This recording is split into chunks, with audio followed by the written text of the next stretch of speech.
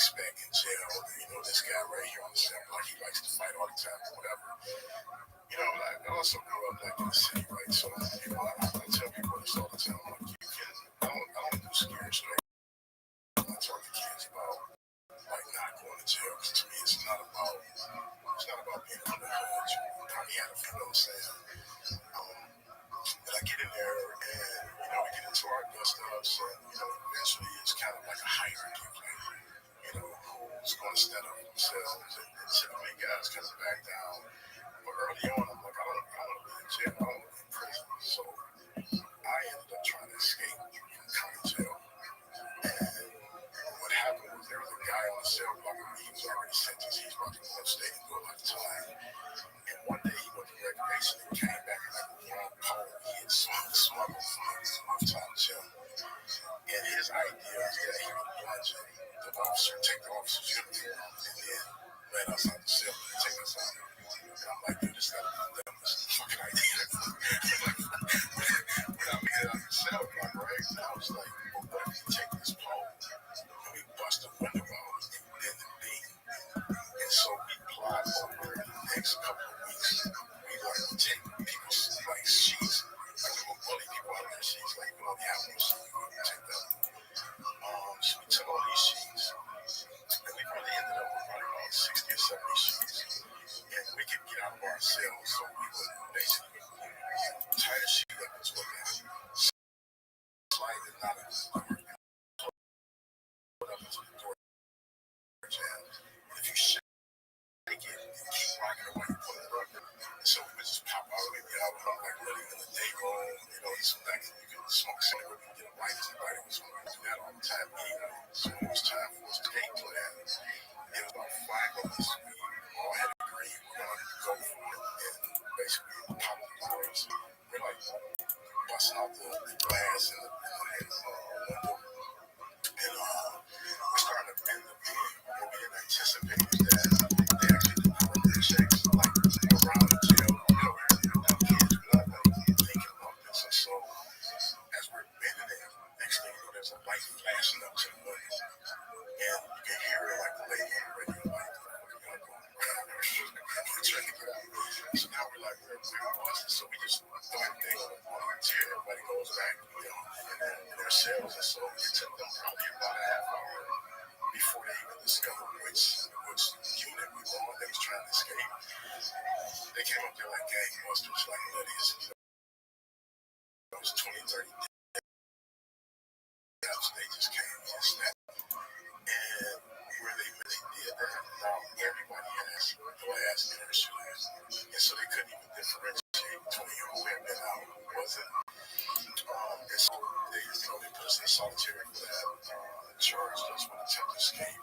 And during that time, we were actually getting sentenced. And none of us were snitched and talking about, like, none of us would tell who it was. They really was just kind of going on what they thought. So we served a little time there, but I was getting sentenced. And, when I went in front of that judge, I just remember standing there and listening to them walk through that night. The prosecutors telling me what happened that night. And it was a one-dimensional, that's how they know that story. It was the very factual, like, hey, this guy, shot, killed this man. There was no context to none of my life. And when the judge sentenced me, he said 15 to 40 years for the homicide and 2 years for the felony firearm. At 19, I thought my life was over. Like, I thought that was it. Like, at 19, I couldn't even imagine 17 years down the line. That age, I couldn't even imagine, like, 2 weeks down the line. It felt like a lifetime. So when he sentenced me, I was like, this is it, man. Like, my life is over. And so I started my prison sentence with the mindset that I was never getting out of prison. How much time do you want to do? I did a total of 19 years. And out of that 19 years, I did 7 of those years in solitary confinement.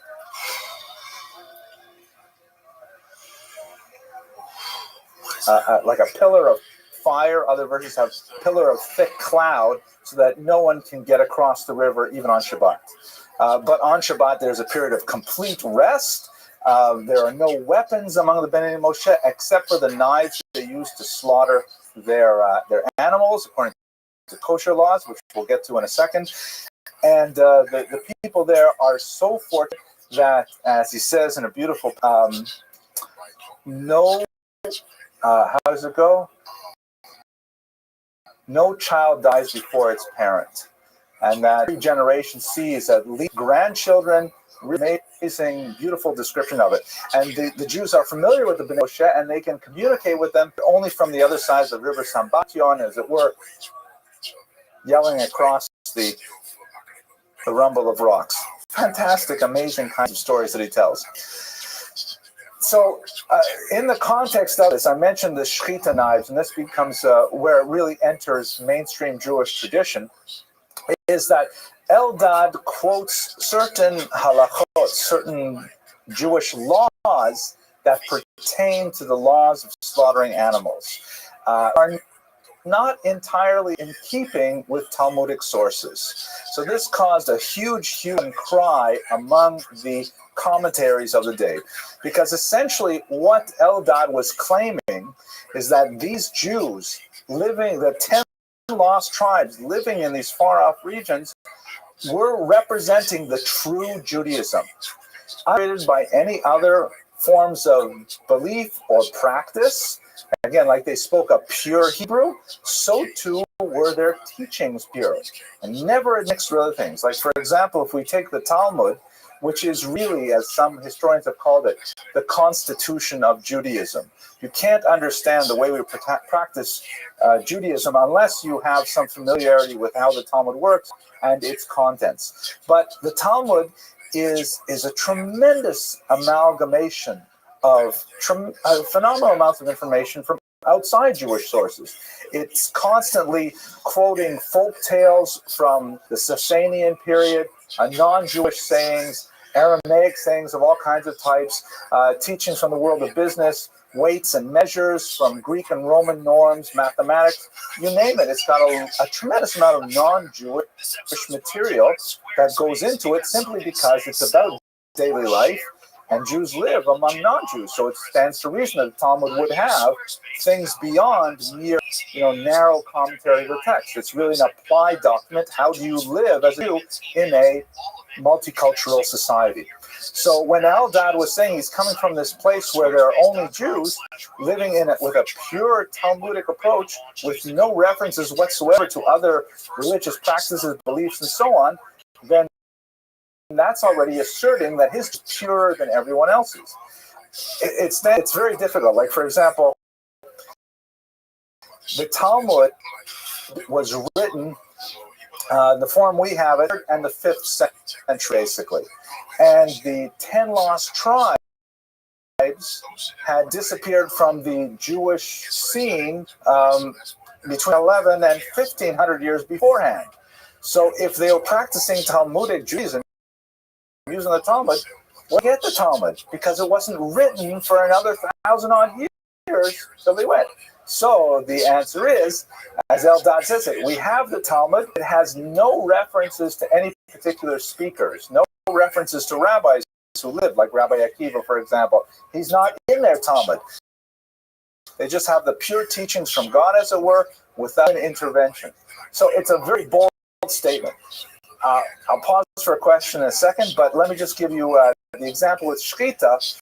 So if Eldad came with a number of traditions, but how crazy, seems like a really legitimate Jew with an amazing story, then how should rabbinic Jews appreciate and approach his traditions?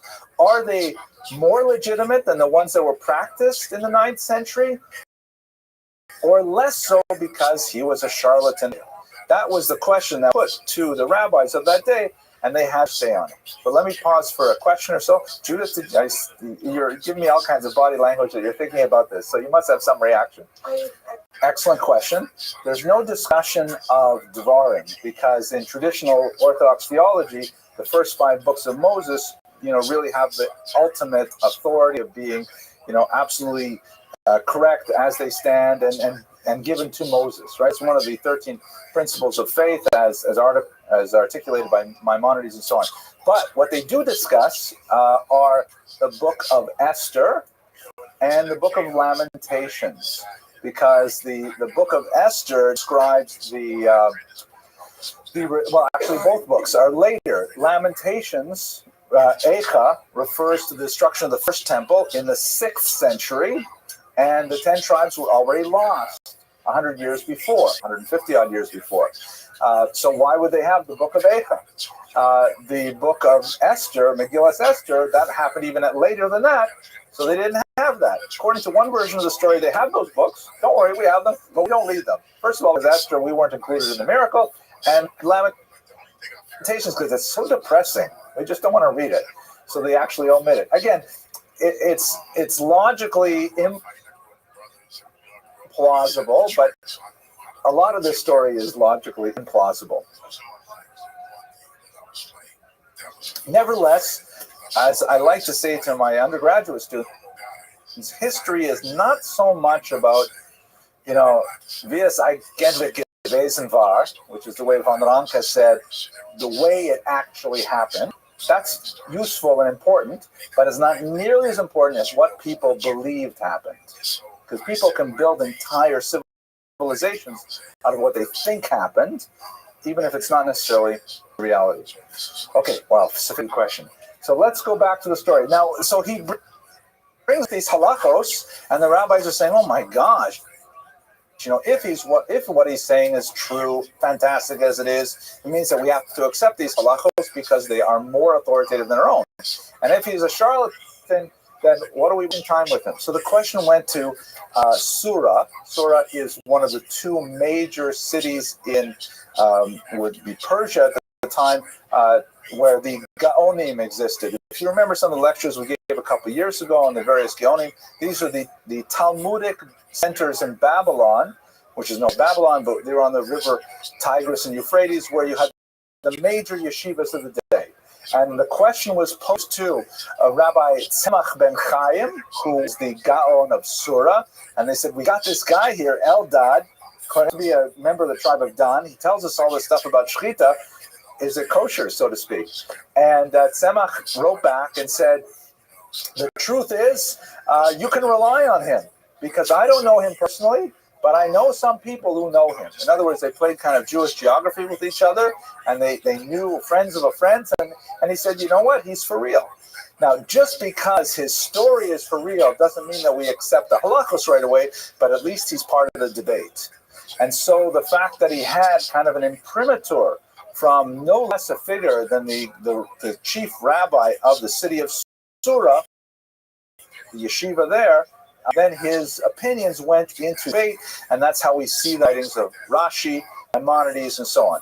Now, we don't agree with them, we don't accept them wholeheartedly, but nevertheless, they do enter into the Talmudic debate over exactly how the Shechita is done, which indicates kind of an interesting, ambiguity in Jewish thought that is quite pervasive. I'm sure you're familiar with the famous story in the Gemara and Bava Metzia, where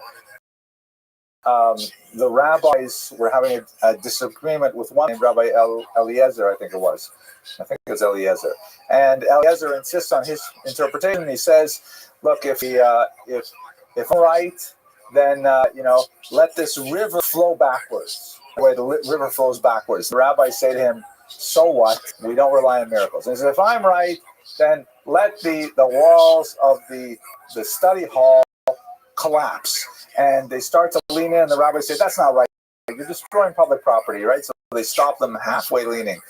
And then he says, okay, if I'm right, let heaven proclaim them. And a booming voice comes out and says, Rabbi Eliezer is right.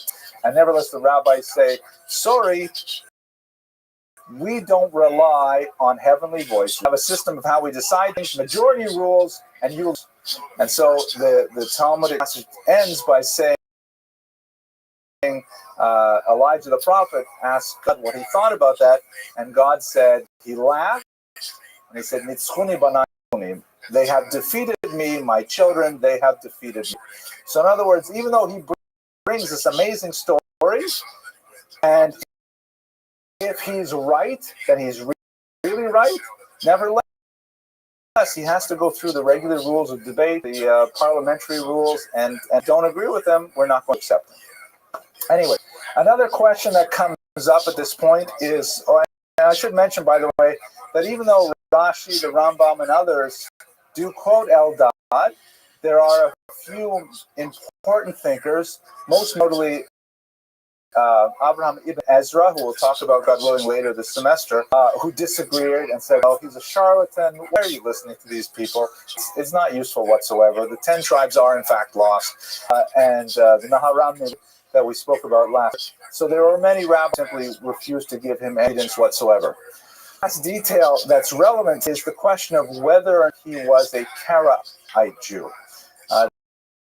The Karaites are a sort of major breakaway minion of Jews who, in the 9th century, really contemporaneous with disagreed with the use of the oral Torah as an interpreter for the written Torah. In other words, they broke away from the entire, rejected the Talmud, rejected the Mishnah, and tried to create an alternative interpretation of Judaism. They had quite a lot of success. They're very prominent as a minority among the Jewish people throughout, sometimes a very powerful minority, throughout the Middle Ages, right up until the 20th century. And in fact, there are some pockets of Karaites active today. But in the intense and quite vocal debate between Rabbinites and Karaites, the whole story of Eldad was very prominent. Okay, so the story just gets weirder then. The research on Eldad Hadani was very intense in the 19th century. Again, it's related to the engines that drove a lot of Jewish thought at that time. If we jump ahead, think about what it was like for Jews in the 19th century, in Europe in particular, recall that the spirit of the age was towards national awakenings. Eastern Europe in particular was dominated by massive multinational empires, the Austro-Hungarian Empire, the Russian Empire, the German Empire, with many different ethnicities and nationalities in them. And throughout the course of the 19th century, influenced heavily by the French Revolution, the success of that experiment, many nationalities who had seen themselves subject, non-nationalities, suddenly said, was ist schlecht mit uns? Why can't we have our own country? Why can't we have our own, self-determination, things like that? So a lot of peoples, the Poles, for example, who successfully resurrected their country after 2 years of having lost their sovereignty, the Ukrainians, the Latvians, the Lithuanians, the Balts, all kinds of peoples began to have our own national identity, our own language, our own borders, our own flag, and so on. So Jews were caught up in that, and they were trying to articulate for themselves, what does it mean to have a Jewish existence? Up until the 19th century, Jews basically gone along with the traditional theological model that Jews were members of a people that belonged in Israel as one national unit, and they were, as a result of their sins, punished with exile. And so Jews were, second-class citizens theologically in all of the countries, a status quo that Jews as much as the nations in which they lived. Because Jews, the reason we are here in Germany or in France or whatever is because thousands of years ago we were punished and we're waiting for our eventual return to Israel. But in the 19th century, with the decline of a lot of religious attitudes and the rise of national thinking, Jews began to question this and say, well, maybe we should reevaluate our national, and we should reestablish some form of national government, whether it was expressed in Zionistic terms, meaning a return to the land of Israel and the establishment of a sovereign nation there, or whether expressed in terms of creating reservations of Jews. There were some around Buffalo, for example. There was a settlement of Jews who wanted a new Zion in this country that was designed just for Jews to live in peace and harmony with Judaism as their defining religion. So in this context, people began to look back a lot of the old stories, look at Eldad Hadani in particular, what it meant. And what they found was a lot of these researchers of the 19th century that, there are a lot of forgotten Jewish kingdoms that had existed throughout the entire period of the diaspora. They have received very little attention from serious scholars. And so there's just the beginning of a burgeoning research trend towards understanding these brief and sometimes long-lived national experiments. I'm going to tell you about a couple of them right now. To a certain degree, the historical research that was generated about 150 years ago by modern Jewish scholars, modern in the sense of like in the 1800s, was definitely motivated by Eldad, because they looked to Eldad's story as a model of a possible Jewish national existence after the exile from Israel.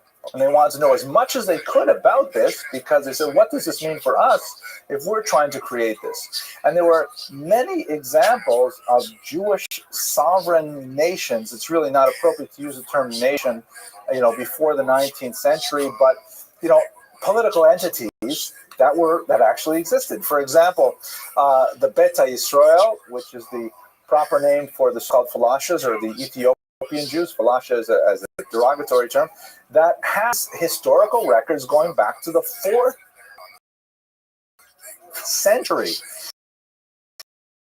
and existing in some form or another throughout the Middle Ages. Again, a lot of these data that we have for the and the effect of their national expression is difficult. We certainly have reliable sources say they existed as an independent unit with some political power all the way back in the 4th century. A similar example, in Yemen, you have Joseph Nuwas, who in the 6th century created a small Jewish enclave, and some, I've seen him described as a warlord, so maybe the term indicates that it's more of like a regional power than a state power, but nevertheless, we have a couple of examples of Jews in charge of particular regions. And the most famous, the most controversial, which so I'll spend a little bit more time talking about them, is the great and well-documented state of Khazar. Was Jewish as of the year 740. You can see from this map here, the range of Khazaria was actually quite extensive, going all the way out to Kiev, which a great Ukrainianist, Omelian Pritsakov, founded by Khazar Jews. That's a rather amazing state. All the way across the eastern part of Ukraine, you see like Donetsk and Kharkiv, going all the way out to the Caspian Sea into one region. And this was actually a massive Jewish country at the time. And what is the time? We're talking about 500 years. Imagine a Jewish country existing for 500 years. And it just flies under the radar for most of our consciousnesses. Now, it's a complicated story with Khazaria. Well, let me tell you a story, and then I'm going to ask you all to do me a favor, and I'm especially going to ask all of you out there on the internet to do me a favor as well, because I have a problem with the whole Khazarian story. That it's a personal problem, and I'm not sure what to do about it. But I'll get to that in a second. Anyways, what is the story with Khazaria? We do have, if you recall, a couple of lectures on this topic specifically, so I won't go into great detail. But Khazaria was a pagan land. They're essentially worshiping trees, rocks, wind, spirits, things like that. And they were concerned about their religious identity and their independence. So you have the Islamic movement moving up from the south. We're talking about the year 740, so that means that Islam had an existence for about 120 years, and it was sweeping across North Africa. And to the west, you have the Christian world. Christianity is expanding throughout the European continent, and slowly slowly but surely converting the various pagan groups to Christianity. And so the Khazars, who were based in their capital in Atil, said, if we don't join one of these powerful monotheistic faiths, we are more likely we're going to be swallowed up by one of them. So they were debating, as we have a whole story about this in Jewish literature. They were debating which one of them should they consider choosing, and they decided to have a three-way debate, and they invited a Jewish representative.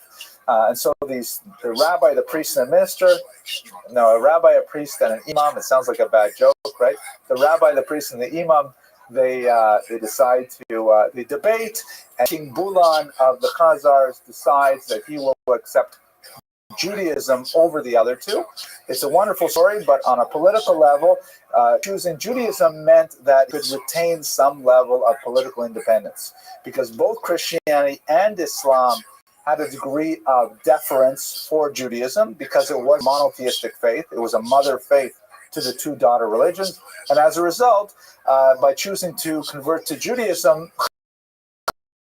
Khazaria remained politically independent for the next 500 years. Now, there are a lot of questions about the Khazarian story. For example, there's a lot of doubt that the decision taken at the very Khazarian government penetrated into the population. Maybe this was just a political move that was, affected by the ruling elites, and that's it.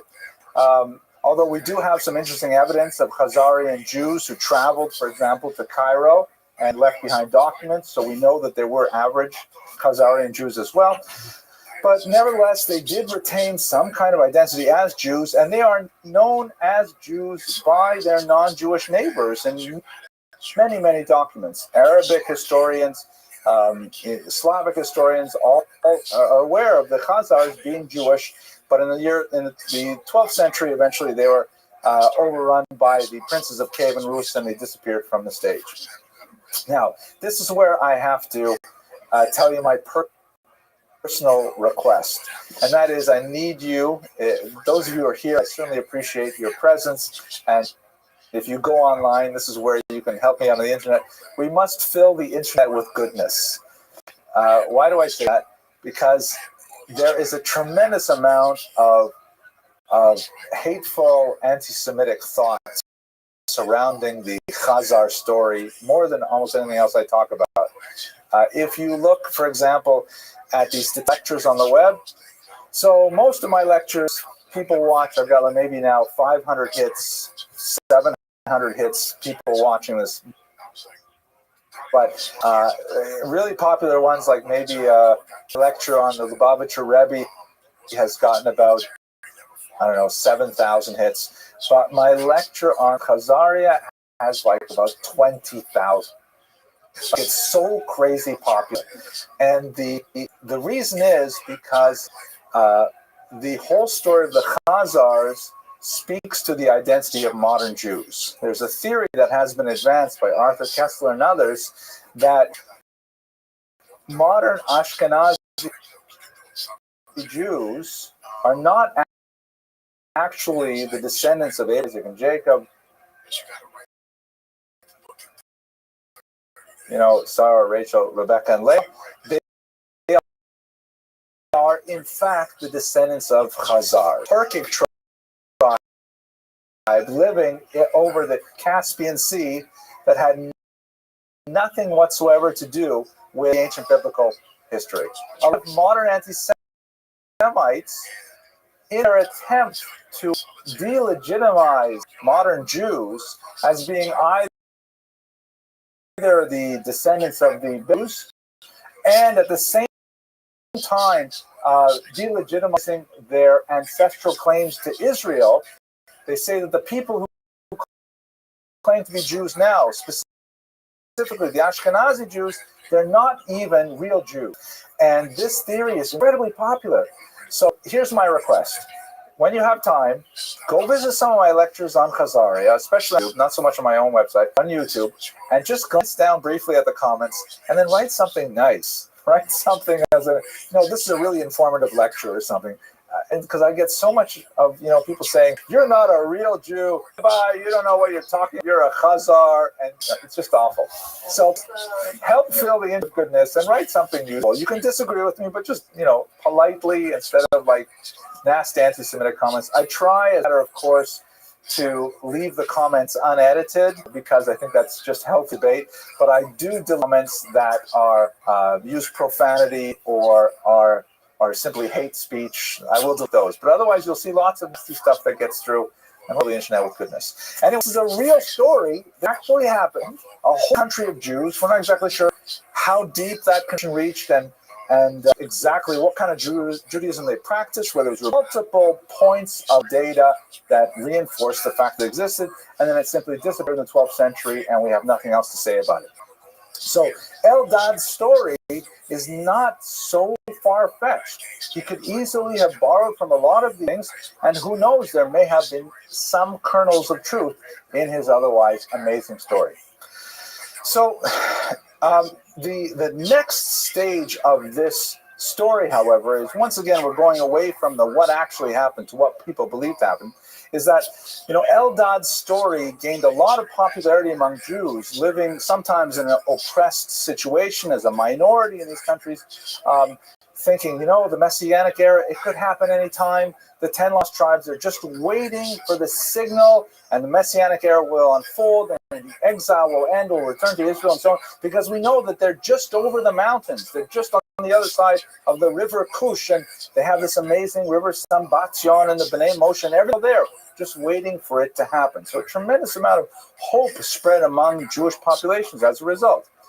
However, it was not relegated to Jewish ears. There were many non-Jews who were hearing this story as well, and of course it struck to the core of Christian eschatology.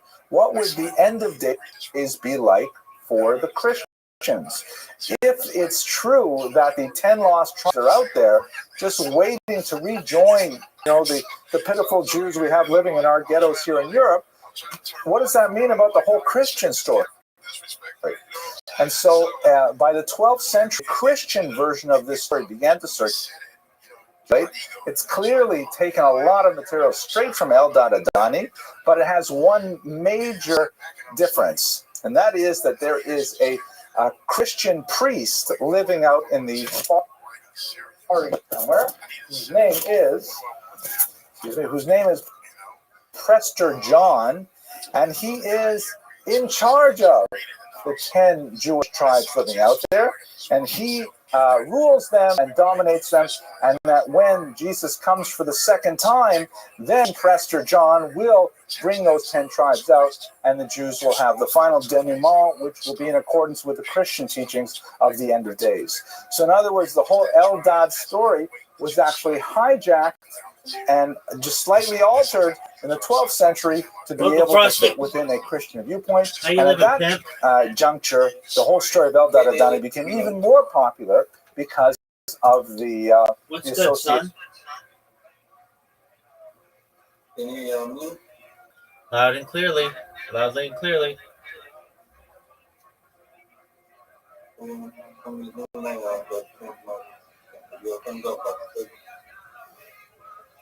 Remember that time I asked you how you live in Pimp? Yep, you asked me again. How you live in Pimp? Every day is not exactly the same, but that's some amount of similarities. Are you slanging dick like it's going out of style? No,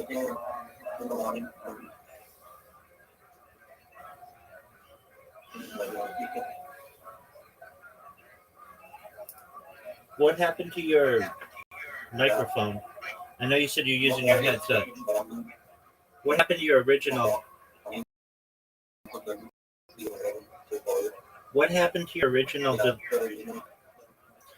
What happened to your original device?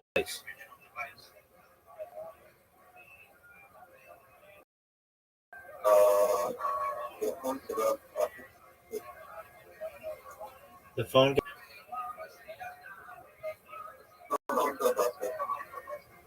Your earphones are busted. Yeah, I'm using my headphones. Okay. It's to hear you with your headphones. I'm not saying I don't like talking to you. I'm just making you aware. Alright, cool. Yeah, cool. What's on your agenda for today, son? If the name of the microphone is on my work phone with headphones or connected to the laptop. That you need.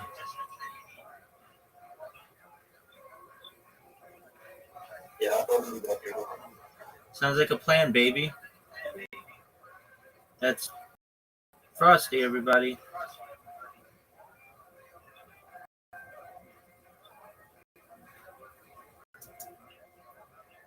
Association with Christian eschatology.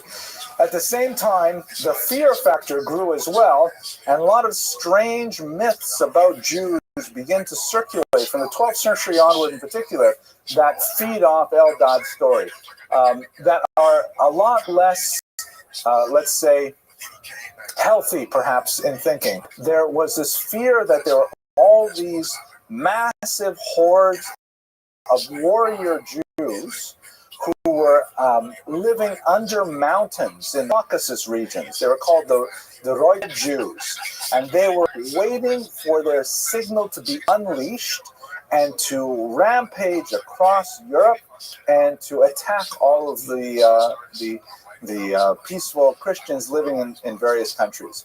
And this was more of a paranoid fear. Again, it's riffing off Eldad's story and riffing off the Prester John story at the same time. This fear that the Jews, especially those who emerged from Hungary, were going to descend on every living room, covering all the couches with plastic. And that was a joke. I thought I could get away with that. Maybe I should do. But anyway, the idea is the red Jews were going to come out of these 10 lost tribes, and they were going to actually, destroy Christian civilization as a result.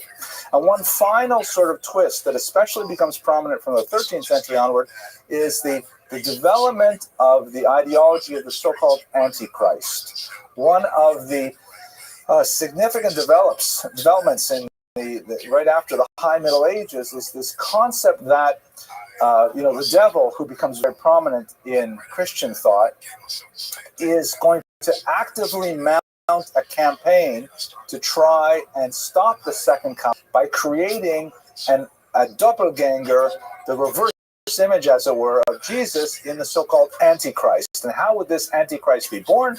Well, just as Jesus was, according to Christian thought, the product of the union of God and a human woman, a Jewish woman, so the Antichrist would be the product of a union between Satan and a Jewish woman, get this, from the tribe of Dan, right? Eldad Hadani, the warrior Danites.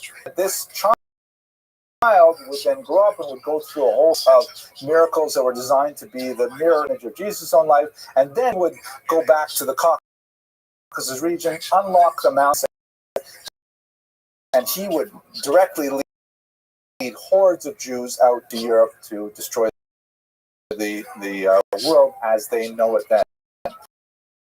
So the whole Eldad story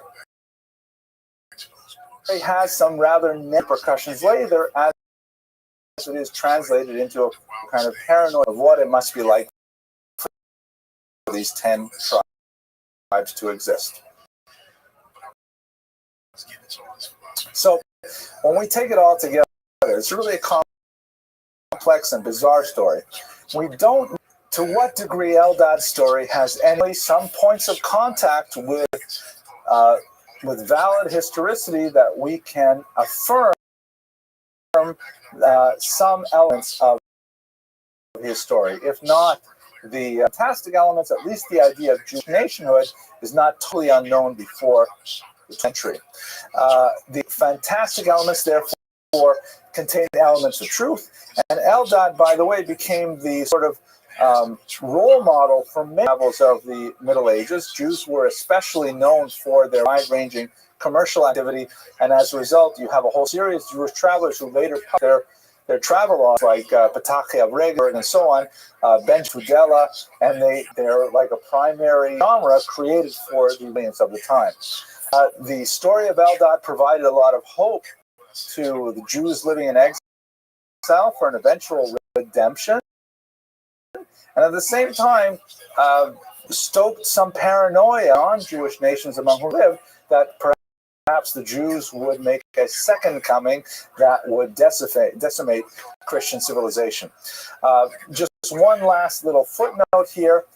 Eldad has an interesting expression in the person of very important early Zionist who is associated some of the wing expressions of Zionism in the state period, and he abandoned his traditional Yiddish surname and Schweib, if I remember correctly, adopted the last name Eldad, specifically to evoke the whole story of Eldad Hadani and the independent 10 tribes living beyond the river Kush.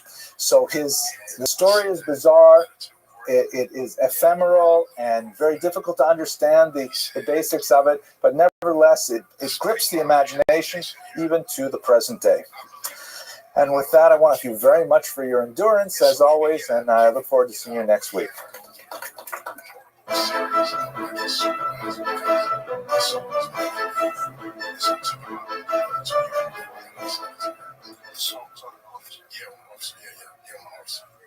So it took really another 2 years before I finally got out. But once I got out, I took those handwritten books and I typed them all up, and I mentored those guys and I began to tutor the guys who they said couldn't read or wouldn't read. And I found that if I gave them books that were similar to their life, they would put in more effort. And so that's what I focused on, and then I typed those books up, and I was like, I started to send stuff out. I still got like copies of my query letters, man. I was just sending stuff out in the dark. Like, I said, like, Jay-Z was like the president of like Def Jam at one point. I was like, oh, you should publish this book because you rap about this shit. I really live here. I said, man, and I was just like,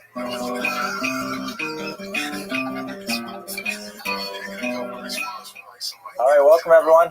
Why don't we get started? We've got a really important topic tonight. We're going to study the life of the Rambam, the Nesher Hagadol, the Great Eagle, one of the most important and influential figures in Jewish history.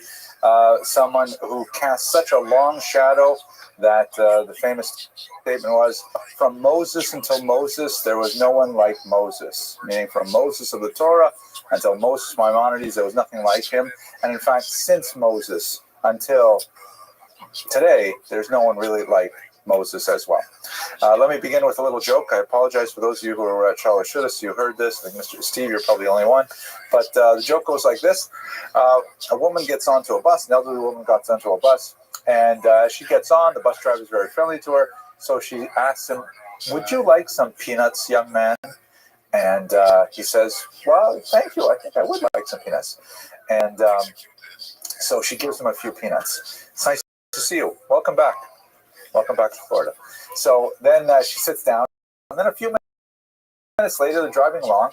And she gets up again. And she says, excuse me, young man, some more peanuts? And he says, that are those peanuts. So she gives him some more peanuts. And this goes on several times. And so finally he says to her, listen, it's really very kind of you, but why do you keep offering me so many peanuts? And she says, well, I only eat chocolate.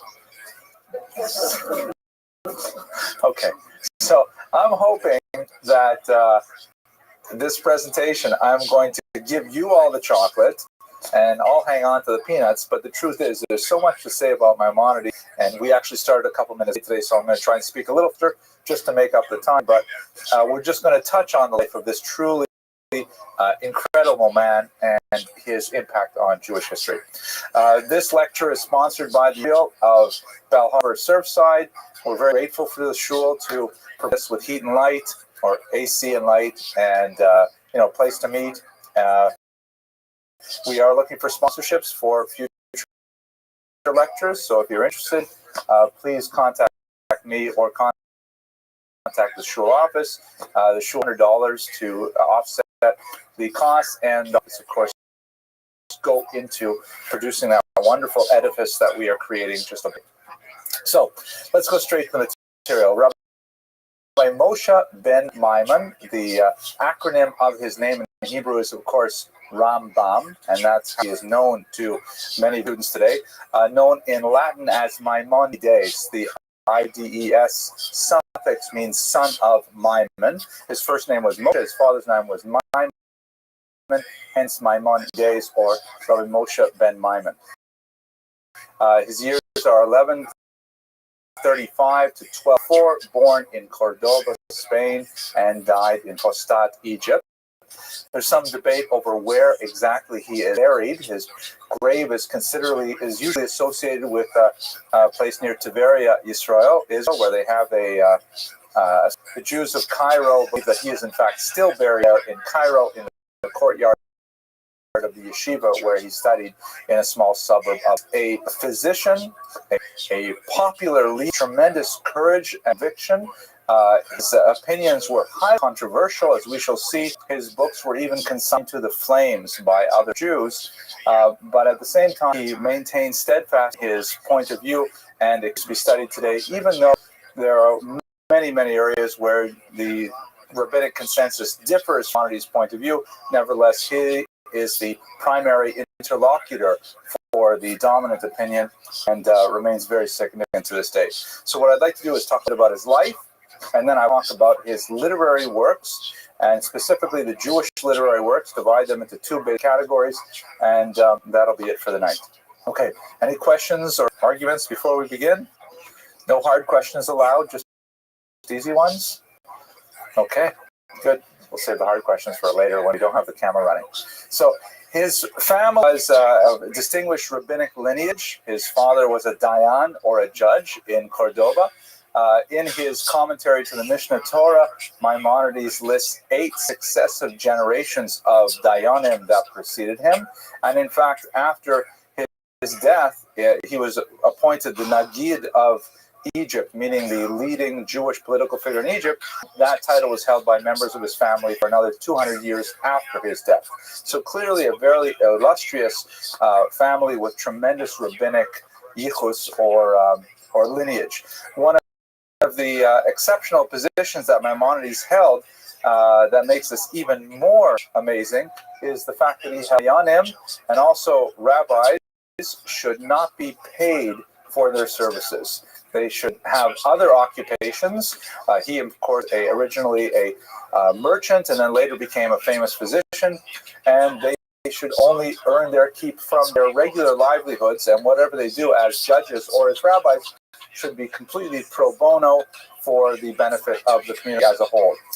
This is probably one of the reasons why he was so controversial, especially among Ashkenazi rabbis who took a contrary position that, in fact, rabbis should have a decent, livable salary, and that is a controversy that continues to this day.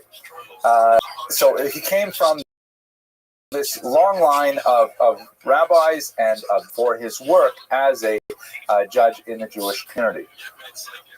Here you can see in Cordoba, in Spain, at the very end of the Spanish Golden Age. We're actually going to go a little bit back in time next week and look at a more central period of the Spanish Golden Age, but for now we're going to concentrate on the 12th century. At the time, the Almohads took over Spain, as you can see, as well as a section of North Africa.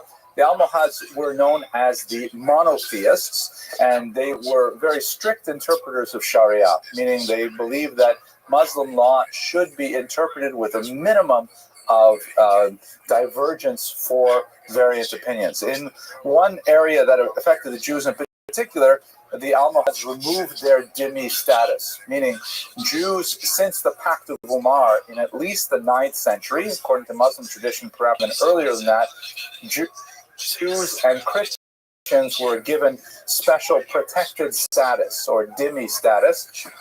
They had to pay a little extra tax, but they were allowed to practice their own religion without fear of persecution. They were allowed to maintain their synagogue, and so on. The Almohads removed leniency for Christians and Jews, particularly in the tricultural state of Spain, where the conflict between Jews, Muslims, and Christians was perhaps the fiercest in all of Europe. And this meant that it became increasingly intolerable for the Maimonides family to remain in that the Iberian Peninsula. So they departed from Cordoba and spent many years first in Fez, Morocco, where Maimonides simultaneously studied Jewish law in a yeshiva there, as well as medicine in the Al Khairan University. He then spent 9 additional years going from there with his family across the coast of North Africa, ending up in Israel. In fact, I can show you some pictures. Why don't I show you some pictures? Here's a picture of Cordoba, Spain. This is where the Alhambra is located. We'll talk a lot more about that next week when we look at Shmuel ibn Ogrela. And then he moved here to Fez, Morocco. Beautiful Moorish architecture. And then he made his way all the way over to the old city of Jerusalem, where he lived briefly. It's not known exactly why he left Israel. He clearly found that it was the high point in his personal career, and he wrote of his time in Israel as a personal, peak in his life.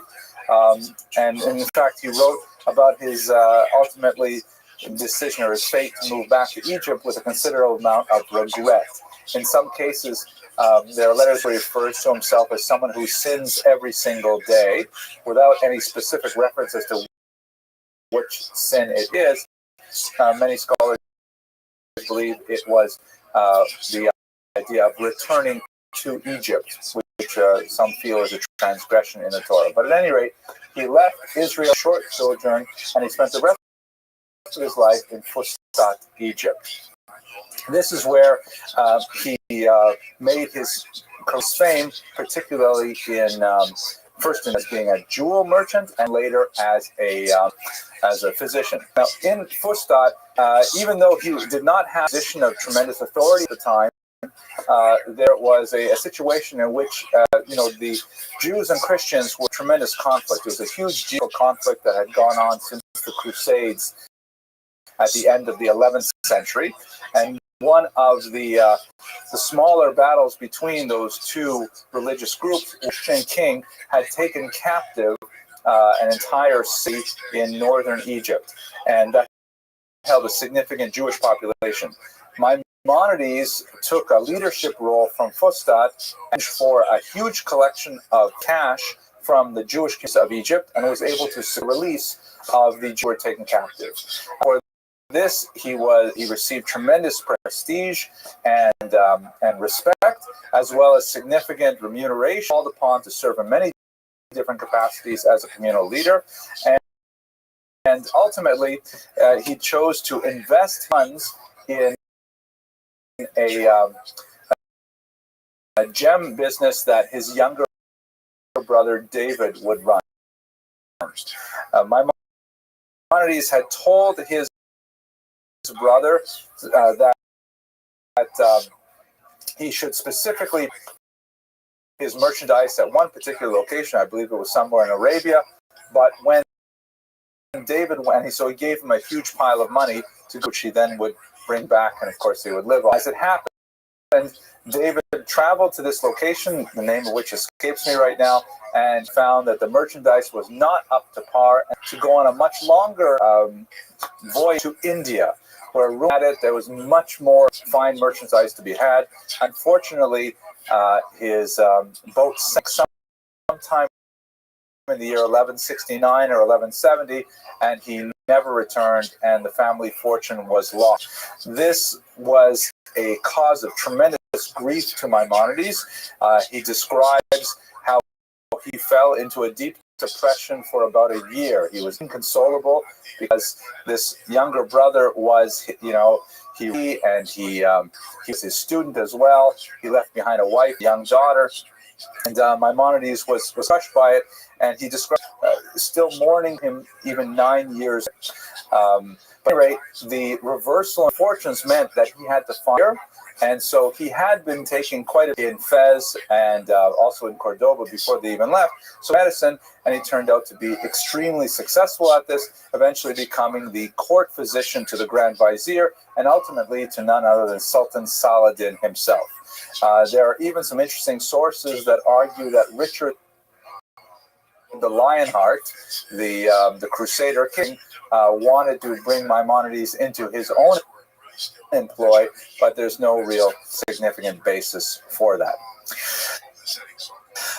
There is an interesting citation that's bruited about that Maimonides even converted to Islam in the course of his wanderings before he became Nagid. I'm just walking back a little bit now chronologically. But there's a lot, I should just dispense with it right now. The consensus of scholarly opinion is that likely that it is not correct, because the Muslims of the medieval period were a little bit like the Mormons of the 20th century, baptizing dead Jews who were killed in the Holocaust in order that they should get posthumous life in the world to come. And so there was something of a tendency among some Muslim historians to posthumously grant conversion to famous non-Muslims in history, and Maimonides was principal. There are some scholars, though, who believe that, in fact, he did go through a pro forma conversion, perhaps in the context of the persecution of that era, but that conversion was nullified once he was able to reach safety. There are a lot of there's a lot of texts in Rambam's own writings, however, that indicates that he had significant sympathy for people who were forced to convert. He has a tremendous amount of space devoted in his writings to urging communities to be tolerant with those Jews who were forced into conversion, either to Christianity or to Islam, and saying that they should be accepted back without any kind of probation. He also wrote that Jews should not live in places where forced conversion is likely to occur. So the preponderance of evidence indicates he probably never converted, but at any rate, he did certainly have a great amount of sympathy for those who did. Yes, please. You mentioned Saladin. So was Maimonides affected by the Crusades? Because he also he knew that the Lionheart. I mean, Jews were peripheral to the Crusades, but they weren't. So the question, which I should repeat for our internet audience in the Philippines, the question is, how was Maimonides affected by the Crusades? I don't know. I simply don't know the answer to it. I've never seen anything that Maimonides has written on that topic. As you correctly point out, the Jews were basically peripheral to the Crusades, especially later on in the 12th century. The massacres of Jews during the Crusades occurred primarily in the Rhineland in Germany. The Jews who are not in the region of Israel, of Jerusalem itself, would probably never even seen a crusader. So I don't know exactly. I've never seen anything Rambam wrote on the topic. Certainly it was part of the larger geopolitical factors involved in the day. And it's doubtful that he ever met Richard the Lionheart, but as we read history backwards and we look at famous figures and try to draw lines between them, that's probably where that came out. But there's no question that he was highly sought after as a in Cairo, and his service to the Grand Vizier and then to the Sultan is well known. Okay, excellent observation. So as I mentioned, he had to turn to medicine as a career. I mentioned all these things. Okay, so I said there's an interesting kind of picture of Maimonides. There's so many pictures of Maimonides, I could have spent the entire class just looking at them. But this is, by the way, the head of a statue that was erected near Maimonides' home in Cordoba, in Spain. In terms of his medical studies, now this is an area that is not well studied by Jews, but he produced a phenomenal amount of medical literature written by and large in Arabic. He followed basically the thought of Galen with the idea of the humors, the bile and good humor and various things like that. but he also was given over to experimentation as well. He didn't rely simply on a theoretical knowledge of medicine. He was very much into observation. Now, this is well before the scientific method was developed, but nevertheless, it was something important to him. He also contributed to the literature multilingual guide pharmaceuticals, which represented various herbs and spices and other medicinal ingredients that were used, and listed them quadrilingual format. I believe the four languages were Hebrew, Arabic, Greek, and Latin, which will service to the medical community, because it meant that, you know, the term could be standardized, and that what people said in Latin text could then be written in Arabic text, and so on. He wrote treatises on a wide variety of topics, often for it was commissioned. Wealthy Arabs would commission him to write essentially a manual of how they were supposed to treat their condition. Asthma, for example, depression. He wrote a medical treatise on depression, which is fascinating for the 12th century. A lot on marital issues. Sexuality was something that people wanted to know about, and they would often ask him how to deal with their various sexual problems. Even a treatise on hemorrhoids. I mean, so all things, right? So Rambam. You know, I looked all the year in Miami. No one could find it. Maimonides' treatise on hemorrhoids. I was looking for it. No luck. I'd have to try Wikipedia or something like that to find it. But nevertheless, you know, for the context of the 12th century, tremendous amount of medical writings, really at the top of his field. It's especially amazing when you think about the intensity of his day, which I believe is the next slide here, right? His day, which he writes about in many of his letters, was an incredibly busy day. First of all, Fostat was a bedroom community, and he would have a daily commute of about an hour by donkey, which is probably about 15 minutes by car, maybe less than that, but nevertheless an hour ride on a donkey to get to Cairo, where he would then spend the entire day taking care of the Sultan and his extended family, the whole harem. These were all his patients, and his whole day would be taken up with this kind of thing.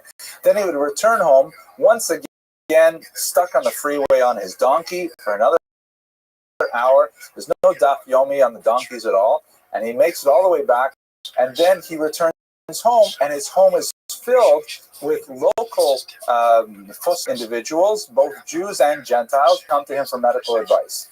He would spend his evening writing out prescriptions and diagnoses and so on, and then only late at night would he have a little bit of time to study Torah. Now, with that small amount of time at night, he wrote these phenomenal works in Jewish thought and philosophy and halakha, really mind-boggling their complexity, that it's really hard to imagine how one person could have accomplished all of this in a single lifetime of only 69 years. On Shabbos, the entire day giving people halakhic instruction in Jewish law. So he lived an incredibly busy life, and his work was phenomenally at the same time. Okay, pause for questions or arguments, discussions, debates. Did he ever sleep? Good question. Wrote a lot about how to sleep. So perhaps he wrote when he was insomniac, but no, yeah, the Rambam's that concept of Jewish was so all-encompassing that sleep was included in it. I'll get to that when we talk about very significant. So, oh, look, it is right here. This is what, oh, Ms. Abramson, please ask a good question. Yes, he had one surviving son named Avraham, who left a certain amount as well. I do not believe he had other, I think he had daughters that did not survive infancy, if I remember correctly, but I'm not positive about that. And of course, he was raising the widow and orphan daughter of his brother as well. So he had, several people in his household responsible for it. Okay, so what's perhaps most significant for us in trying to understand Maimonides is his Jewish written works. This is, by the way, a manuscript copy found in the it is Hebrew and Arabic letters, or Arabic and Hebrew letters, so it's Judeo-Arabic that he's written with. And the Ben Sira, I think it is the one in Fostat. Yes. Okay. So he wrote basic kinds of. He wrote halakhic works. And he wrote advanced philosophic works, and this gives you a real sense of the dichotomy of his personality and the sort of trajectory of his thought. So let's deal with the first category. His popular halakhic works were written in very simple Hebrew. I mean, remarkably easy Hebrew, intermediate, really like middle school level Hebrew, and they were designed to give a large swath of the Jewish population access, sophisticated and thorough and comprehensive access to the entire corpus of Jewish law. We should remember that one of the huge lacunae in Jewish thought at this time, there were very few codes in existence. What do I mean by that? The way that Jewish law is organized is that basically all found within the Talmud and in successive responsa literature, which we spoke about a few weeks ago when we were talking about the Geonim. The Talmud is not at all organized in a format that we would recognize in the modern world. Basically, the Talmud is like this long stream of consciousness document that has a logical flow to it, but the only way that you can look anything up in the Talmud is if you know the entire Talmud. There is no way to index it appropriately because it's even strange to talk about tangents in the Talmud because all Talmud is one long tangent. I'm not exaggerating because you may be studying, for example, the tractate Shabbat, which deals with the laws of Sabbath, but it's very likely some crucial laws will be found in entirely different tractates that are not titled Tractate Shabbat. It's just the nature of the way that the Talmud organizes it itself. So one of the things that was really missing was a code that essentially took all of this information and organized it in a fashion that people could easily look up the halakha that they were supposed to find. Essentially, like modern books would have chapters and would have sections and would have, paragraphs that are all organized in a logical format. We spoke a little bit about Saadia's influence with the Mutazilite philosophy and methodology a few weeks ago. And the Rambam, although he disagreed with Saadia in many areas, he definitely liked that style of argumentation. So basically, what he did was he wrote this amazing document called the Chazakah, the strong hand. The word hand, yad in Hebrew means 14 because it has 14 books in it. And this was basically a massive code of Jewish law. It was not the first code to be written, but it was clearly the most comprehensive, the easiest to access, and a runaway popular best century, New York Times bestseller list. It was such a phenomenal work because it took the entire Talmud, all of the responsa literature written to that day, and put it together in such a way that anyone with very, very basic Hebrew suddenly had access to information that a rabbi of 80 years of study would have. It's a tremendous device. It was not unlike the kind of information revolution that we have today with, for example, smartphones, with access to Wikipedia. That's the kind of colossal achievement that Maimonides did in his Mishnah Torah. Naturally controversial, because if you'll recall, people were already upset with him because he said rabbis shouldn't take money for their services. He essentially put them out of business. He needed a rabbi for it. I have the Mishnah Torah. Is this going to come back on? Sure. Oh, good. Thank you very much. So that means I'm talking too much. If saber turns on, it means I'm talking too much. I have to definitely screen. Mishnah Torah was a very, very controversial as we shall see shortly. He also wrote Sefer HaMitzvot, which basically addressing the question of what are the mitzvot. I mean, a kind of a very basic question, right? Everybody's about, we have 613 mitzvot in the Torah, Taryag mitzvot, but no one ever counts them. No one ever says, well, what are they exactly? So set out and through the entire Chumash, the 5 books of Moses, and he wrote down exactly what 613 mitzvot were. Single-handedly created yet another rabbinic scholarship as 47, saying, no, that's not a mitzvah, that's just a minhag, or number 362. That definitely includes 2 mitzvot, put it together. There's a whole discussion there. But still, these kinds of, I should mention also his first work, the commentary on the Mishnah, they represent an entire trend thought saying that the Torah should not belong to us. The Torah should not belong only to those people who have advanced training in the highly arcane Aramaic idiom of the Talmud. It should be something that everyone with just the very basic literary skills should be able to access. Literacy skills, excuse me. So that was a phenomenal achievement in itself, and really he could have rested having made this contribution to the Jewish people. That was only when he was sitting out. The second major body of his written works, and I am excluding here his letters, of which there are hundreds and say a lot about his personality and his leadership style and so on, but now we're talking more about his formal treatises written for the Jewish world, were books that were written for an entirely different audience. Whereas the Mishnah Torah and the Sefer HaMitzvot were written for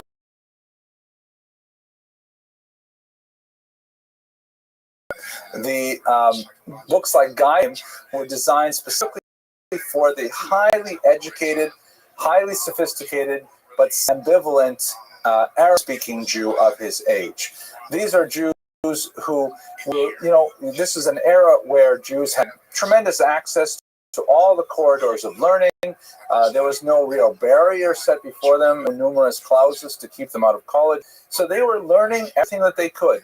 And they were learning greatest works of Arabic philosophy at the time. And they were thinking to themselves, wait a minute, why be Jewish?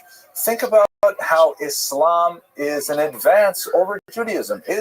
Judaism has all kinds of strange things in it, like anthropomorphisms for God, and certain bizarre commandments that we have no idea why they're there, like the mixing of and linen, so on and so forth. So looking at that highly, specialized but at-risk population, Maimonides wrote this phenomenal philosophical work, the Moreh Nevuchim, the Guide for the Perplexed, which was designed specifically to address their philosophical concerns. And unlike Mishnah Torah, which showed his skill as an encyclopedist, giving him the ability to span the entire breadth of Jewish thought and put it down in very simple layman's terms, the Guide for the Perplexed was like a mountain climber. He rose to the heights of Jewish thought, engaging in very abstruse and complex philosophical debate to bring across the most sophisticated aspects of Judaism.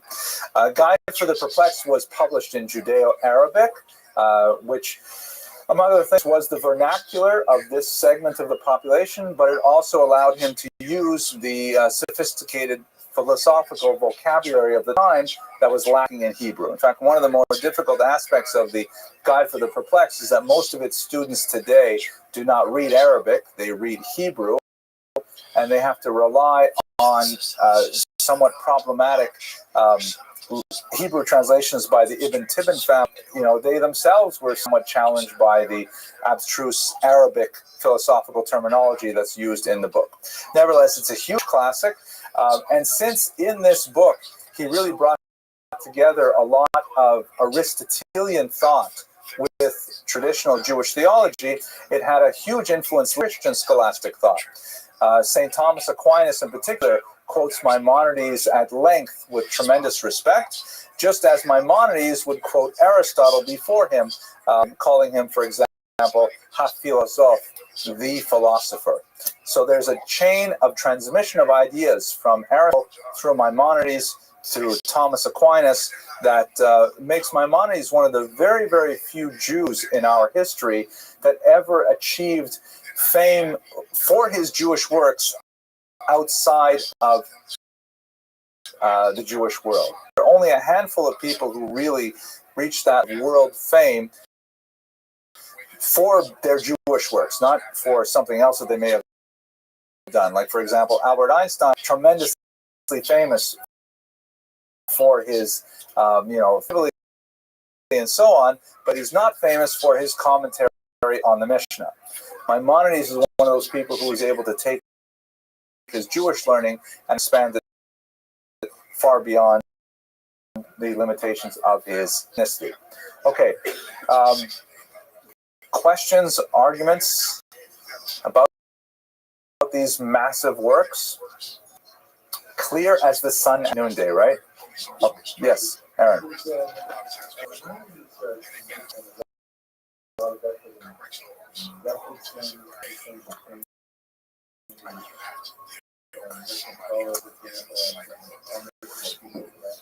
Right. So I think you're quite pressing in your question, and you're anticipating a little bit of lecture. The question that's asked for my friend in the Philippines is did Maimonides, really reference his mission to the Talmud? And in fact, that's one of the main reasons he was criticized, because he specifically omitted arts.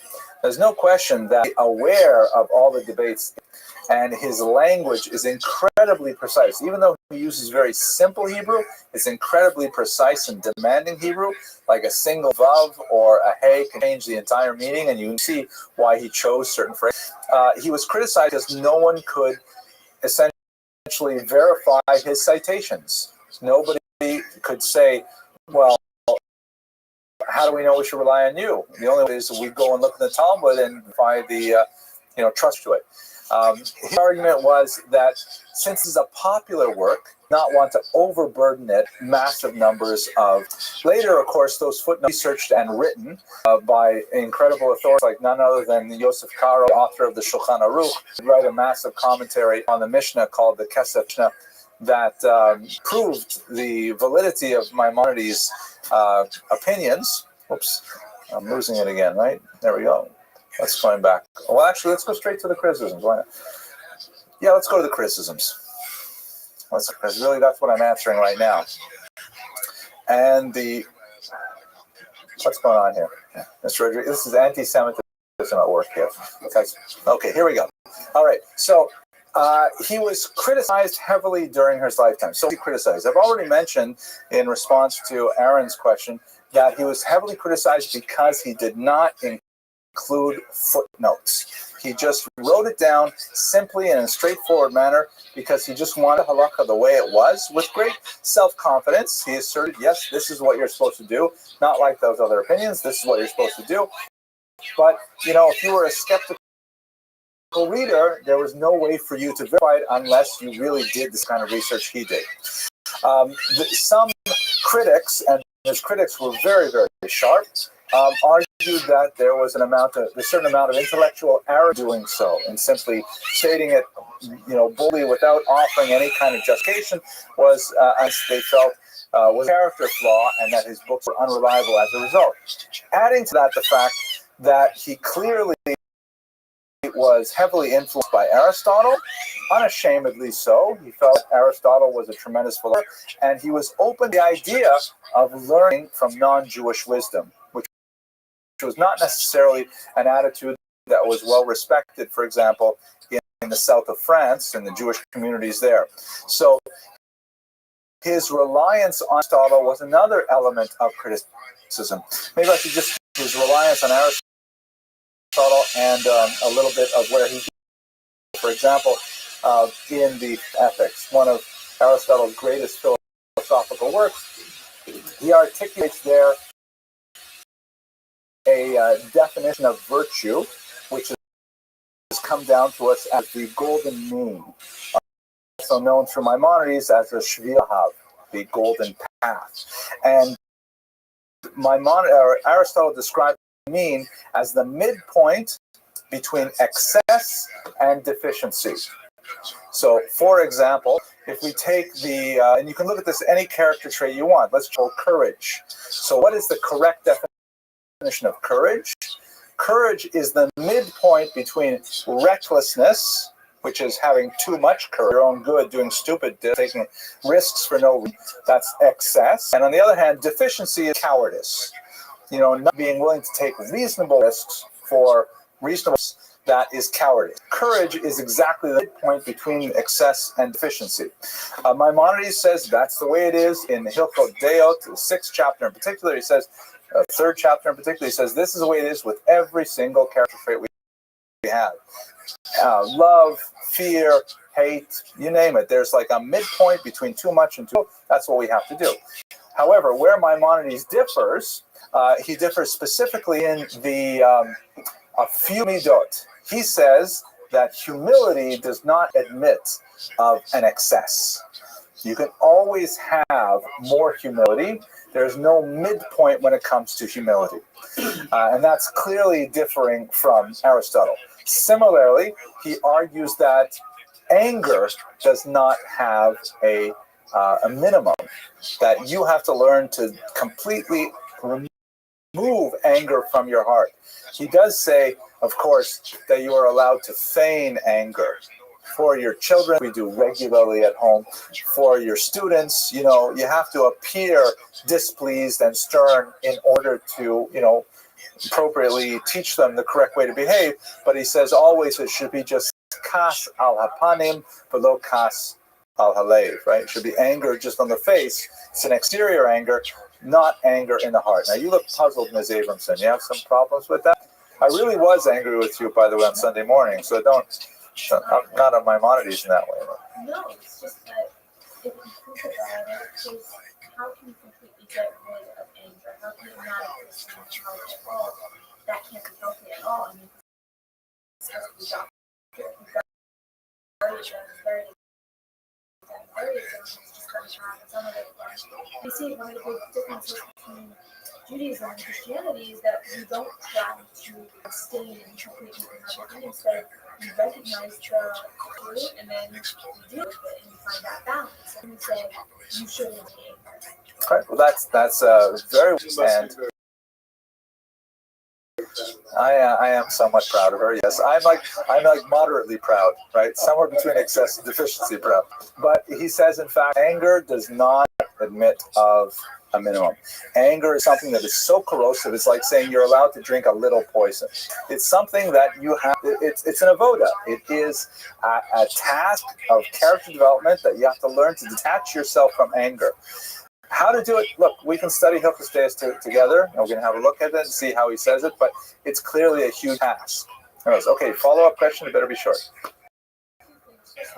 Does he mean more that you should strive to act like you have anger?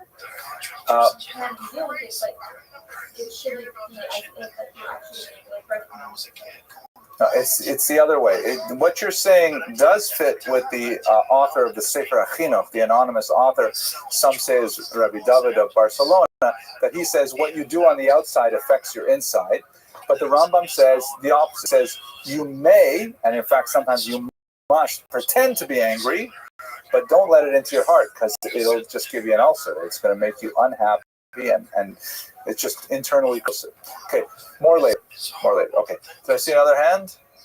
I have to live with her in the same house, Yes, right.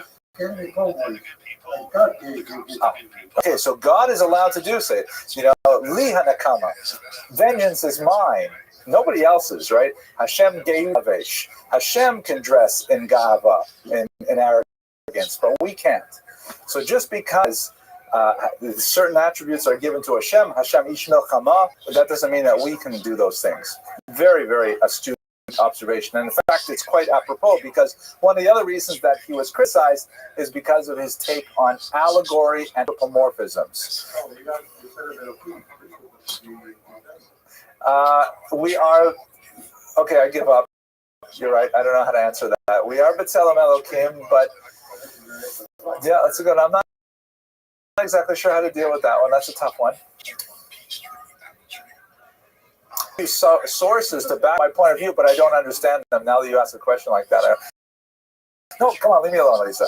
Okay, give him the answer later. Let's get this is supposed to be an organized lecture where one person talks and everybody listens. Okay, right. So one of the arguments was that he dealt with power. Oh my gosh, it's a punishment. He dealt with allegory in a very difficult way because the Torah does speak extensively in allegorical terms. The hand of God, the finger of God. The Talmud says that God wakes in the middle of the night. God experiences emotions and things like that.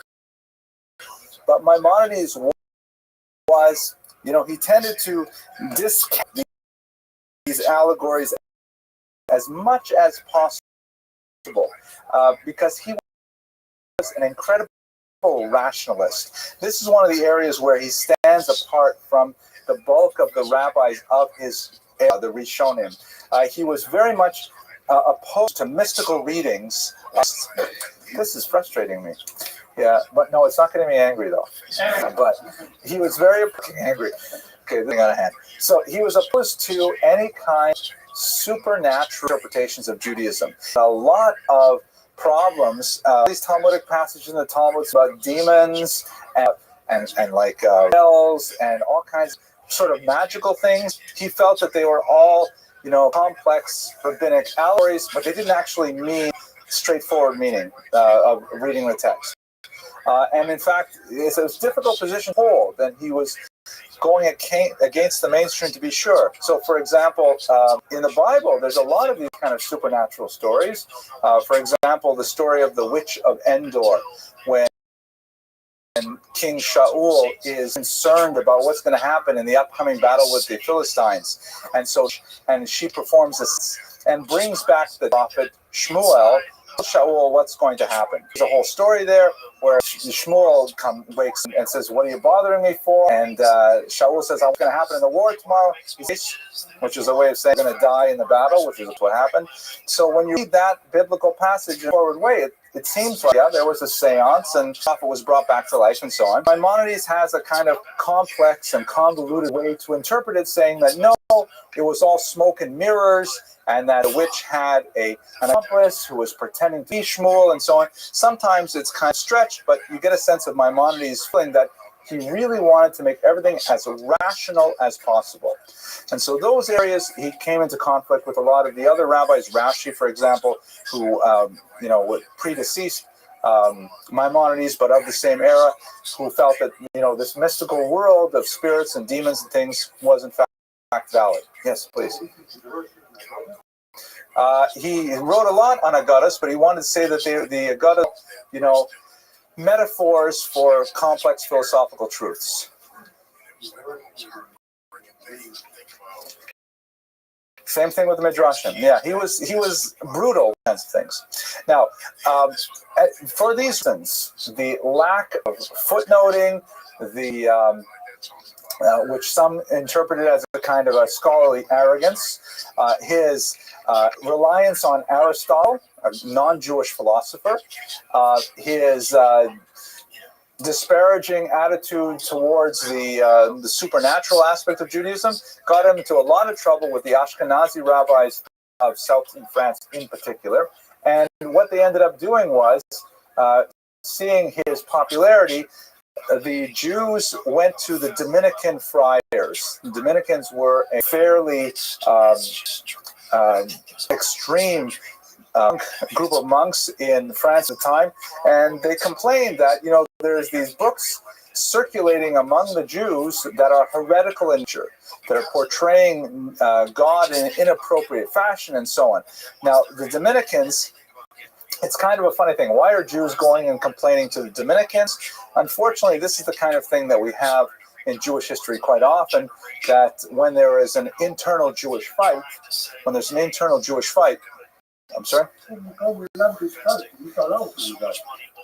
He's allowed to do what? Yeah.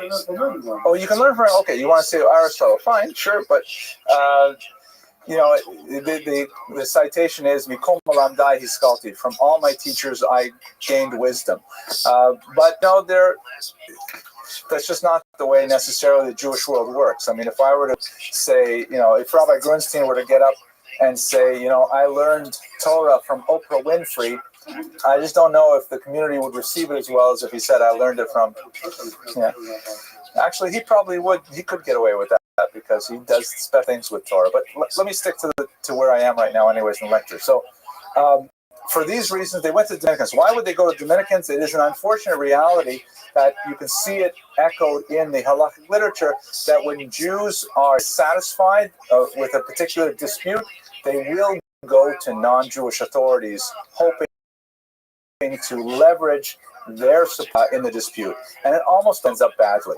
Once you take it outside of the family and start having a dispute in the street, it ends up awful. So they went to the Dominicans and they said, you guys are interested in us being good Jews, right? So there are these books by this guy named Moses something or other that are just corrupting our minds and doing things differently, and we really think that they don't belong in our bookshelves. So the Dominicans said, fine, let us help you out with that.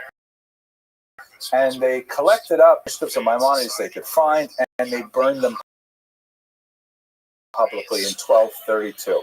A very, very sad moment in Jewish history. Technically, it would be repeated 10 years later, because once the Dominicans had a bit of a taste of burning heretical Jewish books, they expanded their options a little bit, and they burned about 12 wagonfuls of Talmuds, precious manuscripts. This is in the same spot in Paris as they had burned Maimonides. So it's a sad day when we start burning our own books. Eventually it will come back to haunt us. At that point, the dispute about Maimonides and his works reached a kind of a fever pitch, and so the great Rothschild, a very important Jewish rabbi of the time, argued for a compromise in 1305, which was accepted. This is already a century after Maimonides himself is deceased.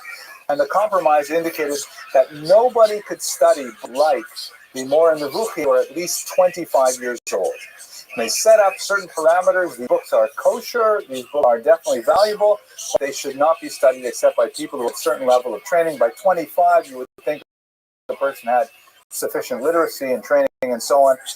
And that ultimately kind of was a truce between the anti-Maimonidean camp and preserved these writings to this day.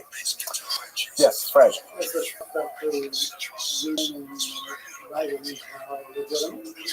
So it's an excellent question. Are the remaining writings legitimate? So legitimate is a tough word to really evaluate in this. Authoritative is another difficult one. There's no question that is respected even by his detractors.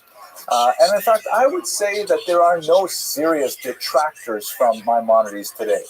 However, that does not mean that his opinion is considered the definitive one, especially in practical halakhic matters. For example, he wrote this great code, the Mishnah Torah, in the 12th century.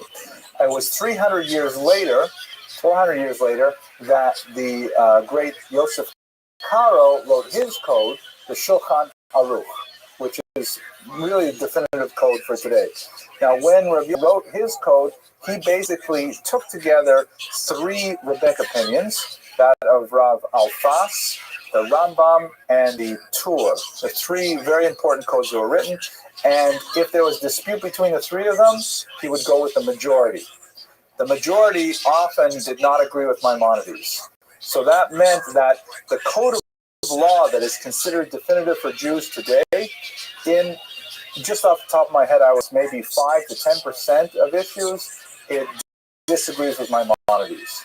In 90 to 95% of issues, it agrees with Maimonides because they're all uniform on the topic. A significant number of things that Maimonides says we should do it this way, and yet the accepted custom is to do it another way. So because in the Jewish tradition, we highly value, sincere, rejected opinions, that's something that's really ingrained right from the Mishnah with Hillel and Shammai. all the way through our tradition. Maimonides happens to be the odd man out more than anyone else when it comes to practical halakha. Nevertheless, he also wrote on a far wider scale than the Shulchan. The Shulchan Aruch that we have today is very modest. It only deals those laws of daily life that apply when the temple is destroyed. The Mishnah Torah of the Rambam, he wrote about the law apply when the temple is in existence. He wrote about the laws that would apply when Messiah arrives. He wrote about the laws of things that are not even touched in the Code of Jewish law, like how to sleep, as I mentioned earlier, how to think, how to believe, how to eat. Incredibly scope of activities that the Shulchan Aruch says that's just way too much for us to get into. So in those areas, he is the only opinion. The laws of the Messiah, for example, what is life going to be like in the time of the Messiah?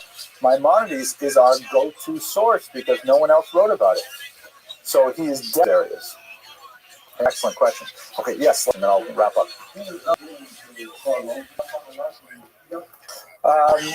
Rabbi Shneir Zalman, the first Rothschild Rabbi? Yeah, I don't know how to answer that question. He wrote Shulchan Aruch called Shulchan Aruch Halav, which definitely relies heavily on the Rambam. But he's a huge opinion. Everybody has to rely heavily on the Rambam today. Doesn't mean that we'll always agree, but nevertheless, his opinion is valid in the vast majority. Yeah, the 13 principles. Let me just take a second to report on that, and then I want to wrap up because I want to stay on time. Some of the things that Maimonides did, also controversial, I really mentioned them earlier. He was codifying things, so one of the things he tried was, what exactly do Jews believe? It's kind of funny that here it is, we're in the 12th century, the Jews have been in exile for 1,200 years, and they've been in existence for another, 1,500, 2,000 years before that, and nobody ever sat down and said, okay, what exactly do we believe? Can we just agree on this? So Maimonides said, okay, let's write it down, and he came up with 13 basic principles of what Jews should believe. It says something about our religion, though, that we can go so long without ever having to actually agree on something so basic. But he wrote 13 basic principles that say things like, yeah, God exists, God is one, God is non-corporeal, we're waiting for a Jewish Messiah, he hasn't come yet, don't confuse us with that other religion. There's to death, things like that, saying that the Torah is valid. These are the basics of Jewish belief that he codified. And of course, once you put it out there, saying these are our 13 core beliefs, then you'll have 1,000 people who disagree with you. And so he was also criticized very heavily for even daring to suggest that these are our beliefs held in common. Okay, so let me wrap it up by talking a little bit about his legacy. This is his in Tiberia, although as I mentioned at the beginning of this lecture, the Cairoese Jews would disagree with that. His legacy is absolutely phenomenal.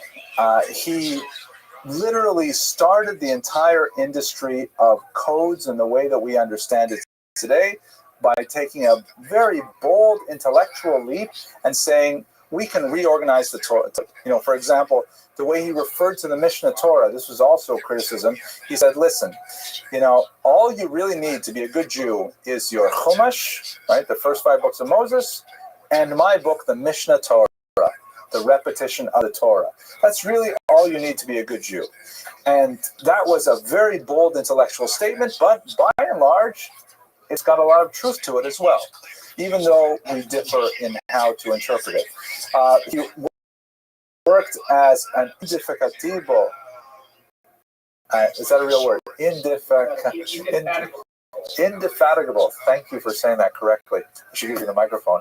Tireless worker for justice. We only very briefly touched on this in the lecture.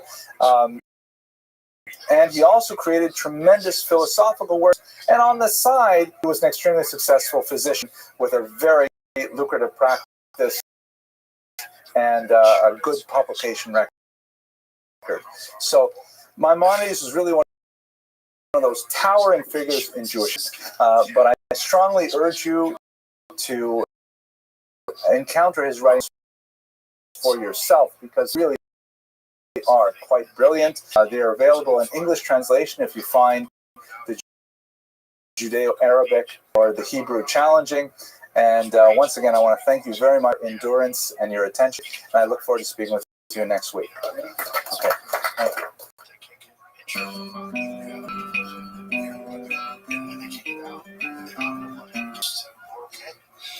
Canyon burns. Yeah, nobody wants my. Here's a 13-year-old boy arrested for brush fire that led to evacuations. Fireworks. Did they put it out? So what are they gonna do to him? He's a kid. That's what I'm saying. I started fire when I was a kid. Yes. I started digging this fire. Doing the fireworks. Yeah. I think I was living in Jamaica Plain, which is at the time, it was a bad neighborhood outside of Boston. I think it's supposed to be gentrified now. So now I was 13, right? Yeah, I was 13. So that was his age. Yeah, we were lighting firecrackers in this field.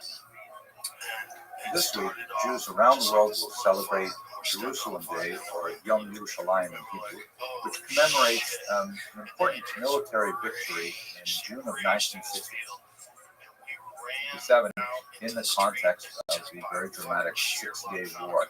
Specifically, Israel conquered parts of Jerusalem and brought it under one political rule, and conquered in particular the extremely valuable old city which contained the town. Let's look at some of the maps before and after. Israel, before its establishment as a state, was subject to the UN Partition Plan of 1947. And the United Nations recognized the conflict over the territory. It was really quite involved as it is even today.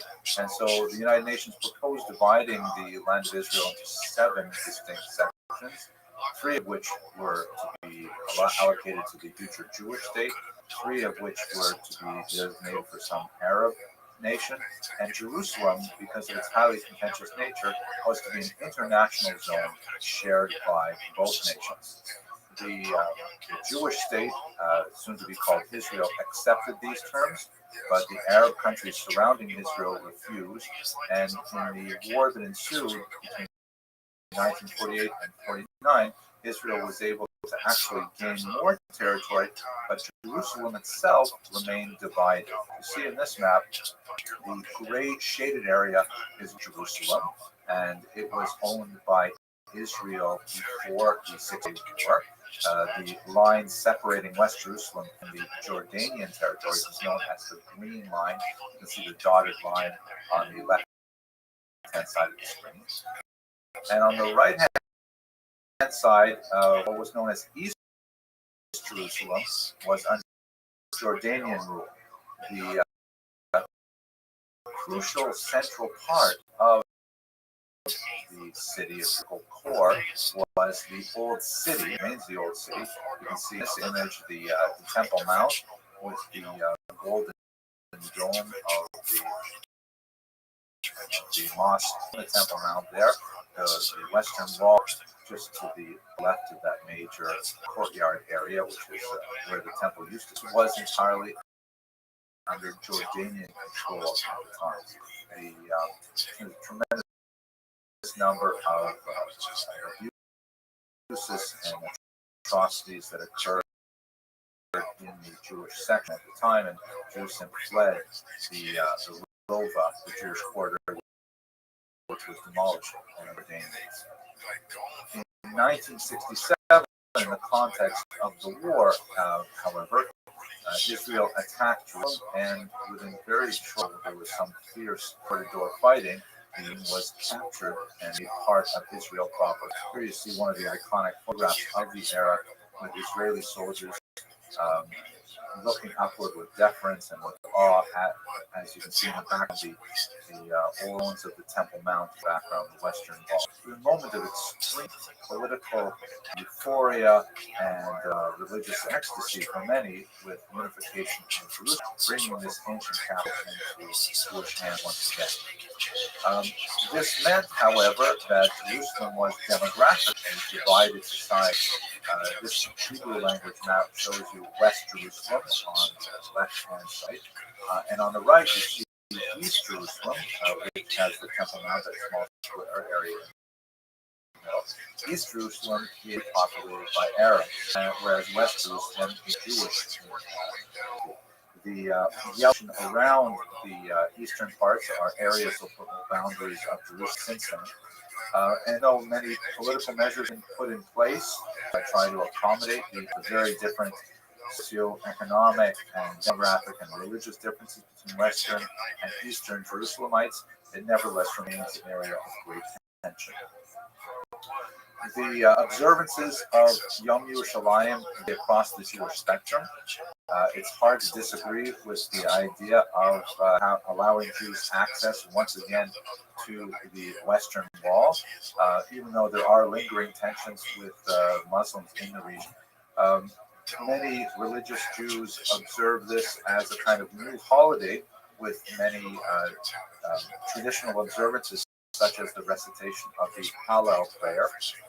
Other religious Jews feel that the position of a new holiday into the Jewish calendar is something that is really inappropriate for the pre-Messianic era, and this is an element of some controversies within the Orthodox spectrum in particular. But without a doubt, Yom Yerushalayim represents a huge victory for the Jewish state, a victory that's both military as well as symbolic.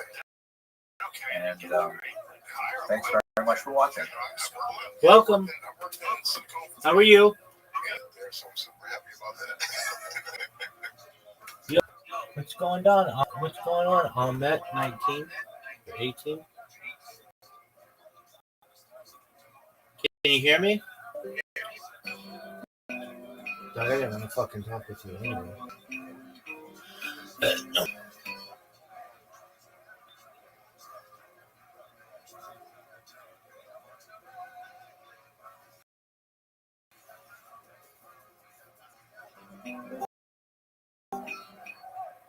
Welcome. Hello, everyone. Can you hear me? Yo, dog. This week in Jewish history is a very important event in Middle Eastern politics. Cool story, man. How are you? How are you? In November of 1977, Egyptian President Anwar Sadat flew to Israel to meet with his erstwhile enemy, Menachem Begin, and speak to the Israeli Knesset possibility of peace. This initial visit ultimately led to an Israeli-Egyptian accord, and the current status quo of a fragile but nevertheless enduring peace is a result of that courageous trip. Anwar Sadat was an important Egyptian leader. Look at this athleticism with the Jewish is especially important because in November of 1977, he made a very heroic attempt to make peace with his northern neighbor, the state of Israel, and in fact that peace has more or less held despite some tensions since 1980. Here he is shaking hands with Menachem Begin, President Jimmy Carter looking at the ground. This is at Camp David, the U.S. tree, where many of the details were worked out between these two leaders. His history with Israel is wrapped up in the military conflicts between the countries. In particular, the 1967 war, also known as the Six-Day War, was one that devastated Egypt. The president, Gamal Abdel, his troops and prepared his tanks to invade Israel through the Sinai Peninsula, along with invasions from Jordan and Syria at the same time. But the Israelis, remarkably, in a lightning victory, not only able to retain their territory, which is shown here in yellow, they actually expanded it, taking over the Golan Heights in the north, the West Bank, which is which is Shomron and Yehuda, and the Gaza Strip to the south, and the massive Sinai Peninsula, which was taken, of course, from Egypt. This was a huge blow to Egyptian pride and Arab pride in general, something that Sadat was able to regain by his surprise attack in Israel in 1973, known to Arabs as the War of Ramadan, to Jews as the Yom Kippur War, and to the rest of the world as the October War.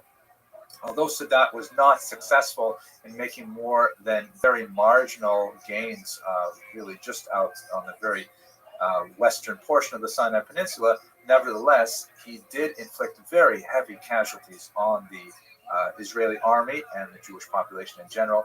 And as a result, many Arabs felt that Israel was not completely invincible, and in fact, Arab armies could make an impact on the country.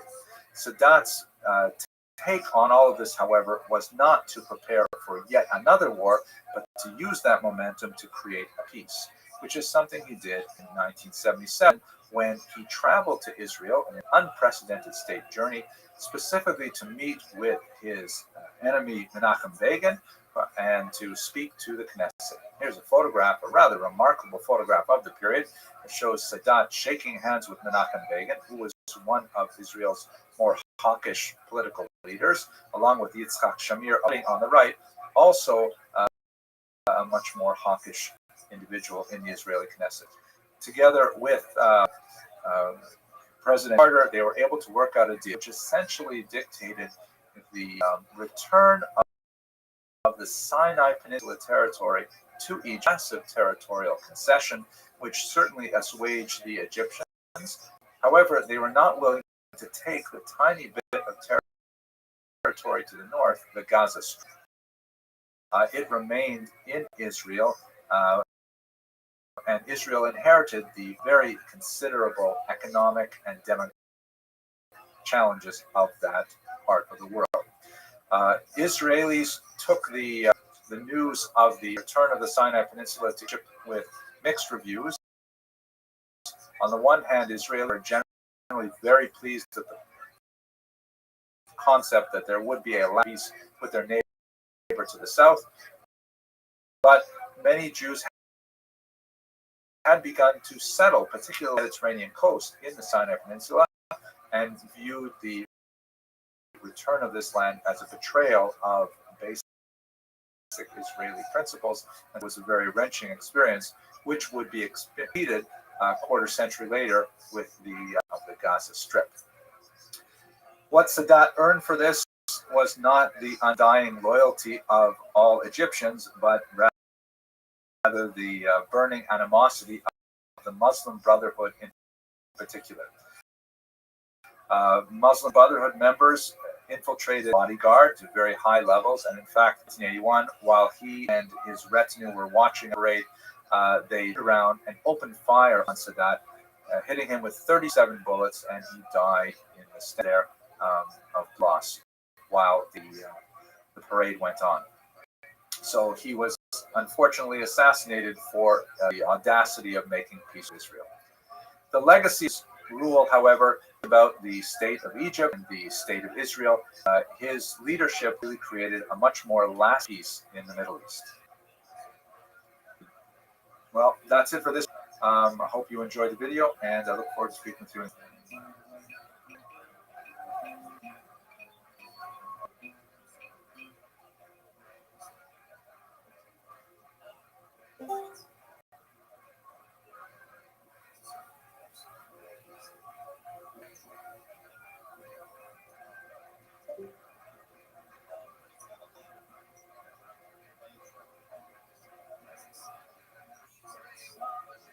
Hello, everyone.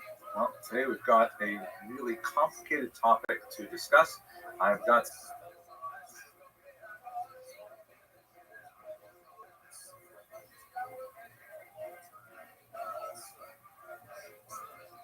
some really useful charts, and so I hope I'll make this topic fairly easy. But basically, what we're going to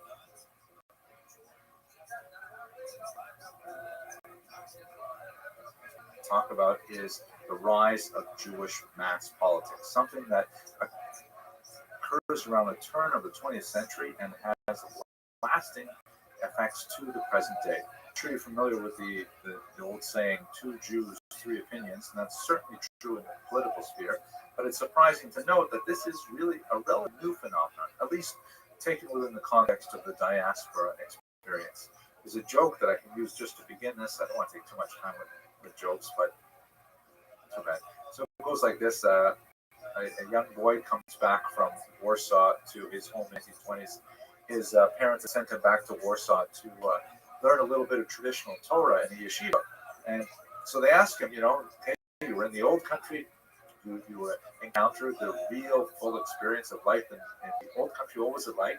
And the boy says, oh my gosh, Dad, it was amazing. I really didn't understand it. I met a Jew who was a chassid. I met a Jew who was a misnagid. I met a Jew who was a litvak. I met a Jew who was an atheist. I met a Jew who was a communist, a Jew who was a Zionist, a Jew who was a diaspora nationalist. It was amazing. And the father said, well, what did you expect? It's a huge town with a large Jewish population. Of course there's going to be a lot of diversity. And the son says, Dad, you don't understand. It was all the same Jew. Enough joking. Let's go straight to the recipe and let's try and understand a little bit about the rise of mass Jewish politics. One of the more interesting aspects of the phenomenon of mass Jewish politics is the fact that it occurs, as I mentioned a second ago, very late. Certainly in the ancient period, time of the destruction of the temple, the Second Temple period, there's a lot of Jewish politics, and we discussed this in an earlier essential lecture. But really, between that first century experience until you get to the turn of the 20th century, you don't have massive political movements. That is, you don't have lots of categorically based ideologies that capture a large population in the Jewish and try to direct the operation. Now, sure, there are movements, there are ideologies, and democracy is not unknown in Jewish tradition. But the idea of trying to change a state, trying to change a nation, trying to change a large region that includes a lot of non-Jews on a political level, that's something fairly new. And there are a lot of reasons why that is so. Perhaps the most significant, though, is the Jews always constitute a minority population, larger, sometimes hostile majority population. Basically, they just try to get along. The idea is to keep their heads down, try to avoid being singled out by the government for one reason or another. And there are a lot of source texts within the Jewish tradition that really emphasize this. For example, a passage that I used as the title of one of my books, Pray for the Wealth of the Government, as the Mishnah continues, for if it were not for the fear thereof, people would swallow each other alive. Meaning the government is an absolutely essential element of normally functions in society because, the author of this particular passage felt that, he took a fairly pessimistic view towards the ability of humans to live together in a peaceful state of harmony without any kind of coercive influences keeping them from literally swallowing each other alive. And so as a result, Jews have always, or I shouldn't say always, Jews have overwhelmingly favored the government that is in control, even if that government is slightly anti-Semitic or is even discriminatory to other peoples on occasion, largely because as a minority, they were powerless to affect any real change. And as a result, they just tried to rely on the concept of the state as a Rechtsstaat, that is, a state that is governed by law. We'll talk about this a little bit more, perhaps. I guess we should talk about it.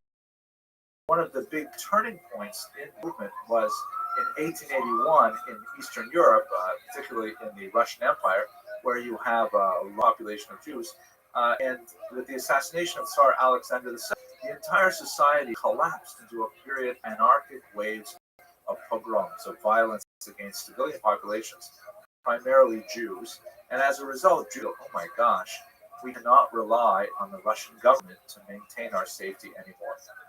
So therefore, Jews began to look to new political ideologies that were emerging all over Europe at that time, as nationally had a lot of strength, especially with non-titular nationalities, that is, nationalities that did not own their own state, so to speak, at that time. And so Jews began to think about politics for themselves as well. Now, this is going to be a very brief lecture. I encourage you to look at some of the longer lectures for more discussion of these. But let's look at least two of the major movements very briefly, and then put them all into context. One of the most important early parties was known as the Bund. That's short for the Jewish General, or the General Jewish Workers' League. And this was an organization that was socialist in nature. That is, it believed in the fundamental equality of all people, regardless of whether they were Jewish, Russian, Ukrainian, Latvian, Lithuanian, whatever it is, and that they should be joined within a Marxist experiment to create a dictatorship of the proletariat, following a socialist model towards a brand new future. The Bund was, at least in its origins, which is in the late 1890s, an anti-clerical party, meaning that it was anti-religious. And in fact, its Jewish character initially lay primarily in the fact that a lot of its early members were Jews, particularly in the northeast industrial area like Lithuania, Vilnius, places like that. It made sense in those early years to conduct a lot of its propaganda in Yiddish, which was the mother language of many of these Jews, and it worked well alongside the Russian language propaganda generated by other social democratic parties. This was actually a very large party. It was illegal until 1905, and nevertheless it garnered tens of thousands of members during this period. However, it was not the most popular Jewish party by far. In the few sources that we have to get a real measurement of what Jews actually thought before, let's say, 1921, Jews tend to vote predominantly for Zionist ideas. And just as so represented a break from traditional religiosity and represented a break from the capitalist viewpoint of the world, the Zionist mentality also represented a break from traditional views of identity in exile, because it posited that Jews should leave their homelands in exile and go to the final homeland of Israel. This challenged the religious status quo, because it was felt by many that the idea of a political solution to the, as opposed to merely one of individual settlement, communal settlement, was felt to be challenging God and was an affront, really, to the unfolding events. The anxious awaiting for Messiah would not be rushed by Jews forcing a political solution in the Middle East. And so there was a significant break in traditionalist viewpoints, and as we see, the majority of Zionists at the turn of the 20th century were in fact non-religious Jews. This is a great picture, by the way, rather taking an iconic image of Herzl, the founder of modern political Zionism, famous quotation, "If you will it, it is no dream," meaning if you want to establish a land in Israel, a very audacious and rather amazing goal at the turn of the 20th century, then Herzl said it would be no dream. And in fact, he was quite correct. So with those two movements in mind, socialist and Zionist movements, let's have a look at the overview of all these parties, and this is going to get really complicated, so just stay with me for a second. Having a look at this here, this looks like a very traditional, it's actually a complex political left. You have socialism, and on the right you have capitalism. Right? You're familiar with that kind of political spectrum, where on the left wing you have the pro-Marxist, pro-communist movements that argue for a larger expanded government and, more important, support system for the average citizens in government. Tends to be anti-clerical as well. And on the right wing, you have an argument for a smaller government and smaller taxation, of course, that goes along with it, and often is associated with more tolerance of religion. But we shouldn't view this necessarily in American context. If we were to put American parties on this graph, then the Democrats and the Republicans would be very, very close to the center. In reality, turn of the 20th century politics, Jewish and otherwise, was really quite a bit more polarized. You had people who were way off to the left, people who were way off to the right, unlike American politics, where even though they argue with each other intensely, they're really quite close together on the vast majority of issues. But there's also, besides this x-axis, there's a y-axis. The y-axis has Zionism, meaning the urge to develop the Jewish state in the Middle East. And at the bottom, you have diaspora nationalism, which expresses the philosophy of Doakite, using the Yiddish term for here-ness, the affirmation of Jewish life in the diaspora as opposed to moving to Israel. Okay, so there's your complicated Jewish political spectrum at the turn of the 20th century. Let's see how the parties place themselves on these quadrants. So first you have the Bund. And as you can see, the Bund is both socialist and diaspora nationalist. The Bund obviously rejects capitalism. They are, after all, a socialist party, but they also rejected Zionism. They felt that Zionism was just a step backwards in the thinking, the evolution of Jewish politics, that really the whole world would move towards a messianic socialist kind of position, and that they would that would be the true evolution of Judaism. Then if you move over to the other quadrant here, you see the Sparte. Folks, Sparte were very interesting, a small political party. If you view my lecture on Shidduchno, you'll learn more about it. But these were people who felt that the Jews should affirm their existence in the diaspora and reinforce their cultural and communal activity in the diaspora, but it should be within a capitalist and not a socialist realm. There's a lot more to say about them. We don't have time for it now, but they were the inspiration for example, the Federation movement in America.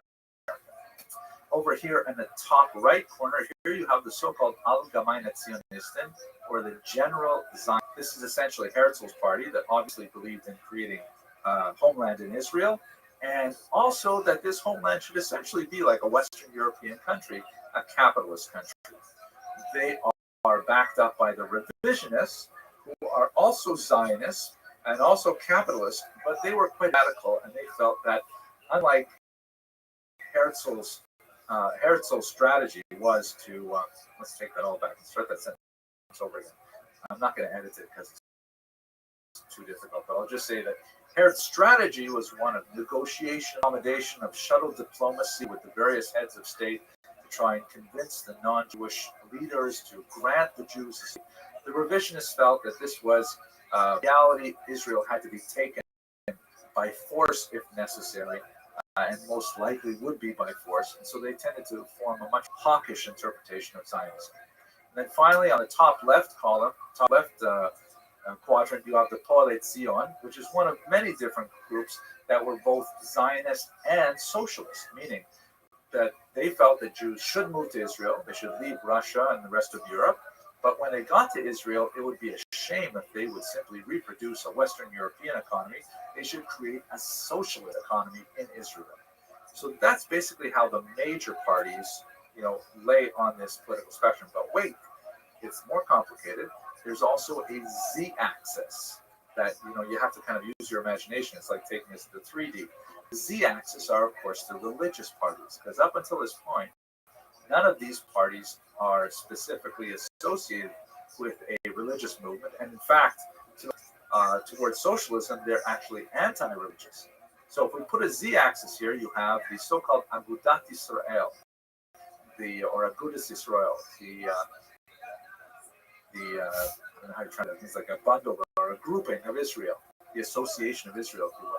And this is a group that essentially became politically mobilized when they realized that traditional orthodoxy was not being represented with any of these parties. And by the way, there's no group that's especially conservative or reform at this point.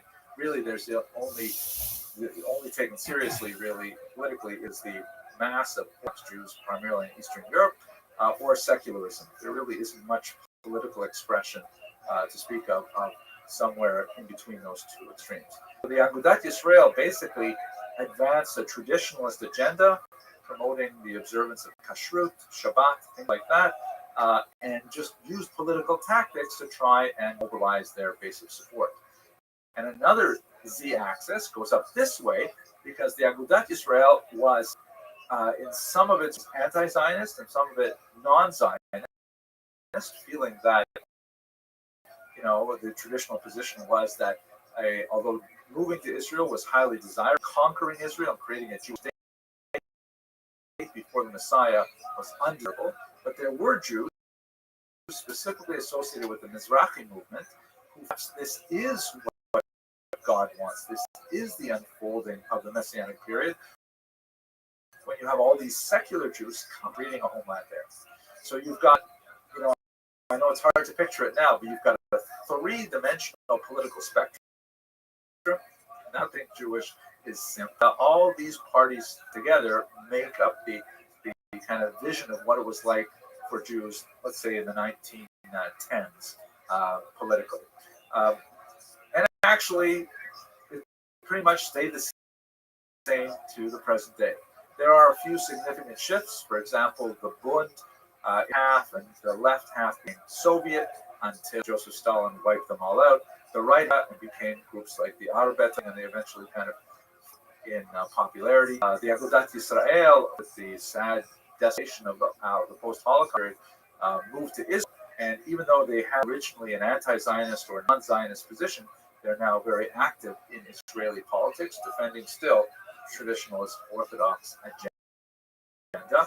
But many of the same political issues of the era, for example, the socialist coalition, which became the Avodah or labor movement, facing off against the Likud, which is essentially the general Zionists and the revisionists mixed together.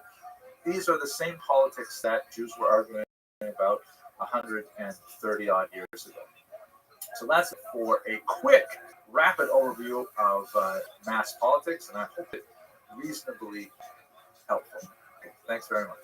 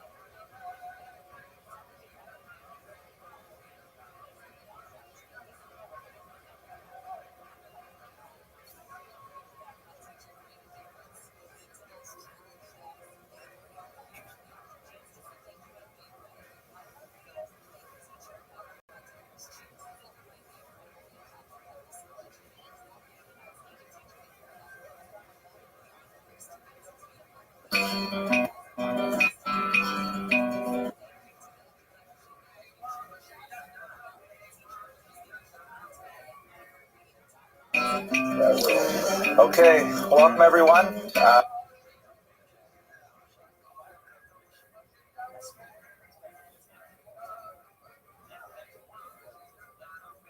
For another lecture in Jewish history. Oh my gosh, we got so many chashuv guests today. We have Mr. Rabbi Aryeh Wunsch of Lions Gallery just joined us. Wow, world-class art. We have one of the master educators of our community, Rabbi Nathan Heshi Rizel. We should give a hand to Rabbi Rizel. He's been educating our youth here for probably 30 years now, I think. Probably. He's a little embarrassed, but it's great to have you here. And tonight we've got an excellent topic. I don't really have a joke. Mr. Rodriguez tried to give me a joke, but it's a really old one, and I'll save it for later on in the season when you're a little tired of the jokes. But this is one. It's not really a joke, but it's kind of an anecdote that somehow relates to what we're talking about. Elisa reminded me of this one. Rabbi Grunstein, the Rav of Young Israel, told over the story a couple of weeks ago on Shabbos that there was on Yom Kippur, there was a Jew who went swimming in the Mediterranean. You know, Chiloni, not an observant Jew. He went swimming on Yom Kippur in the Mediterranean off the coast of Tel Aviv, and there was like a huge rip current, and he was being pulled out to sea. And he was screaming and screaming, being pulled out to sea. And so the lifeguards hear him screaming. They rush out to save him. They rush out. They swim out there. And as they get closer to him, they think, he's yelling, help, help, something like that. But actually what he is screaming over and over again is, Ani lo chozer b'tshuva. Ani lo chozer b'tshuva. It says, I am not going to repent. I'm absolutely not going to repent. And so they, he's like maniacally screaming this over and over again. So they take him and they drag him out of the water and they put him on the sand and they revive him and so on. And then afterwards they ask him to say, what's Tutzach? What was the story with that you're not going to do tshuva? And he said, it's very simple. Many years ago, I lived in Europe. My father, he saw me going off the derech, going, away from the straight and narrow. And he said, look, I know that you're going to choose your own way in life and you're going to the land of Israel and you're going to lead your life in a secular way. But before you do, I want you to meet with the Slonim Rebbe. It's very important that you go speak to the Slonim Rebbe. So he takes him into the Slonim Rebbe and they had a long talk. And when he came out, his father said to him, so what did he say? He said, look, he said basically one thing. He said, I'm not going to die before I do tshuva. I'm not going to die until I repent. So that's why I was screaming in the water, I'm not repenting. I'm not repenting. It's kind of a strange sort of dynamism between, mamin ve'eno mamin, believing and not believing, and trying to find our dynamism between those two extremes. At any rate, so let's go straight to our topic. A very important figure in early medieval Jewish history, really a pivotal figure, a fascinating individual. His personality was quite fractious and holistic. He had absolutely no fear of any man. So says the various chronicles that speak of him. And in fact, when we chronicle his biography, him into trouble on numerous occasions, and nevertheless he was able to lose the screen. Okay, let's go right back to and we'll log in quickly. Excuse me for Mr. Roger. We edit this out when we do the final version. Okay, do we have the VGA? It's going to find it. There we go. Okay, this is a very rare picture of Yagaon. It's very hard to find accurate. No, this is not at all a picture of a Yemenite bride. I tried to get something in the Arabic context, so let's just ignore that. Tonight's lecture, grateful to an anonymous donor who partially sponsored our time here tonight, and the remainder of the costs are borne by the Young Israel. So it's sponsored jointly by the Shul and an anonymous donor. Again, I'm always so grateful that you're here. Your presence is sponsorship enough, but it's nice to give the Shul support because we are in a massive building camp, another Jewish edifice right here in Young Israel, Bell Harbor, and whatever you can do to help through this class is certainly appreciated by the congregation. So Saadia Gaon's years are 1882, a little bit of dispute about that earlier, and he was born in Egypt. He died in 942 in Babylon. His His claim to fame is the fact that he was a Gaon, which you'll recall from our discussion last week of Sharira Gaon. That was actually an institutional title. It was given to someone who headed one of the great academies in Babylon. This the areas where the Talmud was formed and debated for literally hundreds of years. And to have the title Gaon essentially meant like a Nobel Prize winner 10 times over. It was a huge title of responsibility and signified a tremendous event. Of the several cities that had academies in the Mesopotamian region between the Euphrates and the Tigris River, leading down into what would be contemporary Kuwait, there were two cities that were primus inter pares, the first among equals, and they were Sura and Pumbedita. The Sadia Gaon was actually a Gaon of both institutions, first Pumbedita and then later, more famously, Sura, which is some indication of his status. While he was there, he distinguished himself not only as an incredible administrator of the yeshiva of Sura from a point when it was at a bit of decline to a point of great prominence internationally among Jews, and increasing its student body tremendously. But at the same time, he was a major Jewish philosopher, compiling some incredible works on lexicography and on theology, liturgy, and so on. We'll go through some of those, catalog them today. So, and ironically, though, he accomplished most of his great literary achievements when he was fired from his job temporarily at Sura, and that's when he was really his creative. So we'll see how that works out in his biography. And the context for Sadia Gaon's rise to power is really a high point in Muslim history. So I'd like to take a little bit of time now just to open up our lens and look at the context of Islam in the Middle East and understand how Judaism fit within that region. We will be returning to this topic again over this year, especially when we get to the modern, we talk about Zionism and Israel. But for now, let's look at it in the 9th century. So Islam, there's a map that shows the spread of Islam. It begins in the early 7th century when Muhammad proclaims a new religion, which is in many ways highly derivative of both Judaism and Christianity, but he claims that it is really a huge upgrade, an improvement over earlier systems, kind of like Windows 8 is really more than Windows 7 and XP and so on. More than just a patch on the old systems, to milk that metaphor dry, and take this message to the residents of Mecca, which are here in the Saudi Arabia coast of the Red Sea, and it expands tremendously. You can see the sort of brown areas, and then amazingly, by the year 711, it's expanded all the way across the coast of North Africa and has entered into Spain, all the way up to the Pyrenees. It's also extended all the way through the Central Asian portion of Syria, Lebanon, Turkey, Iraq, Iran, and goes all the way out to modern-day Pakistan. And he also extended it into Europe right up until the gates of Vienna. It's an incredible story of phenomenal expansion, solely by, for example, the sword. That's a historiographic conceit that was favored in the 19th century during the rapid rise of Islam, because they forced pagan countries to either convert or die. And of course, many chose, therefore, to convert. But that's only a small part of the story. Although the Muslims were fierce and ferocious warriors, they also presented a religion that was remarkably egalitarian.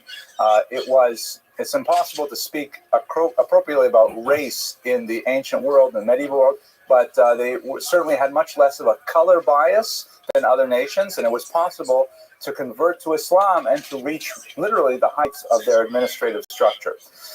And there was also a lot of really basic, beautiful ideas in the religion that appealed to pagans, appealed to early Christians as well, and possibly even to some Jews. That accounts as well for the tremendous spread of Islam over such a small period of time.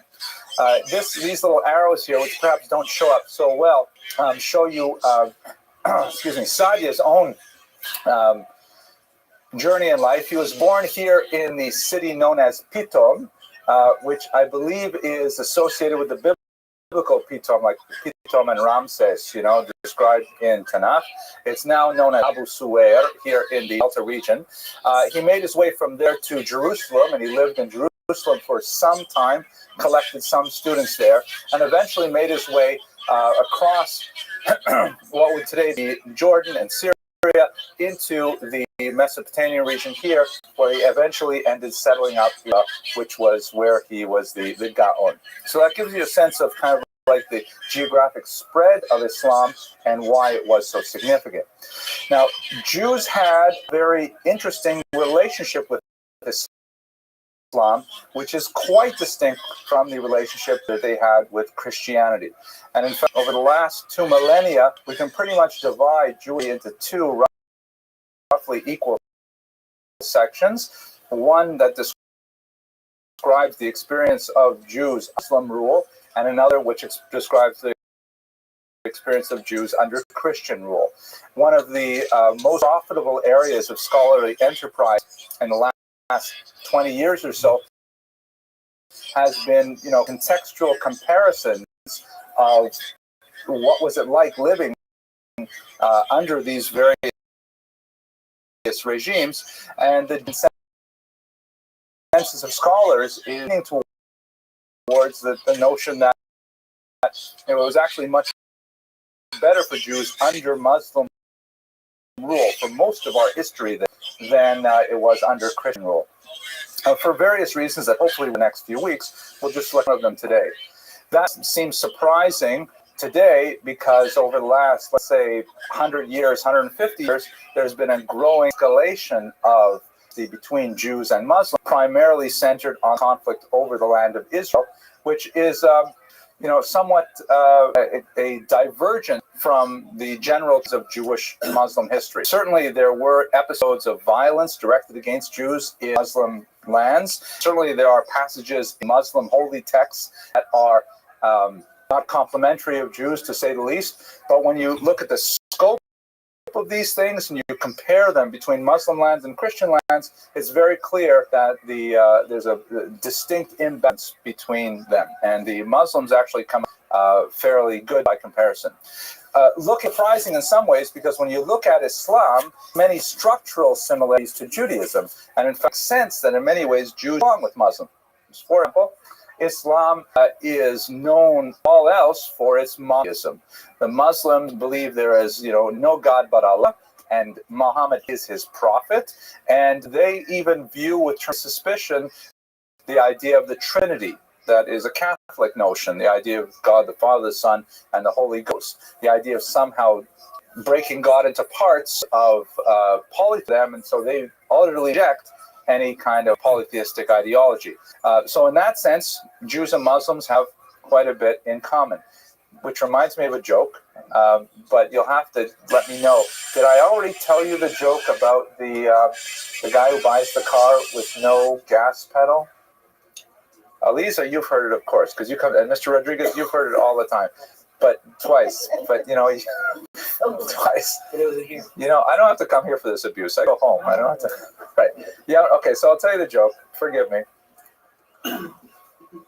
A guy wants to buy a car. He doesn't have very much money. He goes to the used car dealership, and I have to give you a little bit of background. I was talking about monotheism, right? So what's the great statement of Jewish monotheism? The classic verse, Shema Yisrael, Hashem Elokeinu, Hashem Echad, right? Hear, O Israel, Lord our God, the Lord is one.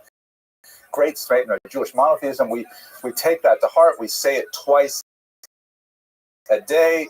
It's even something that on their deathbed, Jews are supposed to try and proclaim that monotheistic credo, and so on. So anyways, and the other cultural background is, of course, the expression that Jews typically use to express their satisfaction with the world. They say, Baruch Hashem, right? Blessed is the name. Blessed is the name of God. How are you today? Baruch Hashem. It could be terrible. You just say Baruch, blessed is God. So with those two little bits of these, I'm saying this over. I know everybody in this room knows that, but for the people in Thailand who are watching this on the internet, I want to make sure they get it. So it's like this. So he goes to buy his car, and he's looking at all the cars. None of them are in his price range. None of them will fit his huge family. He has all kinds of things. So finally, the dealer comes on and says, you know what, I think I have the perfect car for you. Come on around back. Takes him out back, and there's like one of those station wagons with the faux wooden side. I forget what they call those. You don't remember those? It looks like wood on the sides. Yeah, anyways, my father drove one of those for a long time. And it's kind of ratty, and the upholstery is falling apart.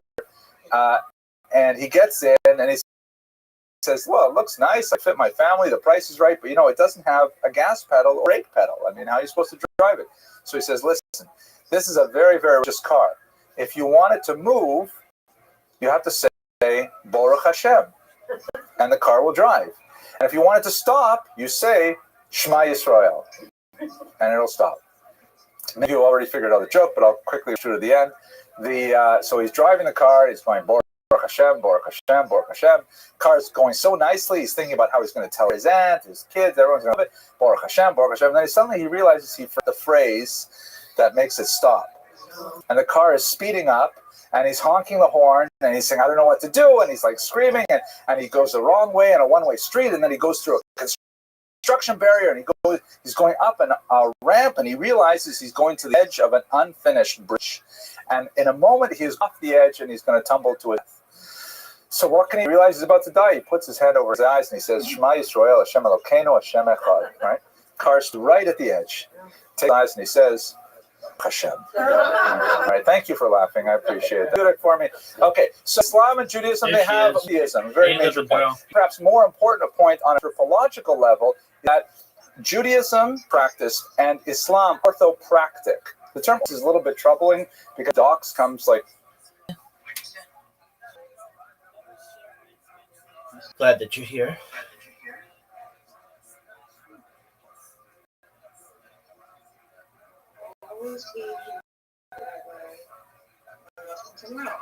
There you go. It's like a plan.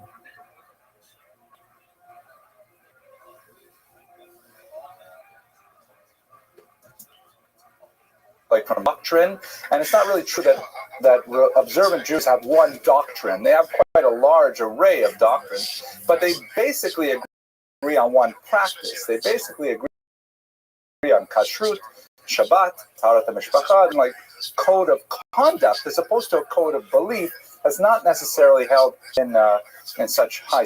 So Islam has something similar, Sharia, which also translates as halakha, as the way.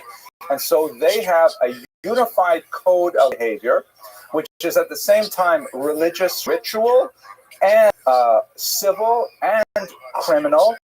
It's all one body of law. It's not render unto Caesar what is Caesar's. It is the whole system is guided by the entire religion.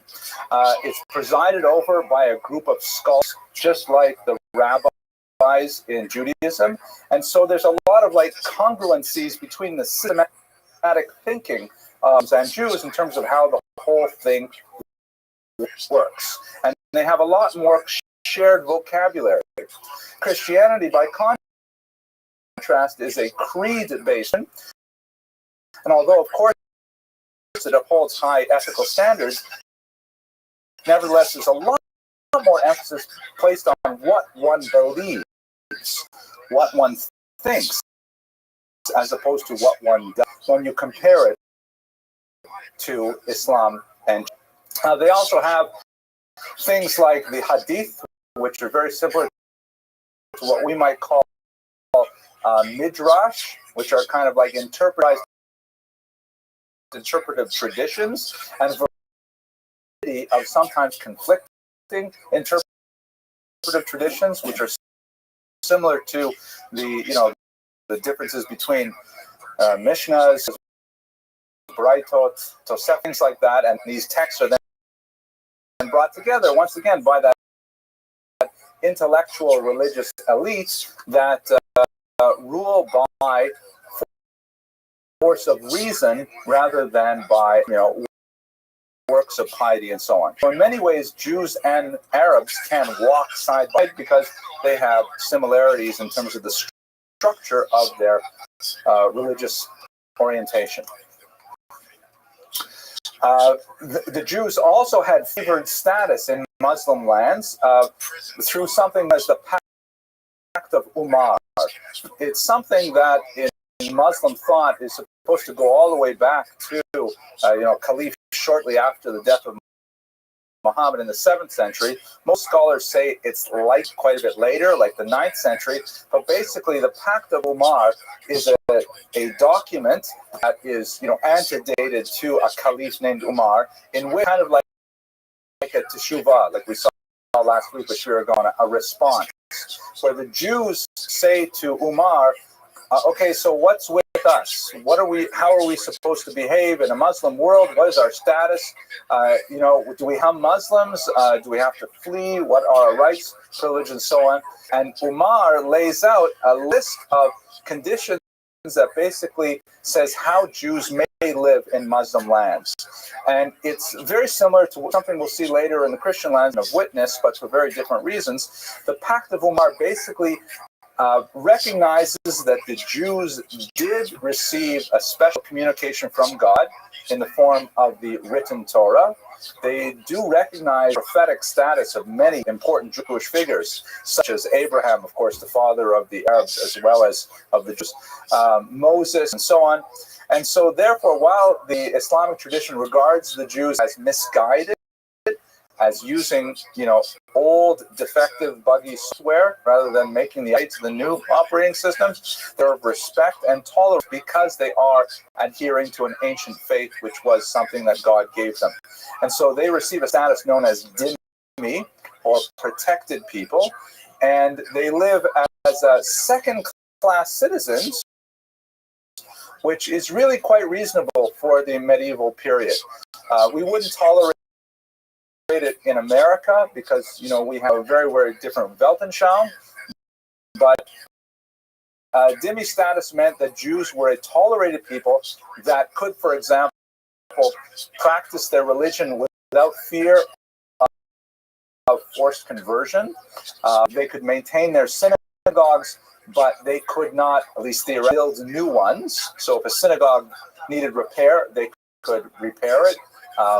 They could celebrate all of their rituals, but not publicly. So Purim, carnivals, like the Jews, then they never had these Hanukkah parades with Hummers, with menorahs on the top. It was just not in the 19th century. I thought that was funny, but we got it. So we'll just go on. So the dhimmi status, and they also they were exempt from jizya, they're exempt, from zakat, which is a special tithe tax, a kind of a tax, injunction on Muslims, but had to pay a double jizya, which is a kind of a poll tax. So they didn't really get ahead financially. So the Jews, by and large, were happy with this status. Ms. Abramson.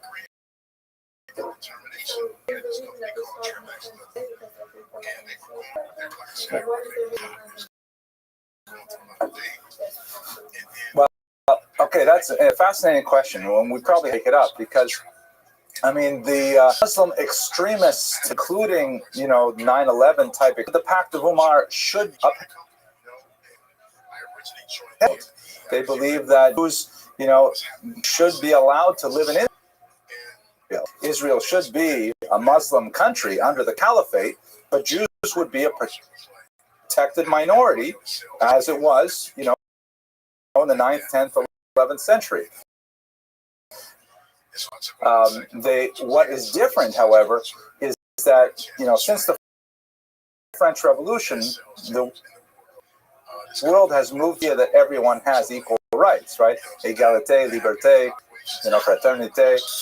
Everyone, by the way, except women, because they specifically excluded women in that. All men have equal rights. Some countries, including some of these countries, they have difficulty with women driving and things like that. We'll talk about that on the way home. I actually have difficulty with my daughters driving too, but I think for a totally different reason. But thank you, Mr. Lax. You know what I'm talking about. So the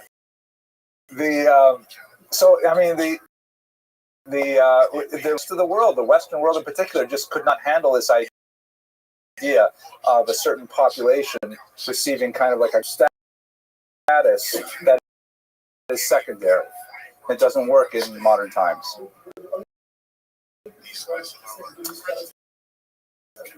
Yes, thank you, Rabbi Wunsch. The Christians had dhimmi status for the same reasons as the Jews, because the Muslims recognized Christianity as a valid software, a valid piece of operating system. In some cases, strangely, even Zoroastrians, which don't conform to the rule because they have a distinctly dualistic system. But and also one last example, in the Mughal Empire in India, you even have a tolerance for Hindus, which is certainly not a monotheistic faith at all, with 30,000 nomads. And the reason for the latter two is primarily realpolitik, that the Muslims, when they conquered India, there's just way too many Hindus for them to forcibly convert them or expel them. It just can't happen. So they have to have some kind of modus vivendi. So to Zoroastrians, when you come into Iraq and Iran, they have a population, and it's simply realistic to try and convince all to convert to Islam, to persecute them out of existence. But formally, only Jews and Christians have dhimmi status. I believe so. Okay. I said no questions, okay? All right, let's go on. So anyways, Jews are living, and we'll see that playing out in Sadia's life. Let's look at Sadia in particular. His name was Sadia ben Yosef al-Fayumi. Fayumi was one of the reasons where he came from. He from very humble origins. This is something that came up again as he was proposed for high academic posts. A lot of the nobility, the Jewish nobility of these towns, felt that he came from humble origins, and that really they should only be looking scholars who came really significant backgrounds with fathers going back far back, I think. But there was no question that his intellectual brilliance was so far and above his competition that he inevitably won all of these without really trying. He wrote his first book at a remarkably young age. According to tradition, he wrote at the age of 11, although he probably wrote it a little bit later when he was closer to 20. But at any rate, it was like an extremely complex rhyming dictionary in Hebrew, modeled on Arabic poetry, because at this time they're all reading Arabic, appreciating Arabic culture, appreciating particular Arabic literature, and so he wrote a Hebrew poetry manual based on a fairly similar Arabic manual. And it is a work really of honesty to see exactly how he works with the Hebrew grammar to evoke all kinds of interesting meanings. We don't know why he left, simply lost, but he's sometime in Israel. It could be that the reason he left was because he was in an extended conflict with the Karaite sect. And let me take just a minute to mention who the Karaites were, because what we know about Sadia comes from the Karaites. Sadia was locked in a long struggle with the Karaites, all kinds of fulminous, invective against them, and they responded in kind. So even though a lot of Sadia's own writings have been lost, they are quoted in the Karaites which survive. So we're able to mine Karaite text to see what Sadia actually believed in many places. Obviously, that's a difficult kind of source because it comes from a questionable, origin, and they represent their own bias. But we assume that they're quoting him correct, then we get a quite a sense. So who are the Karaites? Very briefly, the Karaites were following Anan ben David, who came to the fore not much longer before Sadia. And he essentially argued that the Torah Shabbal Peh, that we spent so much time talking about last week, was in fact an invention of the rabbis and did not have any valid theological origin. The only thing that the Karaites believed valid was in fact the written Torah, the first 5 books of Moses, and so they argued for a very strict observance of the written Torah without any layering of additional meaning. As it turns out, that's a very, very hard thing to do because the oral Torah has, a tremendous degree of omissions inherent within the text, as we discussed last week. It has some extremely onerous legal positions, like an eye for an eye, tooth for a tooth, or, for example, one of the classics, the Karaites would never eat cholent. Now, does anyone know why they wouldn't? Right, because it says in the pasuk very clearly, "Lo savaru eish b'chol moshvosechem." You shall not burn fires in all of your inhabitants. So, for the rabbinic Jews following the oral Torah, they understand it to mean essentially, you shall not light new fires on strike a match. But if you have a fire already going, you may make use of it under certain circumstances with a covering of black and things like that. But you may make use of it. And so therefore, the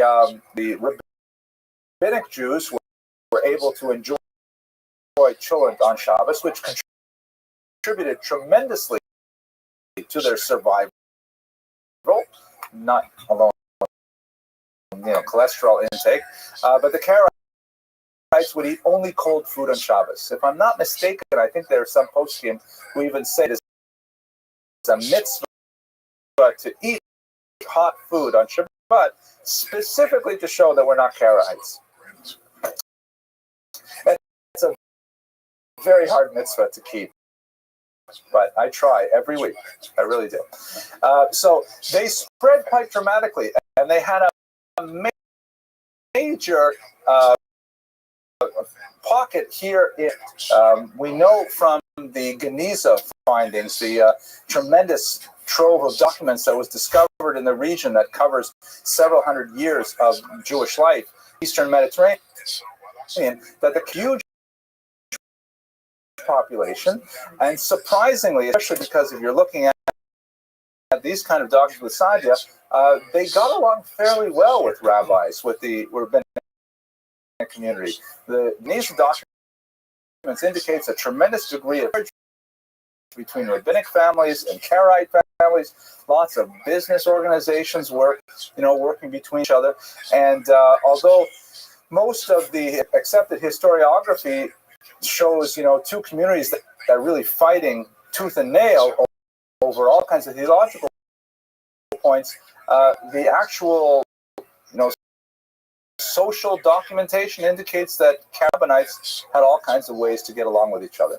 When you get to the level of the rabbinic leadership, people like Sadia, who are constantly assailing the Karaites for their heterodox views. The Karaites still exist today, but only tiny numbers spread out throughout Turkey and places like that. So that's a lot about Sadia, and probably why he had to leave Egypt. Especially, it makes sense that, if Sadia was constantly getting in trouble, wealthy individuals, because he had a mind of his own, he would have wealthy patrons who would support him in various positions of authority, that whenever Sadia would take up his interests. And that seems to be kind of a trope in his life, that, he would recognize no man. He would only recognize what the Torah said, no matter whose interests it affected. One of those conflicts brought him to sort of international fame was the calendar controversy of 91 through 924. Yeah.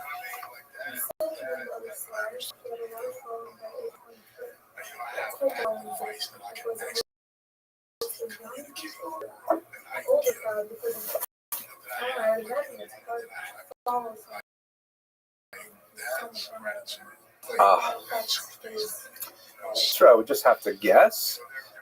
When I say following, it probably means, you have to think of it in terms of the Abramson rule of history, right? When you tell the answer, what is it probably? Money, right? It's probably about money. So, people, when they're in their midlife and towards the as they're working in their careers and their business and things like that, they don't have the same kind of leisure to be able to dedicate themselves in a discipleship relationship. Something that really, it's reserved for bachelors, at a certain, or maybe when they just have a very small family. That's when you can really devote yourself to following anyone. When you're older, then you're following your family, trying to just pick up after, make sure that they're supported. So I would guess it was young people, based simply on a kind of an economic analysis, but I don't really know. Good question, though. So let's talk about the calendar controversy. Historically, in ancient times, the calendar was set every month by sighting of the moon. It's described in the Mishnah. People would witness the new moon. They would come to Jerusalem. They would testify before the court would make a calculation and declare that the month would, begin on such and such a day, and so on. There's always, the reason is because the lunar months are not precisely 30 days. They're slightly off. So therefore, as we know, sometimes you have a 30-day month, or you have a 29-day month, and those 2 days are Rosh Chodesh, that kind of thing. It's always set in Jerusalem. Then we entered a period, really of the 1st and 2nd centuries, where there was a lot of conflict with the Samaritans. This system became no longer viable. They used to communicate using smoke signals, which is, where the Indians, of course, got it from us, like everything. They would light these smoke signals, and you would see them from mountain peak to mountain peak. And the Samaritans, Dafka, just to make it a little more difficult for the Jews, would light their own smoke signals on the day, just to confuse people who saw the signals and say, it's Rosh Chodesh already, and they would throw things off. So that by the 4th century, the Jewish world, also the Jews are spread out tremendously by the 4th century, living in Iraq. They're living all over the North African coast. So they set, based on mathematical astronomical tables, they set a calendar, which is the calendar we use today. So in the year 921, a very important rabbi in Jerusalem named Ben Meir declared that he was changing the rules. And the sighting of the moon, a certain time of day was seen, and according to his proposal, it meant that Rosh Hashanah would fall out on a Tuesday instead of on a Thursday, as anticipated by the written calendar. So this is the Jewish world into quite a tumult, because, if you throw off one holiday of the year, all the holidays are off. And what happens if, you get to Passover? If you celebrate Passover early, so all right, it's not a terrible thing if you eat the Seder early, but that means you're going to start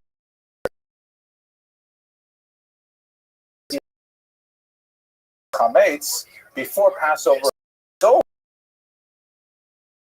which is a very serious transgression on the calendar. Sadia Gaon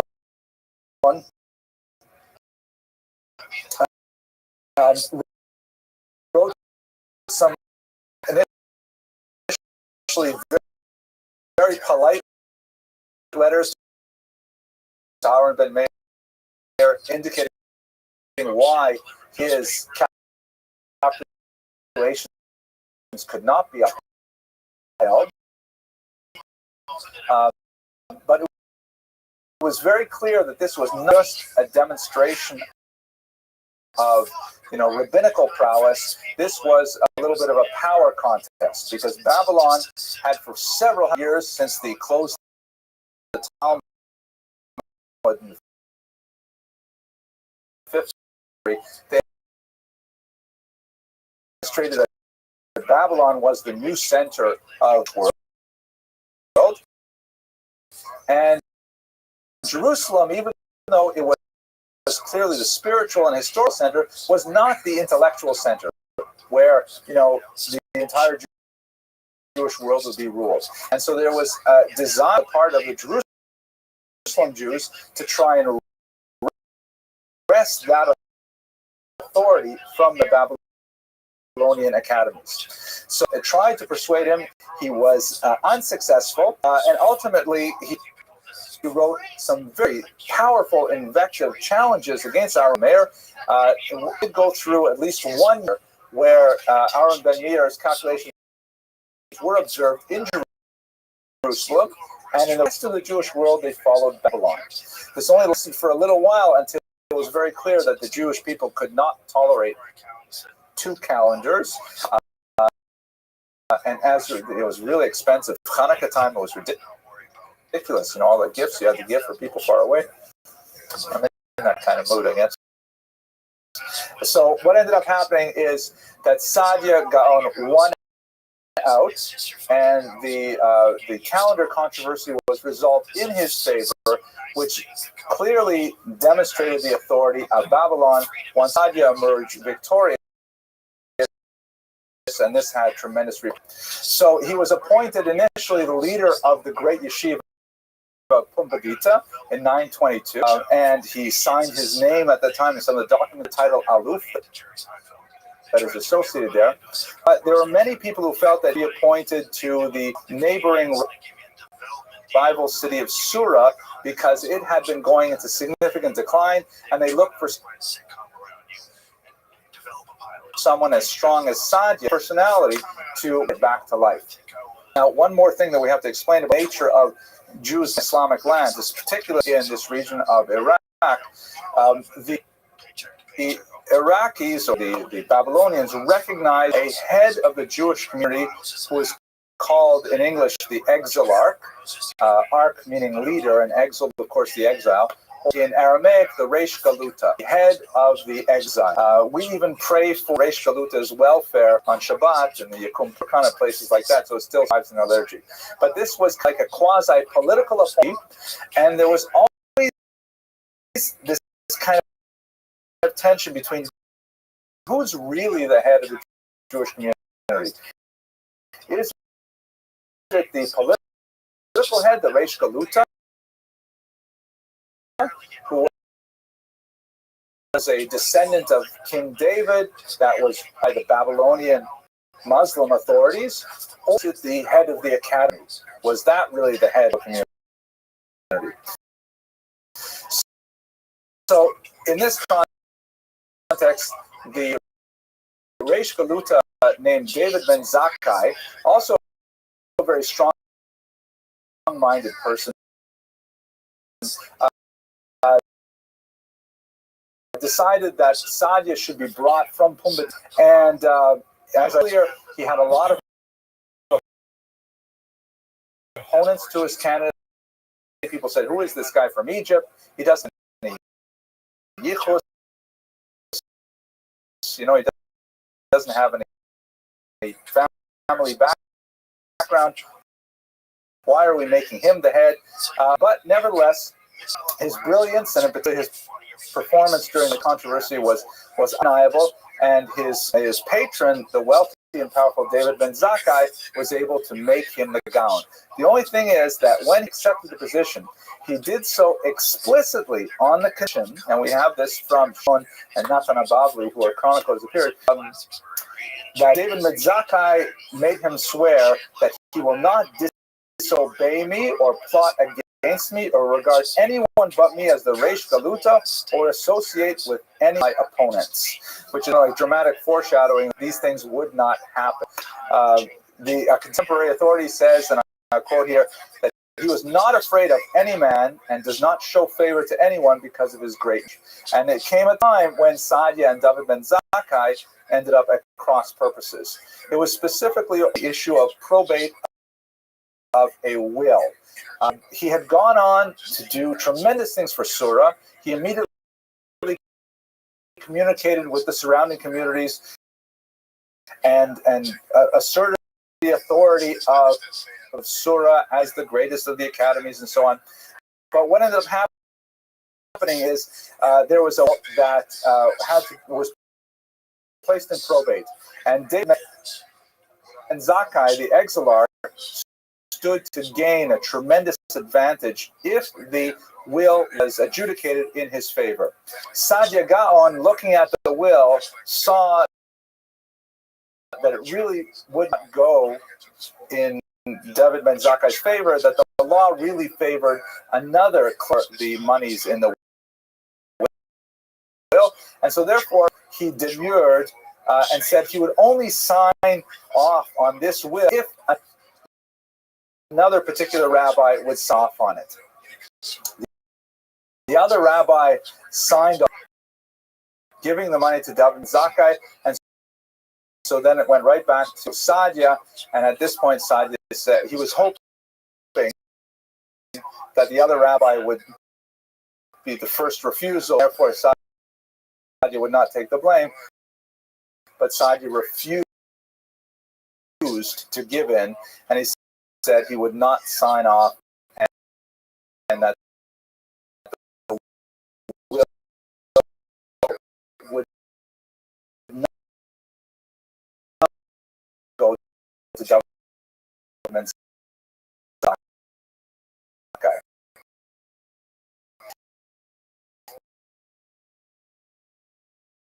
Was furious, and he fired Sadia. You can't fire me. I'm going to fire you. And so he fired David ben Zakkai. And you had this really strange situation where people of great authority disavowed the other, and they were kind of arm wrestling, so to speak, over who was going to be true head of the people of Surah, and really the Jews of Babylon, and really the Jews of the world. It was quite a long standoff where David ben Zakkai, the Reish Galuta, appointed another Gaon of Surah, and Sadia reciprocated by appointing rival Exilarch, and they're all kind of like in the dynamic with the four of them there, and no one's recognizing anyone. In the end, the Muslim already stepped in, and Nukshoin, it's enough already, and they demand end to the fight.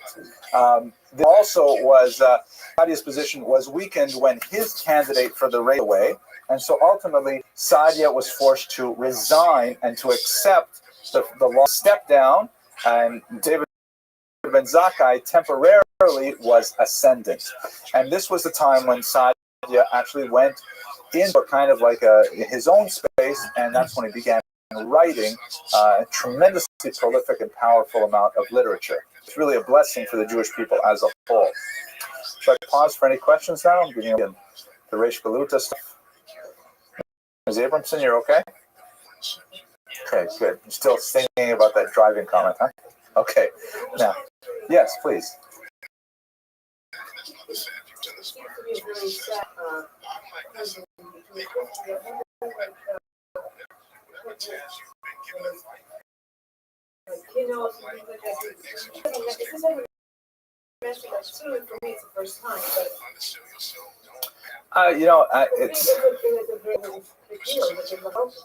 It's a big machlokes. I appreciate your question. It gives me faith that the Jewish people are going to survive, because this is, as they say in Yiddish, plus ça change, plus c'est la même chose. I mean, how often do you have, for example, a rabbi with his board? Right? I think pretty much any time you have a synagogue, you will have a rabbi in conflict with his board, right? And it's exactly what we saw with Ben Zakkai and Sadia Gaon. That the David ben Zakkai represented, so to speak, the board and the sponsorship and things like that. And Sadia Gaon was his own thing, and with them in conflict. So it's really part of the Jewish tradition. It's not so bad. We got used to it. Yes, Ms. Abramson, I knew you'd come up with something. The sources do not give us a really good perspective of that. I would hazard a guess that people favored Sadia because he's kind of like he's like the cowboy here. He's like the man standing up for his principles, and he's representing the Torah, whereas really David ben Zakkai is the will didn't go his way. But as many of us know, that Jews often have tremendous conflicts over wills. Families break up over these things, so we can imagine. So I'm just guessing, but I would say Saadia probably had the upper hand. And he certainly comes out better in the end. Who remembers David Ben Zakkai except people who come to a class like this, right? But people know Saadia Gaon. Okay, so let's go on a little weiter. Now, what was special about his writings? Perhaps the most significant thing was not so much the content, but the style. What that Saadia innovated was he borrowed from the dominant Muslim style of theological writing of the time, a style of writing which is known to experts as kalam. Specifically, the Mutazilites really know much about some styles, but what I can about it in this short period of time is that they're very particular when it comes to essentially creating numbered lists. They're very big on numbering their paragraphs, on starting with general topics and slowly winnowing them down to more and more specific ideas. It turns to purify silver from dross, right? That you have a big hunk of metal, and you have to heat up, and you have to slowly take the silver away, separate it from the rest of the metals. And so Saadia Gaon really instituted this whole idea of creating treatises on specific halakha topics, and then breaking it down logically into a sort of a Greek way of thinking that the Arabs had inherited, of the larger point first, and then the sub-point, and then a sub-point, and then the corollary, and so on. Everything numbered 1.2, 1.3, way down, and a very, very logical sequence that was deeply appealing to the Jewish mind. This is in contrast to the traditional, what was it then, traditional way of writing, which was essentially the kind of meandering and apparently chaotic trajectory of the Talmud, which is more like a conversation, a stream of conversation, that it does have its own internal logic, straightforward logic, and simply to look up a particular halakha is a very difficult thing in the Talmud because the nation is scattered so broadly over a wide amount of material and not easily indexed. So Saadia Gaon, taking this Mutazilite style, rigor of thought, and a very communal level of thinking, just made his writings way more popular, and the style essentially became a Jewish style after that. Anyone who's read, for example, Maimonides' Mishnah Torah, and Maimonides on a lot of very important points, but he adopted exactly the same kind of style that Saadia did, with breaking up the whole Torah into sections, and then into books, and then chapters, and then into individual sentences, and everything's numbered. Everything is organized and defined. This was a major innovation of Saadia. Saadia was really, I dropped my microphone. Saadia was really at adapting to the zeitgeist, or this is a good word for the undergraduates here. Zeitgeist is the spirit of the time. Like the way people felt about things, the way people acted to the world as a whole, that was the zeitgeist. And he found it, and he said, we can do this in Judaism, and he put it right in, and it worked. Rabbi Wunsch.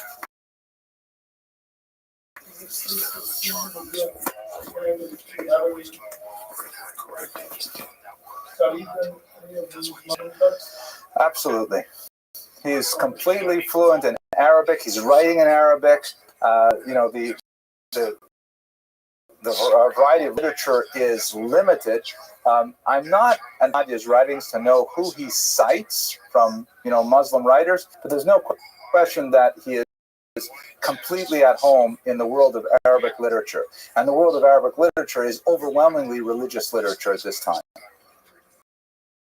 So, and that's true of Jews in Muslim lands, which is not the case in Christian lands. Like we started this discussion a little earlier, one of the kind of oversimplifications between the experience of Jews in Muslim lands and those in Christian lands is, especially after the Crusades, Jews in Christian lands, few exceptions, let's say Italy, for example, they tended to become more insular, much more inward-looking, regarding the outside world as toxic, as dangerous, something to be avoided, and so on, until the Enlightenment, 18th century, let's say.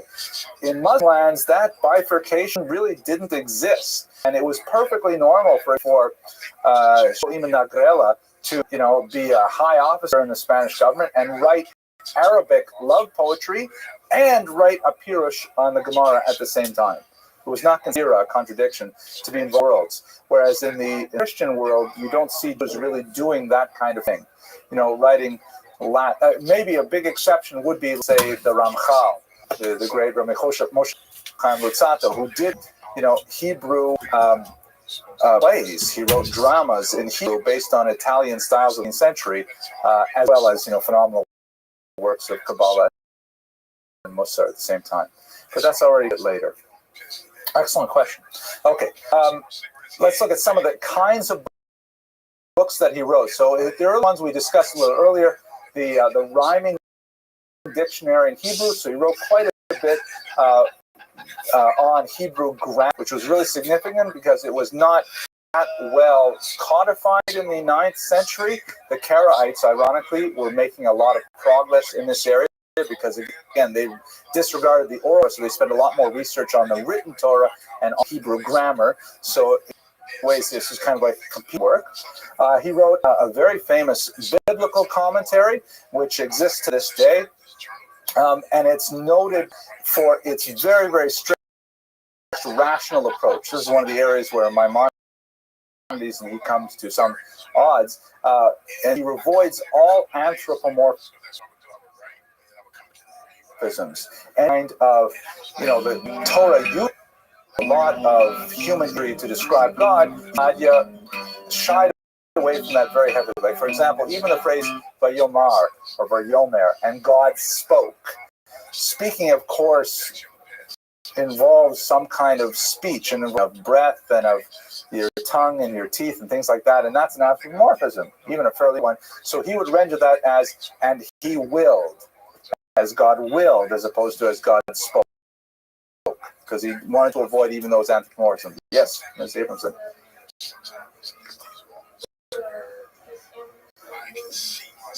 A pure intellectual phenomenon. Speech is a physical phenomenon. You have to say something. You have to like breathe, and you have to or form your body. But will can happen, just by some kind of consciousness floating in the ether.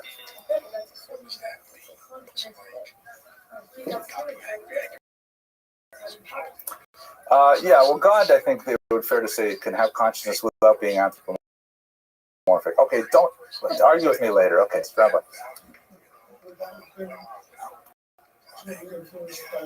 Absolutely, it's Mutazilite.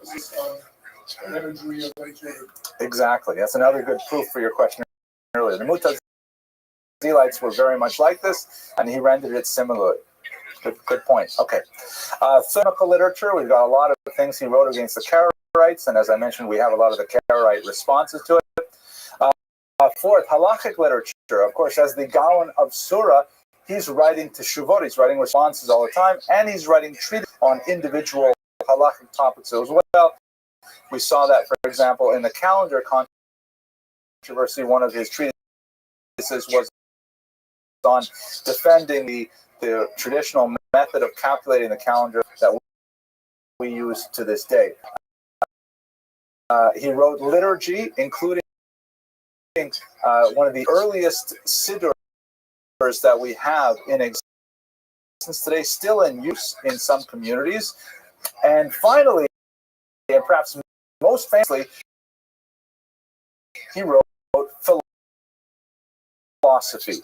And perhaps his most important work is the Beliefs and Opinions, in which he really subjects Judaism to a searching and penetrating analysis of what really is it that we believe. believe. Now, I know I started by talking about how Judaism is so orthopractic, but I don't want to overemphasize that point. We do have, books that argue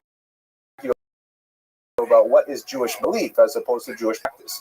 And this is one in a great chain of works that would include, for example, Samson Raphael Hirsch's Chorev, that are kind of overarching philosophical statements. Why do we do these things? What are our fundamental beliefs? Among the many innovations that Sadhya describes, or his kind of analytical categories, is he describes rational versus revealed commandments, meaning that we can derive as being sensible, that you don't really have to be Jewish even to recognize the value of, for example, honor your father and mother, or, I'm sorry, yeah, and but there are also revealed commandments, like, what is the point of not wearing wool and linen in the same garments? So that has to be a revealed command. Logic to it as well, but it's not the same logic as rational. So this is like a huge philosophical work, but the English translation I have is about 4 inches thick, and there's far more for us that we can possibly analyze in this short biographical class. So, to return to his story, he did achieve a reconciliation with his nemesis, David Ben. It happened when this feud had been going on for quite a long time, and you can imagine David Ben Zakkai had expended tremendous resources, both financial in terms of his personal and political capital. He ultimately came out victorious, but existed. And Sadhya is right there in Surah, and he's busily writing all these great works, and everyone recognizes him as the greatest scholar of the world at the time. He's not holding this position of authority. So eventually, the exilarch, David Ben Zakkai, his father-in-law gets involved. His father-in-law was always a big supporter of Sadhya, and he says, again in Arabic, "Shoin genug, it's enough already," and he manages to effect a reconciliation between these two. Sadhya is returned to his post as the head of the Academy of Surah, and the placeholder Gaon that had been hired during the conflict was allowed to remain and keep his salary, but Sadhya was really considered the ultimate authority. The exilarch, exhausted by the struggle, died soon afterwards, and to indicate how complete their reconciliation was, Sadhya adopted his son, the son of his erstwhile enemy, and raised him in his own home out of love for him. Tells you something about his character as well. So the legacy of Sadhya Gaon, again, this is not a picture of Sadhya Gaon. The legacy of Sadhya Gaon is a fascinating one that illustrates a lot about the nature of the life in Muslim land, of internal Jewish life, the conflict between the so-called secular and the religious powers, and describes the life of a phenomenal individual with a very strong character who made tremendous contributions to the next week, I have an amazingly bizarre topic to discuss. I hope you'll be able to join me. We're going to talk about the very strange story of the Jews of Khazaria, which is a small territory, actually at the time it's a very large territory, in the Caspian Sea region, where in the 8th century, as is well tested by multiple authorities, the entire kingdom converted to Judaism. So we have to figure out what was all this about. Where did they go? If there's so many Khazarians converted to Judaism, what kind of Judaism did they practice? So we'll talk about that, God willing, next week. And thank you very much for your attention and your. And then they're like, okay, that's your meal.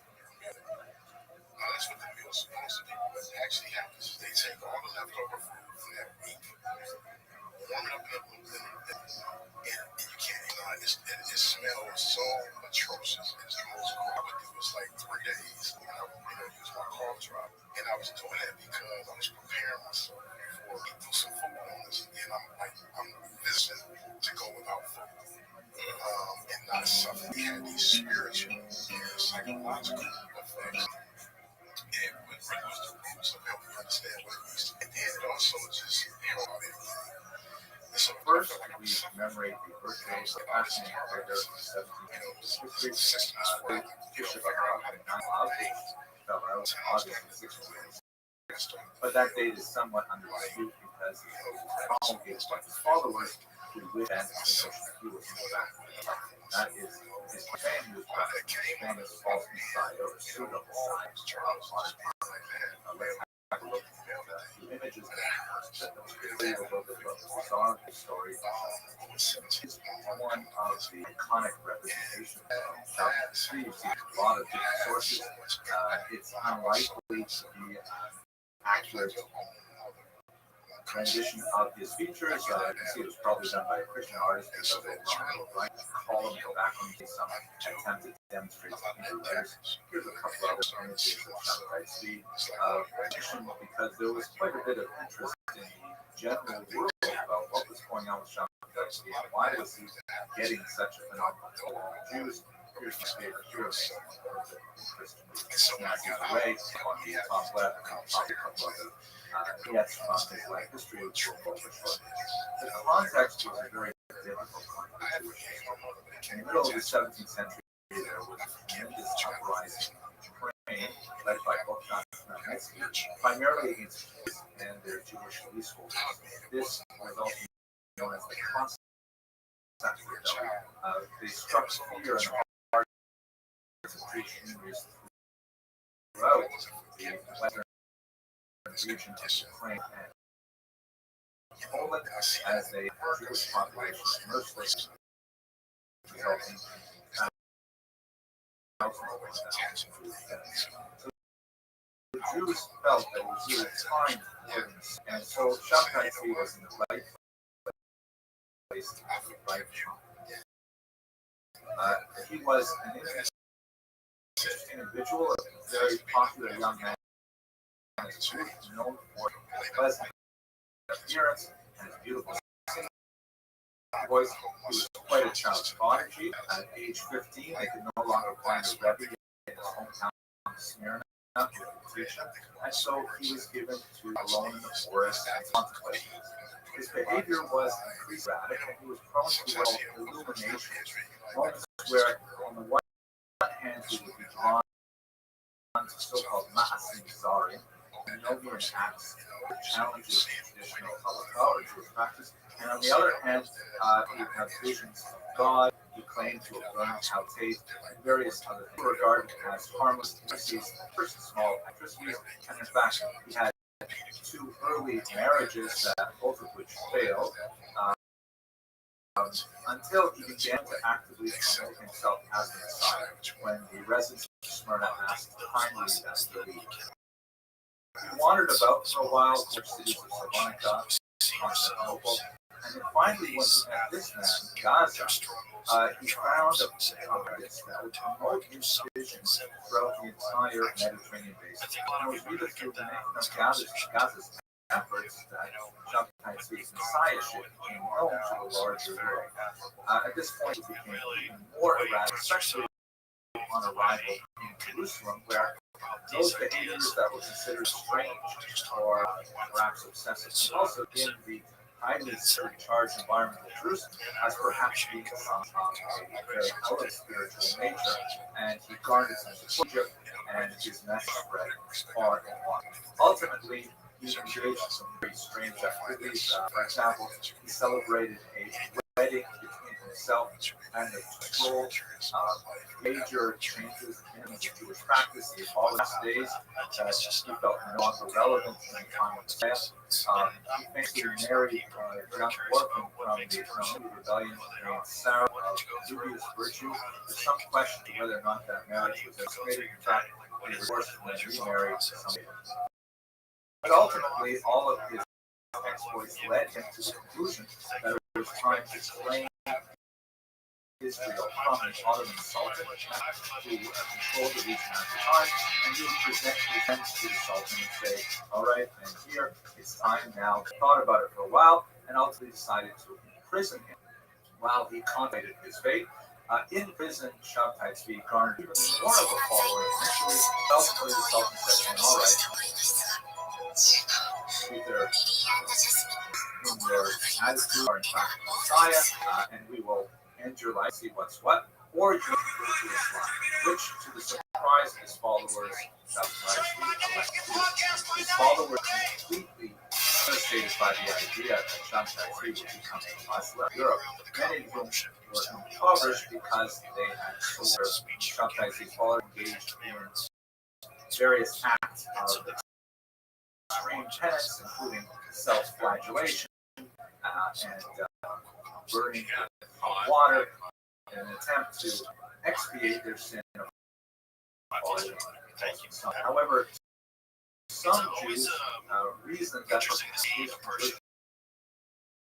Islam was not part of the plan, and they also followed him into the Muslim faith, and they formed a small group known as the Big Men, who practiced endogamy, marrying within themselves all the way until the 20th century. So Shabtai Tzvi's personal life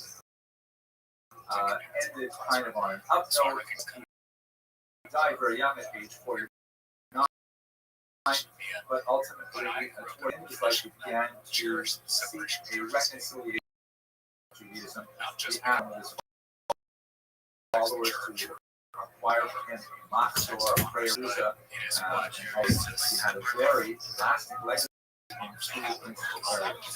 The first, of course, in the history of pseudo-messiahs, Jacob Ben Hur, perhaps the second pseudo-messiah in history, took more than a single page book as the Institute of the 13th century false messiah. And there are many scholars who believe that the larger Shabtai Tzvi, he was a noted scholar, and even detractors have to admit his brilliance, particularly in Kabbalistic studies, indicates that his ideas had a larger influence on other mystical movements, even mainstream movements within Jewish kid, the Hindu kid, the atheist kid. That's about it for this week in Jewish history. I hope you enjoyed it, and I hope you Forced by the government that says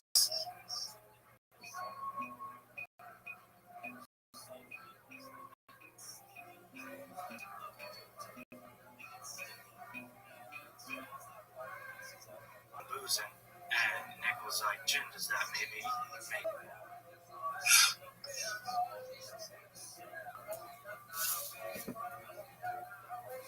maybe perhaps to choose a healthier lifestyle? I don't want to say this specific, but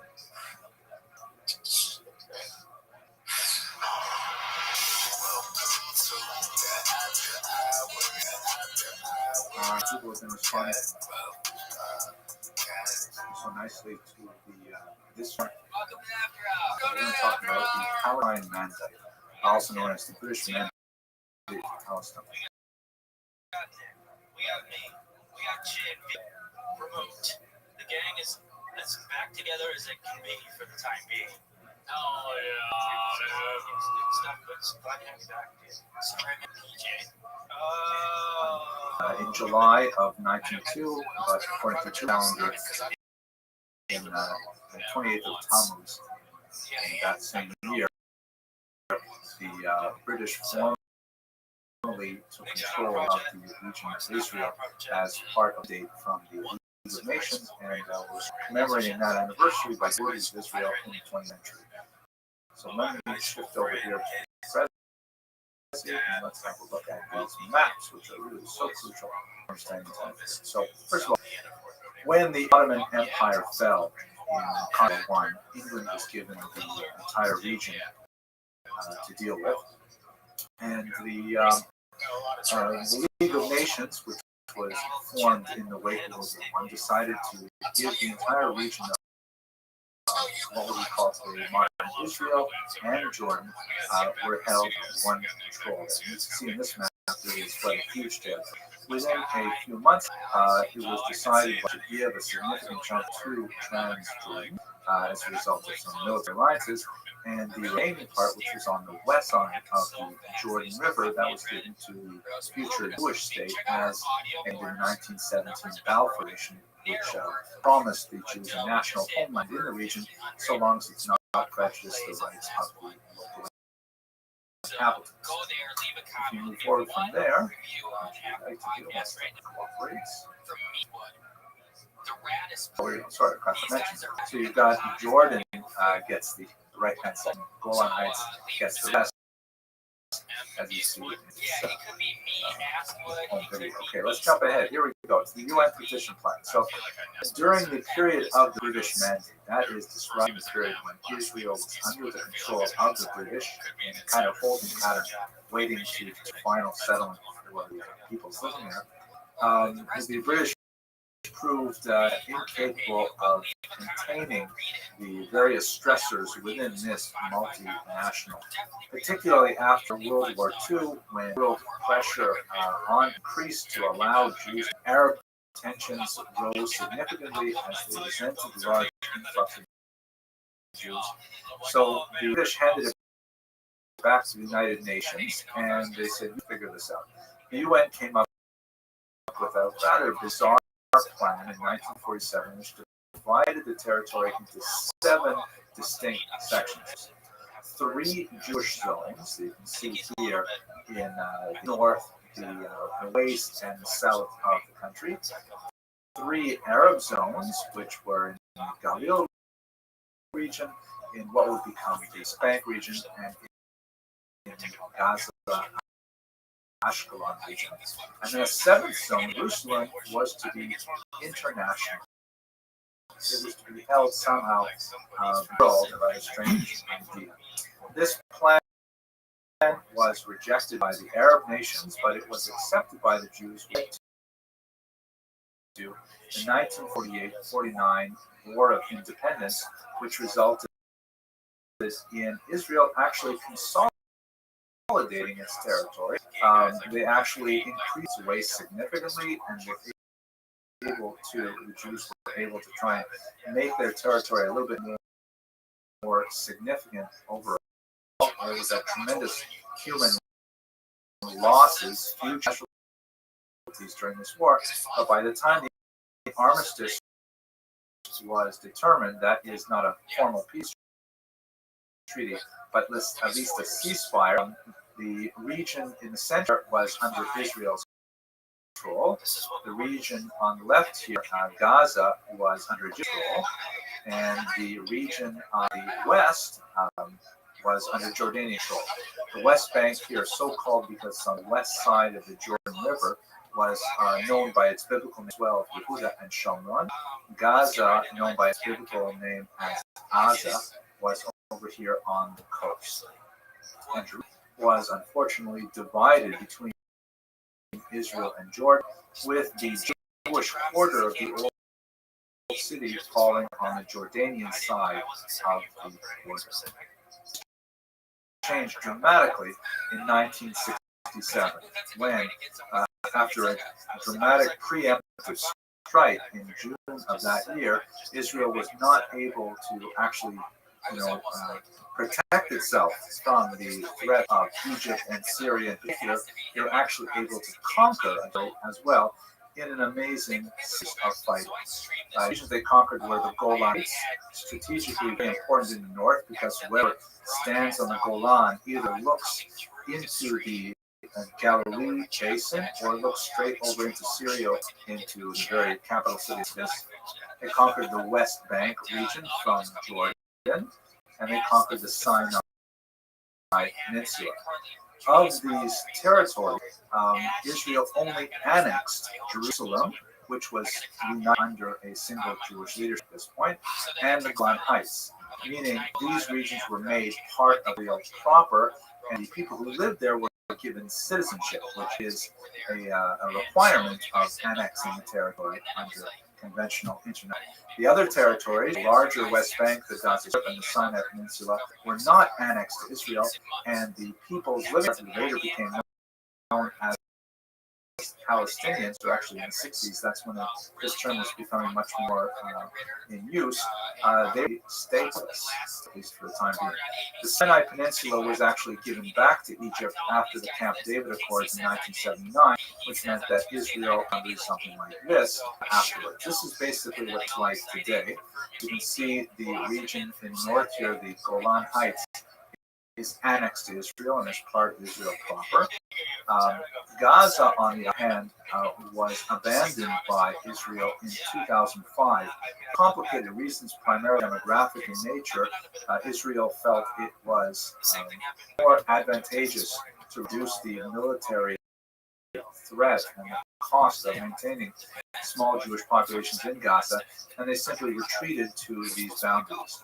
It maintained control over the boundaries of Gaza as a whole, is simply left without Israeli rule. This was an issue of great controversy in Israel at the time and remains controversial as well. This region here, the West Bank, is home to the so-called Palestinian Authority, which has limited self-rule but not status. Does not have the status of being a country or a state right now, but many Jews live just within the green line here. That is on the east side of the 1949 armistice line known as the Green Line. So these maps give us a sense of the changes of the borders over the 20th century, beginning with the Palestine Mandate in Tammuz of 1922. Thank you for listening. Cheese on there. Healthy fats. No, if I do the avocado in there and don't do the cheese, and then at 6 I'll do like just chicken. And if I do that if I were to do that exact thing, I have a 6-pack again. Yeah. And right, don't have a 6-pack, and that's fine. That's fine. That's the way it works. Ready to go? Okay. Thank you for coming. It's a nice turnout for the. Oh, it's my pleasure. So it's nice to have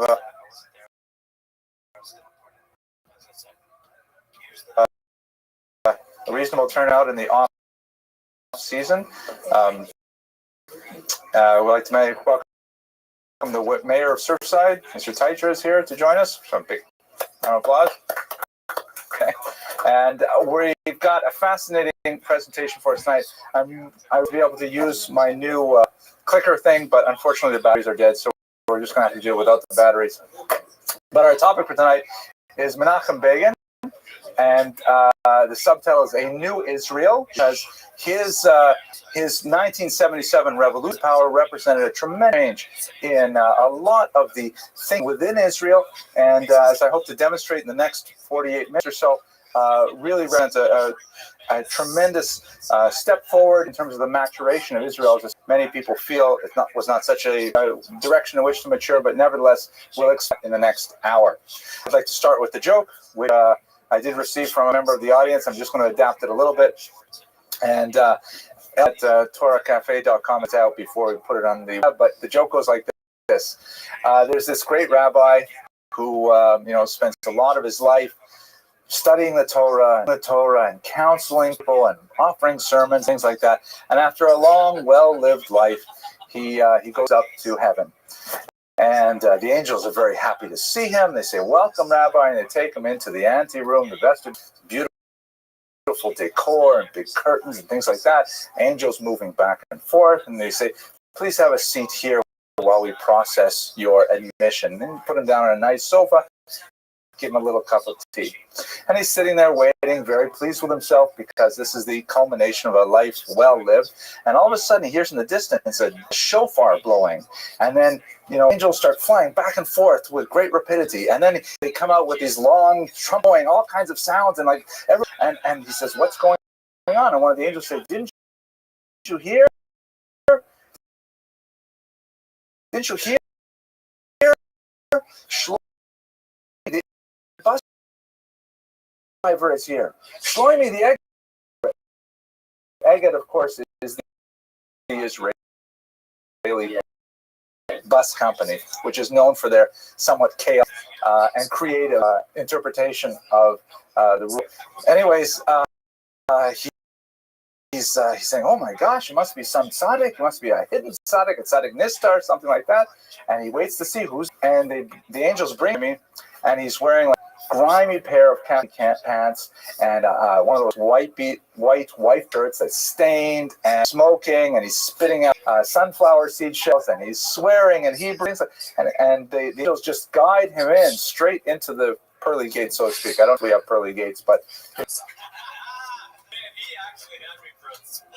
oh, you got the image. So this Shlomi did not look like such a tzaddik that he should be rushed into heaven so much. I really did dedicate my life to tefillah and to avoda. How come I'm sitting on the sofa? So he goes up to one of the angels and he says, "Was tutzach? How come he got ahead of me?" And they said to him, "Rabbi, you don't understand. When you get up and you give a sermon, everyone falls asleep.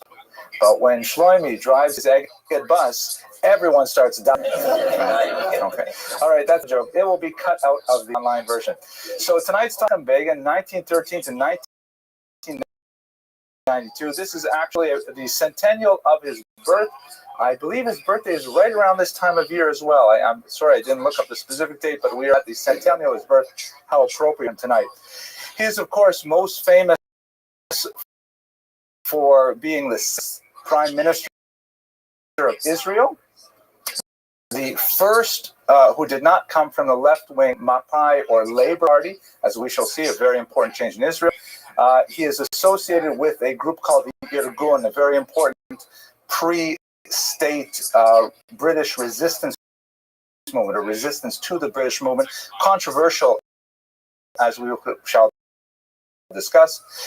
But despite his very right-wing credentials, he definitely was a hawk, very warlike, with a sense of unease with regards peace treaty accommodation with the Arabs.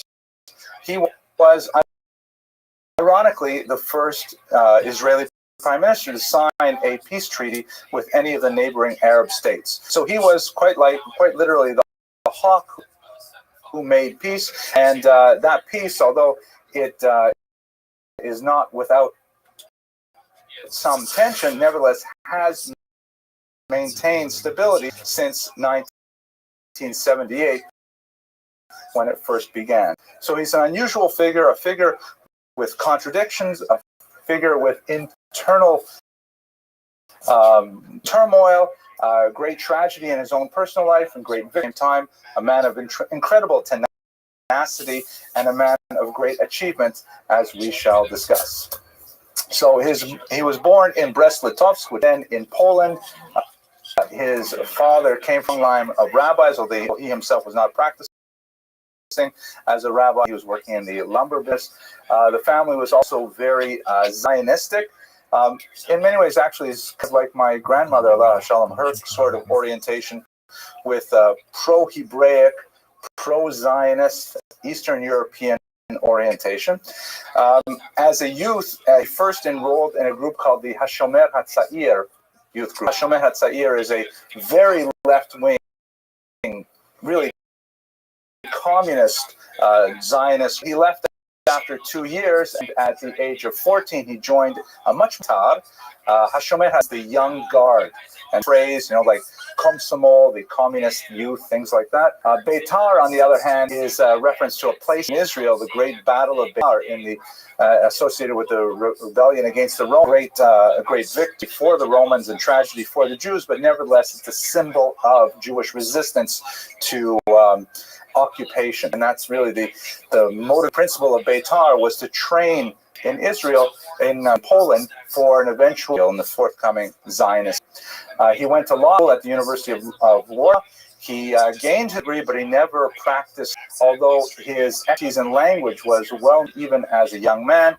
He was fluent in classic languages, in many European languages. He wrote and spoke in English, of course, in classical Hebrew as well. He was famous for being a great orator. His critics called him a demagogue, but nevertheless, he was definitely a master of the spoken word, something that he attributed to his training in Warsaw. But his principal influence, without a doubt, was a man that he frequently called Mori Rabbi, and teacher, Vladimir Zev Jabotinsky.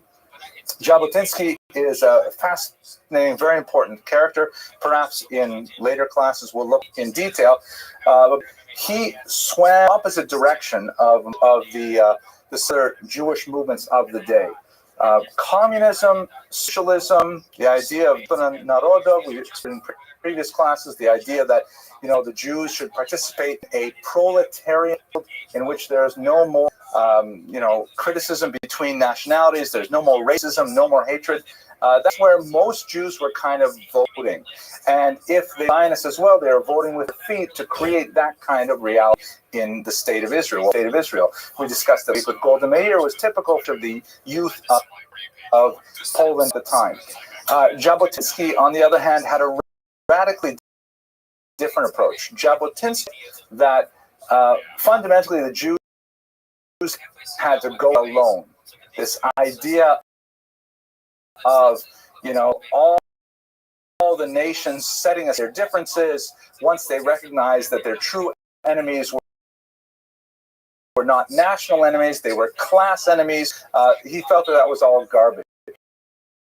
It was all, just hogwash that people were lovingly drinking up, but it was meaningless. He felt that ultimately the Jews had to stand on their own 2 feet, and they had to take responsibility for their own survival and not trust to the general goodwill of society as a whole. This is also in great contrast to Herzl, who, although Herzl was not a socialist by any means, his vision of Israel was something like Vienna on the Mediterranean. If you ever seen Haifa, for example, that's really kind of Herzl's city. People get along, they're polite, they say hello to each other in the streets, and there's fighting going on. That's really what Herzl had in mind. So was spending most of his time going from world power to world power with the early shuttle diplomacy, trying to convince the head of England, the head of Germany, and so on to support the Zionist venture. Jabotinsky said, fine, we can't try anybody, we must do it on our own. The critics of Jabotinsky said he was an early integral nationalist. That's kind of like the nice term for fascist, meaning that they were very into the typical things that were associated with the fascists. A chauvinistic attitude, the idea that the Jews are better than everybody else, a militaristic bent, very much AIDS, and insignia and paramilitary drills, less of a democratic structure, or of a charismatic leadership structure. These kinds of ideas were definitely, at the same time, it's unfair to put him in this kind of camp because he had a very broad-minded approach to the national struggle of many other peoples. And in contradistinction to peers, for example, he felt very positively about the Ukrainian national movement, was excoriated by many at that time. So he was a really complicated character. Begin encountered him at an early age and became his right-hand man. By the age of 22, he was already appearing beside him at the World Congress of Rabbi, as we shall see. And Jabotinsky's perhaps greatest claim to fame was his of Jewish self-defense. So that during this period, ongoing waves of against Jews in Eastern Europe of the 1880s, and with increasing rapidity and ferocity in the first decade of the 20th century, the second decade of the 20th century, just incredible of attacks on Jews. So Jabotinsky viewed that Jews should organize their own self-defense societies, where typically young would get together, train themselves, and be prepared for the attacks of hooligans that would typically come on the railroads at the time. He was beloved by the youth. He was mistrusted by the generation who felt that these self-units would just exacerbate the problem. Whereas the older Jews were saying, you know what, we should just keep things calm. We should follow what the Torah says, pray for the welfare of the government so that, they leave us. Jabotinsky represented a radical new type of thinking that was ultimately very influential. Now, I'm going to show you here today. I'm very proud. My daughter, Danit Malka, helped me put this slide together. Most of my slides are very simple with no animation or things like this. Is because, and I just have to give you a little history lesson. Most of you in this room remember the old teaching technology called chalk. Remember? So many years ago, she bought me a metal sleeve to hold in, because otherwise I would come home, my rug just covered in chalk from teaching. And I used to teach this particular class on a board, not even a green board. And then, I came out those plastic clear sheets, you would write on them. So then I used that. And when I went to PowerPoint, with my Mac, I figured out how to do it with my daughter's help. And so I'm going to go back to old, but it's very complicated. Ready? Okay, one for me. So here, this is the political spectrum. So for the rest of the world, political spectrum only has two to it, right? Left, right. That's very simple. It's, towards the socialist end and towards the socialist end. And that's push it. That's all. Jews can't alone. It has to be more complicated. We have two axes, a left to right and an up and down. So here we go. Label these. There are four cardinals. The first is Zionism.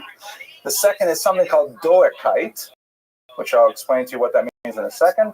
The third is capitalism. The fourth, socialism. So what are these forms in the Jewish spectrum? So let's put Zionism, and by Zionism, obviously, we understand the movement to create a Jewish homeland in the land of Palestine. We've spoken about it in a few different lectures, but that's going to be at the top, the y-axis of the spectrum. Doikite, the word do in Yiddish means here.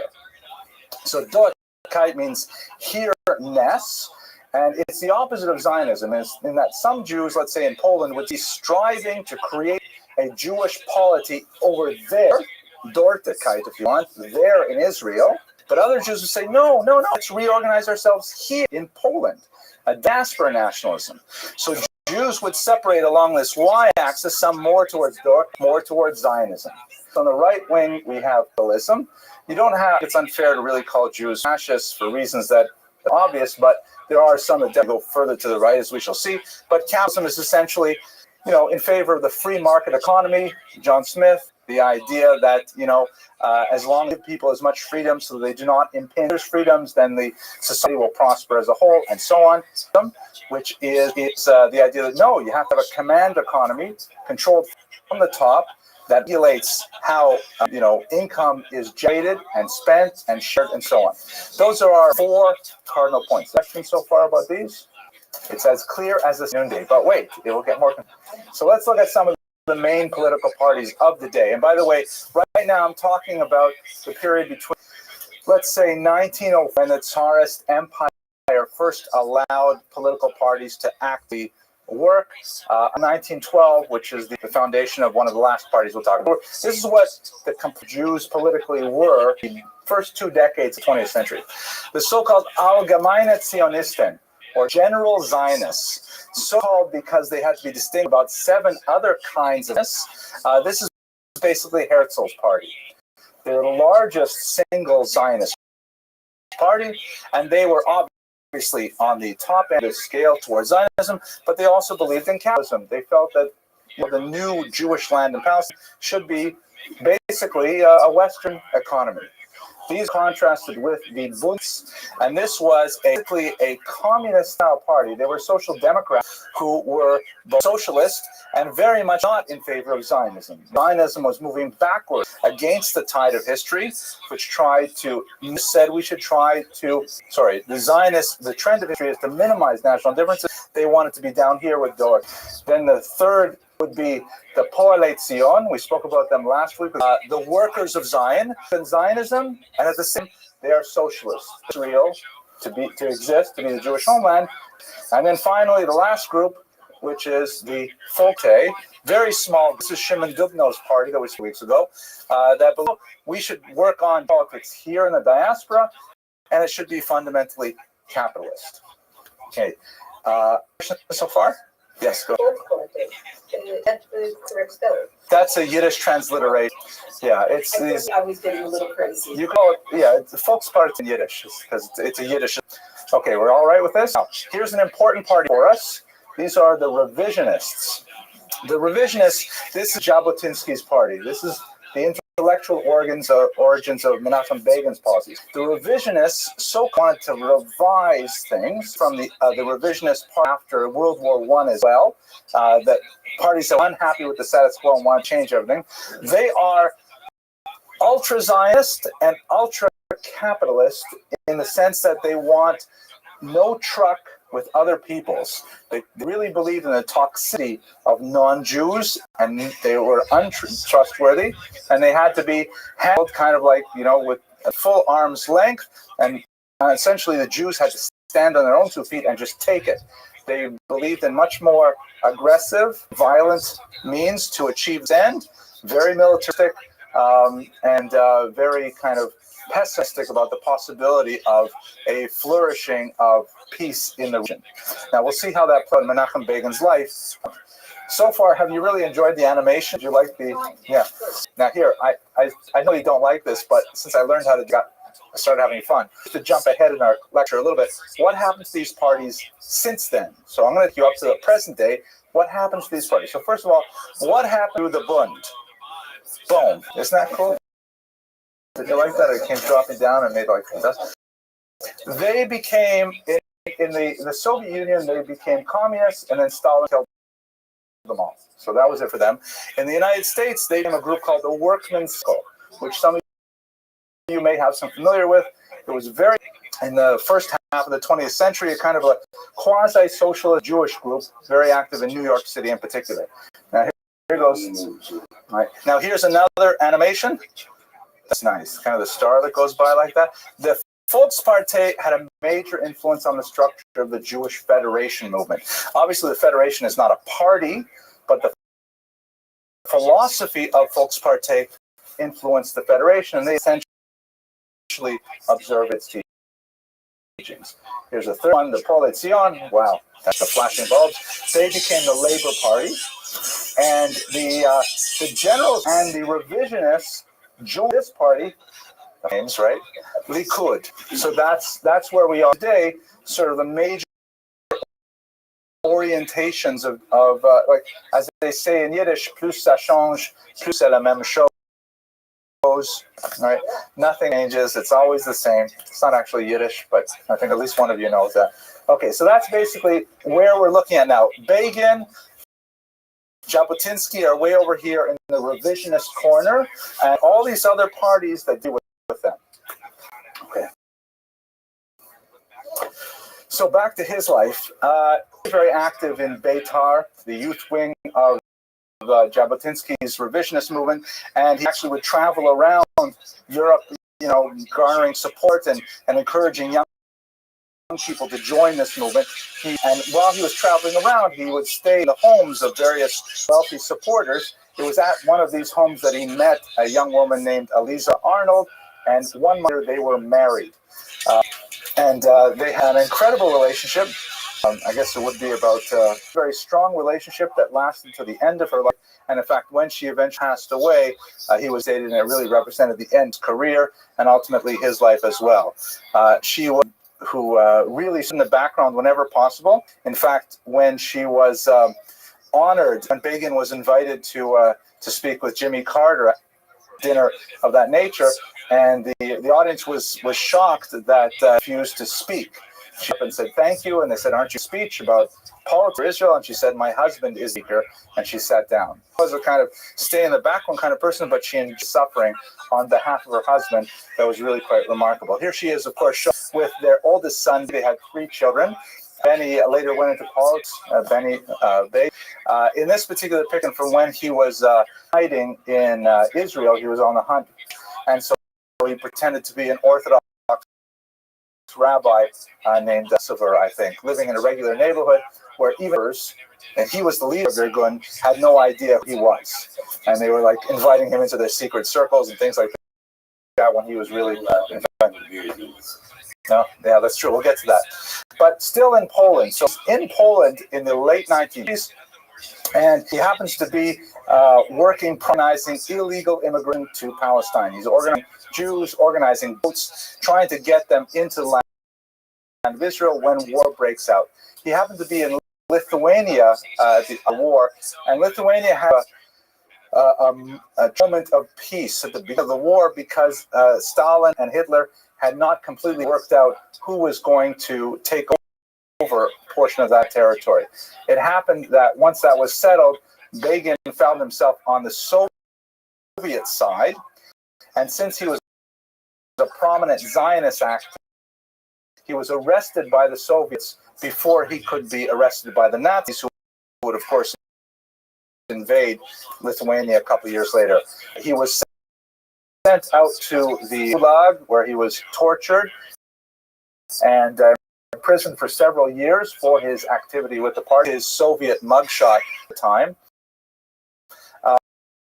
But then what happened, as we discussed in previous classes, is that in June 22nd of 1940, the Nazis double-crossed Stalin, and they invaded the Soviet Union, and all of a sudden, the Soviet Union looked to their prisoners in the various gulags to see if they could dig up some allies to fight the Nazis. So Begin was released to join the Polish, which was then fighting on the eastern with the Nazis, and ultimately from to Israel in May of 1942. So, well, because the division of the Polish army was the Jewish Polish soldiers special unit in Palestine to fight alongside the British. Because remember, the British and the Polish are allies at this point, and that's his kind of circuitous route. Ironically, he wanted to stay in Eastern Europe and continue fighting against the Nazis, but he was urged by his followers to go take to Israel. It wasn't the same kind of fight at all because there was no hostilities, active hostilities, no front line in Israel itself. But of course, that was the home, and ultimately, he was had much more of an impact there in Israel. At this time, we moved to Israel and understand what's going on. We skipped over this a little bit last week because it's relevant to us in our lecture today. The Arab-Israeli relationship is going south very well. Over the demographics about how many people actually lived in Palestine at the beginning of the question, that the Jewish population and the population grew proportionately, which leads many Israeli interpreters to say that more Jews moved to Israel and created more of an economic infrastructure, bringing a lot of Western support with them, a lot of Western know-how, swamps, that kind of image. A lot of Arabs were also attracted for the economic opportunities that this new population represented. And that was going on until the 1950s, because the Position, which you recall, more dovish orientation in Israeli politics for so long, they discovered that some of their socialist ideology, specifically, they had 2 values that came into conflict with one another. On the one hand, wanted to have, obviously, peaceful, harmonious relations with the indigenous Arab population or the new Arab population. That was to be sure. But on the other hand, they valued as socialists the notion that Jews should get their fingers in the dirt. They should work with their backs with the land. They wanted to get away from the kind of, Eastern European Jews as accountants, as indoor people, hasty, scholarly weaklings. They wanted to have strong new Jews who are farmers, who work. So the Arabs loved the economic opportunities of the manual labor, picking the oranges and tending to the crops and things like that. But that meant that a lot of the Jews ended up being like kind of small businessmen, managing these farms, managing commercial relations with the Arabs, and they were not creating the Jew that they so hoped to do. Zion instituted a policy of Jewish labor, intended that regular Jews, out of their butts in their offices and into the fields working. Can we cut that out, Elia, please, when you do the Torah Cafe version? Get them in the fields, muscular and tanned, and that's the kind of. But that meant that the Arabs didn't have work. They had to let go of the Arabs in order to hire the Jews to work in the fields. And this sparked a significant amount of economic protest. A lot of Arabs said, well, what is this? We came here, you work, you're not hiring us, that nation. And so you had an increasing level of economic tension that, eventually morphed into a violent conflict. There's several major nature. They were tied to other elements as well. I'm making it very, very simplistic by looking just at the economic aspect of it. But the rioting, the pogrom activity in Eastern Europe, and it was escalating rather than getting better. So this is the environment Jabotinsky found himself with the Arabs. Added to that was the fact that they had just published a Zionist position paper called the White Paper that was an attempt with the violence that was between Arabs and Jews. The White Paper was compared by this thing called the Peel Committee, argued for essentially separation of Jews and Arabs with some internalization of certain zones like Jerusalem and so on. But on the whole, it benefited the Arab position. And many Jews felt they had been betrayed by the British, who had in 1917 made that fantastic Balfour Declaration to include in their goals the idea of a homeland for Jews. The worst part of it, of course, was the World War, and especially the constriction on immigration.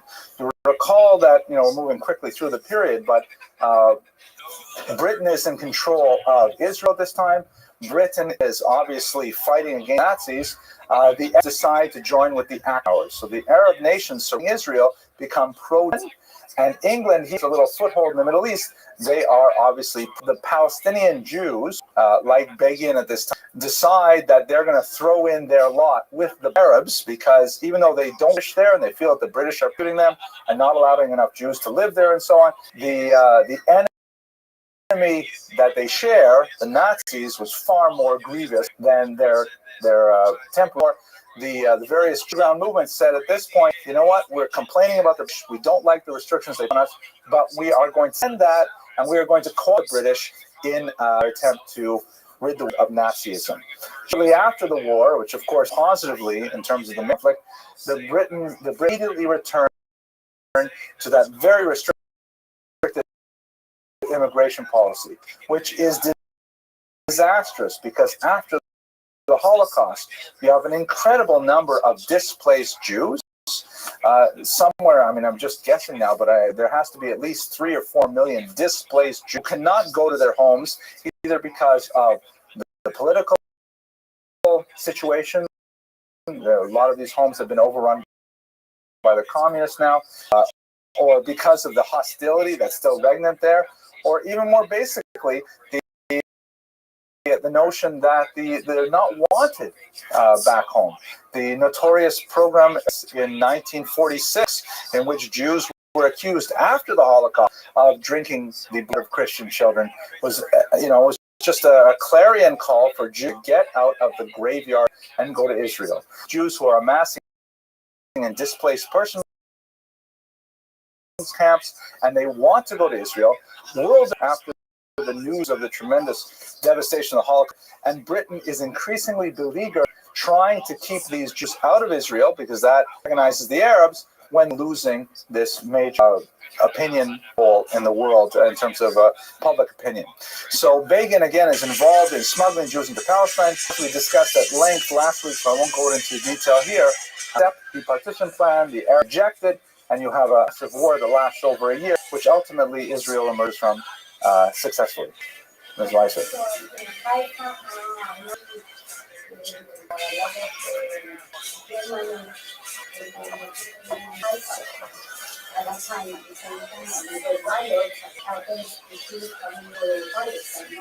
That's fascinating. I never heard of a Nazi Germans there, but I did not know it. Wow. Well, and my grandmother, she also used to say that the jails are full in Israel too.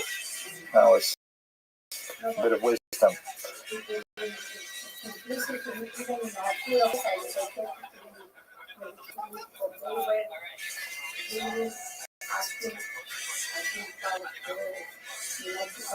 Incredible. We go on a little bit. I've got more fun things we got to go through. Okay, so what was Begin doing at this time? Again, the Irgun was the collective name for his new movement in Israel. He rapidly became the leader of the Irgun, which was most distinguished from something called Haganah. Haganah literally means defense, and the Haganah was basically the military party.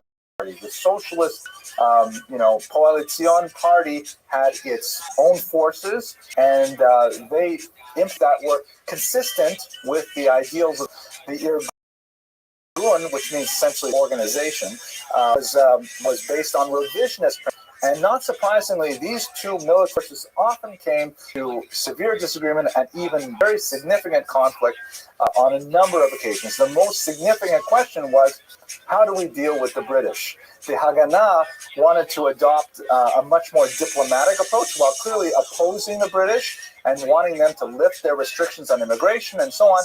They felt that the British were ultimately civilized people and they could sit down and talk with them and that there was a way to perhaps work things out. The Irgun, again, consistent with the revisionist principles, felt that that was just, a pipe dream and not worth thinking about at all. The only way to get the British out of Israel was to drive them out. And they implemented policies that were much more aggressive towards the British. Most importantly, the notorious bombing of the King David Hotel in July of 1946. This was the headquarters of the British in Israel, and the warnings were issued. The Irgun placed several bombs in the basement of this hotel, which of course still stands in Israel today. It was rebuilt. And they issued several warnings in several different media, including phone calls to the switchboard itself. And the British ignored those warnings. There was a major investigation, although definitely holding the Irgun to blame for this attack. They also took some responsibility themselves for not heeding those warnings. The reason perhaps for not heeding the bomb threats were very common, and they were typically ignored, like fire drills and condominiums here in Surfside, that kind of thing. But the bombs did in fact go in the middle of the day when the building was at its peak capacity. 91 people were killed and 46 were hurt, and that includes British citizens, Jews, and Arabs as well. At a major turning point in the escalation of violence between the Israeli underground and the British. And a bounty was placed on Begin's head. I'll show you the picture of it in a minute, where he was. They would offer £10,000 for anyone who could be the leader and mastermind of this movement. There was also very, very harsh criticism from the Jew Haganah, who wanted to call off this entire episode. And Ben Gurion, who was the leader of the Mapai Party, he was later the first prime minister, he felt that Begin was a type of terrorist that was harming the Jewish cause with these kinds of actions. And in some cases, they not even captured the fighters and gave them over to the British. So the Haganah is at the same time fighting, but the Jews have not got their act together either. The Haganah, the Irgun, are fighting bitterly as well. Mr. Lang.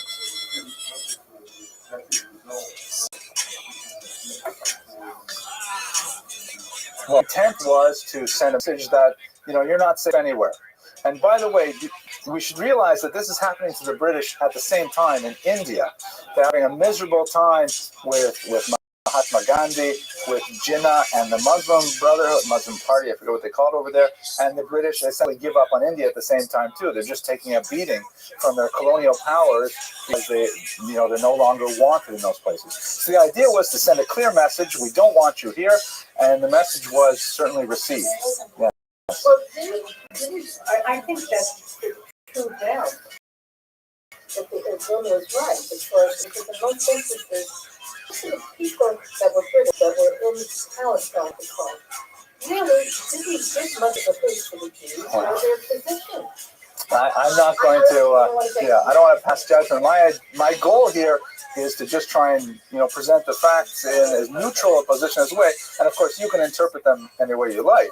But I'm doing my best to maintain objectivity. I have students who are on the other end of that camera that have to hear this. Okay. Anyway, here's a kind of bounty picture, and it's helpfully circled for us too.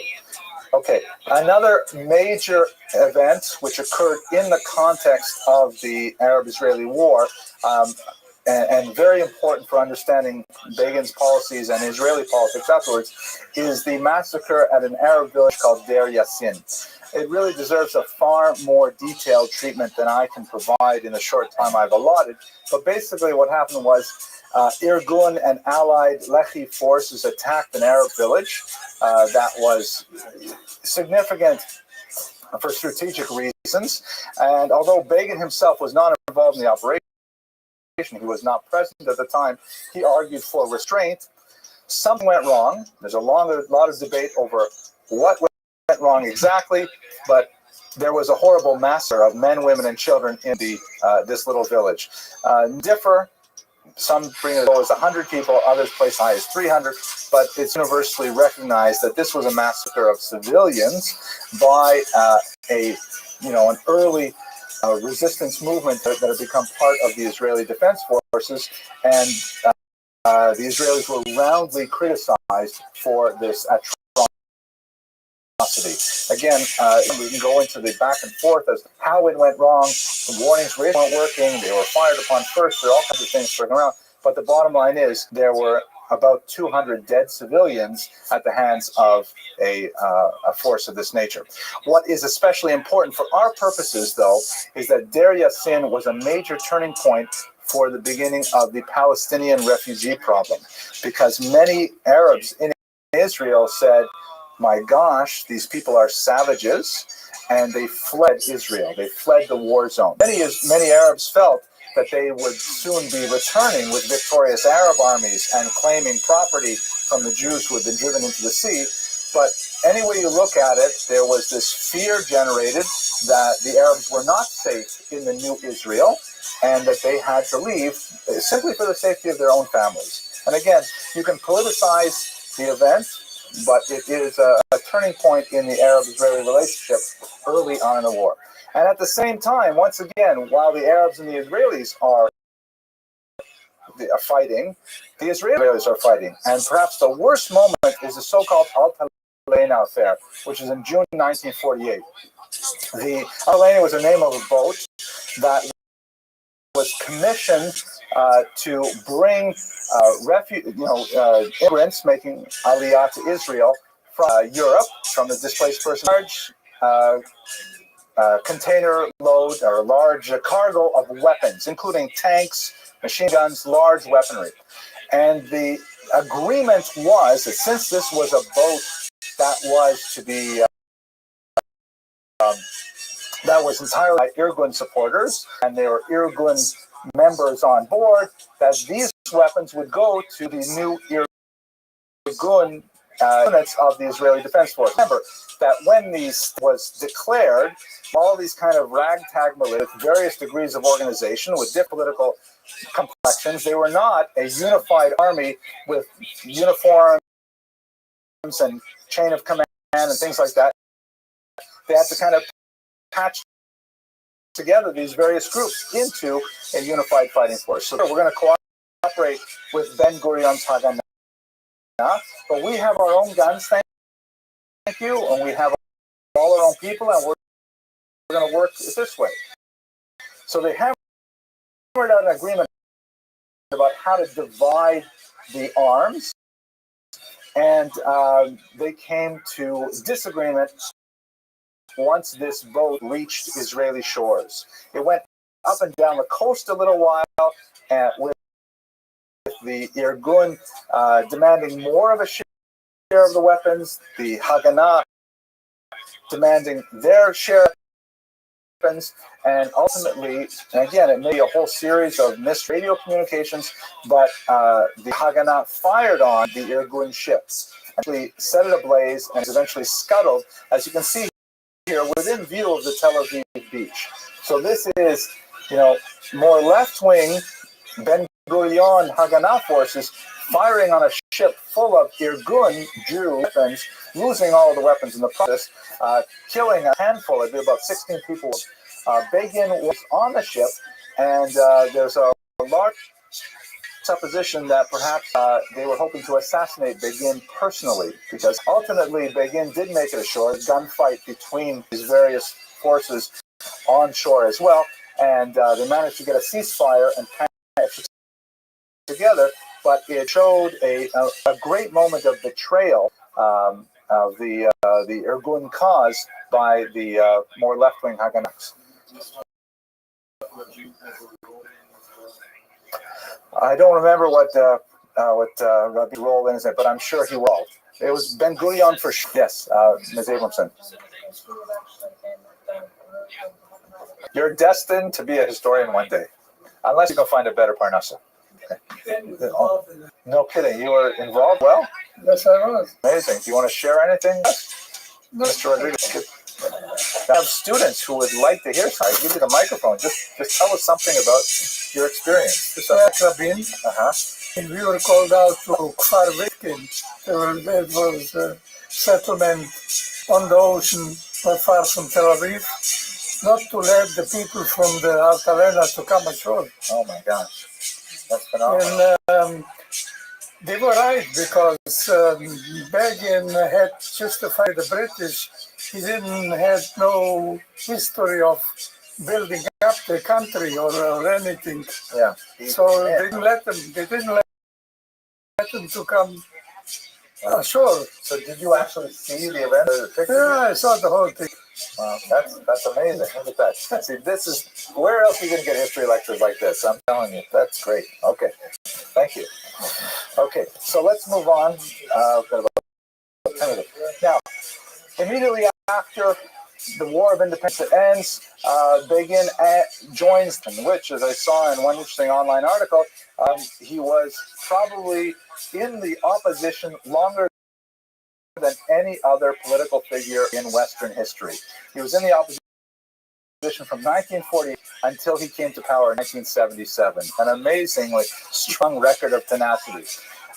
He was an incredibly strong critic of the left, and Ben Gurion in particular, and the Altalena affair was, his moment of clarity for all those things. And he stood in great contrast to these leftist figures, whereas, the socialist kind of ideal was very works proletarian. They would walk in sleeves and no tie and very casual, whereas Begin was always seen only in a suit and tie, always, speaking very carefully. He had this concept of hadah, which means like kind of glory or beauty, that he took from Jabotinsky, the idea that you have to look like a mensch at all times. And his critique of the leftist government was very strong, including a major 1952 demonstration that turned into a riot in Israel because Begin felt that they should not accept any of the reparation money come from Germany in Israel. He felt that it was a travesty to the memory of killed in the Holocaust. And he had quite a few supporters that led to a riot, even though it ended up continuing. Now, it's interesting to note that the name of his party was Cherut, which means freedom, Cherut. And I heard Simi Schreiber that he quoted someone, I can't remember, that Begin led us from Avoda Cherut, from slavery to freedom. Right? Okay, well, anyways, yes, please. Abdus Cherut, thank you. He was a member of the Unity government in 1957. Very interesting council. That's true. The Prime Minister, you would have Mhm. a fascinating council. It's an excellent book, amazing book. To lose people questioning the council, but he was a member of the. That's true. He joined the National Unity Government in the Six-Day War. Right, absolutely. I should clarify that. By the loyal opposition, he did not lead the government, but he was a minister without portfolio in that government of 67. Now here, I know what I'm going to present to you, to most of you in this room now, is going to be obvious and old material, but remember I have 19 through 24-year-olds who are watching this online, so I'm going to give them some information that may be shocking to them.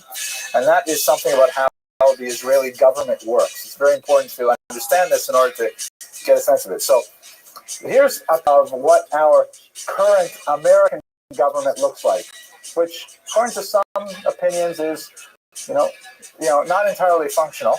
But so here's the Senate. We have two bodies. First, here's the Senate. We have 45% of the membership is Republican, 53% is Democratic, with 2% who are independent. These are rough numbers. The actual numbers of seats are different. I rounded it out. Here in the House of Representatives, we have 53% Republican, 46% Democratic, and of course 0% who are independent or vacant right now. And this is, it's hard to get politics done when you have a pretty evenly divided situation like this. But look at what Israel looks like by contrast. Okay, so you've got, let's see, I've got 3, 6, 9, 12 parties dividing up 120 seats, and there are about 7 that didn't get enough votes to get a seat, but they're still in the elections.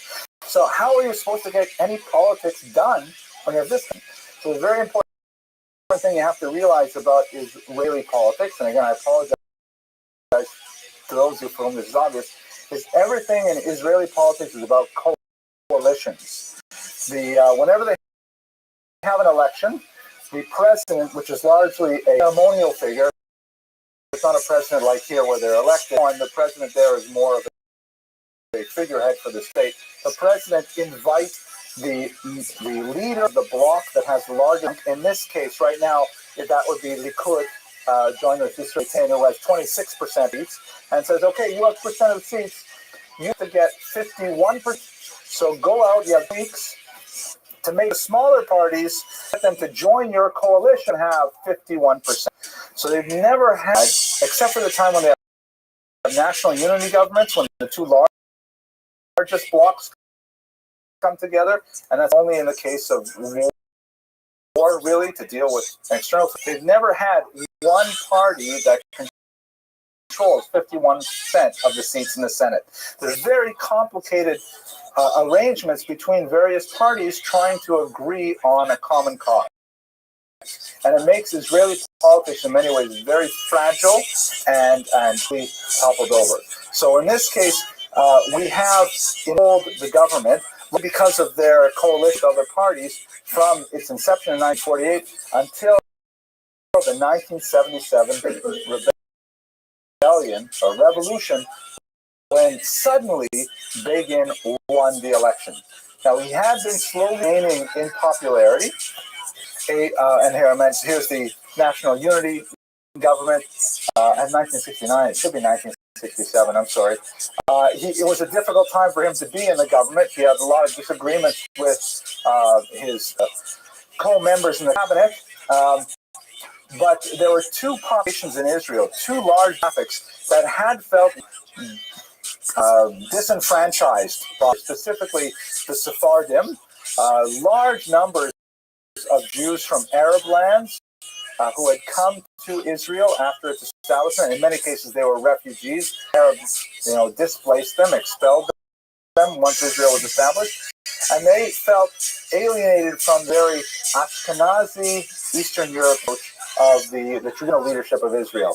And secondly, religious voters, because the Israeli polity was led primarily by socialists who were anti-clerical, who were anti-religious, unfriendly to religion. And so you have all these Orthodox Jews, or even in the case of many Sephardim, let's say Orthodox friendly, even though not especially observant, but they affiliated themselves as Orthodox, and they find themselves shut out of a government that's largely socialist and Ashkenazi.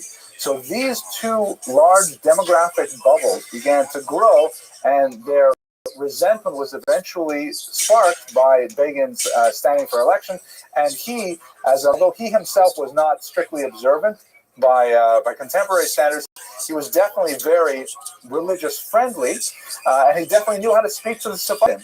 And so these two groups really propelled him into the position of authority in 1977. Now, if you recall this wonderful slide, I want to make it more complicated because we can't forget about these guys. Remember that we have these four axes. Okay, I have to go through the whole thing. Now this part, I wish my clicker ran out of batteries. Torah Cafe, will you send me a regular supply of batteries so that I can keep this going? Okay, I'm joking. I'll get some batteries. So here's our four, and here's our parties. Right, we saw them before. Here's my favorite one. Oh no, not this one. Here's my favorite one. Ready? Wow, that's great. We should have some sound there. Can I put sound on this? Okay, great. Okay, now, these are all our parties. We saw them before, but Jews can't leave this alone. There's not only two axes, there's a third axis, like a cube, a z-axis. It looks like this. So as it were, you've already got a political spectrum that doubles because of that, but now it has depth as well. Who's on this axis? The religious parties. We didn't talk about those guys at all, but now there are also religious parties that are active since 1912. One of them that's very important is the National Religious Party, which feels that the expansion of Israel is a religious imperative, much more in line with Jabotinsky's ideal that, the land of Israel has to expand to incorporate all the immigrants that will come in the time of Messiah. And so they see this aggressive attitude towards the Arabs as a religious idea. Now, that's obviously not the only position held by religious Jews. Another one that dates from before the war, called the Agudat Yisrael, also very popular and strong here in America today. They were religious, but they did not believe in Zionism as a political desideratum. They felt that Zionism had to wait for the Messiah. But have you heard that the Agudat Yisrael, they have a presence in Israel as well? That's because after the Holocaust, whoops. Oh no, I'm not going to do the whole thing. Oh my gosh, that'll be terrible. But basically what happened, this is my favorite part too. I pushed the wrong button. Okay, come on, fast forward. We'll go through these. Come on. I know, this is tedious. I'm not going to do this again. Bang, that's my favorite one. Okay, there we go. Here we go. Israeli politics, oh my gosh. Republicans and Democrats. This lecture would be over if we were only them. Okay, here we go. And here's the national. Okay, here's the Israel. And after the Holocaust, because there was really no Jews left in Eastern Europe, they moved to the Zionist position. And so you've got these two parties over here who are significant. They can be major players in contemporary Israel. And we can add other parties as well, like Shas and so on. They join with the Likud, and they give Begin that bump that puts him over the edge and gives him the election. I'm going to have to skip on a little bit because the most dramatic moment in Begin's doubt is his remarkable peace with Egypt. Now, as Yehuda Avner points out very, very effectively in his book, Begin did do a lot of the groundwork to allow it to happen. He knew was the president of Egypt, and Begin traveled to those same locations, Shah of Tehran, for example, Shah of Iran, and he met with him before Sadat would show up. And he would tell him, listen, if Sadat ever makes any overtures, we'd love to talk with him. And Sadat would visit the Shah. The Shah would say, I just met with Menachem Begin, and he said really nice, kind of like Aharon, making peace, ironically.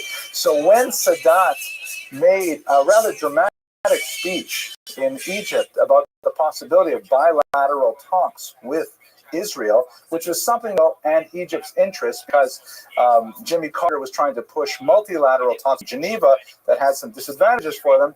Then Saddam said he would be open to the idea of talking with anyone, even Israel, peace. So right away, Begin initiated a conversation, and radically, Sadat took a plane to Israel to meet with him. A phenomenal sea change in Middle East politics. I happen to remember it. I was only 2 years old at the time, but I do remember seeing it on TV. Not quite 2, but this is a picture of them greeting at the airport. Begin, again, consistent with his religious attitude, insisted that his plane only arrived well after Shabbat on Saturday night. People could, observe the Shabbat and then hear about this and so on. And as we know, they were to hammer out a peace treaty. I don't have time to go into the details of it, but one of the more difficult things was that essentially Begin gave the entire Sinai Peninsula to Egypt. They had conquered it in 1967. They surrendered it in 1979 Accords. That was basically accepted by the Israeli population, but some very, very difficult moments as they dismantled the settlement of Yamit, in particular in 1982. Here you can see Israeli soldiers actually dragging children out of their homes in Yamit to give the land back to the Egyptians. But ultimately, as I mentioned earlier, even though Begin had a very hawkish personality, he nevertheless saw the opportunity for peace with Egypt, and it's ironic that he, of all the prime ministers, should be the one to actually seal that deal. I'm going to have to skip over the last couple things to stay on schedule, but his wife died in 1982, and Begin was never the same after that. She died when he was out of town. He was in Washington, and he retreated from public life, and he found that he did not have the heart to engage in political struggle anymore, so he eventually resigned shortly thereafter, and essentially led a life of very deep seclusion. He had a heart attack in 1984 and ultimately passed away. By the way, that he was also a Nobel laureate for his signing of the peace treaty with Sadat. And Sadat, who also won the Nobel Prize, was later assassinated by his own bodyguard, who had become close with the Muslim Brotherhood.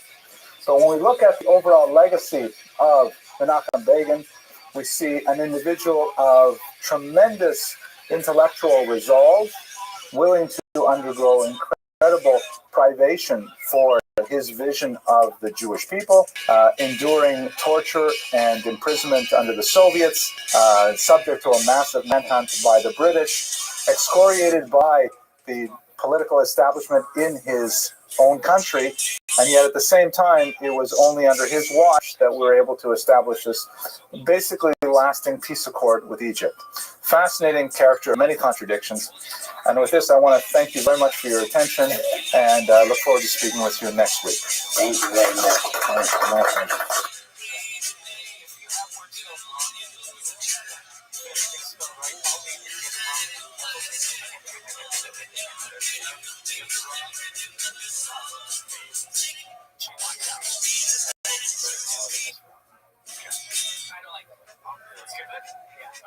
This is great. Reading book, which is the bottom.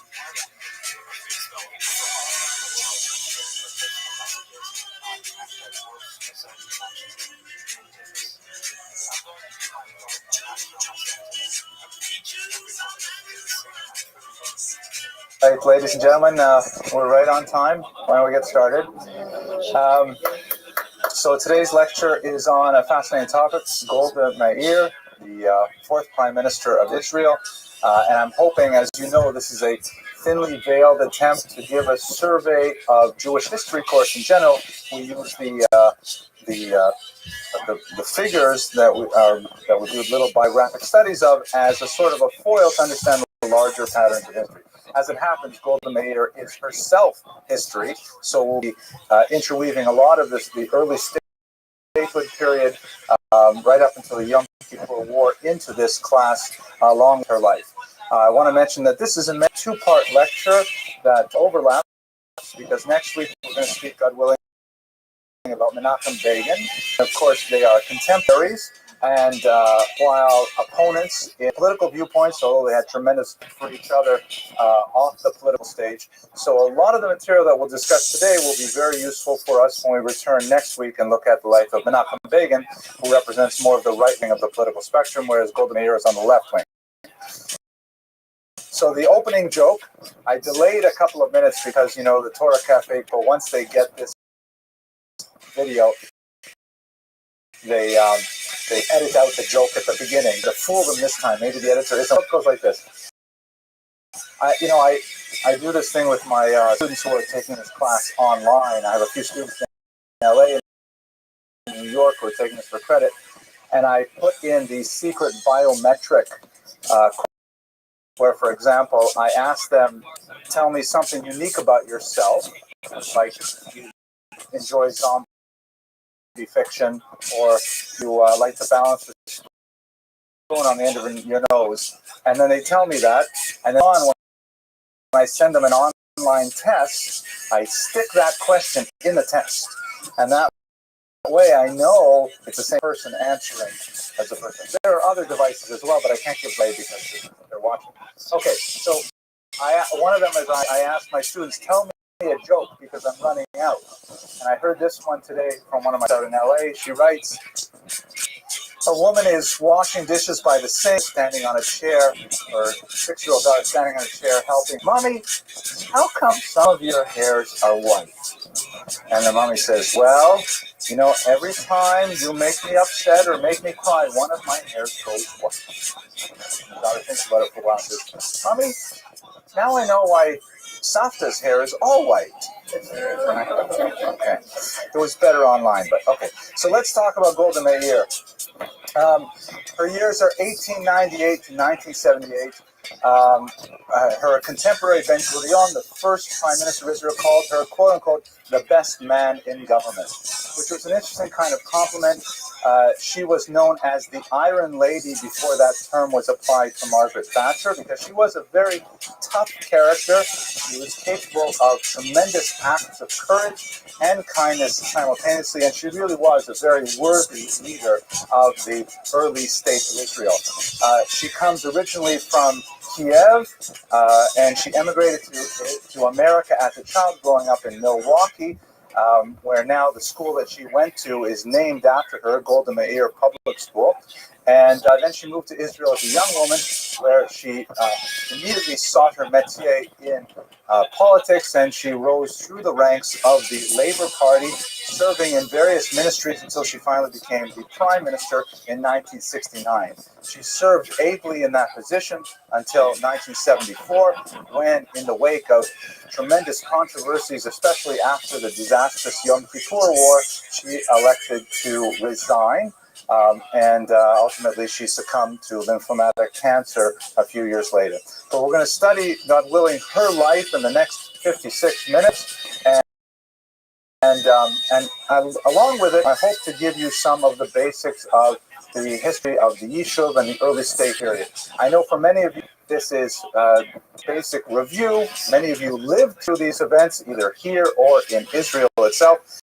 And I apologize for the redundancy, but I think it's very important to review these things, especially because they go on the web, and younger people have not necessarily the same level of familiarity with this history, and I hope that they will appreciate it for ongoing generations. So, as I mentioned, she was born in Kiev. Her father was a simple person, a carpenter.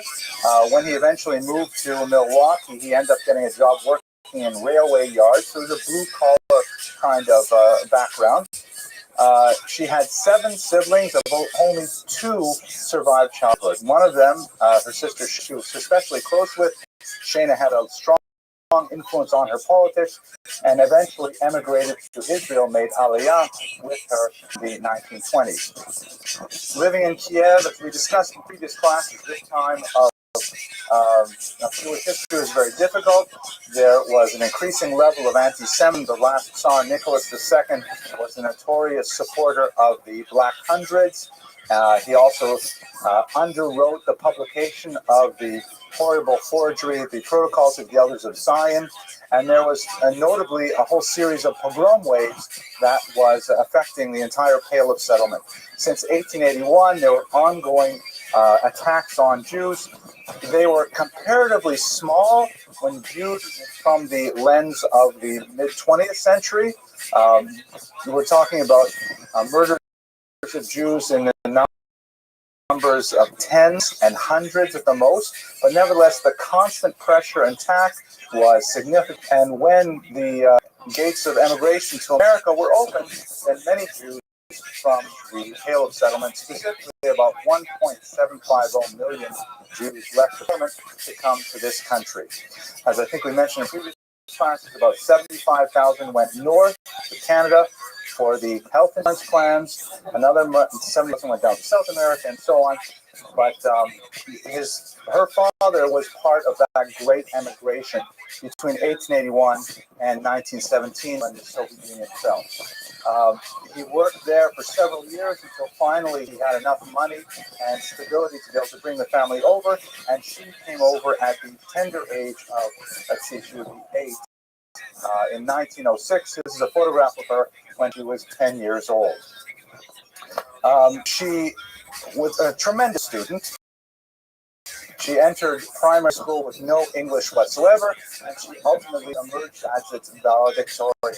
Her leadership skills were evident right from the very beginning. Many of the children were impoverished against themselves, who lacked text. So she, at a very age, we're talking about primary school, organized a charity fund to be able to purchase textbooks for her peers. She was so successful at this that the teachers loved her so much, and ultimately it's a great honor that the school would be named after her, as I mentioned. At age 14, she bought a train ticket and headed out to where her older sister Shana was then living. And it was in her sister Shana's room that she was first acquainted with politics. Shana had a wide variety of friends who were from all walks of political persuasion, specifically Jews, socialists, Zionists, communists, atheists, the whole range, all packed into this one living room. And around her dining room table is where she cut her teeth on the major political issues of the day.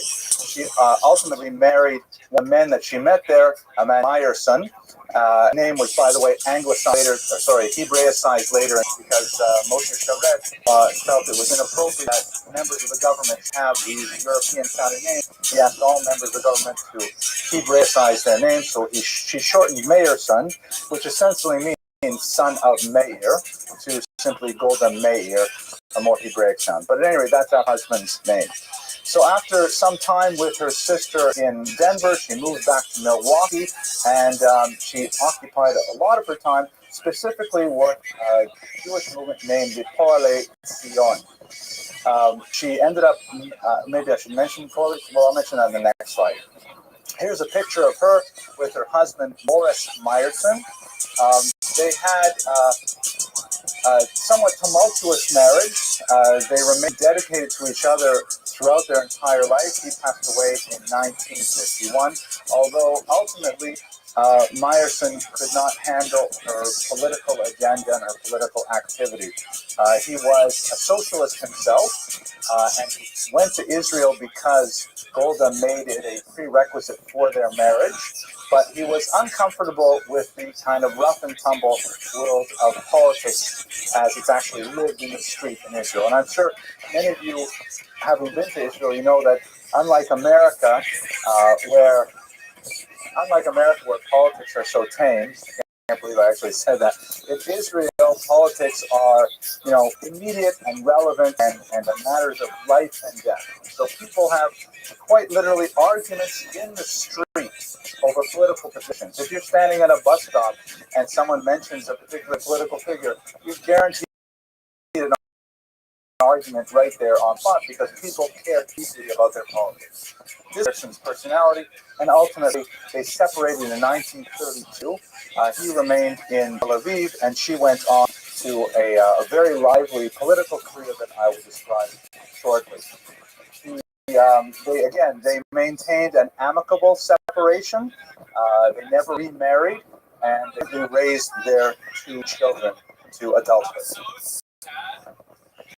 But moving back to her move to Israel, so she affiliated with the party Koalet Zion, which is a translation of the term Workers of Zion. Workers is a very socialist sounding word. That's a code word for those who are on the left wing of the spectrum. It was actually part of the Social Democrat Party, the exact same umbrella group that included, for example, the communists, both the Bolsheviks and then the more moderate Mensheviks.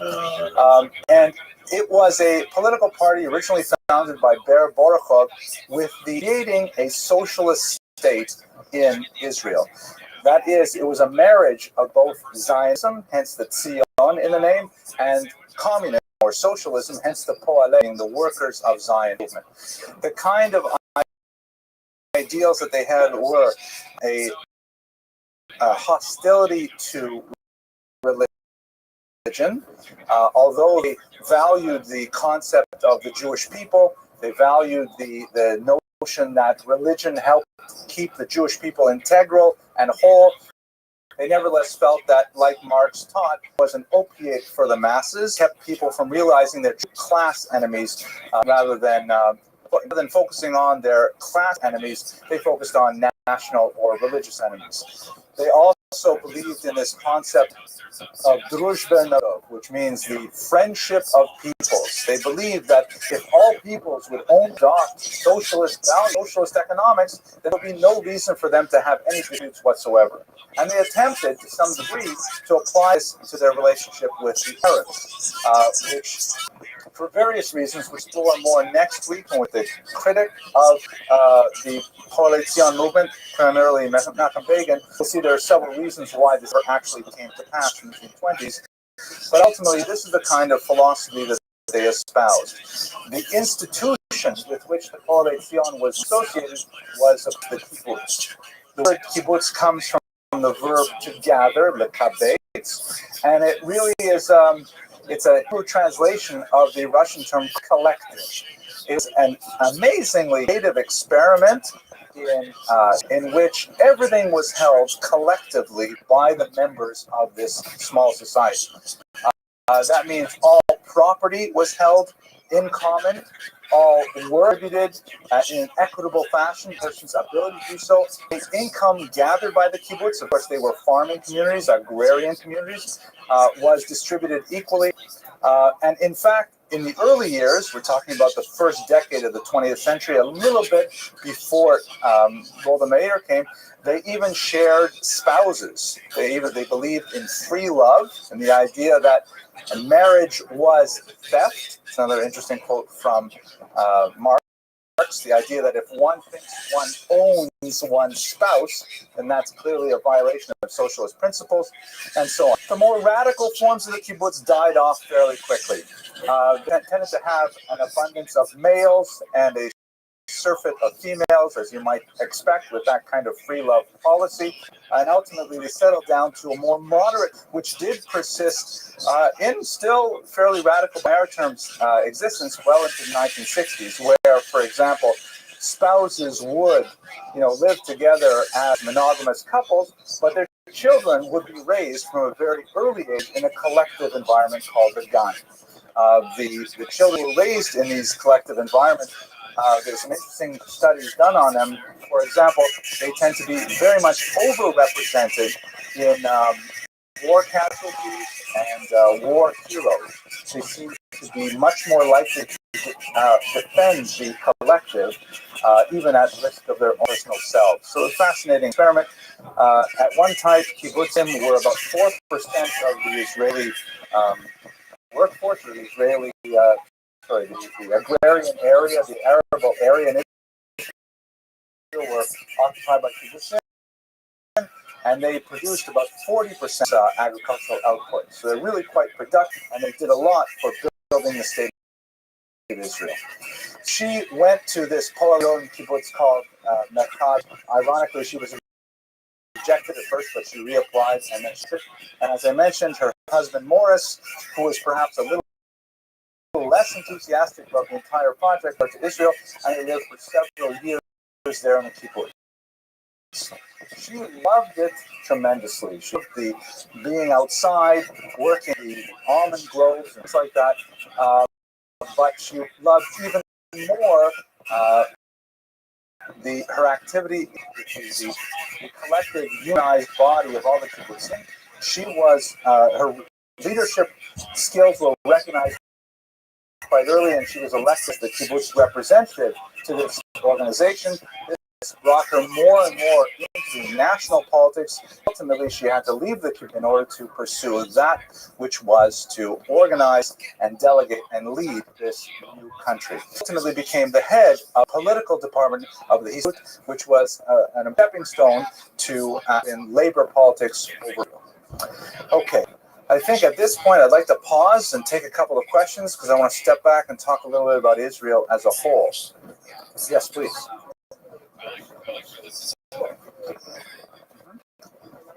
Yes, she also spent some time teaching immediately after graduation. She was those who can. Yes, Trina. I didn't follow up on that. I will have to check with her where I got most of this stuff anyways. What happened to her children? Yes. Mabovich. Okay.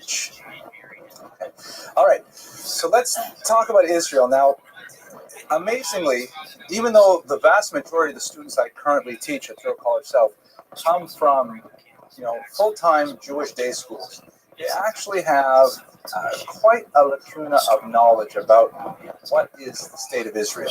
There's a lot missing. And some schools do a better job of giving them some basic Israel education than others, but Israel advocacy is actually very low, even among those students who have the best Jewish education in this country. And it's quite a sad thing. Ironically, I'll put in a little plug here for my eldest daughter, Rafaela. As many of you might know, she was this week quoted in both the Wall Street Journal and the Canadian Jewish News.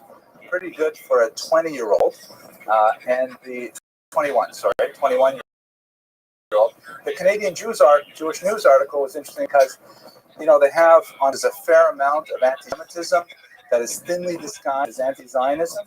And so they interviewed Rafaela because she's one of the heads of the Israel advocacy group at Thurl College. And they figured if the college was full of Jews, where's the anti-Semitism? He says the problem is there's a lot of Israel apathy, which is a kind of eternal anti-Semitism we bring up in that context. But at any rate, check it out. Rafaela Abramson, Canadian Jewish News, or Wall Street Journal. You'll see the quotes up there. What day? It was this week. It was this week is Wednesday, right? So I think it was Monday. Okay. All right. But what I usually when I'm talking about Israel is that there's a general pattern, a Kulturkampf, a cultural struggle in Israel that is incredibly deep-rooted in that society, and it is a struggle to maintain equilibrium between two poles. On the one hand, Israel is a Jewish state. It wants to maintain its Jewish character. Everything Jewish has to be associated with Israel. Everything Israel should be associated with Judaism. That's one key value, a core value in that society. The other core value, anyone want to guess what the other one is? Abramson? Any guess? Democratic. Brilliant. Oh my gosh. Good. Israel also believes very deeply in democracy. It wants to be a society of equality, of human rights, of freedom. The problem is these two values, like a Venn diagram, tend to coalesce in certain areas, but they're quite far apart in others. So, for example, what do you do with the non-Jewish minority in Israel? Especially, as we shall see later, when they're so numerous that they threaten to demigrate the Jewish majority of the population. If you give them democratic rights, then they could theoretically vote out the Jewish policies of the state. And in fact, it could simply revert to being another Arab nation in the Middle East. And on the other hand, if you trample on commonly accepted democratic principles and you restrict the rights of non-Jews in Israel, then Israel sacrifices a core value that they feel very deeply about. And as a society, Israel is always vacillating between points, more Jewish or more democratic, and sometimes one or the other will suffer. We can also see this coming, see this at the fore, even within the Jewish world, because Orthodox Jews in particular will tend to view the definition of Jewish as being more Torah-oriented. And so therefore they will want Israel to be more observant, less movie theaters on the Sabbath, less buses running on the Sabbath, less non-kosher butchers, and less general Dizengoff activity in Israel. But on the other hand, if we move in that direction, then we limit the democratic rights of the secular Israelis, who are the majority of the population. So this struggle between these two opposing centers of gravity, that is being Israel being Jewish and Israel being democratic, affects the orbit of this polity in the modern world. Okay, so we will return to this both today and this week. I'm a little worried about timing, so let's just move straight to the period when we get to declaration. So there's a period before 1917 where there's growing settlement in Israel. It's called at this point Yishuv, which means simply settlement, because it's not, of course, a state. It's known as Palestine in general parlance. It will be officially known as Palestine after the Turkish Empire falls. But in the context of World War I, which of course from 1914 to 1918, the British sought to gain Jewish support, especially the support of influential Jews like Chaim Weizmann, very important early Zionist living in Manchester, I believe. And so with a lot of lobbying, eventually Lord Balfour, the foreign minister, issued this declaration in 1917, which led to worldwide jubilation among Jews. It was overwhelming. And the text reads, His Majesty's government views with favor the establishment in Palestine of a national home for the Jewish people. At this point, the Jews simply stopped reading because it's all they needed to hear, the Manischewitz, because it's time to party. I mean, it says, look at this, the first time a modern European state actually voted or indicated that they thought this was a great idea. Establish Israel. If you want, you can go online and see my lecture on Herzl. There's a lot more talking there about how we got to this point. However, I read the rest of the statement, which goes, nothing shall be done which may prejudice the civil and religious rights of existing non-Jews in Palestine. On the one hand, the British are saying, we want to give this area to the Jews in the national homeland. On the other hand, they're saying, as long as the people living there right now aren't about it.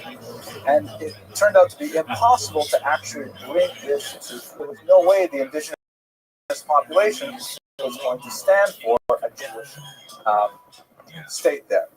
Ultimately, what happened to the Turkish Empire, known as the Sick Man of Europe, collapsed.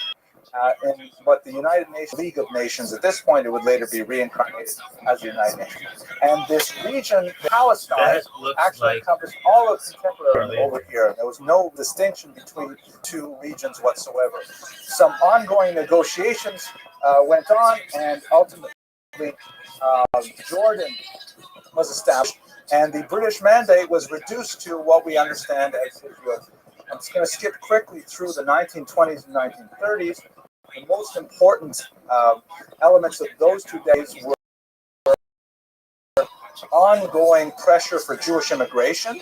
You have tens of thousands of Jews landing, and you have ongoing Arab protests. Major riots in Hebron in 1999, massacres in yeshivas, and the British are getting increasingly frustrated trying to maintain the principles of this Balfour Declaration. On the one hand, they promise the state to the Jews. On the other hand, they have to placate the Arabs. The Arabs also have a very significant demographic and political advantage because they are so numerous in the Middle East, controlling regions with a lot of oil.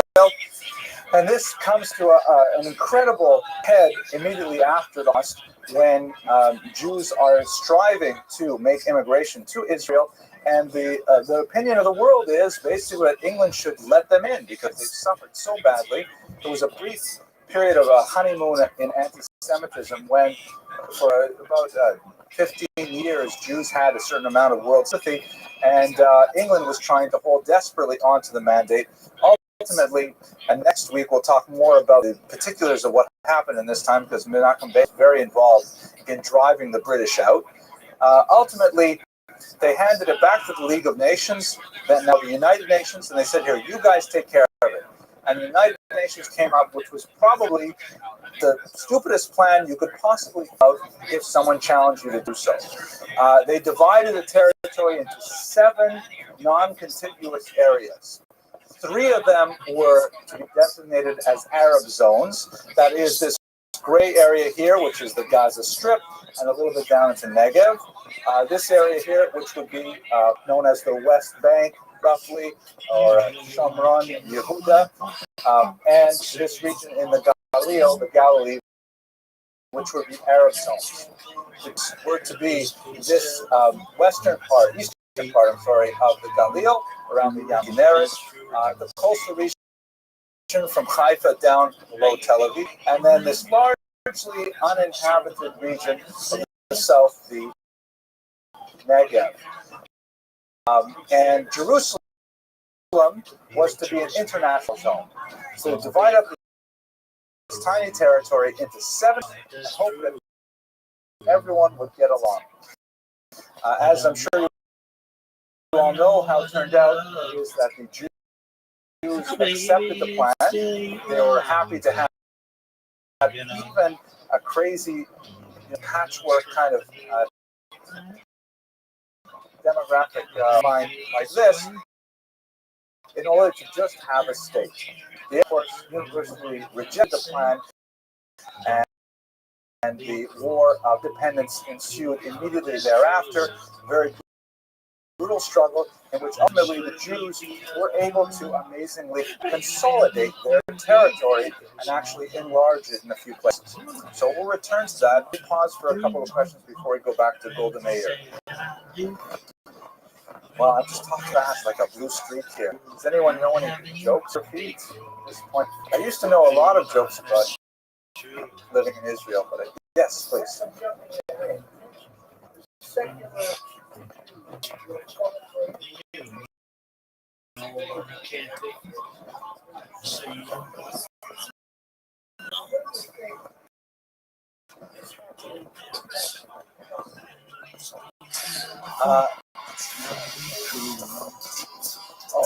Same problem as always, by the way, has to deal with by Ben Gurion on the estate in order to garner support of all Jews living in this demographically threatened region. You know, it's not good for Jews to be divided when they're with the Arabs, and that compromise, the so-called status quo practice, was that, for example, yeshiva students received an exemption from serving in the armed forces, had an exemption, they could volunteer for service, that kind of thing. And that has been challenged and ultimately defeated with the Tal Aviv was passed in the 90s or early 2000s, some spoke. Yeah. So the Tal Aviv is really the culmination of that resentment, that why is that these guys are exempt from the army. So it is jumping ahead quite a bit. Why don't we come back to it next week when we talk about Menachem Begin, because it deals very much with the revisionist perspective on the appropriate posture of Jews in the state. But an excellent question. Any others? Okay, I'm on my own. All right. So she had an important role, obviously, in these early years. Specifically, her fluency in English and her powerful reputation as a speaker had her sent to America, where the young state was expected, desperately seeking aid from Americans.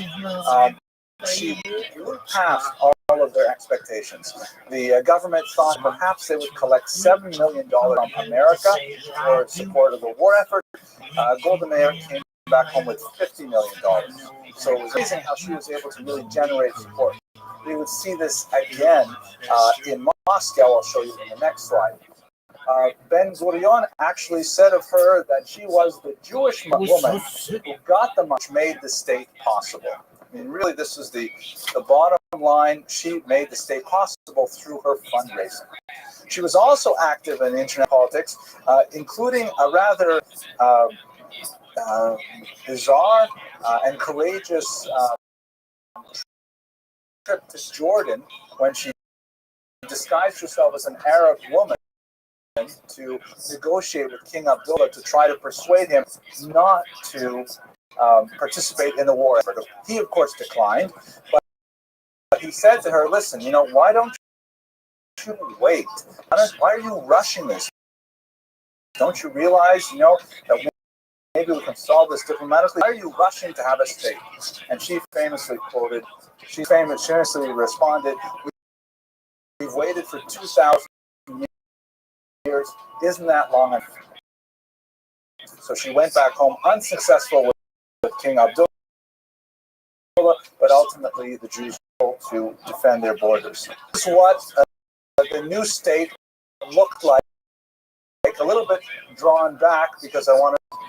So if you look the way the UN partition plan looked, and it had armistice in 1948. This is what the state of Israel would have looked like, just these kind of orange colors here.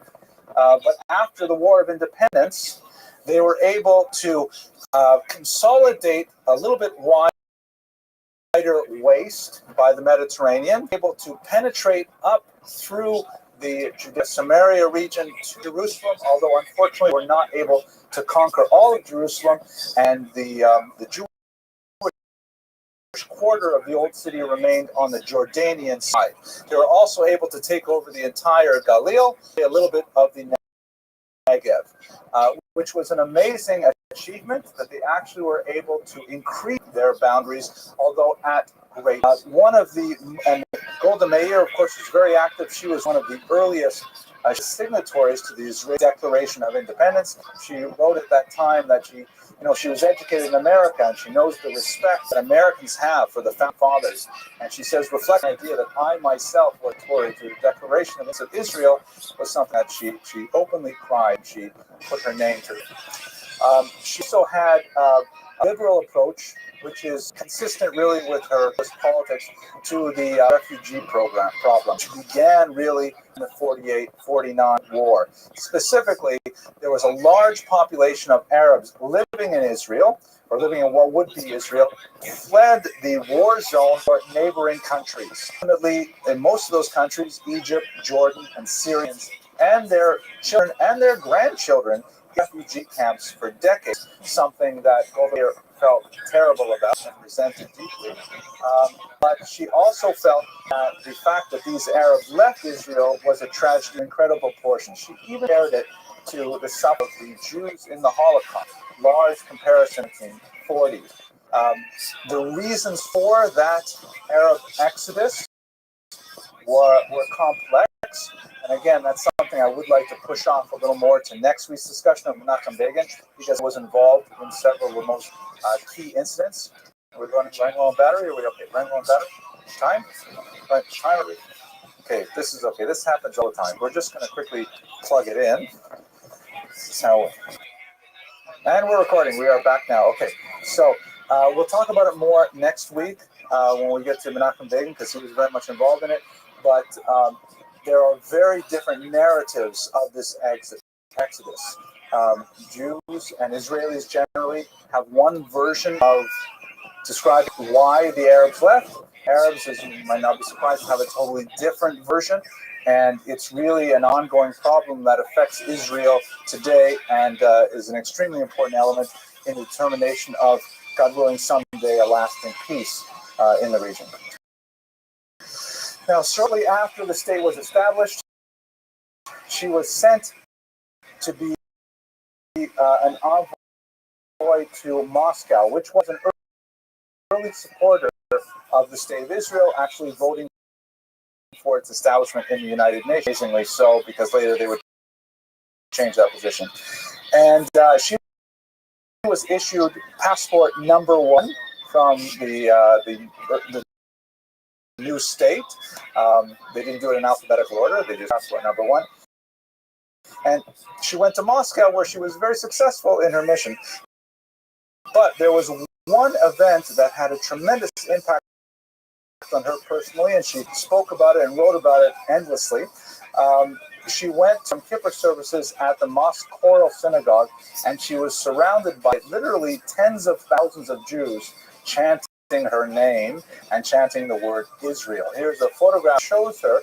You just see that she is, oh, you know what? I totally forgot. My gosh.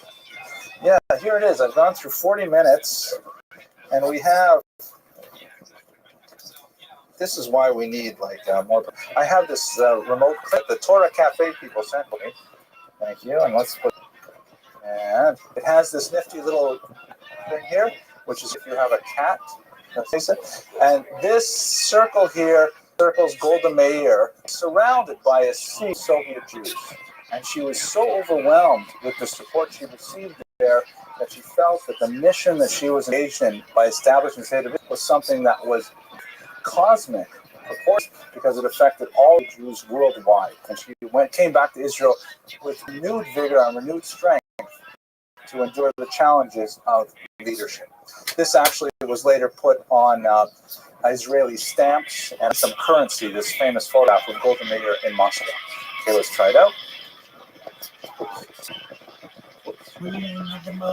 Torah Cafe, keep what's going on with this. Okay, this was 1949, I believe. Okay, I guess I should have started it earlier. It's the wrong program. Oh well, so much for the clicker. Okay, jumping ahead again a little bit.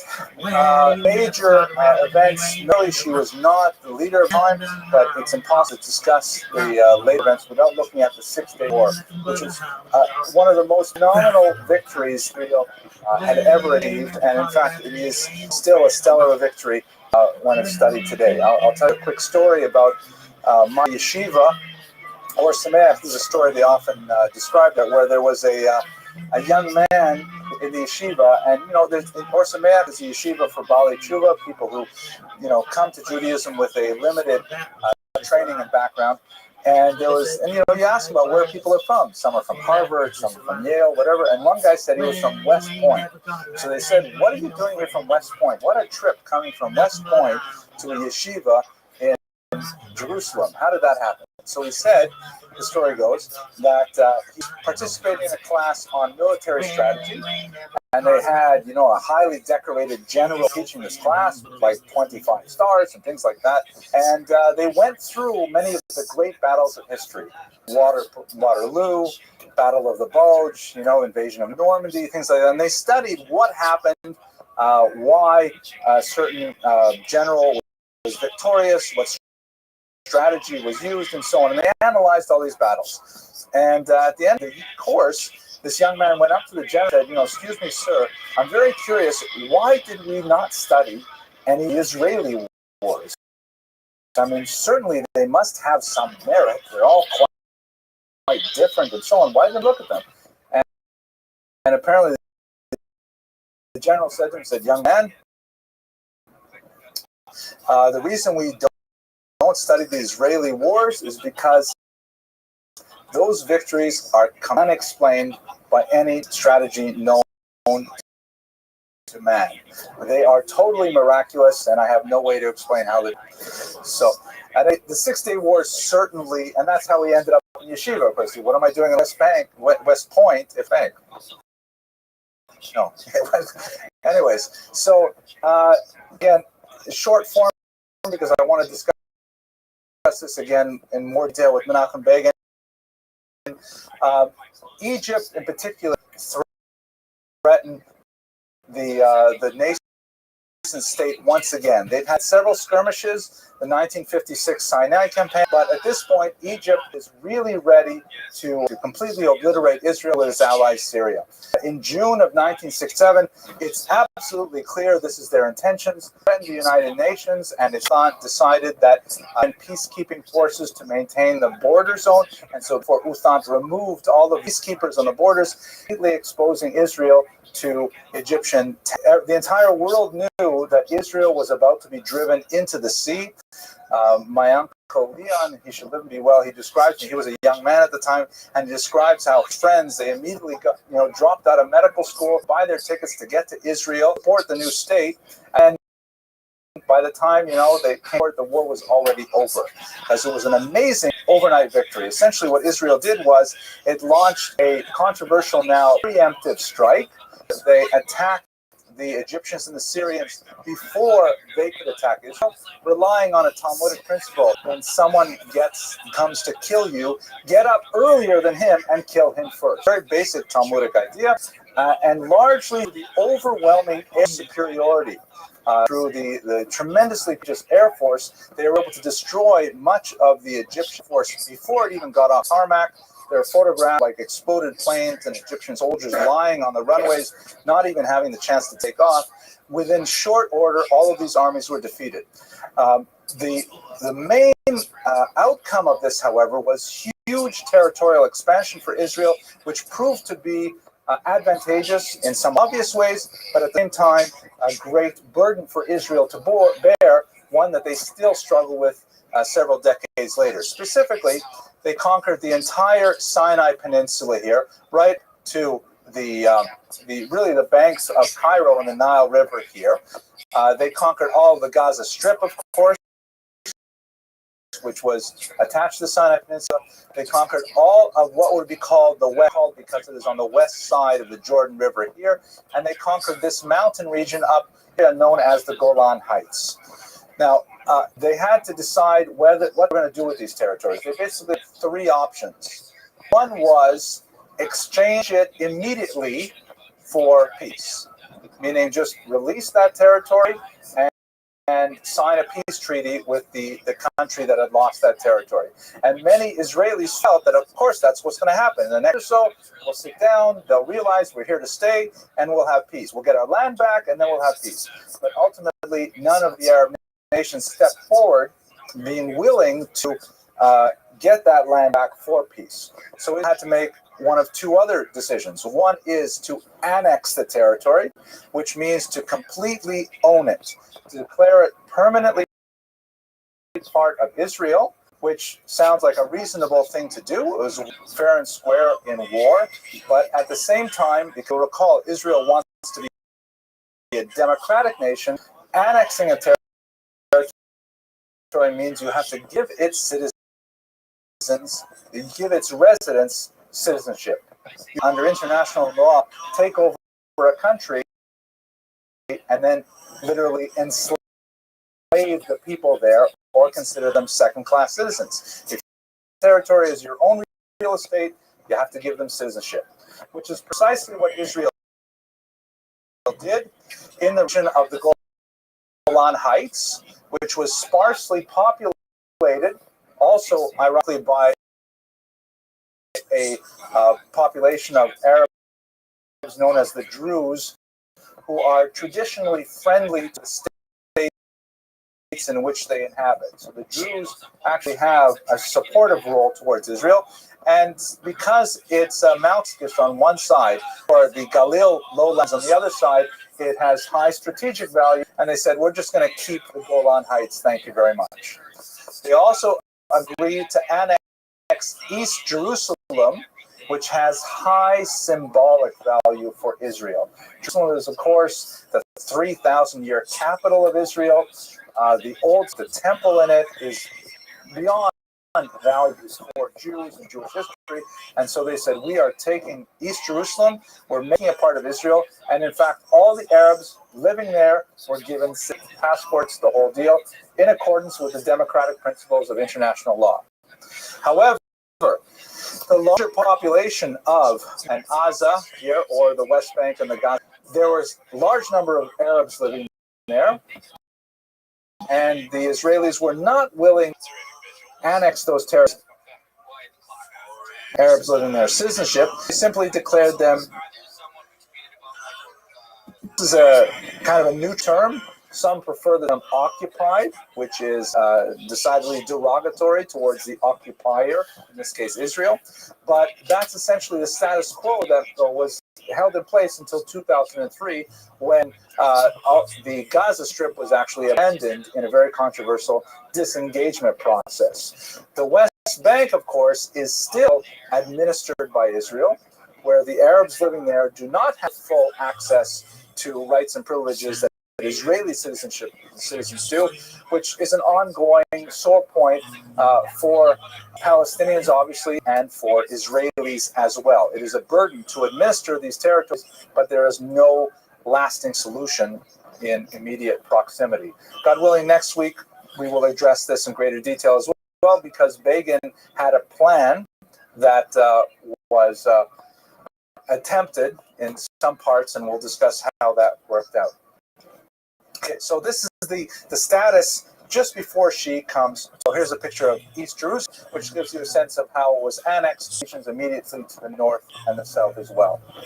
So she comes into Knesset. I love this photograph, which I think gives you a real sense of her personality, right? She's got muscle and she's a powerful orator. She had an uninterrupted reign in Knesset in various ministries, labor, foreign affairs, internal affairs from 1949 to 1966. Her name changed in 1956 to Mayor, but she ultimately retired in 1966 because she was diagnosed with lymphomatic cancer. So lymphomatic. It's bad anyway. It's lymphomatic. So they're at a funeral, and someone says, look, she's 90 years old, never had a cold, and now this. All right. She, in her tenure as prime minister, she was an outspoken individual. I think in many ways a lot like Bibi Netanyahu, because she had, a very effective command of the English language, and she could play a role on the world stage in a lot of issues. Unfortunately, part of her tenure was marred by the growth of Arab terrorism in this period, realizing that that Israel could not be shaken with conventional military methods, particularly after the Six-Day War. The Arabs, under the newly founded Palestinian Liberation Organization headed by Yasser Arafat, launched a large series of attacks on more vulnerable Israeli targets throughout the world. Most egregiously, the 1972 massacre of athletes at the Munich Olympics, several bombings of El Al ticketing ranges in airports throughout Europe, and time and time again, she was faced with the challenges of dealing with international terrorism outside of Israeli borders, as well as attacks within Israel, although they would not get to really the most terrible points until the 1990s. She had a well-known showdown with Austria that was really telling of the world mood and also her own leadership skills when Austria, of course, being in Eastern Europe, had a transit camp that was reserved primarily for Soviet Jews. There was a trickle of Jews that were allowed out of the Soviet Union in the 1990s, and they primarily went through this one camp. The name of it escapes me right now, but this one camp in Austria. The Palestinian movement threatened Austria with terrorist attacks if they were to keep this camp open, because the Palestinians wanted to slow the immigration of Jews from Russia into Israel, which they thought was a great demographic threat to their ambitions to take over the land of Israel. So Austria caved in. The minister, who was ironically prime minister, was Jewish. He closed the transit camp, and at that time, Golda Meir was speaking to the Council of Europe, which I believe was in Brussels at the time, and she bitterly lashed out at Austria for its cowardice. She went to to meet with Austrian Prime Minister, I think his name was Kreisky. Afterwards, she sat down with him, and she told him that if he really refuses to if he refuses to, actually, he was yielding to the Palestinians. If he does yield to them, there will be no end to terrorism for Austria whatsoever. And he ultimately said that they're not going to reach until she left the room. And the first thing she said to journalists was that he did not even offer her a glass. And so Kreisky ultimately was shamed into creating an alternate transit camp for Soviet Jews to come through Austria, but ultimately she lost the overall battle on that particular site.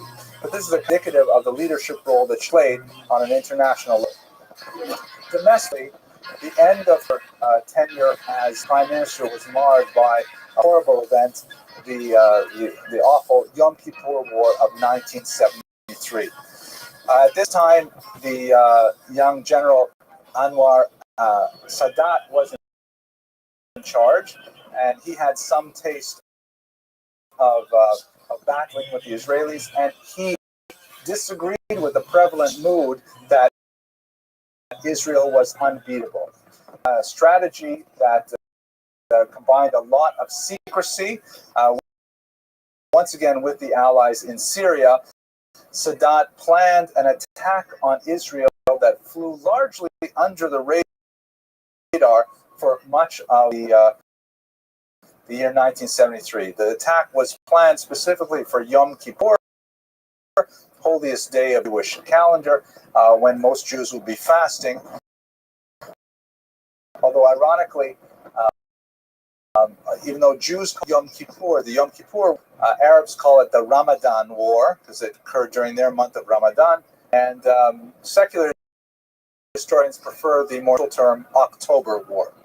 At any rate, Meir, Prime Minister at the time, and her ministers advised her that, in fact, troops were massing and it looked like an attack was imminent. However, there was a big dispute among her advisors as to what to do about it.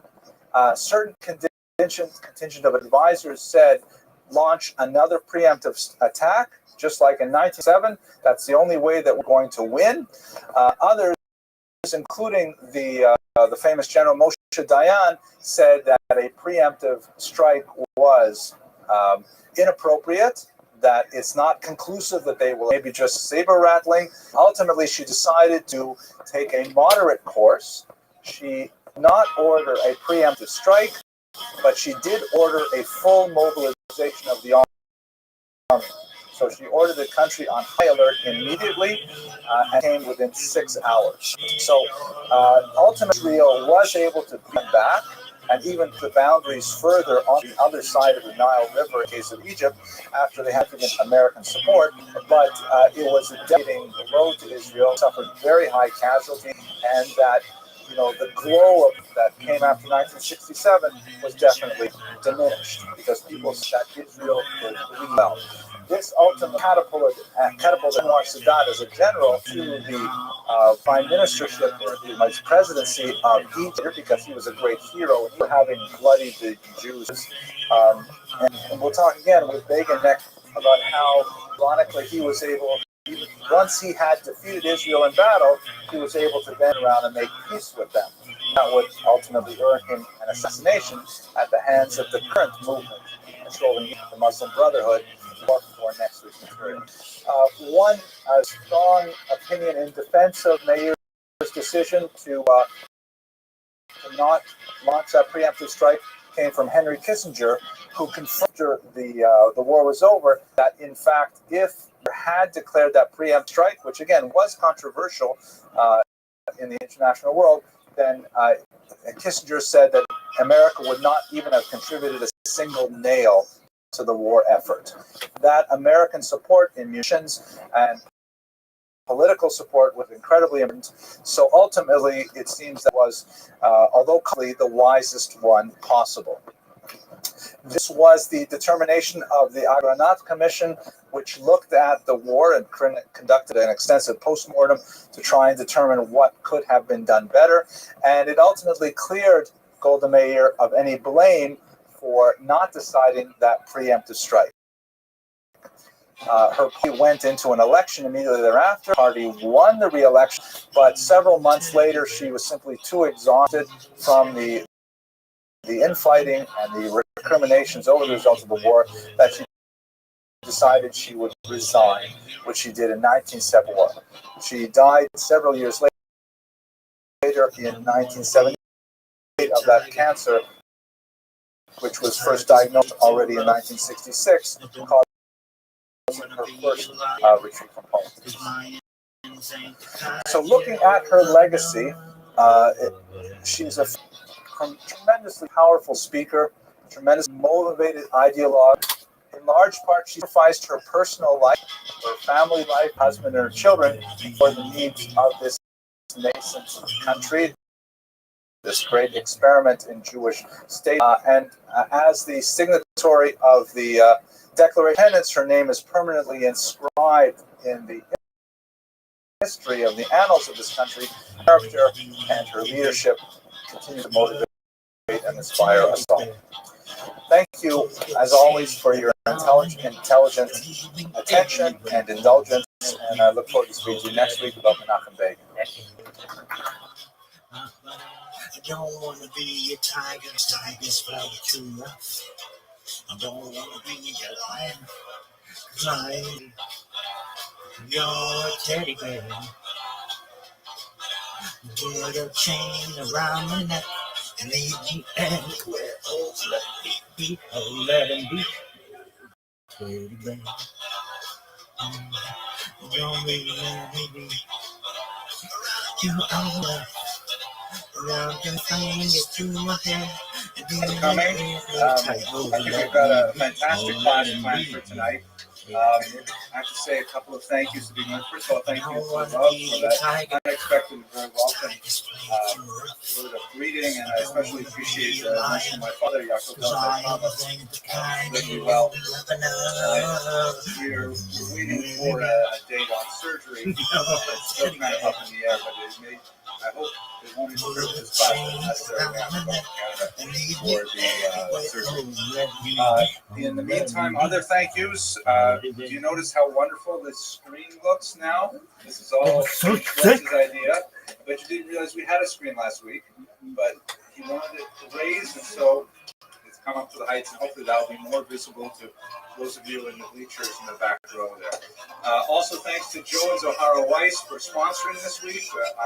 The classes are free and open to the community, and I really like the idea that it's just available to everyone, but the shul did incur some costs to get the equipment and put things together, and to have the videos filmed, the lectures filmed, and to have that beautiful greeter at the back door. They don't come cheap. So, if we get sponsors to offset the cost, it's really wonderful. We're asking for $200 to sponsor a lecture. Obviously, you can give part whatever you like, or just come, and your participation is a sponsorship in itself. And by the way, I hope you all had a chance to view last week, which did go live last Friday. It's at JewishHistoryLecture.org. You can get to it straight to that URL, or you can go straight to the YoungIsraelPA.org website, the website, and click on Jewish History Classes, and it'll take you there as well. Very lightly edited. Okay, so with that said, today's class is on a fascinating character, what Gershom, the principal student of this period of history, called the most documented Jewish life in the 17th century, which is a truly amazing statement, but in reality, it's quite correct. Even though he plays a somewhat minor role in the overall scope of Jewish history and the arc of our progress through the Middle Ages, he was quite notorious, and especially he was one of the Jewish figures who crossed the religious divide and was of Jews and Muslims alike. He mingled, and so we have official state documents, and we have a tremendous amount of popular documents written by Christians and Muslims who were fascinated with the possibility that the Jewish Messiah had arrived, and so we have multiple valences to individual character and see a lot about who he was and what he did. His dates are 1626 to 1676. He died just a few months shy of his birthday, and of course, completely new to history. His claim in 65, he claimed that he wasn't he claimed himself the Jewish Messiah, Mashiach, and he engendered a huge following all across Asia Minor and Europe. Jews were held in thrall by his teaching and his impacts in the world, and many very Jewish leaders were actually bound to his cause. They were severely disappointed when, only about a year later, he visited the Sultan of the Turkish Empire, lately that he be given Jerusalem in order to initiate the Messianic period.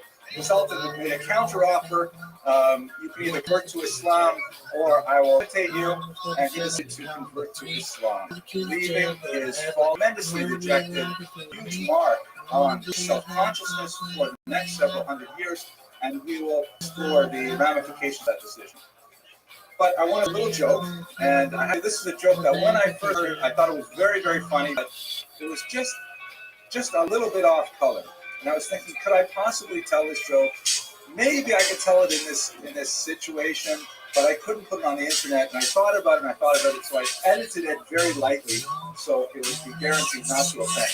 So the joke goes like this, or at least it's not guaranteed not to offend, but hopefully it'll pass. And if not, I'll just edit it out of the video. So the joke goes like this. And the deals, of course, we're talking about conversion, so it's in that vein. Reuven and Shimon, two Jewish guys, are walking down the street one day, and they pass by a religious institution of another faith. That's the part that I'm going to use. Oh, Fred heard the original. So I'm going to use the version that identify the religious institution. Therefore, hopefully we will avoid any, calumnies from other faiths watching this video on the internet. So they pass this institution of another faith, and there's a big sign outside that institution that says, Jews convert to this religion, $500, today only. So Reuben says to Shimon, what do you think of that? Shimon says, come on, just ignore it. We're proud Jews. We're never going to give up our faith. This is just a ploy. And Reuben says, but $500? I mean, why not? I'll tell you what, I'm going to go in. I'll mumble a few words. I'll pretend whatever. I'll collect the $500. We'll go. We'll have an amazing lunch, and who knows what. So Shimon says, going through the party in the county jail. The prisoners were there and they began to wail. The band was smoking and the band to swing. The sugar had run off the jail box. Finally, Reuben comes back out. And says, hey, Reuben. And Reuben says, oh, there you are. Everybody all Did he give you the money? was the answer to the jailhouse. What is it? Spiders and the flames and the saxophone. No going on the background. You're on back and then come back. The whole rhythm section with the purple. And that's right. Historical Nothing wrong, nothing wrong. would be the German term, like the foundation. Everybody in the whole was the answer to the jailhouse. Number 47 said to number 3, are you the cutest jam did see? I sure would be delighted with your company. Come on, do the That's right. That were very, very active That's right. in the beginning of the Everybody in the whole damn park they had a tremendous was the impact answer to the jailhouse. Rabbi Yitzchak Luria, known as the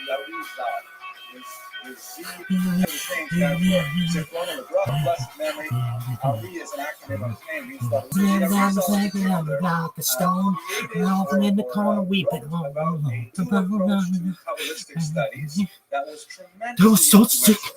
And in particular, there was one element of Lurianic Kabbalah, as it's known, that distinguished it from earlier forms of Kabbalistic studies. Fuck. Primarily, for our purposes, earlier Kabbalistic studies were primarily theoretical in nature, meaning there was a lot of contemplation of the nature of the soul, the structure of the universe, the process of creation, a lot of things which were much more theory than anything else. In the Lurianic period, however, there was a lot more emphasis placed on what is known as theurgic Kabbalah, which means Kabbalah that is designed to affect change in the universe. As opposed to earlier thought, which emphasized just understanding the structure of the universe, this was about altering the structure of the universe. So through various kavanot or intentions during the story, all kinds of things like that, where people were under the Ari's Kabbalah much more involved in actually shaping the world in which they lived. And of course, one of the biggest questions that Jews had on their minds was, when will Mashiach come? When will Messiah come? And one of the taboo subjects, which persists, by the way, right up into the 20th and even 21st century, were groups of individuals who attempted through Lurianic Kabbalah to urge God to send the Messiah immediately. So a lot of people were doing this kind of Kabbalistic thinking, and it was fairly new and widespread in the Jewish world in the 17th century. This is the element, the intellectual milieu in which Shabbatai Tzvi began to explore his Jewish identity as man. In particular, besides these kavanot, these ways of unifying the Godhead, so to speak, there was this idea of tikkun, of repair.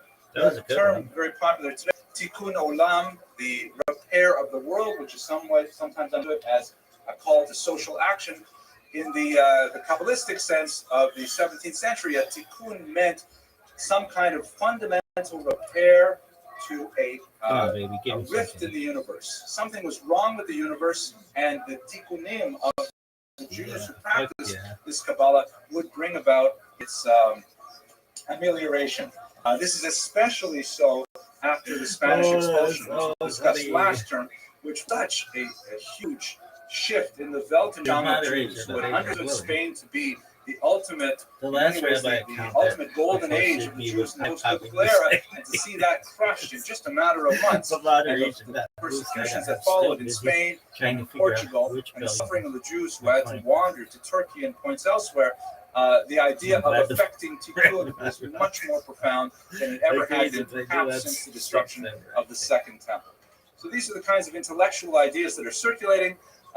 Young Kabbalists are feeling like through their studies they can actually alter the shape of history, and they take it very seriously. Yeah, any questions about the intellectual view? Oh, that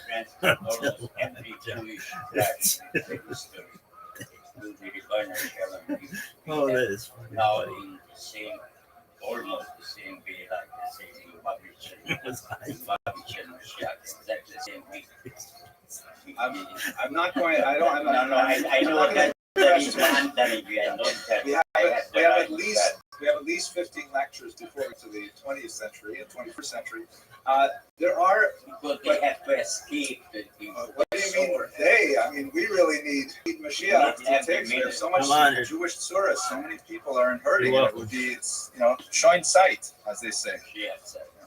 So that's the Tzvat circle and its influence. There's also a very important social and political element to the development of Shabbatai Tzvi's activity, and he himself was personally motivated by hearing about the pogroms of 1648-49.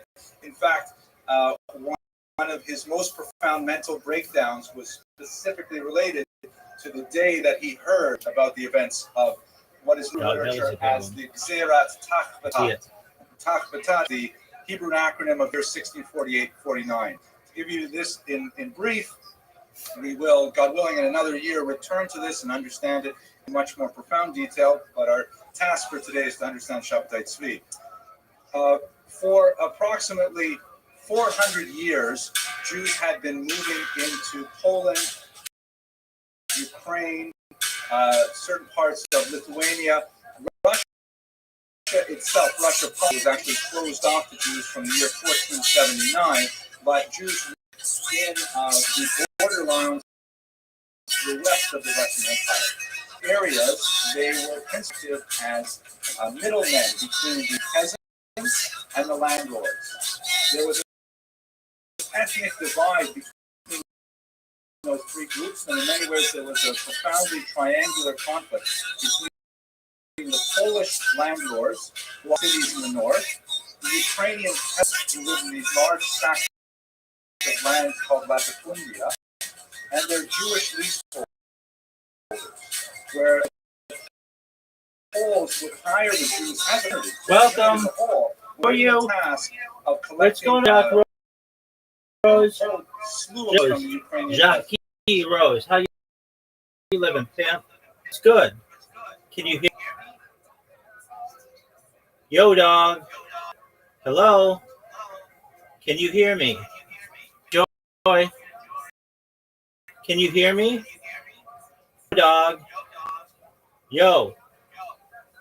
Unmute if you can and let's talk.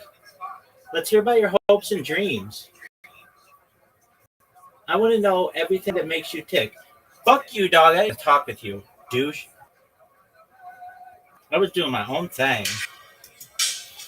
These taxes would include, of course, being the principal output of the breadbasket of Europe, but it would also be a tax on tolls if you wanted to cross a bridge, if you wanted to go fishing, if you wanted to go hunting, if you wanted to pick apples, you name it. And there's even some evidence that Jews even collected taxes for the use of the village church, meaning that if you wanted to have your child baptized, you would have to go through the humiliation of paying the Jew to get the key to open up the church. Very, very limited instances of this, but even one instance of that, the news of it spreads like wildfire, and it's very well known in Ukrainian literature and is in fact a profound element in their folk culture, the idea of the oppressive Jew who would prevent Christians from engaging in their religious activities. At any rate, the way the economic structure of Ukraine was so situated, the Polish landlord could increase the levies on the Ukrainian peasants, but the Jews were given the task of actually collecting it. So the Ukrainian peasants were upset with the economic oppression of the Poles, who, by the way, were a different faith. The Ukrainians were Orthodox, the Poles were Catholic. And they saw the Jews as the leading edge of the hammer that the Poles held. So there was a terrible uprising in the year 1649, led by a man named Bogdan Khmelnytsky. You may have seen his name in the literature spelled with a CH, that's a Polish spelling, Chmielnicki, but it's pronounced Khmelnytsky. And he led a band of disaffected Ukrainian Cossacks in uprising against the Polish landlords. That attack on the Polish landlords was directed principally at the Jewish leaseholders because they were living nearby. The Ukrainian anger was principally with the fight, the Poles are far away, the Jews are right here. So they were absolutely horrific. The true scope of the disaster is a matter of some debate among historians. Certainly, exact claims put the number of Jewish dead at 250,000, which is rather absurd because there were less than 100,000 Jews living in most of those areas at the time. But it would not be out of range to say perhaps as many as 50,000 were killed, which is a tremendous amount of dead for a pre-modern uprising of this nation. The specific nature of the attacks were unusually cruel. I won't repeat some of the examples of cruelty in Shul, but suffice it to say that if you read some of the martyrologies of the period, you'll be shocked. And even we, living after the Holocaust, can't read these kind of descriptions of violence with equanimity. So there was a huge displacement of this massive Jewish center in the middle of the 17th century, tremendous amount of poverty, tremendous amount of dislocation, so many widows, so many orphans, and this is kind of like following up on the Spanish expulsion. It was the next worst tragedy. And the Jews were intellectually saying to themselves, what will be next? Isn't it already time for Mashiach? It's absolutely intolerable that we are living through this period. So with the intellectual foundations of the thought of the Tzfat circle, and with the political and social ramifications of the Gzerat HaKatat, then we can turn specifically to the life of Shabtai Tzvi. So let me pause and ask if there are any questions to this point. Steve, no questions? No? Okay. Good, right? Yeah, thank you. All right. So you can see what kind of Stephen is, because when it comes to dominance, he's just right up to you. He wants to be fun, but and when it comes to like sitting with the crowd, this isn't bad, you know? All right. Who was Shabbatai Tzvi? He was an Ashkenazi who was born in Izmir, also known as Smyrna, which is in Asia Minor. He was either actually born on Tisha B'Av of 1626, or it could be that that date was fabricated by his followers, because there is a midrash that says the Messiah would be born on the Navav. That it would be that's the, of course, the horrible fast day that commemorates some various tragedies of the fellow Jewish people, and of course he should be born on the day that corresponds with the midrash.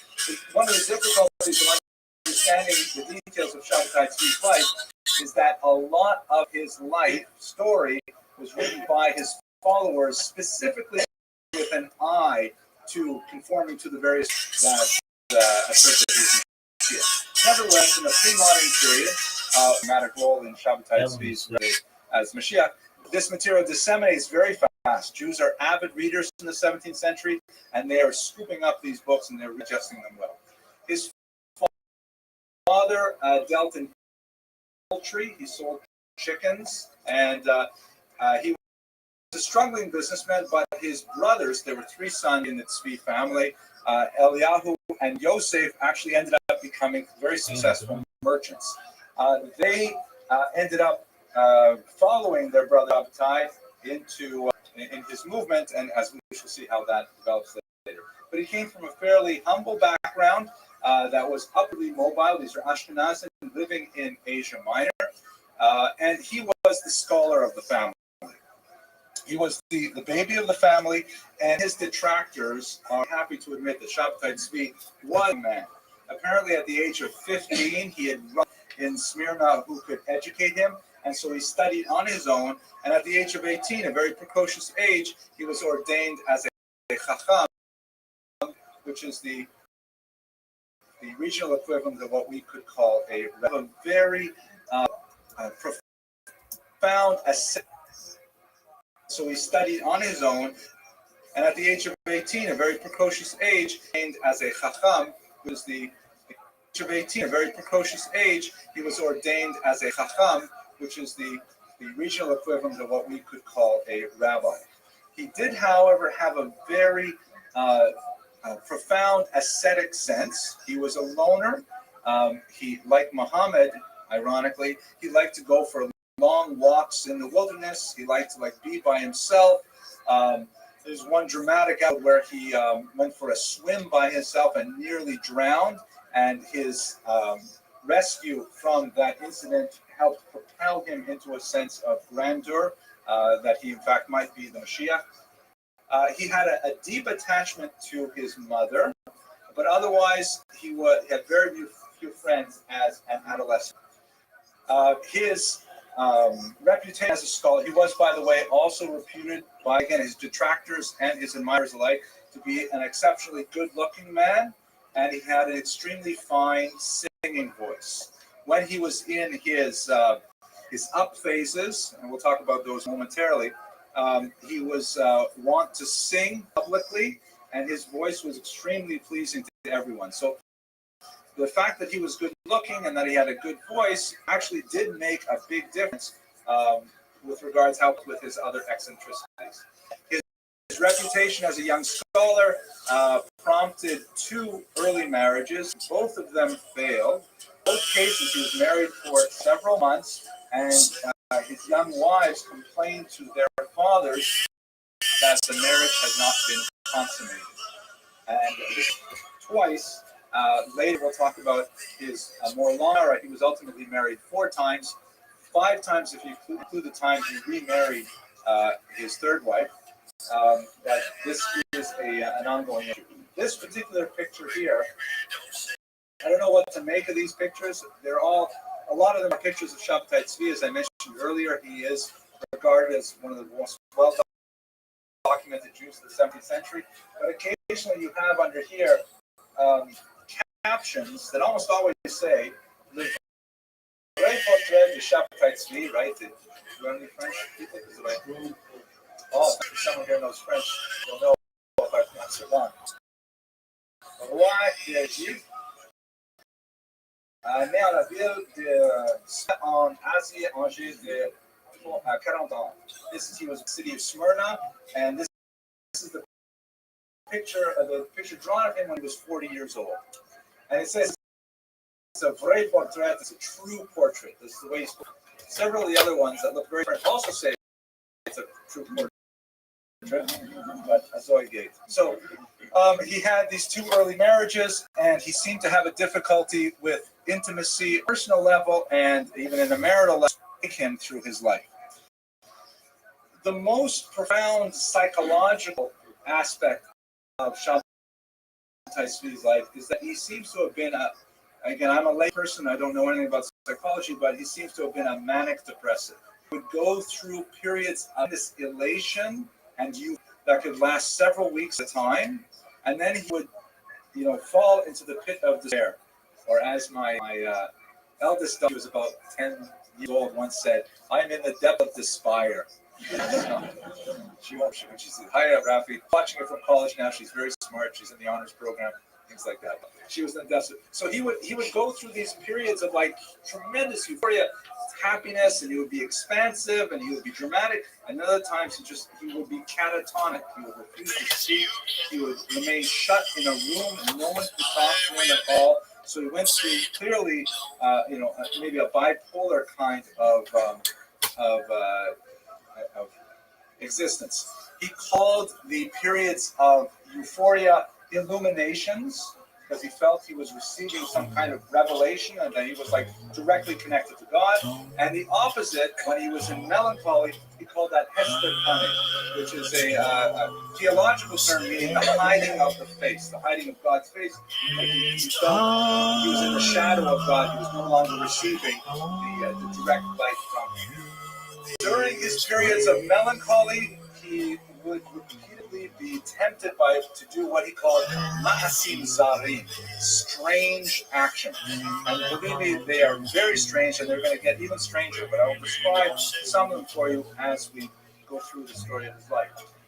He was especially. We don't know exactly what his relationship with women was, but there are several examples where he seems to have been. It definitely involves something to do with his relationship to women. As we see, he was conflicted with these things with his own wife. It's hard on the wrist, right? I'll stay in my place for a minute. He was also fascinated with the tetragrammaton, which is the Greek term for the four-letter name of God, the Shem HaMeforash, the name that Jews do not pronounce. For background, for those who may not be so familiar with the way we do these things, for example, we pronounce God's name when we pray, when we recite blessings, and so on. But the name that we actually say today, it is only a placeholder for the way it's spelled in the prayer books. The placeholder simply means our Lord, and it's a euphemism for the name which we are not allowed to pronounce. The name that we are not allowed to pronounce was only recited in Yom Kippur in the temple during the time that it was standing, and since then it's been totally off limits. Only pronounce the word that I'm sure you're familiar with. He was fascinated with the tetragrammaton, and he would walk around Smyrna pronouncing the name of God. And he did all kinds of strange things like this. Occasionally himself Messiah in his early years, but people basically tolerated him. He was regarded as some kind of eccentric, to put it mildly. Others considered him a bit of a harmless lunatic. He was just, a fool. It's true that he was very learned, but obviously he couldn't pull his life together properly, so people tolerated him. Again, he was cooking. He was a great chazan. People really enjoyed that. And they figured, this is our Shabbatai. Every town has someone like this, so this is our Shabbatai Tzvi. This is, by the way, another great portrait of Shabbatai Tzvi, another example of it. Any questions so far? I've been talking all. Anybody have the second question? Okay, so, but there came a point where even in Smyrna, he was no longer welcome because he was simply too disruptive in the services. His disruptions would come to a peak later in Egypt, as we should have. And with his periods of euphoria increased, and the oscillation between the positive and the negative increased so much that eventually the rabbi flee. He began a period of wandering. Oh, by the way, the kinds of things he was claiming was that he could fly, and that when people would say, okay, sure, so show me how do you fly, he said, you're not worthy. I can't show you because you have to be at a certain level. He claimed regularly to have various visions of God, and ultimately they said, it's time for you to go. So by the 1650s, again, he's in his early 20s now, a single man. His first teacher and the other rabbis of town got together and unanimously voted that it was time for him to leave. He began a period of significant wandering. Here is Smyrna here, and this is my message. I can't find my message. Smyrna is over here. The resolution isn't very good, but basically he makes his way through Asia Minor for a while, wanders around. Eventually he makes his way down to Egypt, and this is where he'll begin his fame in Cairo, and he'll cross over into Gaza and Jerusalem, make another trip back to, ultimately he will go through Jerusalem up to Aleppo, Damascus, and then all the way back to Smyrna, and eventually he's going to die here in exile in a part of the Balkans, as we shall see shortly. That period of wandering town to town, I mean, really, he hit the heights. He saw all of the great Jewish cities of the time. In 1658, he had been living in Saloniki, which is a very important Greek Jewish center, when he publicly held a marriage ceremony between himself and the Torah. And his Torah, and he referred to himself as Katan Torah, a term that he would occasionally use when he was signing letters to his followers. He liked to call himself Katan Mashiach Hashem, the Messiah, which occasionally he would even sign his letters to God. It's a joke that I'm not going to put on here for sure, but ask me later. He was asked to leave from Salonika, so then he made it to Constantinople, Istanbul at the time, which was also a very large Jewish center, and he was feeling a little bit guilty there, so he decided he would use theurgic Kabbalah to rid himself of his periods of melting. Examples of insight, he realized he was mentally disturbed, and he tried to take some action. However, he went to really the worst psychologist you can imagine. We'll see in a few minutes that person was. He was banished from Constantinople because he celebrated publicly the 3 pilgrimage festivals in 1 week. Of course, they spread out over the year. Pesach, Shavuos, and Sukkot. He would probably save on groceries to do them all in 1 week, but he decided to, and that was obviously antinomian. He also banished the festival of the 10th of Tavis. He said he no longer needs a 10th of Tavis. Now that I am here, we're living in a Messianic period, and therefore no more fasting the 10th of Tavis. That became more popular. But he was asked to leave Constantinople as well, and he made his way to Jerusalem.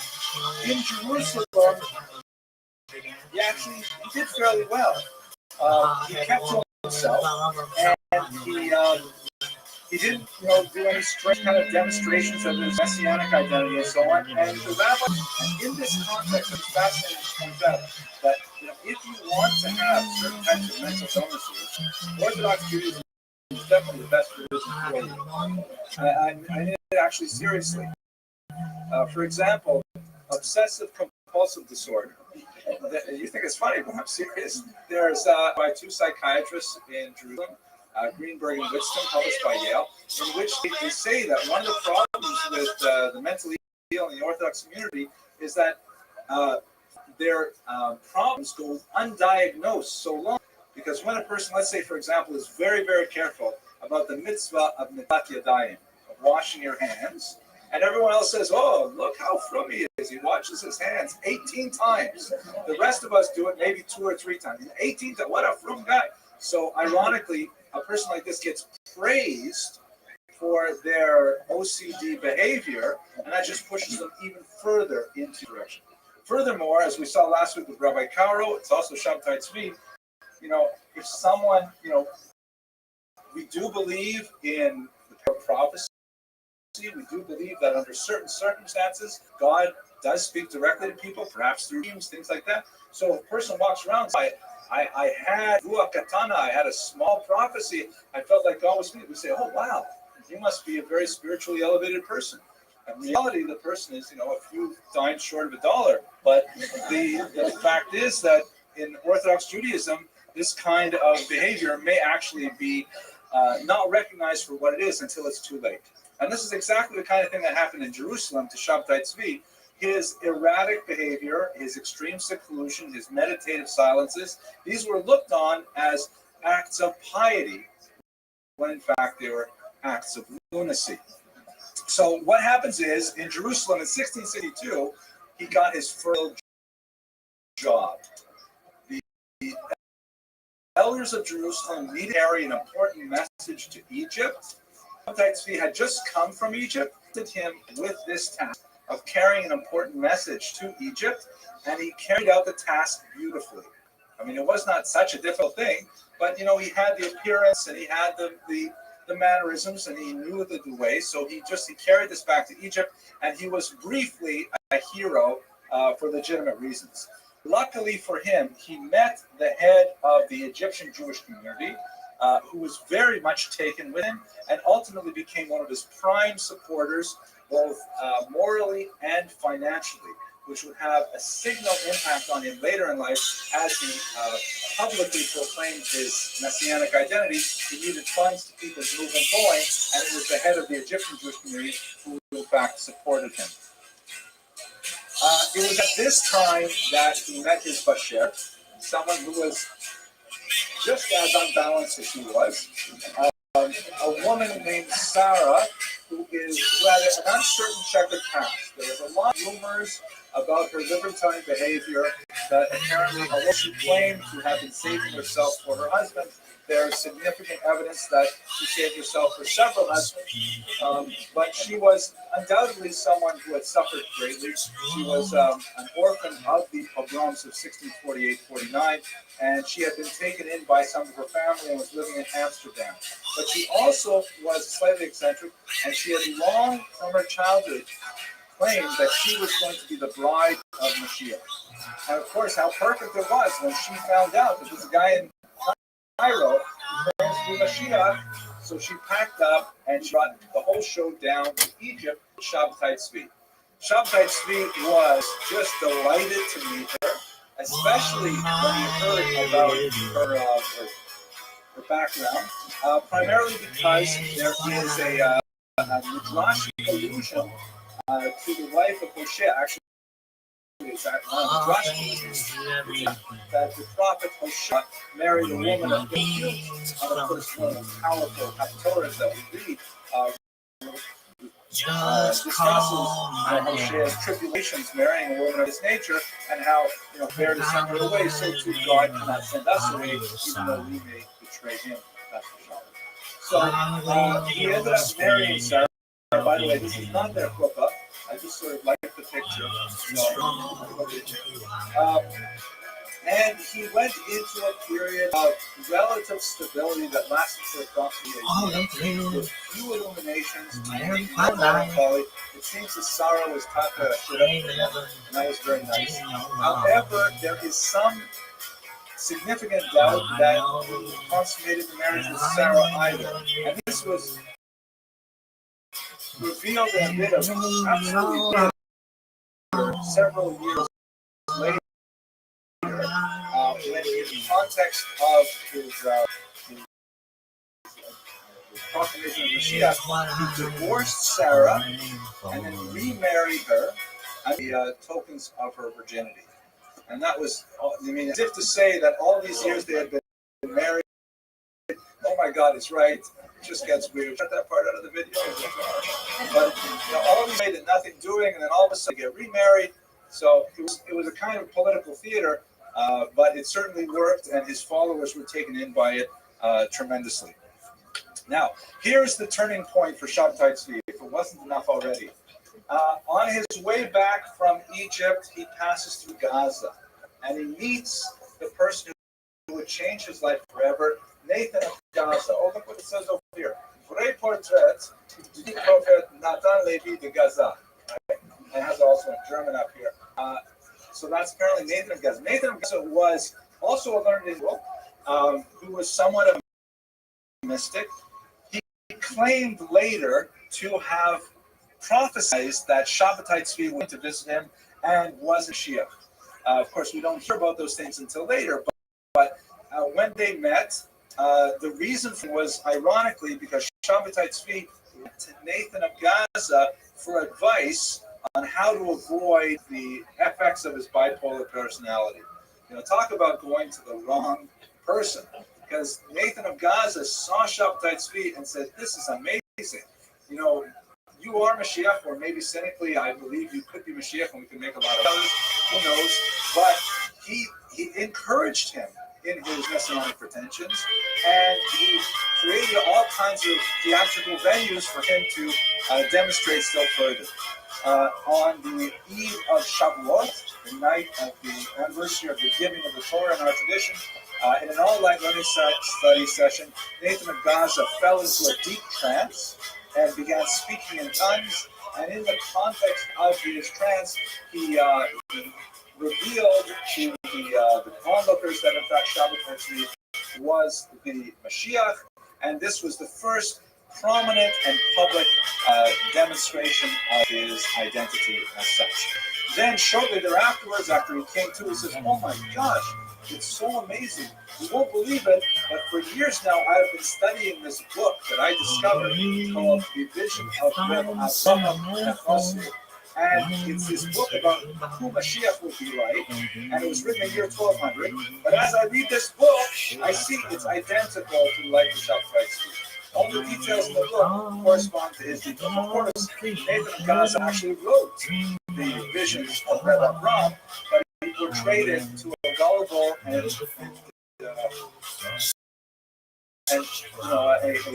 good audience of Jews that this, in fact, would be. So, it just got crazier at that point. At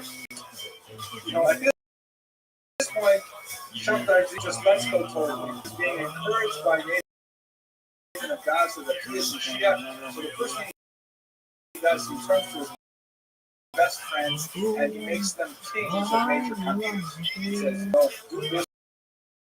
You're the king of Turkey, and everybody's happy. They get these big tracts of land. He names people the head of various tribes.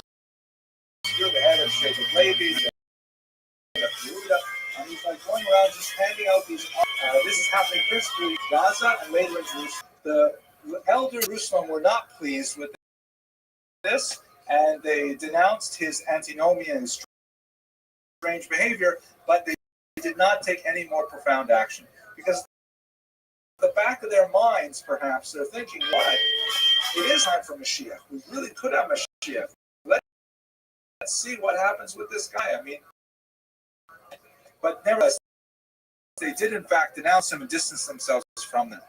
Here's where it crosses the lines of the world. There were several emissaries from various countries who were in Jerusalem, later in Turkey, heard about these things, and they came back to England, France, Turkey, elsewhere, and began publishing very, very popular accounts of the rise of the Jewish Messiah, principally in English, French, and German. And we have these contemporary accounts. They were especially nervous about one rumor, and these rumors just built one another, that the lost tribe were coming out of hiding to begin the Messianic War, the Armageddon. According to this thought, the 10 lost tribes, of course, that we haven't seen since the year 722, before the Common Era, they have been in hiding. They have been living, according to some accounts, in the deep recesses of a cave called the Red Mountain, somewhere in Asia Minor, training there, for hundreds of years. And now that the Jewish Messiah is coming, they're all being released from these. This is perhaps influenced by the invasion of the Tatar Mongols, and they are going to overrun all of Europe, and they're going to make it one big Jewish kingdom. Here's one of the many woodcuts that is a Christian woodcut, Shabbatai Tzvi, with bands of armies in the background. It's a very fanciful thing. You never read anything like this kind of thing, at least not in the military. And a lot of people are fascinated and nervous at the same time. So Shabbatai Tzvi becomes immediately a world celebrity for his craziness. And during this time, he just goes wild with the antinomian behavior. referring to a nomos in Greek means law. Antinomian means counter halachic, behaving in ways that is not appreciated by the Torah. So, for example, I already mentioned he eradicated the 10th of Teves. He also eradicated the fast of the 17th of Tammuz, which is much better actually, because this time it's a lot longer fast. In one synagogue, he was criticized publicly in one particular synagogue, and he wasn't there at the time. So when he heard about it, it was on the Shabbat. Ran over to that synagogue with his followers and wanted to rebut their claims. He locked the doors on him, so he got an axe and he started chopping at the door. Of course, it's a big violation of the laws of Shabbat. And so when they see that he's trying to chop down the door, he's a crazy man, they let him in so he wouldn't destroy the door. He came in and he took over the service. He proclaimed himself rabbi. He called all of the local dignitaries that were in that existing shul various unkosher animals, or the anatomy of various unkosher animals. And then he completely redid the Torah service, which he disdained the actual Torah scroll, said to put it back in the ark, and he picked up a printed chumash. These were relatively new at the time. They only been printed for about 100 years. And he said that this is our new Torah. Interesting kind of thought that moving forward with technology. Today it will be something like the rabbi pulling out an iPad saying, we are going to now read the Torah from this. He ignored the Kohanim and the Rabbi, and he called up the women of the Torah. Again, very antinomian. The egalitarian nature of it was fascinating. And they read the Torah from the Chumash itself. After the Torah reading was done, he sung a Castilian love poem, like a popular song. It will be a rabbi singing a song by Madonna or something. And he said that this song possesses great secrets, and it should be incorporated into the liturgy. Amazingly, people went with it. People felt that he must really be, what he says he is. And in fact, at that point, he asked that everyone should call him Amira, which is an acronym for the phrase Adonenu Malkenu Yaron Hodo. Our master and king, may his glory be elevated. So among the Sabbateans, that's the code name for Shabbat Tzvi. It reminds me, I'll tell you a little sweet thing about my second daughter. Put this on pause for a second here. Okay, so now, sadly, a lot of Jews were taken in by this charade. And Jews from all over Europe, Ashkenazi Jews, Sephardic Jews, everywhere there were Jewish communities, there were followers of Shabbat. Many literally sold all of their possessions, converted some liquid assets in order to be able to make the trek to Jerusalem, because they anticipated that, in fact, this would be the onset of the Messianic era. This is another Christian woodcut showing probably fascinating, but it's not too much of an exaggeration. Trains of Jews making their way to Jerusalem in order to anticipate the onset of the time. We have a good sense of exactly how many Jews did this. It is a debate between Gershom Scholem, the principal scholar of this period, and several of his opponents.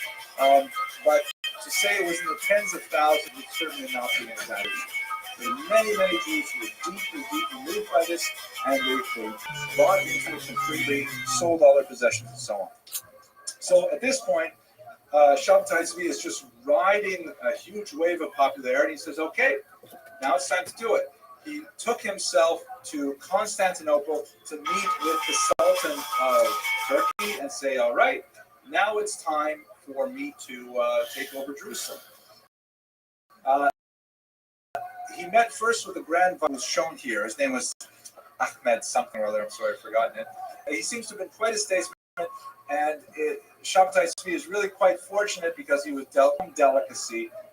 He was met at sea. There were some storms that kept him from arriving, and many of his followers felt the fact that he eventually arrived was in itself a miracle. But there were some storms that kept him from sea, and then the vizier sent ships out to meet him, and they promptly arrested him, and they brought him back to Constantinople in chains.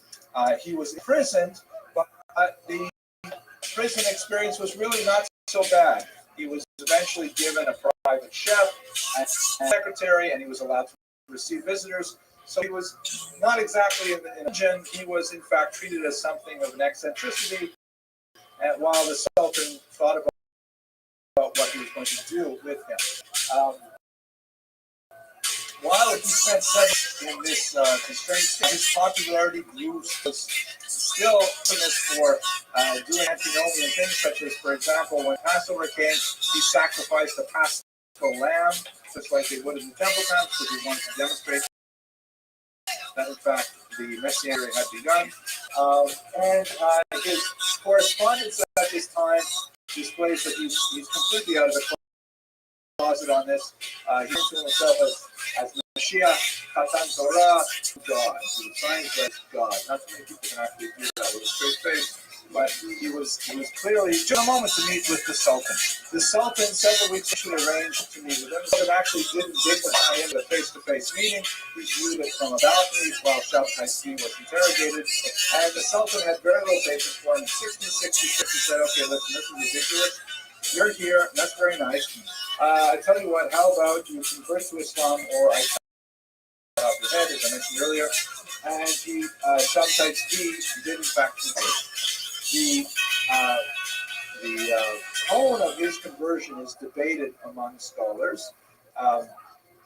His followers tend to portray it as a very grudging and sort of a disappointed Shabtai Tzvi.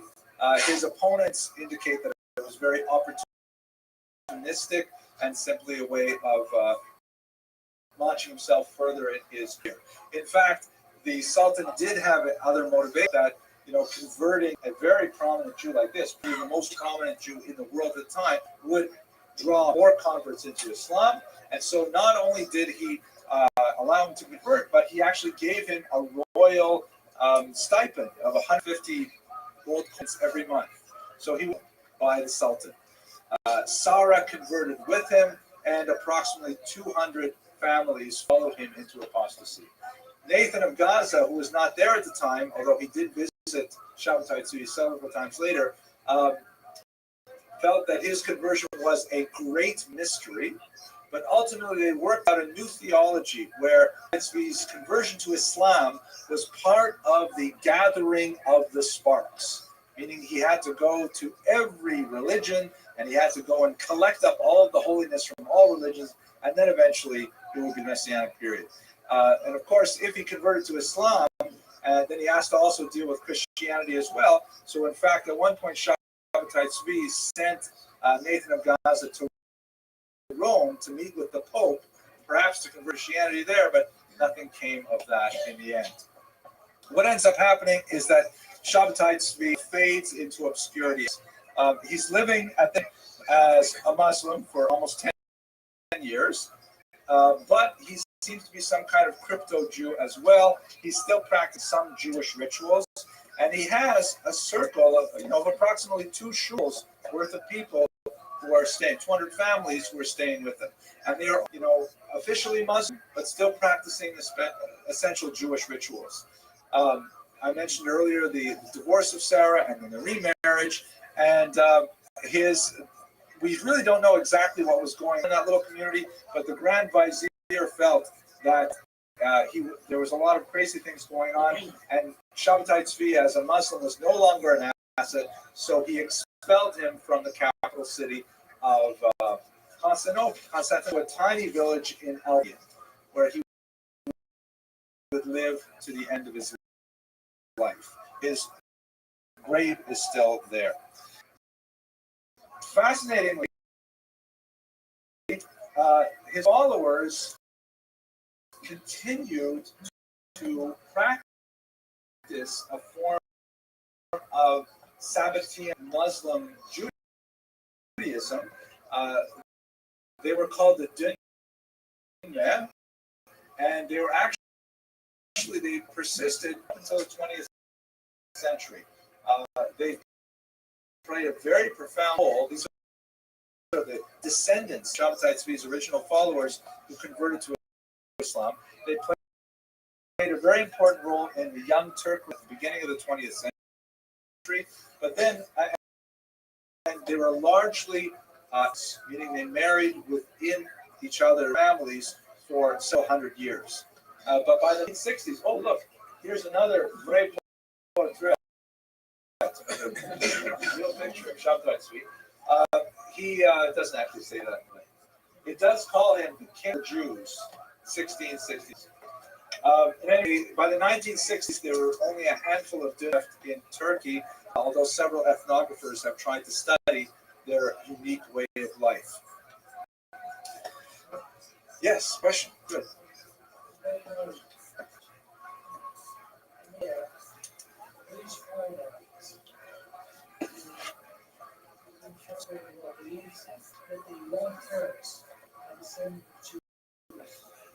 That's interesting.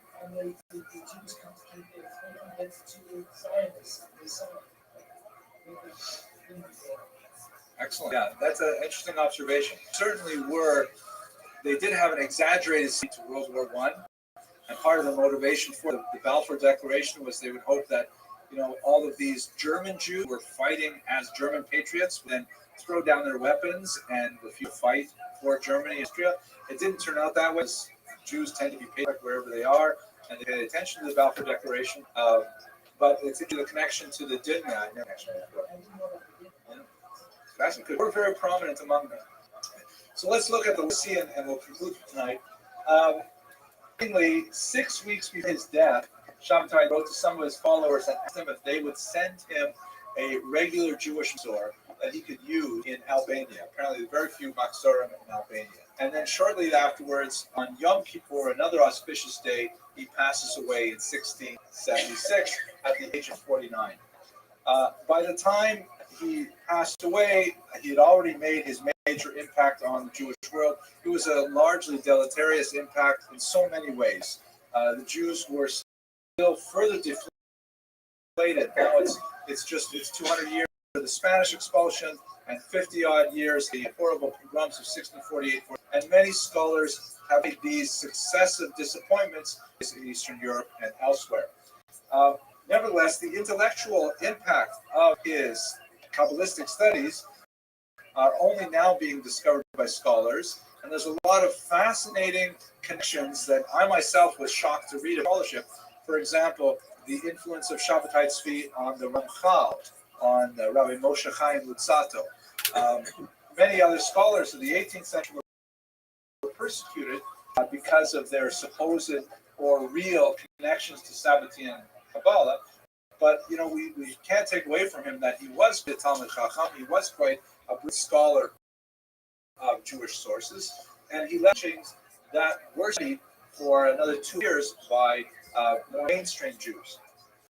Nevertheless, his name goes down in history as one of disgrace, and perhaps we should pity him for his obvious mental instability, but nevertheless, it's a fascinating chapter in Jewish history.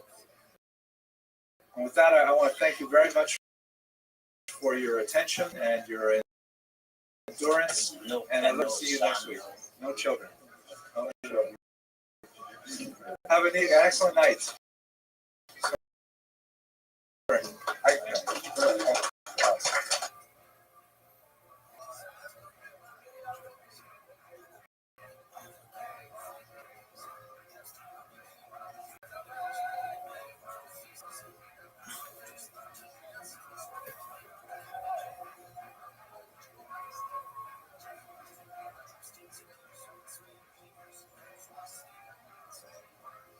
That the video that I recorded earlier on Tomer Devorah did not work out. The Moshe Cordovero video.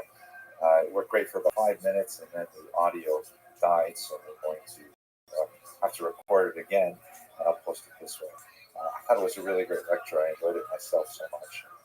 So I'm kind of sad that we have to redo it, but who knows, maybe repeating again will make it better. I'm not going to have an audience for this lecture, as you see, so I'm just sitting at the dining room table right now. Behind, you'll see a painting that was done by a friend of mine, who is a Yugoslavian artist. It's actually a picture of birch trees in a snowbank by a little stream. Look at that. That's the video. Children who grew up here in Florida for a long time couldn't figure out what it was. They thought it was a massive hail form, of course. That's not what it was filming. I have it in the background while I give this lecture. Anyways, we're going to talk today about Rabbi Moshe Cordovero, and I'm going to use my computer so I can get a partial screen here. The figure that we're going to be speaking about tonight is one of refugees, possibly third generation refugees. So the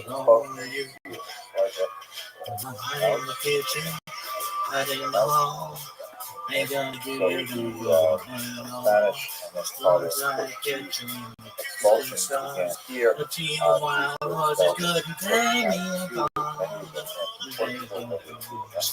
5 years. And then from there, many of them went up to Northern Europe. They had a much more liberal environment. As well, and still a large number made it to Africa, throughout the Mediterranean, and finally to Turkey as well, and in our case, going to Israel to the holy city of Sfat.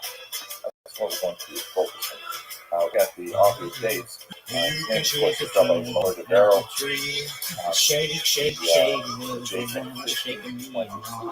The dates are significant. First of all, the expulsion was in 1492, that's the Portuguese expulsion 1497, roughly 30 years later. That means that he's most likely the child or the grandchild of the expelled. And in many ways, given the dramatic nature of the expulsion, huge rift that represented for almost a period. In many ways, he was like a child of Holocaust survivors. There's definitely a lot of parallels between the experience of the first and second generation after the Holocaust to the undergoing dramatic lifestyle. Obviously, not the strong life we have in the 20th century, but at the same time, with the demographic upheaval, displacement. He went to the era that the 15th century represented. Secondly, we know that his life was rather short. This is something that is quite common among Kabbalists. For various reasons, many of them died at a very young age, and many point to the danger of studying this mystical information of the Kabbalah as a reason for their short lives. I'm not qualified to address that, but nevertheless, the Ramach's life is part of that area. Today, I will be basing much of my material, both on my own research, because I'm working on a book on this topic as well, and also I'm relying quite heavily on the work of Dr. Zohar Rabbi, who is a fascinating scholar who's written, without doubt, the definitive biography of the Ramach. So is decoding the dogma within the enigma, the life, works, mystical piety, insisted on Rabbi Moshe Cordovero, aka Cordovero, Safa, Israel, 522 to 570. That in itself is half a dissertation, but the great, there's a tremendous amount of information, and I'm really grateful to have this as a resource for this topic. I would highly recommend it. Now, the name Cordovero that is typically used is of Spanish derivation, although the Ramach himself preferred the spelling Cordoero, which is Portuguese spelling. He also was associated with the Portuguese community in Sfat, which leads Dr. Raviv to conclude, and I certainly think his analysis perceptive and accurate, that the Ramach was most likely of Portuguese derivation. Why do we associate him with a Spanish name from Cordova or Cordova, I think it's supposed to be pronounced? That's because when it comes to surnames, typically one only gets a surname when it leaves a place and lives else. So, for example, um, I live here in Florida, but no one here would call me, let's say, Henry Florida. It would be a strange surname because everyone here is from Florida, so you wouldn't be able to tell anyone apart. But since I come from Canada, people could easily call Henry Canada, let's say, and if I pass that surname on to my children and grandchildren and so on, they would be called whatever, join me Canada, because they originally had roots in Canada, even though now they live in Florida. So probably what happened to the Cordovero family, they had roots in Spain, Cordova, and then they probably expulsion in 1492, most likely not with the expulsion of 1492. And then from Portugal, they made their way to Israel. We know very little about his parents. We know remarkably little about his wife as well. We know a tiny bit about his son Gedalia because his son was the literary executor of his works and brought them to press later on. The Rabbi is one of the most important figures in the history of thought. Oh, by the way, look at that.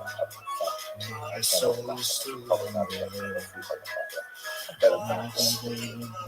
Or maybe I'll waiting for the light. Well, I'll let you have a look at it because you might be curious now what does it have. So there, that's do.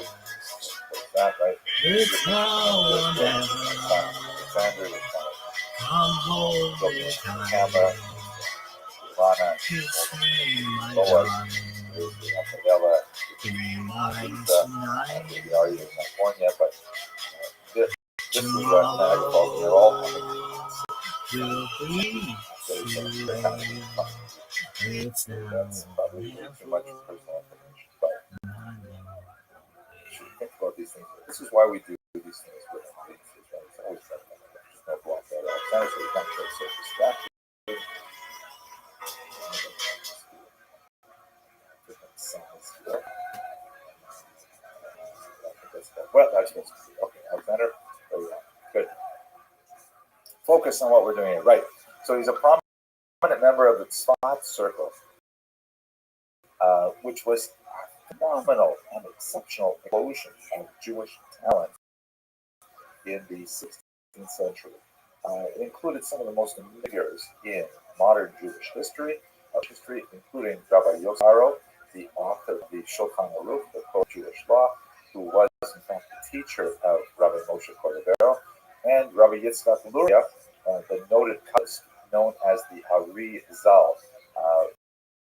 meaning the Holy Lion of blessed memory, for his Kabbalah work, who was the student of the Ramah. In fact, left Egypt specifically to come to learn at the feet of the Ramah, and then he went on, specifically through his own student, Rabbi Chaim Vital, who also studied with the Ramah, to go on to publish a tremendous amount of work in Kabbalah, very creative material.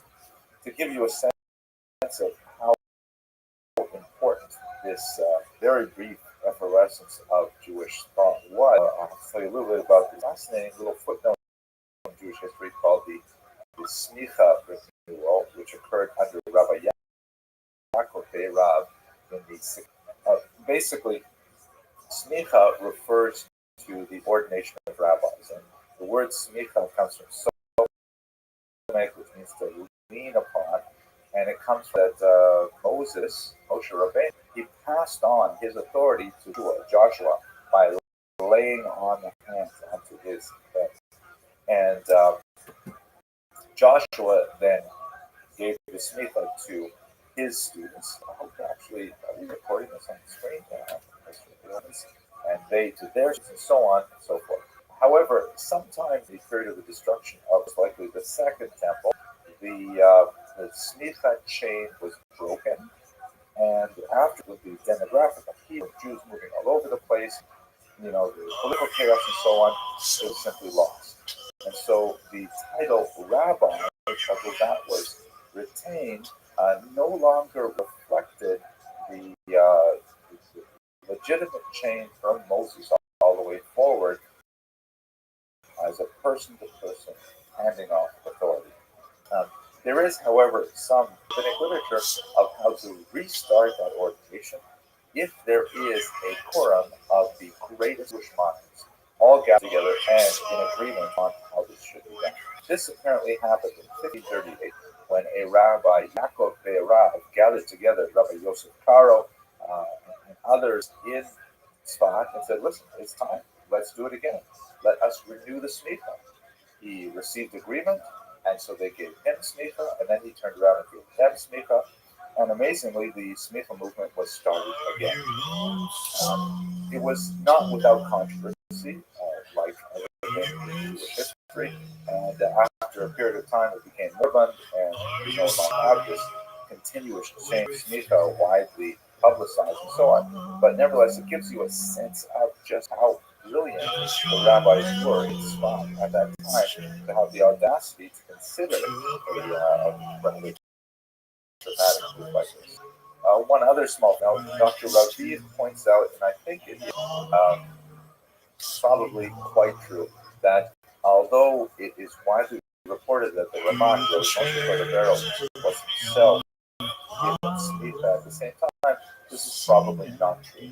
He was only 16 years old at the time. There's very little supporting evidence to indicate he was among that circle. And in fact, it only appears in 19th century accounts of the Shemitah ordination and renewal.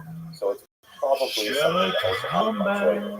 That is not to undermine in any way the authority and prestige in Tzfat in the 16th century. In reality, he often sat on the Beit Din of Reb Moshe Karo, and that's pretty impressive. The seat on the Beit Din run by the Code of Jewish Laws author, and he was widely regarded as a halakhic authority, although he himself, as his particular style of Jewish work, he tended to prefer to be more of a list working with smaller groups of people. So, nevertheless, you get a sense of how special the Tzfat moment was in Jewish history. There's important reasons for this effervescence of Jewish history, of Jewish creativity in Tzfat at the time. Let's refer to a couple of audiences. So we're doing this with an audience. The only person I see in front of me is myself. And although I enjoy talking to myself, it's not the same as talking to lots of. Anyways, Tzfat is not anywhere in biblical literature. It's not a famous town whatsoever. How is it that all of a sudden in the 16th century it had this explosion? So, several key reasons. The first one is, of course, money. Tzfat became a very brief but very powerful economic development, actually through the Ottoman tax policies of the time. Jerusalem, it was reconquered by the Ottomans and wished to foster development. It gave a lot of significant taxes to Arabs and others. Jerusalem was in a period of decline, and suddenly, because of the attraction of new cities, there was a significant amount of disposable income. And with disposable income, you suddenly have the possibility for scholarship and the development of culture. This is something that many undergrads don't necessarily grasp, that you can only have culture, constant region, when you have the sufficient economic resources to support it. There have to be enough people who are making enough money who are to centers of intellectual activity, like universities, yeshivot, things like that, in order for that to flourish. If everyone is overwhelmed their daily chores, working in the farms in particular, there's simply no leisure time and no resources to allow for the so Tzfat allowed that brief moment of communal activity to flourish. Furthermore, Spot was a very important place of spiritual tourism at the time. It's a very beautiful place located 800 meters above sea level, overlooking the Galilee, and it is the home to many graves of tzaddikim, of righteous individuals. So there's a certain amount of spiritual tourism that was always attractive to Spot, and you put this together with the economic incentive, with the dispersal of the Spanish and Portuguese exiles, and suddenly you have a recipe for success. There are a few significant downsides to living in Spot. First of all, it was a place where there had frequent plagues, and that was definitely very difficult. And in fact, the Ramak itself was plague, and also it is a place with frequent earthquakes as well. So once you toss away the plagues and the earthquakes, such a place like sea,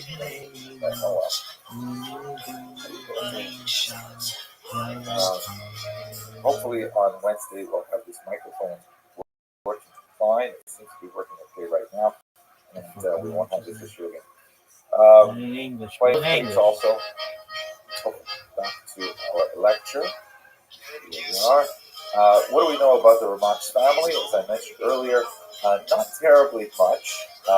We know, however, a lot about his teacher and his brother-in-law.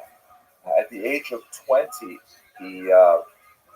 he began to study Kabbalah under Rabbi Shlomo Alkabetz, who is most known for being the author of the Lecha Dodi hymn that is said on Friday nights. A noted Kabbalist, he was devoted to him for the entirety of his brief life, so much so he joined Rabbi Alkabetz as a family member because he married his sister. So Rabbi Moshe Cordovero's brother-in-law is also his principal teacher in Kabbalah. We don't know we don't have a lot of information about Ramak's family. We know that one of his sons, Gedalia, was 8 years old at the time that Ramak passed away, and later Gedalia, as I mentioned earlier, took the manuscripts that the Ramak had left to his mother and found an appropriate publisher for them, other than the Maharab Mipano, very important Italian rabbi, which of course led to their widespread donation and publication. With Rabbi Alkabetz, one of the most fascinating things that the Ramak would engage in was the so-called gerushin, which means literally divorces. And what this referred to form of self-imposed exiles, brief trips where they would simply leave Tzfat, either together or later the Ramak would do this alone, and they would just wander the countryside around Tzfat, and kind of like using a dowsing rod, they didn't actually use a dowsing rod, but it was similar in kind of the feel of it. They would simply wander around until they felt the sanctity of a place, and they would identify those places often with of various tzaddikim. When they were at these various holy places, they would engage in all kinds of spiritual activities, a long recitation of psalms, some strange kind of like meditative exercises that are really quite fascinating.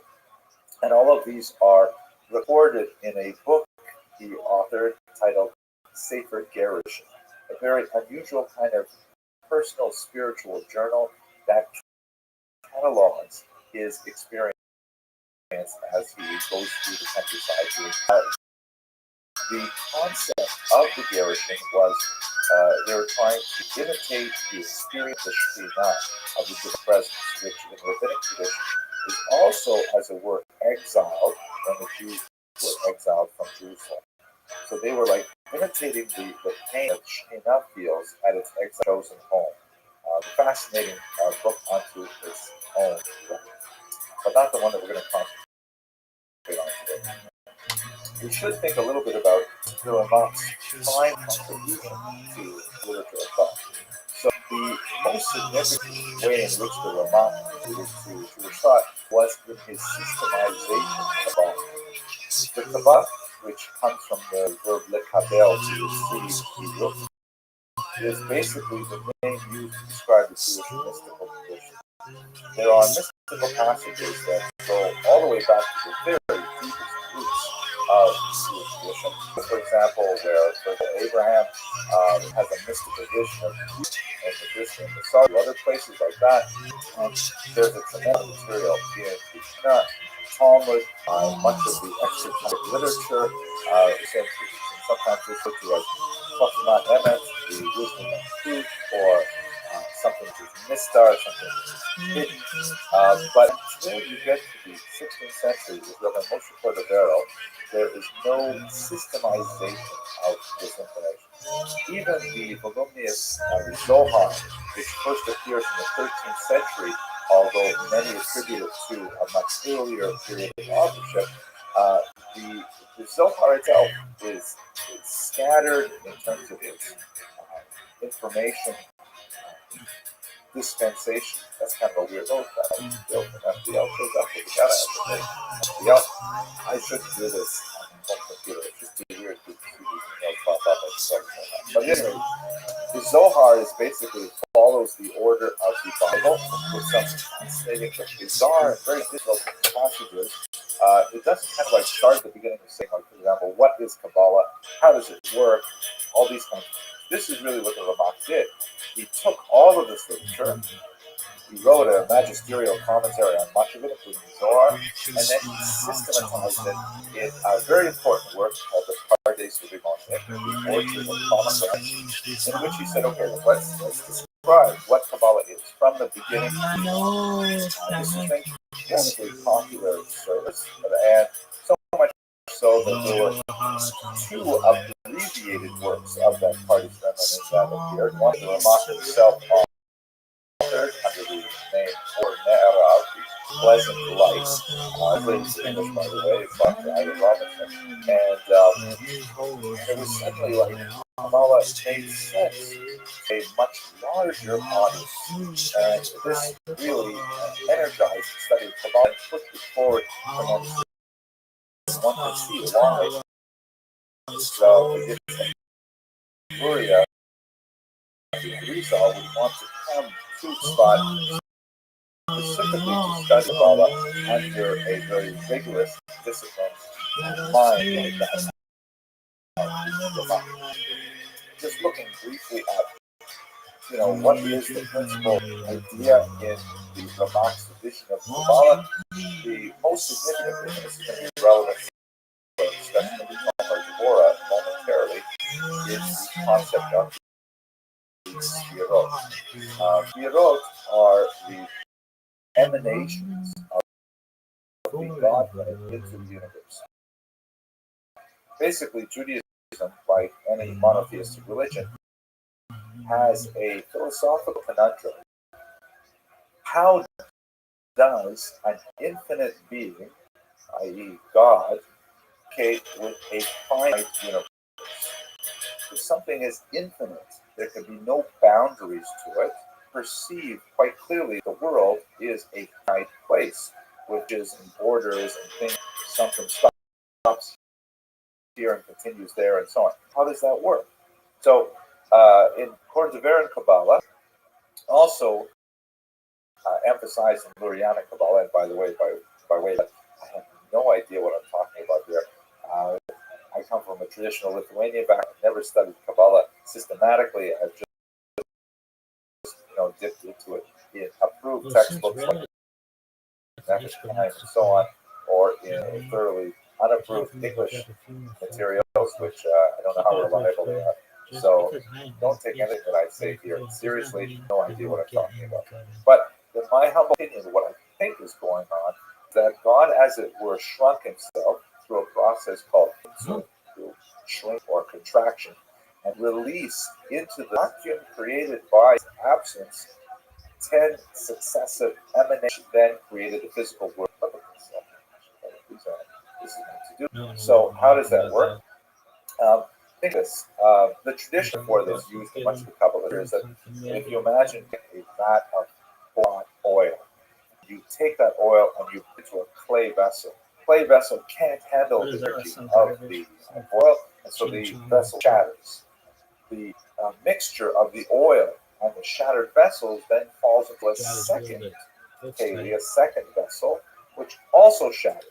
And then this continues all the way down for 10 successive shatterings until finally it's cool enough that the God's light or oil, as it were, mixed with the shards of the broken vessels, make up the physical universe as we understand it. That's the traditional Kabbalah description in brief, called Shvirat HaKelim, the destruction of the vessels. Another metaphor, which I think makes more sense, at least the way I look at it, is if you imagine God as the sun, let's say, for the metaphor, it's impossible to look directly at the sun. You'd burn out your eyes if you tried to do that. But if you take a mirror and you look in the mirror, you can glance at the sun for a little bit longer because the mirror itself, oops, wait a second. I don't want to share everyone. Nail, that's terrible. Shut this down immediately. It's ridiculous. Okay. The mirror, how do you work like this? The light from the sun, as it were, the mirror absorbs some radiation and also distorts it because it's not a perfect surface. It has, whatever eruptions or scratches or things like that. The backing is not consistent. And then if you take that light and you put another mirror over here and you reflect the sun's light into this mirror and into this mirror, you can look at it even longer because two mirrors together certainly dilute the power of the light. So if you have 10 of these mirrors all the way down, at the very 10th mirror, then you can look at the sun quite comfortably.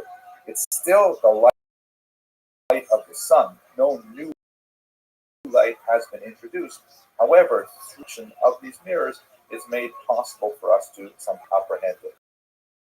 So this is a very basic idea of Ordever and Kabbalah, that the world goes through these 10 emanations from over here, Keter. This is actually not precisely a Cordeveran diagram, but we'll use it for now because it's sort of colorful.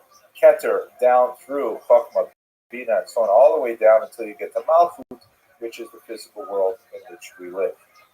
That is an introduction, very briefly, to my limited understanding of the world. It also addresses a very real problem, and this is something that separates Kabbalah, Lurianic Kabbalah, and that is the concept of theodicy. Theistic religions have a very difficult to address, and my house is a far more issue to address than, for example, the question of the existence of God. And if you look at the great arc of Jewish thought, you'll see that very little time is spent discussing whether God exists, but there's a significant amount of material devoted to the subject of whether or not God is just. From Genesis, Hashofet Kars Loas Mishpat will it to the whole earth. Dude, what fuck version is this? Take 12? Why would you put that? From Abraham's Why would negotiation Zuckerberg have this shit? Well, put the take 12 on. How about take 1? The concept of theodicy, which comes from the Greek term theos, meaning God, and dike, meaning justice. Is God just? So you have a monotheistic religion that has three basic statements that have to somehow fit with one another. They are: God exists. Now, you can't have a monotheistic religion without that. Secondly, God is all-powerful. How can you have a God that is not all-powerful? That's not our working definition of God at all. And that would imply also, ipso facto, polytheism, because if God does not have power over everything, then there must be something else that takes up the slack. It undercuts the whole idea of God exists. And then finally, we have a visceral experience of the reality of evil. Particularly in the bloody 20th century, we know that there is such thing as evil. We also, even, not just so much God forbid, Lord, I know, even in our own lives, the people around us, our community, we experience things that are difficult to understand in another way. So how can these three statements coexist? How is it possible that we can have an existent God, an extant God, who is all powerful, and yet tolerates evil? So, usually the Jewish thinkers concentrate on working with this statement, there is evil. And evil has to be redefined in some way to make it more compatible with the entire system. For Rabbi Moshe Cordovero, the concept of evil is basically the notion that evil is a natural byproduct of the emanations of God. That as God is diluted in the universe, as God is shrunk further and further through those sefirot, evil somehow naturally is created. According to the Arizal, however, and this is the one area where really there's a very profound difference between the Ramak and the Arizal. Evil is somehow a result of a cosmic accident, of some kind of, something went awry in the creation of the universe. And this is in many ways what makes the Oriental thought so much more appealing and popular, and certainly eclipsed Cordovero and Kabbalah in its later influence, because for Cordovero, evil is, that's just the way it happened. The world turned out this way. This, by the way, my comments are based very heavily on the analysis of George John, an important Kabbalistic scholar. We know that evil just sort of happened, and it's inevitable. Whereas for Luria, for Rabbi Luria, the concept is, no, we are living in a time of crisis, a natural crisis, and humans must address this wrong with every action that we take. It's a much more kind of energizing, motivating, and empowering form of Kabbalistic analysis. In my humble opinion, I don't really understand either of them. Both approaches seem to me quite theologically problematic, but I certainly don't have any better suggestions to deal with that great problem of those three those three statements that coexist. I will reiterate, however, that according to the research of Dr. Bracha Sack, who's also written some phenomenal materials on the Kabbalah of the Ramak, which is awaiting translation into English, she emphasizes that the vast majority of Lurianic Kabbalah is identical to Cordovero Kabbalah, and they should not be seen in any way as being in competition with one another, because the reality is Lurianic Kabbalah is highly derivative of Cordovero Kabbalah. Okay, let's go on. There we go, next slide. One other detail that maybe you picked up on earlier when I was talking about his association with the Luchad Dodi, the Ramak was an enthusiastic supporter of early study of the Kabbalah. He himself began studying Kabbalah at 20, and he felt that this is something that is really positive for all Jews. And he argued quite forcefully for it. For example, in his more popular of the parties, the Or Nera, he heaped huge amounts of criticism on unqualified teachers, and felt that if one could not get a qualified teacher, one should not abandon the study of Kabbalah. Rather, one should study it alone, because even studying alone and not understanding what you're reading is better than studying with a teacher who will definitely give you an incorrect reading of the Kabbalah. Hence, don't do anything from me, because I'm totally unqualified in this area. Just to maybe have something useful to say about. Nevertheless, the Ramak was quite exceptional in his advocacy of ignoring the ban on the study of Kabbalah for individuals under 40 who did not necessarily have full training in other sections. Now, I'd like to spend some time talking about what is probably the Ramak's most famous work. Most famous work, known as the Tomer Torah, the palm tree of Torah. The title is somewhat mysterious. There's no indication in this slim book itself, which was first published in 1588, about 38 closely typed pages. There's no indication in the book itself as to the reason for the book. There is a reference to a palm tree under which the judge Deborah judges, I believe. And it definitely bears some close resemblance to a similar section in his earlier works in Elima Bargabati. It is distinct from that work as well. It's not part of that book, but it clearly borrows some of the material from that book. Dr. Bracha Sack has opined, I think quite convincingly, that somehow the title refers to the unification, perhaps on a mystical level, certainly on a mystical level, an association of the Yichud Hashem, the unity of God, masculine and feminine at the time, but that's more common topic today. The principal task of the Tomer Torah is the concept of imitatio Dei, a word used by Christian theologians for a concept known as the imitation of God. Basically, we do have a mitzvah in the Torah, imitate God. It's recorded in the Sefer Achina, for example, and elsewhere, that one should try to absorb the attribute of God. And the Gemara, the Talmud says, how do we do this? Well, we imitate God by following His ways. Just as God clothed the naked, so we should clothe the naked. Just as God fed the hungry, so should we feed the hungry, and so on and so forth. The Tomer Dvorah, however, says that while that is certainly true, on a profound level, what we really should be doing, we should look at God is. What is God's identity? That which is accessible to us. And we should imitate that identity. The actions for sure, but the identity is even more primary. And how do we experience God? We experience God through the Sfirot, earlier mentioned. The idea that God emanated into the world 10 distinct Sfirot, these 10, if you will, reflections, or the 10 Kalim, the 10 vessels, and we know something about each of those 10 vessels through the Kabbalah.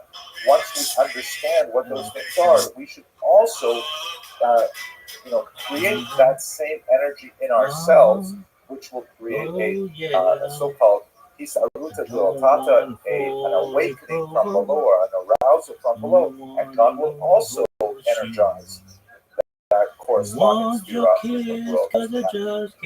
That's complicated, I know. So through this little work, the palm tree of Torah, what he basically does is he goes through each of the 10 spheres, describes what they mean, what they signify, and then translates that into human behavior. Now, in my own work, which I'm currently engaged in, and hopefully by the end of this year I'll get for publication. It's a translation and commentary of Tomer Torah. I've done a couple of, taken a few liberties. For example, I've divided the work into 2 sections. This division is not present in the original manuscript. The first section is what I would call the Kabbalah of Forgiveness. It refers to the first chapter of the work, which takes up 1/3 of the entire workspace of the book, and is clearly a work of soaring genius, something that is easily on a level of anything pushed in world spirituality in the 16th century, or I think much earlier or much later. And basically, the Kabbalah of Forgiveness, which is going to be the title of my book, the Kabbalah of Forgiveness refers to the very first sphera, known as Keter, or the crown, describes essentially the concept of mercy. How God has mercy on us, and how we should have mercy on others. And it's a phenomenal work. I'll discuss it more next slide. The next 9 chapters deal with the following sphirot, also quite fascinating, but they feel quite distinct from a first large chapter, and so therefore I kind of split them up. And I feel that many people could benefit, and they're also, by the way, more Kabbalistic maybe than the first chapter, which is much more accessible to those not necessarily well versed in that topic as a whole. That's basically what Tomer Devorah deals with. Let's look at a little bit more closely that first mercy or Keter, and so Keter is the crown. And what is functionally in Keter? The Yud Gimel Midos of Aracham, the 13 attributes of mercy or forgiveness. He takes a verse from Mika, from the coffee and the Tashlit ritual of Rosh Hashanah, and lists the 13 higher levels of mercy. And here they are. This is the entire 3 verses of Mika. Each one of these phrases refers to a different level of mercy. And then not only does he describe what that means for God, or, what is God's mercy, he also gives us a insight into how we should behave. Like, I'll give you an example. If you look at number 6, which is one of my favorites, for he desires kindness. So in the Tomer Devorah, it describes how, God, from time to time, angry with the Jewish people, God forbid, and, he'll be tempted to as it were, a lot of anthropomorphism here, he will be tempted to, punish the Jewish people. Yet, what he does, in order to mitigate against his own anger, again, it's very difficult to speak about God's emotions and things like that, but this is also part of Kabbalistic discourse in which the Godhead is very embodied. God, as it were, in order to mitigate against his anger, he will remember some detail that the Jewish people have that is some behavior or some character trait. In this case, he describes the character trait of generosity. Even though the Jews may be rebellious, stiff-necked, or what have you, nevertheless, they are very generous, helping the poor, and so that, as it were, blunts the force of his anger. Then what the Ramak will do is he will say that you should do that in a human level as well. So, for example, let's say a couple, a married couple, has significant arguments from time to time, and one of the couple, let's say the husband, maybe. Oh, this is hard because this is going to be on the web. See something else. So let's say, for example, theoretically, there's a couple occasionally has arguments. Like, my wife and I, it's hard to talk about it because we only have arguments once every 6 or 7 years or so. But let's say, for example, the husband, me, becomes frustrated with a wife. Let's say one wife, right? And I'm tempted to say something which I'm certainly rather later regret. So what I try to do to follow this Mida is I try to remember one thing that my wife does that is a positive characteristic, and if I can remember that, then even though I might want to let loose and be angry and raise my voice or something, well, if I remember this one small characteristic, it can be a very small one that soothes my anger a little bit, just enough to kind of let me grab hold of it. So, for example, my wife always makes my lunch. No matter what, always make sure I have lunch. And so, even though I might be angry, if I can remember, she always makes my lunch. She cares for me, sure I eat properly, makes my lunch. I can't be angry because I just can't let it go. I can't, give myself over. It's an amazing book. And although, I can't say that mastered it in any way, even though I've read it many, many times. And I think that this first chapter is something that every person should definitely read. It's a soaring work of genius, and it's really a transformational text.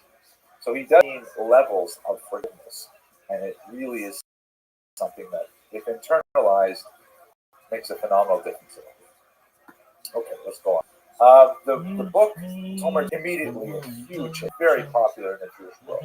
Basically, this is one of the early books that his son Alia offered to Daria Defano, who is known as the famous Maharam Nipano, a significant Kabbalist and a very, very devoted student of the work of the Ramak, and he immediately put it to press. The book gained rapid traction with Jewish readership when Rabbi Yeshayahu Horowitz, Yeshayahu Horowitz, known as the Shalach Kodesh, a very important Polish rabbi, included much of this small text in his much larger analysis of Jewish thought, the book that he's named for, the Shalach Kodesh. A great devotee, and that meant that a lot of people studied the Tomer Dvorah fairly early on in its publication history. Small but interesting note, the book is obviously valuable for everyone to read, although when you get later on in the chapters, there are a few references that indicate that he was most probably writing primarily for a male audience. It's very clear as you go further on, here in Tomer Dvorah has been widely read by women, and quite often you'll find that there are editions published like this one here that my own daughter prefer to use, which has a distinctive kind of feminine feel. As we shall see later, the Rabbi Yisrael Salanter study, in particular during the month of Elul, which is the month of forgiveness, and many times the editions of Tomer Dvorah that are published today have little numbers on the side, breaking the text up into manageable sizes for daily study over the course of a month.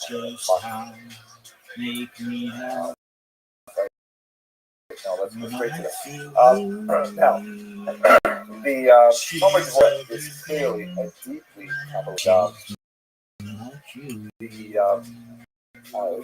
The Lithuanian movement, unlike the Hasidic movement, at odds with each other, see my lecture about Nemso for more material on that.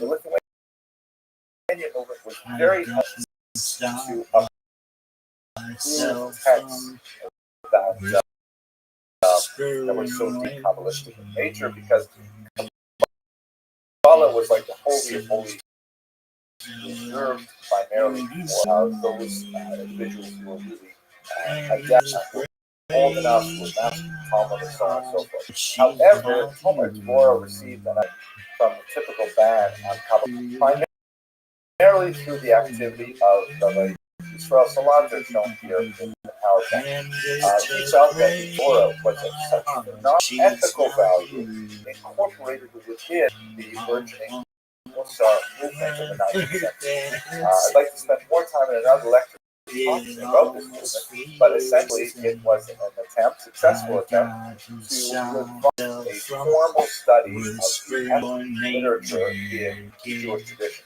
At the time, books like the Kovos Halavavos, the Duties of the Heart, the Sharim, were not widely studied in a formal manner in the yeshivot, which concentrated almost exclusively on Talmud.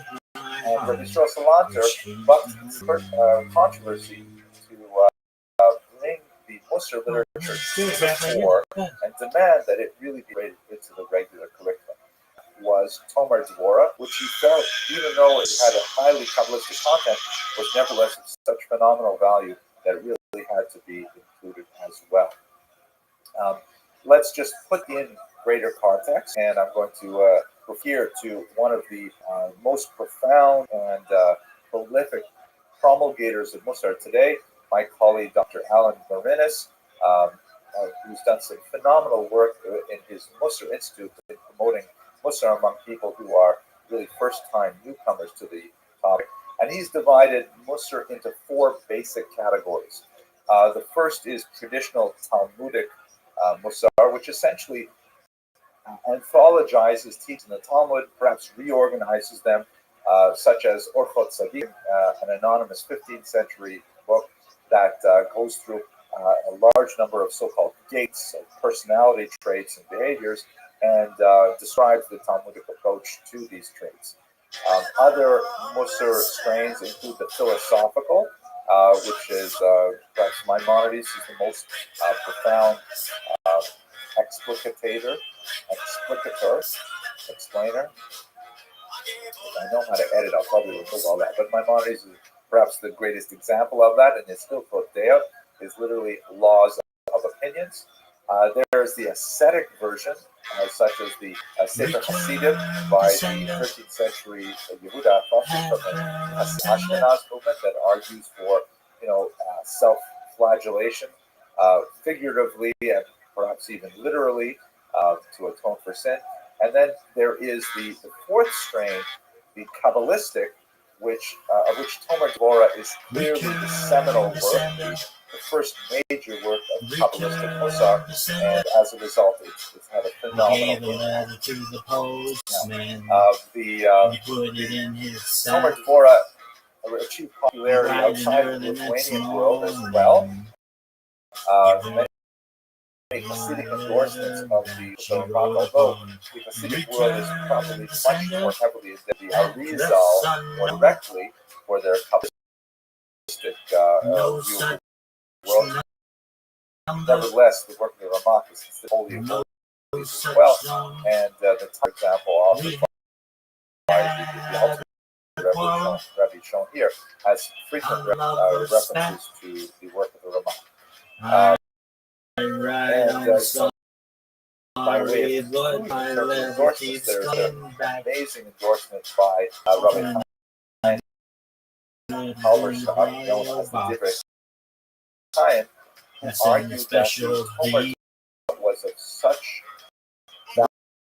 value that even had, and I say this caution, but nevertheless, I think I would be I didn't include it.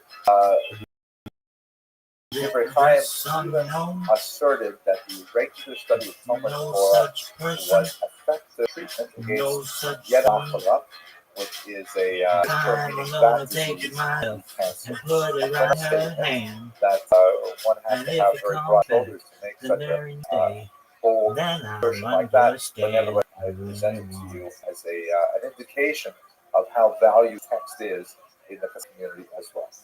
So, by the Ramah, this is his grave in Sfat 8, in the result of one of the plagues that passed through Sfat at the time. Behind a great corpus of literary works, including Tomer Dvorah, Pardes Rimanim, and commentary on the Zohar and so others. And he also left behind some extremely influential students. Those who are familiar with the names of this period will be unduly impressed. Rabbi Eliyahu Davidas, the author of Chachma, is one of his principal students.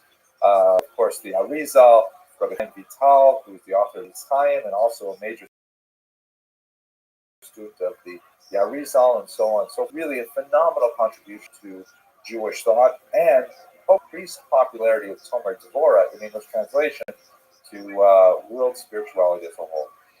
Thank you for sitting through this usual home-based lecture. Technology will work fine next week. We won't have to do it again, but let's sign off and hope this all works. Thank you.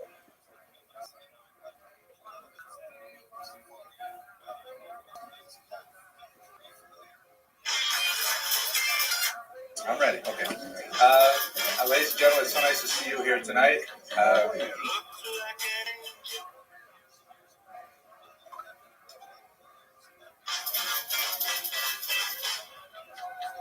You look like an angel. I have actually a really interesting lecture tonight. I spent a certain amount of time preparing, and I think it's good material. Okay, this is just like a and but I will say I was talking to one of my students watching his videos from New York State. He said to me, Dr. Abrams, I love lectures because he really nice things are. It just feels really bad for me. He says nobody ever laughs at my jokes. And I tell him it's just a microphone, it's just basic score. And all of you, of course, you know, belly laugh. But just for my students, when I tell this joke, I'll do my part. I went and I got out a joke book, Joseph Englishkin's Jewish Humor, what the best Jewish jokes say about the Jews. And I realize I'm really using my 6 jokes over and over and over again. Being very polite, but give you a new joke. So this is a joke from page 31. It goes like this. So Dean has been in analysis for 25 years. He's seen the same psychiatrist one time. And psychologist says that, Mr. Goldstein, we've had a long relationship, and I feel like it's really time for you to move on. I've been in my office twice a week now for 25 years. Joint psych. It's time for you to move on with your life. But I'm not sure I can do that. I mean, you've become a part of my life, my routine, my week. How am I supposed to just separate? He says, listen, here's my card. I'm going to put my home number on it. Here it is right here. I want you to call me anytime you feel the need. I'm confident that our relationship and your therapy has been so effective that call me anytime. So sure enough, Sunday morning, 6 a.m., the psychologist gets a call. And the Goldstein says, "Oh, doctor, I had this terrible nightmare, and I woke up. I couldn't sleep any longer, and I tried to analyze it, and I just can't get to the bottom of it." And he says, "Well, what was the dream?" He says, "I had this dream that you were my mother, and it was overwhelming." And Goldstein says, "Well, what did you do after that?" He says, "Well, I sat down, I wrote it out, I used Freudian techniques." He says, "Then what did you do after that?" He says, "Then I had some breakfast." "What did you have for breakfast?" "A bagel." "That you call breakfast?" All right, it's not that fun. It's funny on page 31, but try. Okay, I'm trying, Mr. Newman. Okay, tonight's lecture is actually a fascinating lecture. I did a little bit new research for this lecture, new for myself at any rate, and I found some interesting things that I think you'll enjoy. I know that I enjoy doing research. It's about a woman named Rothschild, the broker. First H is a guttural. As Billy Crystal says, Yiddish is basically German with phlegm. So you just have to pronounce Rothschild like the Yiddish ches, as it were. And is that for me? Oh, thank you so much. My daughter gave me a cup of coffee, which is really nice. So it's about Jewish women in the medieval economy, and her life is actually fascinating. We have a few scattered documents about her in the Geniza, and I'm looking forward to sharing with you what her life says about the life of Jews in the medieval economy. Tonight is sponsored by the Coolers. We have a good representation of the Cooler brothers here, right? We have 80% of them here, which is great. And so in memory of their parents, I had the schus of knowing John Morton Kula. He was really a very, very special individual who lived in Archahila. He lived in the Waverly at 92nd and Surfside, and he was a very, very talented and spiritual individual that touched the lives of so many people.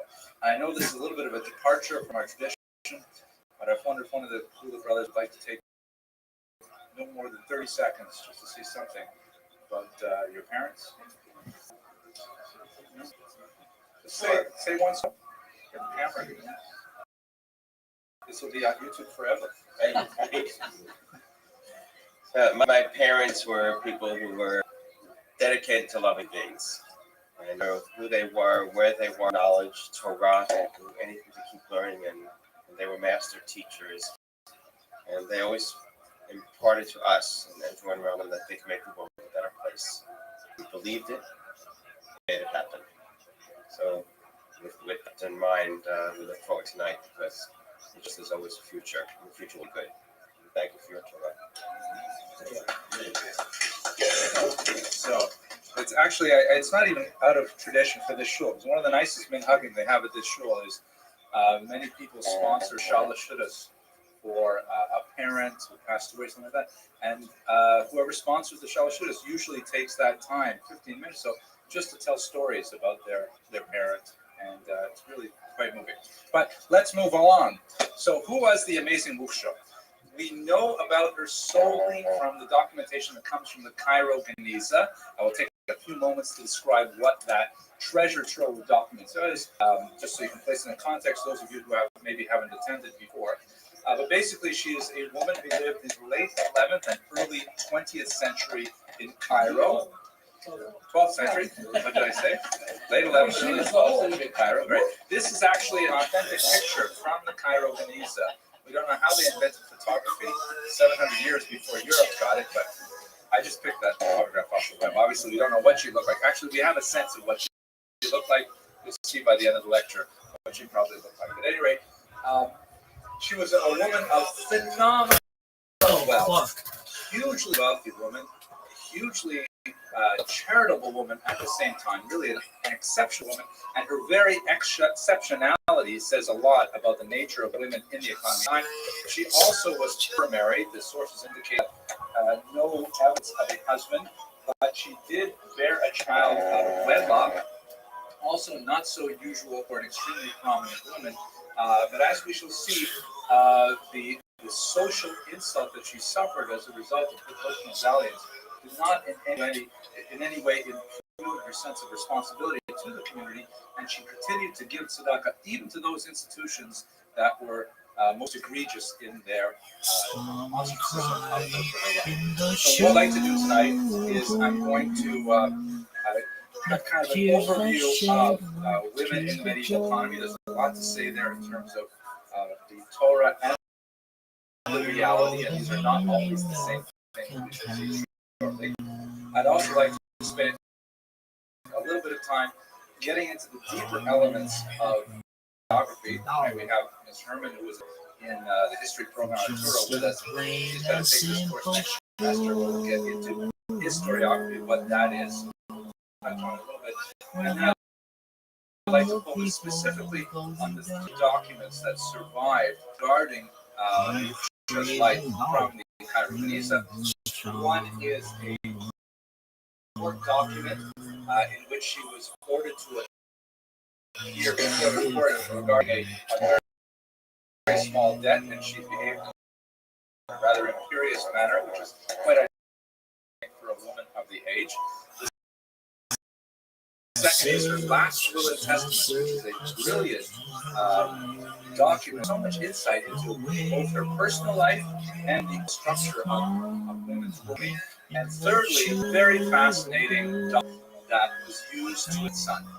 And so these are light at GPS, I guess. No, that's not funny. And we'll see a lot about women in the economy and this exceptional woman in particular. So let's get started. One of the most difficult things about studying social history, meaning as opposed to the lives of the kings and as opposed to the lives of the great religious figures and the wars and so on, social history looks at how people actually live, or as Herder put it, wie es eigentlich gewesen war, how it actually was for people. How do people actually live? And one of the massive lacunae we have in our sources is, where are the women? The vast majority of people who create the documents from which history is understood were men. And men tended to write mainly about things that were important to men, like medieval, baseball, politics. No, okay, I don't know. I picked up the joke book. I'm looking forward to reading it. But men tended about other men, about things that are important to men. Women had less access to education. They tended to be far less literate. They left far less of a literary record for us to create the kind of archaeological finds that would tell us about what lives were like. So the only way we can really get access to women's lives for much of human history is to try to reconstruct their lives out of what men say about them. And that's just one of the challenges of working in this discipline, is trying to understand a vacuum from, how that vacuum affects the outside world, so to speak. So we have two basic types of information that we'll use today, two types of sources that will inform our discussion. The first is traditional rabbinic literature. That is pious literature, sometimes legal, sometimes philosophical, that is written by rabbis, obviously, who are trying to promote a particular religious agenda, trying to promote greater attachment to the values of Judaism and so on. And their reflection on women and the roles of women are often idealized and kind of based on a utopian view that may not conform to reality. The other type of sort, and we'll be looking, for example, at the Mishnah Torah, the classic works of the great Maimonides, who writes down very hard-nosed legislation about how men and women should comport themselves with each other, which often, was kind of stating an ideal without necessarily reflecting what women actually actually did. But also look at the Sefer Hasidim, which we talked about a couple of weeks ago when we looked at Judah. One interesting reference in there because it's very rich in terms of folk literature. The second major source that we have for the lives of women are social and economic documentation. Things like, for example, we find in the Cairo Geniza. I apologize for those who have been here in previous classes where we talked about this all-important documentation, but basically, the Geniza was a storehouse of documents that was kept in a particular synagogue not too far from Cairo.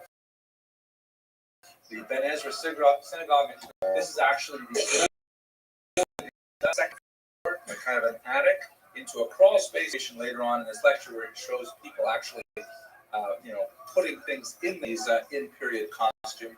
But this gets stored. Normally, Geniza stored any holy writings. Obviously, a Sefer Torah, Tumashim. We have, for example, in the Cairo Geniza, actual autographs of myself, all kinds of fantastic things like that. But what made this Geniza unique is that the people of this small town believed that anything written in Hebrew belonged in the Geniza. So anything written in Hebrew letters, actually. So even if it was written in the Judeo-Arabic language, very common statements, business contract, personal correspondence. We know, for example, that Maimonides had a sister because one of her letters to her illustrious brother was found in the Cairo Geniza. Love letters, poems, shopping lists, honey, pick up some hummus away home from the shuk. That's in the Cairo Geniza because Hebrew letters was stored away. As a result of some interesting circumstances, the Geniza 600 years, no one went in there, and then it was reopened at the end of the 19th century, and scholars discovered approximately 250,000 documents, which dwarfs every other source for the Mediterranean basin, covering approximately the year 900 to about the year 1550. An incredible trove of information that scholars are still poring over in 3 universities around the world. Now, in the Cairo Geniza, we have all kinds of documentation that people will loathe to throw away, such as, for example, marriage contracts. There are thousands of marriage contracts. And unlike the ones that people generally use today, well, maybe I shouldn't say that. People do personalize them. But there are lots of unique stipulations made in marriage contracts. It was not just the standard Aramaic text. People would add in, and if he yells at her, then she has to give him 2 chickens or whatever. They would add in all kinds of details. So we know a lot about their social lives from this documentation. And finally, one last element is so-called responsa literature, which is a genre that still persists to this day. And it goes back to the Gaonic period in the 8th century, where petitioners will ask rabbis questions and the questions themselves are lost; they're not preserved. But the answers of the rabbis are preserved. Collected with suspicious minds, serve as precedent. and we can do the Types of response dream that we have suspicious reflects the kind of problems that happen to people. So these stop and say hello. types of sources, both the rabbinic literature, the oral literature, like and social literature, like the detritus of people's correspondence with each other, as well as the response literature. These things we can sort of fix who this woman Rothschild was and what many people feel like crying. We can't go on together. We're suspicious. For the Israeli army? I did. Well, Judith, you've been to all my classes, so forgive me if I say this one over again. It's a good one. I'll tell you very quickly. So the Hadassah and Margate, they get together and they risk $2 billion to buy the latest jet fighter for the Israeli army. And they purchase it, and they have a big ceremony at Fort Lauderdale Airport where they have the bleachers set up, and all members of the Hadassah group are sitting on the bleachers, and the pilot, gets out and he has a helmet under his arm. He salutes the women. He gets into the cockpit, pulls down the cowling, and then fires up these massive jet engines and shoots down the runway and then stops.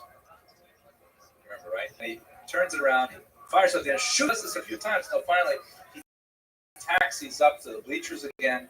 He opens up the cowling and he says, "Ladies, the plane will not take off. Move some of the plaques."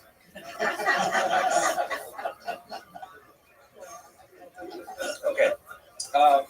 Now, I'm going to be painting with very broad strokes tonight because we're speaking about the medieval economy, which we're talking about, 700 years of history. So it's going to be fairly rough in the areas. But one major distinction that we have to be aware of is that, with the exception of Spain, which is always unusual since it was that triangular society with both Christians and Muslims and Jews all interacting, the vast majority of Europe was either Muslim or Christian. Muslims conquered all of North Africa and the Middle East to Persia, and then further go we'll leave it at the Caucasus Mountains. And the Christians were in control of Europe. And they had very, very different relationships to Jews, and the lives of women were similarly different, whether they were in a Christian or born in wine. One of the facts, Jewish women in Muslim lands suffered under a far more repressive standard of living vis-a-vis their activity in the public sphere. For example, Maimonides writes in the Code of Jewish Law that it's appropriate for go out maybe twice a month, go out of their home maybe twice a month. Otherwise, they should really be living totally in the home. And this is not at all the kind of standard writing in France, for example, or Germany. So Maimonides is reflecting a social reality where, even though there's nothing in the Torah that was specifically say a woman has to stay in home, there is definitely some encouragement of the private sphere and its association with women. But the idea that she would be restricted to her home is really not at all a value that Jews had in Christian Europe, but it was one that they absorbed in Muslim North Africa. Ironically, at the same time, Muslim law has a couple of leniencies that are not present in Jewish law, and women would take avail of these leniencies to their benefit. Even though Muslim society tends to be somewhat more repressive in terms of women's activity in the public sphere, Muslim law gave women a little bit more control over their own income within marriage. As we shall see, women often exploited this dichotomy between what the law allowed and what Muslim law tolerated for their own benefit. And the rabbis were forced to simply go along with it. And in fact, it was affirmed by several important rabbis, including the Rabbi, saying that, look, this is the custom of the people in which they live. The women have more rights over this income, and therefore we should respect the custom of the Jews living there. And the last thing that's kind of relevant is that after 1492, with the Spanish expulsion, and then shortly thereafter the Portuguese expulsion, then you have this unusual mixture of all of these very educated and much more cosmopolitan Jews coming in large numbers out of Spain and Portugal and populating many of the important cities of the region. Istanbul, for example, North Africa, ports in Greece, and so on. So that also changes a lot of these. Many of them come into contact with customs that they were not familiar with at all. So that's a really important thing to bear in mind. I'm going to be speaking in gross generalities, but I can't go on without discussing that. Let's return to this concept of public sphere. Judaism, like Islam, definitely promotes the notion of woman's dignity being located within the sphere of the home. It's related to this concept of tzniut. Tznius means basically, it's often translated as modesty, but a better translation, a more close translation would be hiddenness. The value of the hidden, of not standing out. The example, the metaphor of the Torah scroll, holiest object in a synagogue. The Torah scroll is not simply left out on display for everybody to watch. It's within its own mantle, and it's behind a curtain inside a box behind another curtain. Because of it is hidden away and only taken out under very restrictive and highly protocol infused situations. This is a metaphor for the value of sleep, and it is associated more with the feminine, with the masculine in much of rabbinic literature. Yes, Ms. Abramson.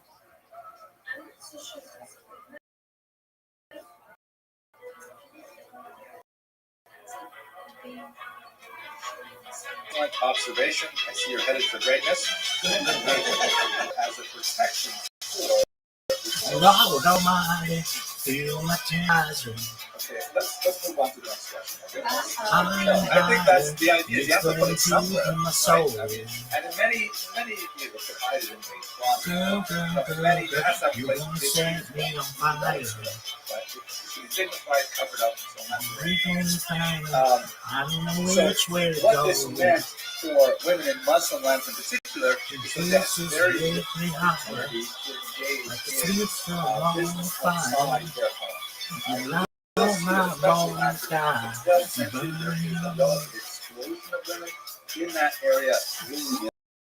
There are women involved I in don't care that you commerce and so on, but it is only considered a lower status activity for it women must be to be 109. involved in public haggling in the marketplace. Burn, On the burn, contrary, the kinds of and professions nothing that can women fool me. especially chose in the Muslim world were associated with the textile industry. But I And it's feel important for us to bear in mind, fine. particularly because we live in the post-industrial Cause revolution, you where we have one of the like a most police hugest of Mr. Rodriguez? No. You One of the know, largest, most significant changes in women's reality after the industrialization is that they were freed from the incredibly burdensome task of making clothing, which, don't forget, began with the raw wool or the flax. It was a hugely time-consuming task to process that flax or that wool into thread and then make that thread into cloth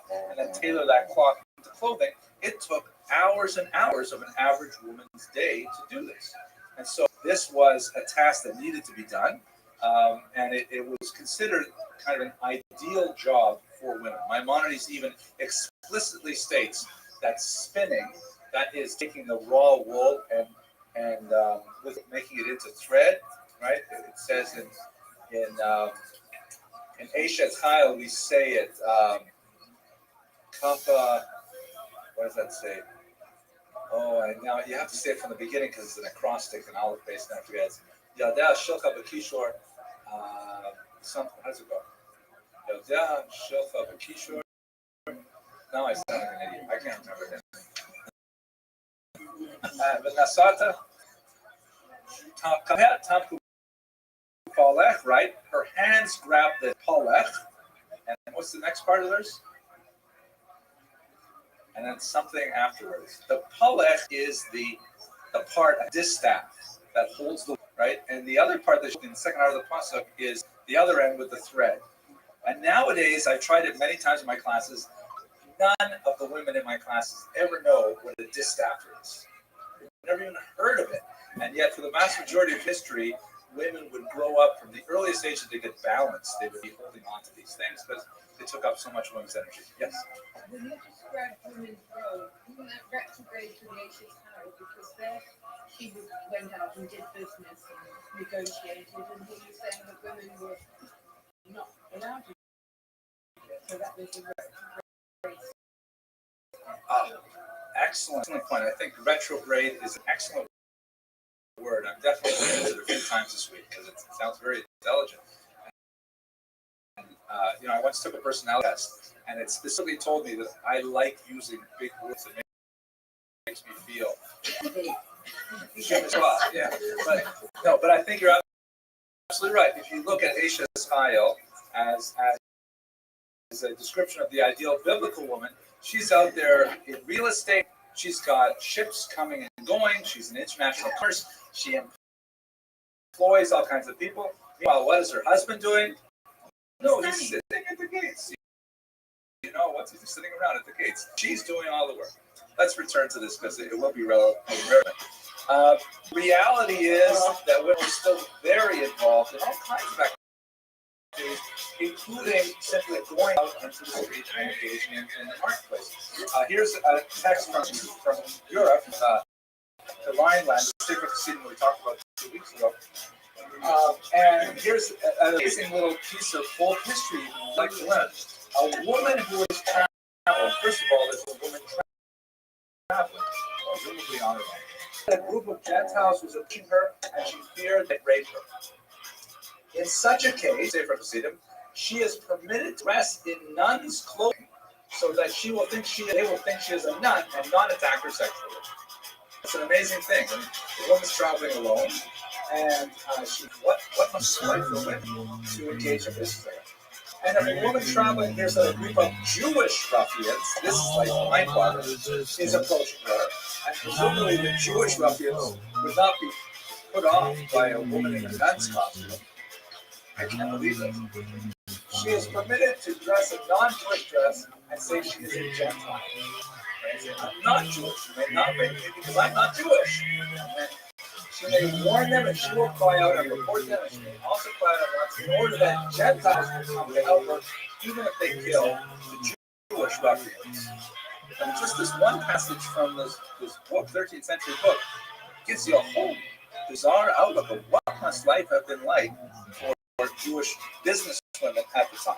But let us return to some of the related aspects of it. And perhaps the most significant economic step in a woman's life is the institution of marriage. So, economically, it was hugely balanced in favor of the male. In fact, the term that the Talmud uses for marriage is kinyan, which means to acquire. It can't be understood in the same way of acquiring chattel. I think that's the distortion of Talmudic thought, but it definitely is a one-way relationship. The husband, as it were, acquires a wife. The wife allows herself to be acquired. She may not be acquired without her permission, so to speak. She may not be married against her will. And in fact, women have in some degrees far more autonomy than men on a level of personal status. For example, in Jewish law, a Jewish man may be enslaved. A Jewish woman may not be enslaved. It is illegal to hold her as a slave once she reaches the age of majority, 12 years old. Before that is a different story, but at 12 years old and on, she may not be enslaved. So when it comes to marriage, property that goes from the woman into the marriage, the woman's family, and property that goes into the family from the husband. The woman contributes a dowry, obviously with her parents' help, and the dowry is far larger than anything that the husband into the marriage. The dowry is kind of like, to look at it cynically, it's kind of an incentive for marriage. Amram, and this amazing 70 notebooks of her own reflections, and I would say at least 30% of them are worrying about marrying off her children, and in particular collecting the dowries and having enough dowry to attract this kind of a mate and so on and so forth. But it's a really big deal how much money or property, it could be, real estate, it could be things like linens and bedclothes, things like that, a woman will bring into the marriage. The bridegroom, on the other hand, gives 3 gifts. He is the unofficial, mandatory prenuptial gift, which today would be something like an engagement ring. It's a sign of marriage, but it is a token of dowry. And then there is the marriage price, which is the parents of the bride for the marriage. Again, it's a small thing compared to the dowry. And there is the so-called delayed installment, which is really the promise of a gift in the case of divorce or death of the husband. By entering into this marriage, should the marriage be dissolved, then the husband or his estate, because it devolves on his heirs, to pay the wife or ex-wife a large sum. This is intended as a deterrent to divorce and also a reasonable protection that's put in place for a so-called pileges, or a concubine, is essentially a wife, and concubines up until the 11th century were still permitted, and in Sephardic lands really up until the 20th century. A concubine is a full wife in every respect, except she does not have the protection of the delayed installment. The divorce really favor the husband, because he can acquire not only a spouse and a life and other things, but he also acquires a big chunk of money in the form of his dowry. The woman may also bring into the marriage property from her father's estate, for example, and under certain circumstances, she may retain ownership of that property. But in traditional Talmudic law, she does not retain the right to control that property, or to gather the interest from that property. Let's say, for example, the father gives her a field. The husband can't sell the field. He has the right to decide whether he plant corn on it, or build a hotel on it, or whatever he wants, and he keeps the income from it. That's, traditional Talmudic law. Finally, this is perhaps the most difficult thing. I've had a lot of arguments with my 14-year-old son learning this right now, and he's a real feminist. He won't let me go in it. Maaseh yadeha, the work of her hand. A woman is expected, not demanded, but a woman is expected to work in marriage and to earn some income. That income is controlled by the husband. Yeah. I have my own daughter listening to this. So that's this is the economics of marriage, at least as per traditional law. Now, as I mentioned earlier, there is Torah and there is reality. There's a difference sometimes between what the rabbis say, the way it's supposed to be, and historically and socially, what people did anyway. As I'm sure we see around us even today, it says some things, and people do a totally different thing if they desire. And we shall see that actually it's built in a very structured halacha. If enough people sort of vote with their feet, the rabbi shut to social groups. And the rabbis, on many occasions, including rabbis as prominent as Rabbi Yosef Karo, the author of the Shulchan Aruch, they will validate practices that are not in harmony with traditional statements of the Talmud, if that is minhag hamakom, the custom of the community, the circumstances under which would be married. For example,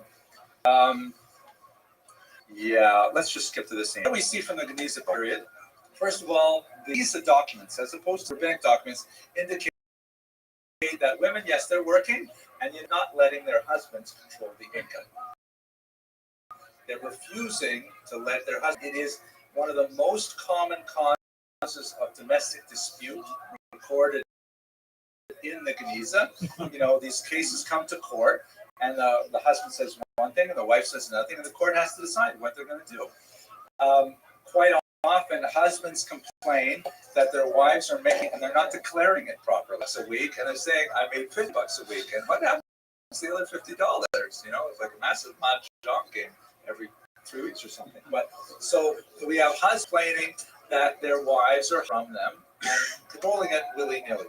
Secondly, we find wives telling their husbands, "Hey, sweetheart, if you insist on my paycheck, then I'm the Muslim courts." Because the Muslim courts, I mentioned earlier, were far more lenient with regards to women's control of her own income. And this was considered, to use the Latin term, ashanda, if a woman would case to the Muslim courts, she would be vindicated. That would be a humiliation for the husband, and even for the rabbinic courts. So in many cases, rabbis would counsel their parishioners, the husbands, just let her have it, and this became kind of enshrined in practice. Dowries as well, as opposed to Maaseh yadeha, the work of her hands. Dowries were often a cause of dispute because Her father would give her a certain amount of money into the marriage, and the husband would want to, um, sell a piece of property, which she's only allowed to do with her permission. She refuses to allow it, and they have a dispute over it. And ultimately, overwhelmingly, says S.D. Goitain, the premier scholar of the Geniza treasures, that the rabbis overwhelmingly gave in to the wife's demands. And they simply said, let the wife control the dowry whenever they have these kinds of disputes. Fascinating kind of dichotomy between what the codes say and what.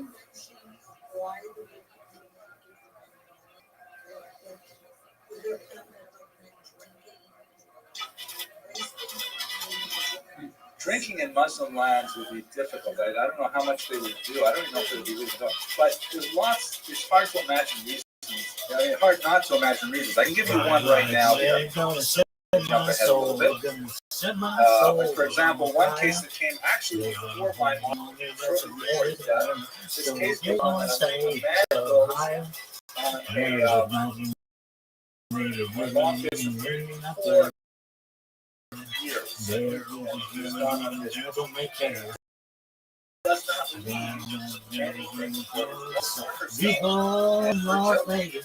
what the wife does is she takes a job teaching Torah, which is also here's a woman teaching Torah in her brother. So here she is teaching. Apparently, not anyway, so she's an independent woman teaching, and her husband shows up. Hi, honey, I'm home. And he says, "You're what? Why are you just walking the streets every day to yeshiva? And then teaching boys?" That's fascinating. That's what it is. And you have to forget it. And she says, "What are you talking about? I love you.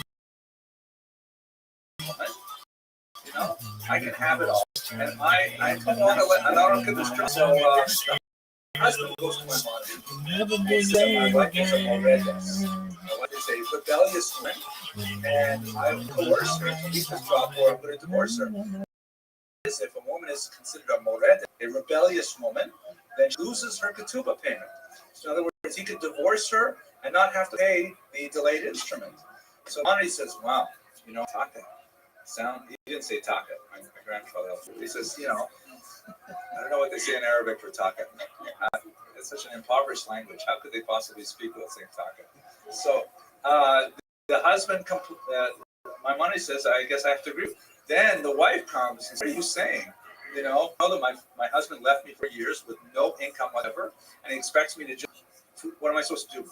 And for a Talmudic law, for a woman to beg is a far serious thing for a man to beg.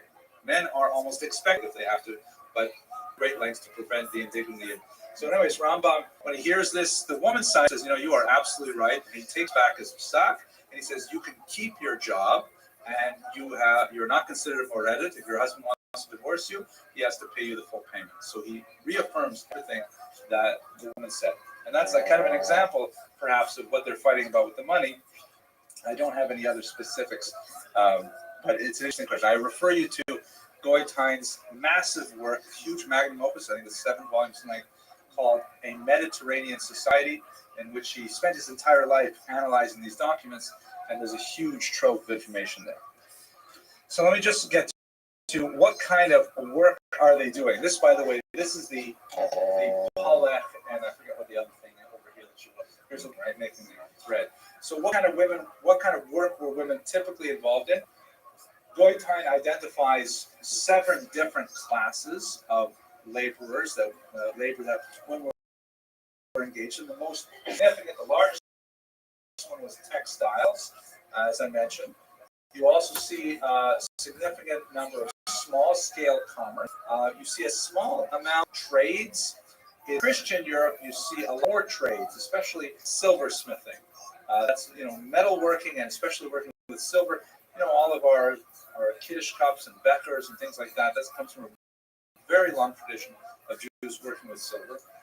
And in some cases, Jewish women were even allowed to join guilds, which is truly an amazing thing. Women were also involved in money lending, which I'm going to explore in the next 2 slides, and also some in professions. Jewish women working as midwives, as doctors, professional mourners. You could hire women to mourn at not your funeral, but someone else's funeral, because they just set the tone, with that kind of the strange things they say and clap with that. Women as fortune tellers, psychics, all kinds of things like that. Jewish women are engaged in these occupations. The Geniza tells all. The Geniza describes all these different things that Jewish women were involved in. Is a very rich economy as a whole. Yes. You said that there wouldn't be in a Muslim society there wouldn't be drinking and alcohol, but that might be Kiddush and stuff. That's a very long tradition. It's a great question. I don't know if Jews were allowed alcohol in Muslim societies or not. In Saudi Arabia, the American army can't have Budweiser. And that's, I don't know what we're doing there, but in countries like Iran, they allow the Christians and sometimes Jews. I think even the Jews to have alcohol. So maybe that makes sense. Maybe that's because I had Muslim teachers, and they would tell me that's where they would buy alcohol from was Jews. That's great. There's a great influence on society. Okay. That in Iran, Jews and Christians were allowed, I guess, produce and sell alcohol and consume alcohol. Okay, so let's talk a second about usury, because it's impossible to talk about Jews in the medieval economy without talking about usury, which is kind of like the nasty term for money lending. Jews were very involved in money lending. It was one of the most important professions, particularly in Christian Europe, because Christians developed this canon law called the law of gratia, which prohibits Christians from giving interest on loans to other Christians, which basically shut down the medieval economy, agricultural society, where it's very hard, right out the year when you're waiting for this to grow. The Jews were the only minority, about 500 years, were legally allowed to lend money on interest. When Italian Christians said this is so much money to be made, poured the law of gratia and then broke open and they forgot it. But for about 100 years, Jews were the only source of credit in the medieval world. Correct. So Jewish law is where they get the idea. Jews are not allowed to charge interest to other Jews. I've tried calling MasterCard and Visa to see who the CEO is. They won't answer my calls. But the idea is Jews are allowed to charge to non-Jews and vice versa. I mean, theoretically, Christians could charge interest to Jews, but the market differential is so huge that it was not profitable. So skip over that. Here's a picture, by the way, of a Jewish miner. This is, I think, 14th century Germany. He's got Hebrew on the hem of his robe here, at least what the Christian artists thought Hebrew looked like. He's got a big bag of money. Here's a nobleman with an empty purse asking for money. And does anyone recognize this thing on his ear? Like an abacus? Yes, an abacus. Yeah, it's a very primitive Apple computer. Done for calculation. So Jews actually really enjoy practicing usury, although there are some risks. Like, for example, there's a risk of non-payment. To a large degree, that risk is moderated by the fact that the king relied on the taxes that Jews paid for money, and the king would lend his enforcement to make sure that debts were paid. The only time it was really dangerous was if the debts became so large that the king would feel it was more expedient to simply sacrifice the debt and get rid of the Jews, as happened several times. 1290, for example, where within France they expelled the Jews 3 times in 1 century because they owed them too much money, so they kicked them out. Then they realized they wanted credit again, so they brought them back in. They owed them a lot of money, so they kicked them out 3 times in the 14th century. And there's sometimes the risk of violence, and sometimes there's always probably the risk of popular resentment. As you can see from this, in fact, here's a rather penniless Christian nobleman. You can tell that these Christians is bareheaded. You can see these penniless because he doesn't have Here's the Jewish moneylender again with the bag here, and this gesture, the famous something in medieval art, it's like this is an aggressive gesture. It's really a pedagogic gesture, like I'm teaching you something, and this would be perceived as a very kind of, corrosive relationship. But the benefits were huge. If you were in money lending, first of all, this is an urban profession. It allows Jews to live in close confines. Jews are very gregarious people. They like to live within walking distance of synagogue, the ritual bath, the Chinese restaurant, so it's very far away. It's a clean, not involved digging in the dirt for potatoes. It's one you can do with your mind as opposed to with your back. It's a portable profession. It deals with cash. So if the environment becomes a little too difficult for Jews, it's very easy to pick up and move someplace else. And it allows time for study. If you're a banker, you can set banker's hours, and you can spend the rest of the time learning Talmud. So in other words, Judith, banker's hours, that's right. That's like 10 to 3. Remember that time? And banks used to be open like that, 10 to 3. Now they drive one kind of misconception is widely, it's kind of an apologetic that was developed in Jewish historiography began in the 19th century, that the reason Jews engaged in this distasteful occupation was because they were prohibited from marrying. That's partially true, but it really misses the point. In many areas, Jews were allowed to marry, first of all. But much more important is the fact that this is a much better profession. Owning land meant that you could be expelled, and then where was your investment? It was gone. You had something liquid that you could transfer, and it allowed you to have all these other benefits. So the Jews didn't want to be farmers. They did not want to maybe buy and sell a real estate. That's something different. But to be a farmer is not value. Apologetic to say, the reason the money farm, all these other farmers, that's kind of an idea that developed out of the late 19th century. Socialist ideas that farming is the most natural and healthy occupation and so on. But it's really different from what we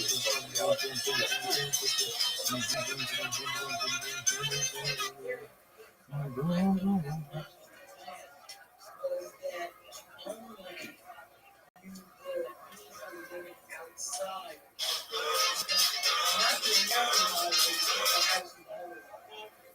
But the fact of the matter was that you were also usually going out away from the community, and you couldn't do your prayers. Absolutely. And more importantly, you were more vulnerable to attacks because it was such a lonely. Absolutely. So it's very rare that you find Jews engaged in agriculture. I think from Russia, which I know best, in 1897, there were like 3% of Jews listed agriculture as their occupation. Okay, so let's look at Wuksha for the remaining time we have. Wuksha, let's return to her specific life story.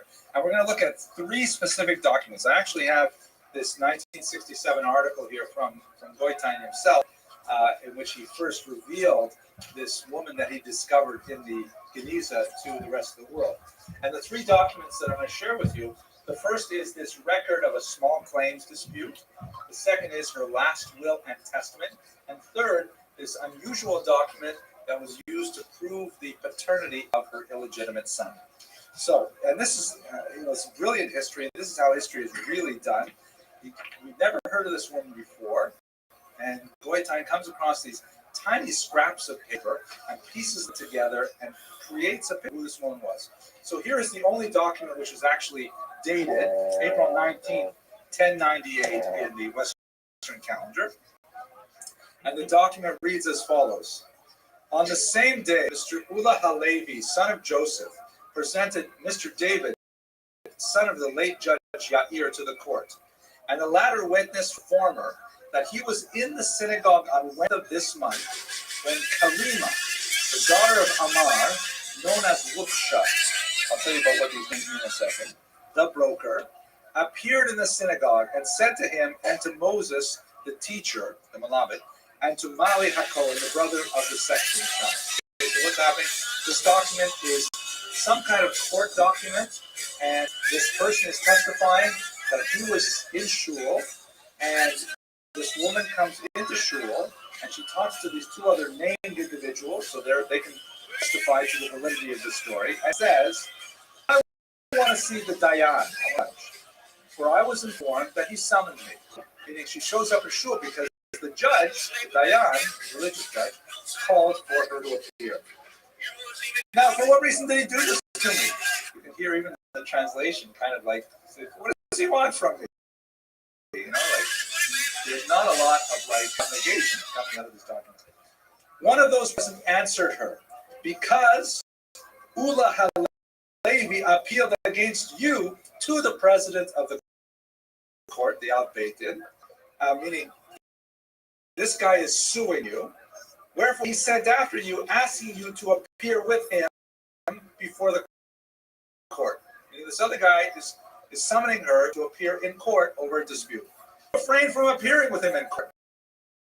Meaning she ignored an earlier summons. So now she's called to the carpet. Hey, how come you show up when we called you to? You deserved a public notification and a warning. Said she, and I heard. I love the way it reads. You're not going to believe this. She actually said this. Why, oh, Mr. Ula, that he should make a claim against me. All that is due to him from me is 5 kirats, which is later basically works out to about. All she wants for $20, 1967, plus $10. He calls him board over $20 for 5 kirats. He makes such a fuss. At the same time, also Mali, the brother of the sexton, was present and made the same deposition as the aforementioned David. We have written down what has been said before us and have signed so that it will serve as a document conveying rights and as a proof. So, what do you make of this? Just quick vision of who this person is. What do you think, Judith? You work with these documents all the time. Well, first of all, it sounds like her parents.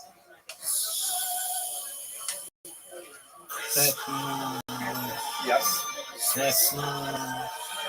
It's Xmas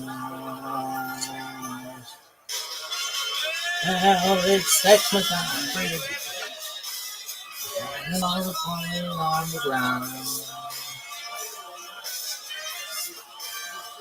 Well, it's Xmas time, baby, and it's falling on the ground.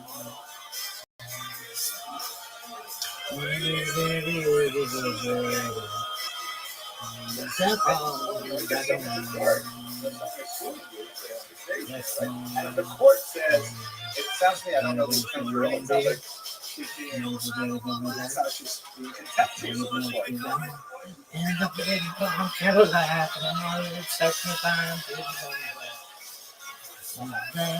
it's falling on the ground.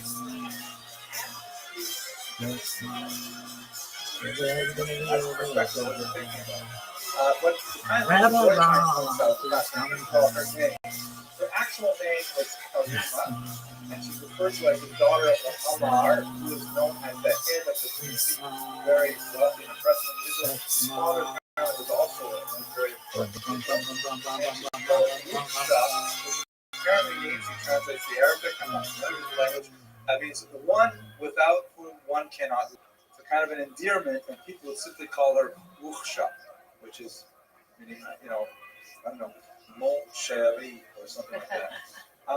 The father, as I mentioned, was a very major. He also points out that it's interesting that normally when women are called to court in the documents, there has to be someone there to prove who they are. Now, because women are without identity, you can't say it's the shopkeeper from such and such a street. You have to say a woman who is the wife of so-and-so, the daughter of so-and-so, and there are people here who testify to that. She doesn't need any independent. Everybody knows what she is. Just give her name and that's it. Was this a bet-in? Well, this is like kind of before the bet-in. She was called to appear that we don't know what happened about the $20 or anything. We just have this little piece of docs, like 150, 200, and that's all we got.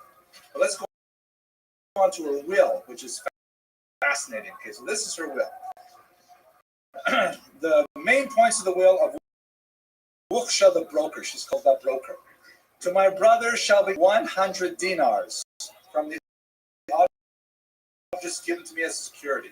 Note, by the way, Goitein figures out that 2 dinars about the monthly income of a middle-class family. So if you take the American median income, that same marker, and that's $50,000, a white non-Hispanic, a little bit higher, for example, $55,000.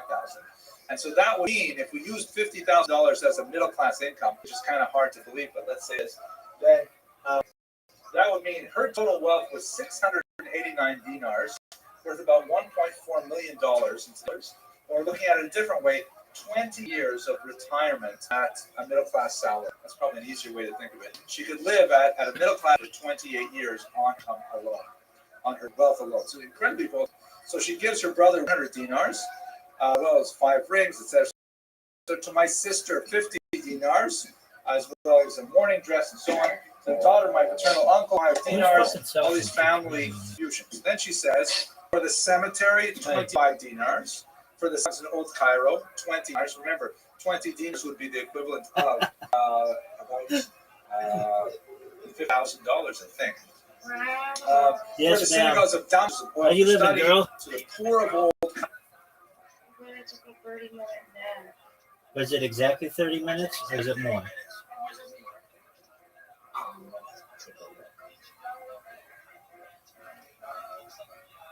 It was actually less. Was it 29 minutes? No, I did. I had it clocked at about 30 minutes. Well, you said 30 minutes, and I said about 30 minutes. I'm just being ultra specific. I'm being facetious. How you living? It's good. Okay.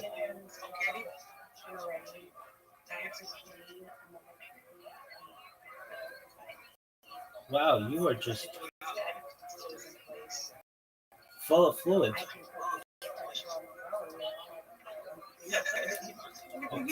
Okay, well, why don't you go and take care of that?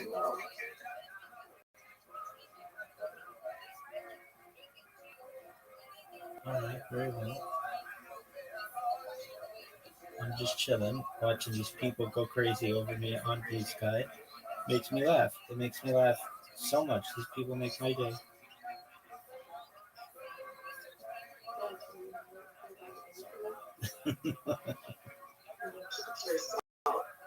You want me to read what they say? I mean, isn't that what you like to do? I love it. I love it so much. Okay, so I have 2 main accounts that I'm using right now. One of them is Rabbi eats pussy until lockjaw ensues. Now, if you're wondering what in the fuck is lockjaw, it's actually tetanus. Rabbi, I'm not wondering. And I just think that sounds so raw that it's hilarious to me. The other one that I have is Rabbi sucks MILF titties like cow. That's another thing. It brings a picture to the mind. So the first person says to me, and this was just like 1 minute ago, they wrote, was it exactly 1 minute ago? It was approximately 3 minutes ago. Dude, what the fuck happened to Rabbi Discord guy? The next person wrote, I know you're tired of talking with people who want to lick your hole. Next person says, yeah, exactly. Next person writes, this thread is not for Rabbi. The next person wrote, whoever is funding the lifestyle of Discord Rabbi needs to intervene. The next person wrote, a new rabbi has hit the timeline. The next person took a screenshot. The next person wrote, Mashallah, the bots have given Wolhencock the mandate of heaven, with a screenshot of what I wrote. The next person wrote, the rabbi is back. Oh no. The next person wrote, I'm glad Rabbi Rothschild agrees with my nuanced Sixth Samurai take. The next person wrote, the last rabbi account that reposted me was eye-poppingly sexually explicit. But moderation.blue sky, still busy trying to figure out which belly buttons are pornographic. The next person wrote, the rabbi had. The next person wrote, is moderation unwilling or unable to stop the rabbi? And other questions posed by Epicurus. Next person wrote, Rabbi eats pussy like it's 2008. The next person wrote, honestly, the rabbi account names make me want to join the Discord server. The next person wrote, what in the sweet fuck, with a screenshot of what I wrote. This is all within the last 2 hours. The next person wrote, let's see here. Today I got Rabbi fingers whores like bowling balls, and I was like, I've had enough. The next person wrote, stop it, Rabbi, just stop, enough, with a screenshot. The next person wrote, I hate these rabbi accounts, man, fuck off. The next person wrote,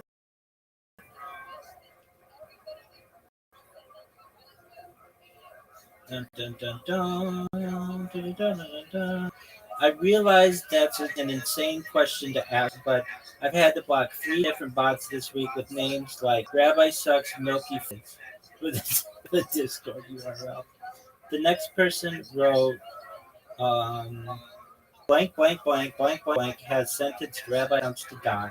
Oh, that's too bad. Looks like I gotta take a break. Well, on this wait, look at these fish to go. Okay, what? Yeah, sure. This is me. I see you. These are these pets. I had 2 turtles. Okay, I'll be back. Very nice.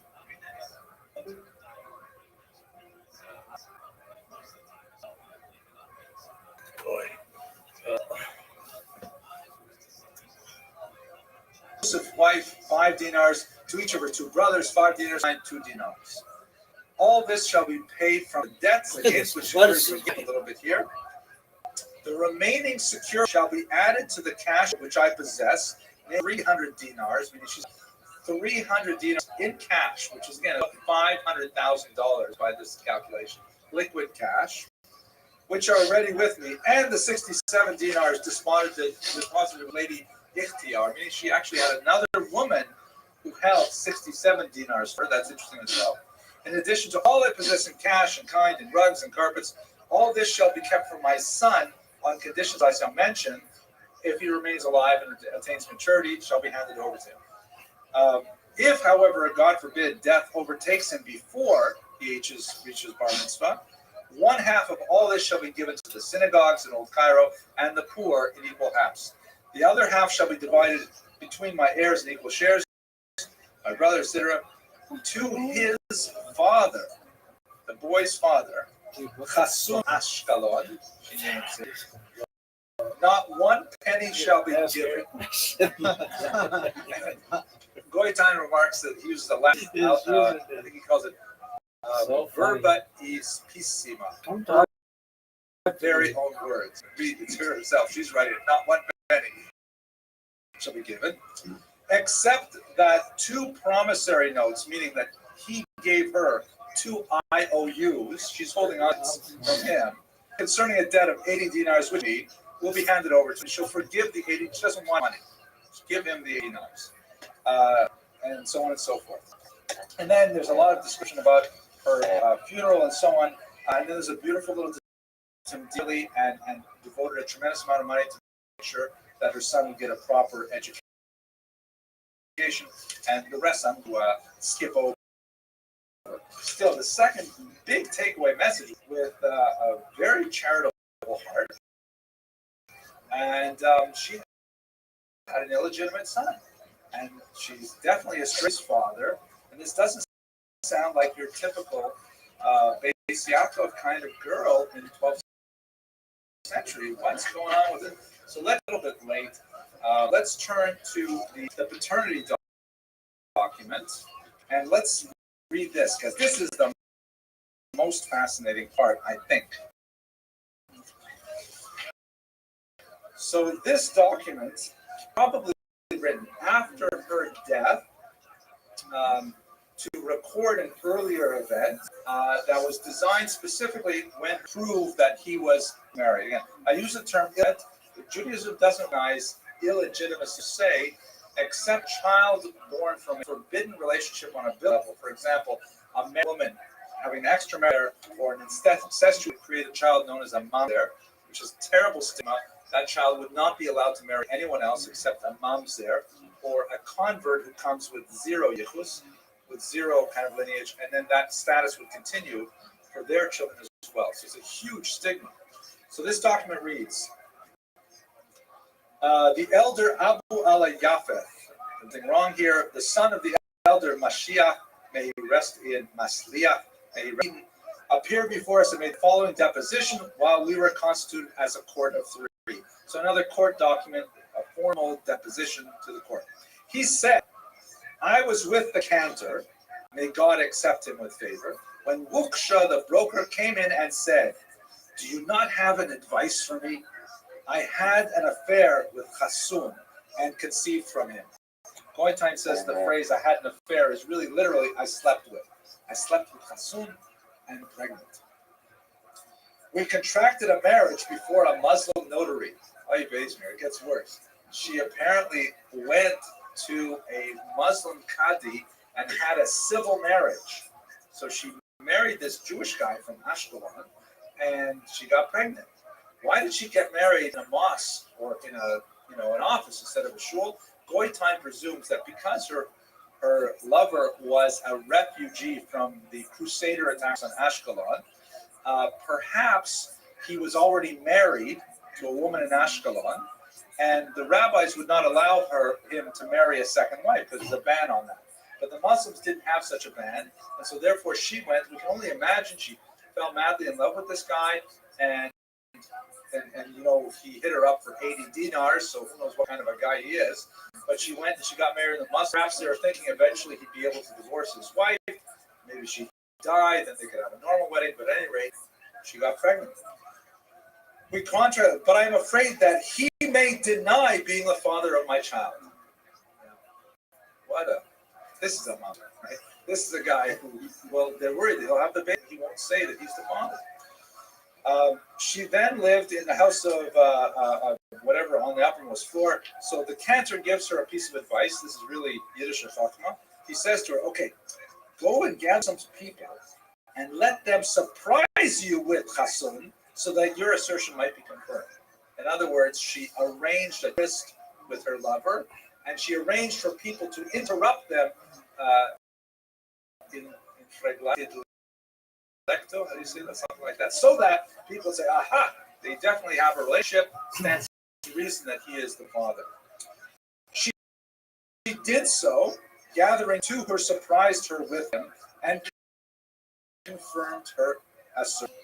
She was then pregnant with this Abu Sa'ad, her son, whom she had conceived in her illicit relationship with Rasul. Now, here's another fascinating thing.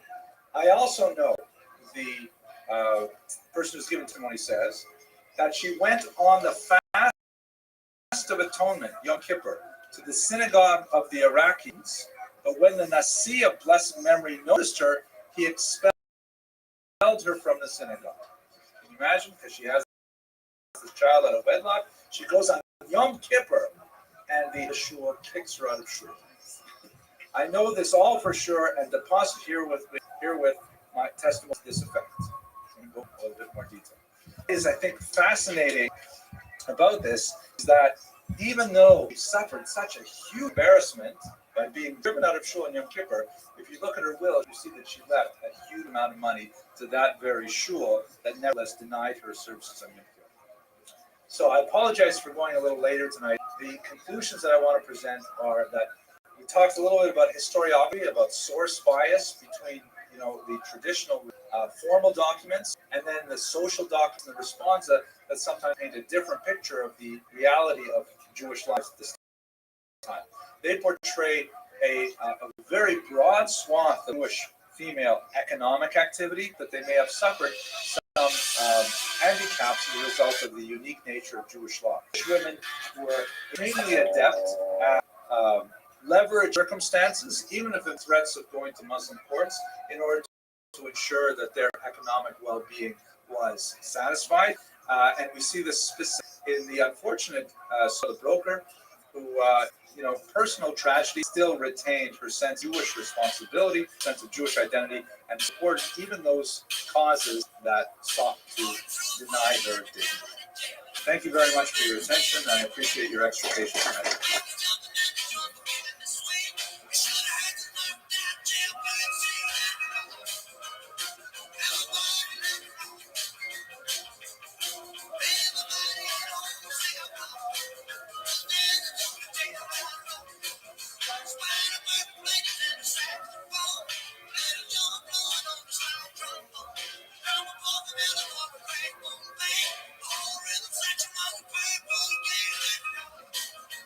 This is not such a funny joke, but we're desperate. So you turn it off? No, I need to keep the joke. Okay, so thank you all for coming. I apologize for the rain-soaked entry to the building. Figure out what we can do about that.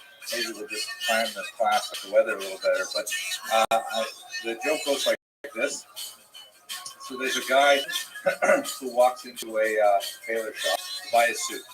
And the tailor looks at him and asks him how much he wants to spend. He gives him a number. He says, I have the perfect suit for you. You got to try this on. So he goes into the change room and he comes out and he says, I really like this suit. It's beautiful. It's color. I like the material and so on. It feels great. The only thing is, he says, I noticed that one sleeve is a few inches longer than the other sleeve. So the tailor says, no problem. All you have to do is just sort of tilt a little bit like this. Then he says, only one more thing that I noticed that one pant leg also a little bit longer than the other. And he says, no problem. All I have to do is just kind of stand like this. He says, after that tailor. So he pays for his suit and he walks up. He's walking a little Quasimodo down the street. And across the street, Sam says to Blanche, look at that guy walking the street so funny. And Blanche says, yeah, but look how good his suit is. Wasn't really funny, but we tried anyways. Okay, tonight's class, we're going to talk about a very famous individual, Yehuda Levi, the poet of Sefarad, a very amazing figure who encapsulates really the best of the Gold Spain, which we'll cover as well. He also has kind of an interesting connection to the Khazar people, which is something we should cover in this course. We have an entire lecture on it last year, so I'll just have a couple of slides to remind you about it because it is a fascinating little interlude in Jewish history. This lecture is sponsored by, we're very grateful for them for his space and giving us some equipment to put the videos online and things like that. And one last personal detail that you might find interesting. My son Alexander doesn't come out quite as nice. He's a little better looking than you see here. But he's kind of an interesting kid. He's 14 years old, and he's planning to run a marathon this January. We really tried to stop him, but he's run 2 half marathons already. He raised $4,000 for Joe DiMaggio Children's Hospital a couple of years ago, and raised some money for Team Friendship. And this year he got the green light from his pediatrician, and we also took him to a pediatric heart specialist and also to a nutritionist, and everybody, he's okay. They all said he's okay to do it. So he's running for an organization called Friendship Circle, which specializes in developing social relationships for children with various disabilities, especially developmental disabilities, autism, and things like that.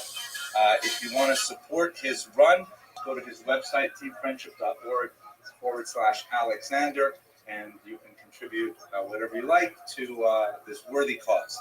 He is going to run it anyways, so we're proud of him. I think he's a pretty good guy. He's 14, going on 37, and he's definitely a tough kid. He's like really motivated to do his thing, and I have to be very careful not to stand in his way. But anyways, he's very determined, and I think he'll do great things in his life. Like all my kids, God love them. Okay, so tonight, back to our topic, we're going to talk about Yehuda Levi. This is an interesting kind of modernist impression of this physician poet and philosopher, who is again an exemplar of the golden age of Sepharad, golden Sephardic period, which extends primarily from the 10th through the 13th, early 13th century at the most in Spain. Really a fascinating period in Jewish history, has become emblematic for many as an ideal state for Jews in the modern world. I'll explore this in just a moment, but let's understand what makes Spain so special. The term Sepharad, which sounds like Spain, is actually occurs in the book of there's a pasuk there that says the Galut Yerushalayim Sepharad. Already in biblical times there was an exile of Jews living in an area called Sepharad, which the Jews later associated with the far western region of Europe, known as the Iberian Peninsula.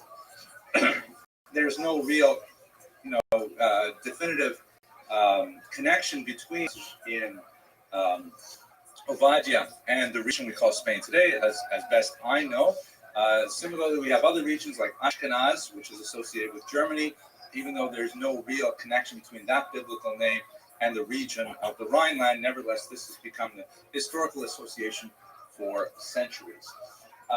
The Jews who lived there in the 10th and 11th centuries in particular had an unusual amount of political power, cultural power, and Jewish learning, a combination that is quite rare for any point in Jewish history. Very rarely do you have Jews who were at once highly learned in their traditional Jewish sources and quite adept at making their way through the byways of modern culture. In America, for example, and there's some comparisons with America, you often have, figures, Jewish figures who are exceptionally renowned for their cultural data that they provide for society, comedians, literati, scientists, and politicians even, and so on. And you also have Jews who are really expert in the Talmud, the Bible, and so on, but rarely are those two groups combined in a single person or people. These are highly distinct categories of human activity, and they really don't intersect very much. You have a bit of that perhaps in 19th century Germany. People like Moses Mendelssohn perhaps would encapsulate some of these values. Even that's a point, God willing, we'll talk about in a few months. But in Spain, you did have that. Individuals who were politically very powerful and religiously very observant and Jewishly very knowledgeable at the same time. And these were the people that the common Jewish population looked up to as their exemplars, something which is really quite different from what we have in most other periods of Jewish history, particularly since the emancipation in the 18th and 19th century. It's interesting to note that the Jews identified themselves as Sephardic even before there was a unified non-Jewish concept known as Spain. The Jews developed an identity, a Sephardic identity, before even what we would call today Spaniards so called themselves. As Jane Gerber, a noted Sephardic specialist, puts it, no other instances in Jewish history of such a close and enduring identification of the Jews with a land outside the Holy Land. Meaning Sephardic Jews are really Sephardic. They're really into that part of the world that they come from. And this, I think you could say that today, you could certainly say it 900 years ago in the Golden Era. So time, this picture by is a, he looked exactly like that, by the way. Oh, just try. Okay. So let's just look at Spain first. Jews who have been in Spain, recorded Jewish populations have been in Spain that go back to the 4th century even. And we know of them most significantly the Gothic era. The Visigoths were kings who ruled Spain before the Muslim conquest of 711. These were Christian kings, albeit what the Catholics would call heretical Christian kings. They were Arians, Arian, which was a form of Christianity of the time that viewed Jesus as less than a god, more like a man who was a prophet. This announced as a heresy, and the Arians moved on. But then one of the ways in which this is a pattern that recurs on Spanish history, one of which they demonstrated bona fides, meaning their attachment to Christianity, was by persecuting the Jews. And so we have some really awful, persecutions of Jews during the Visigothic period, burnings of synagogues with Jews inside them, really nasty things that you wouldn't see until much later in other parts of Europe.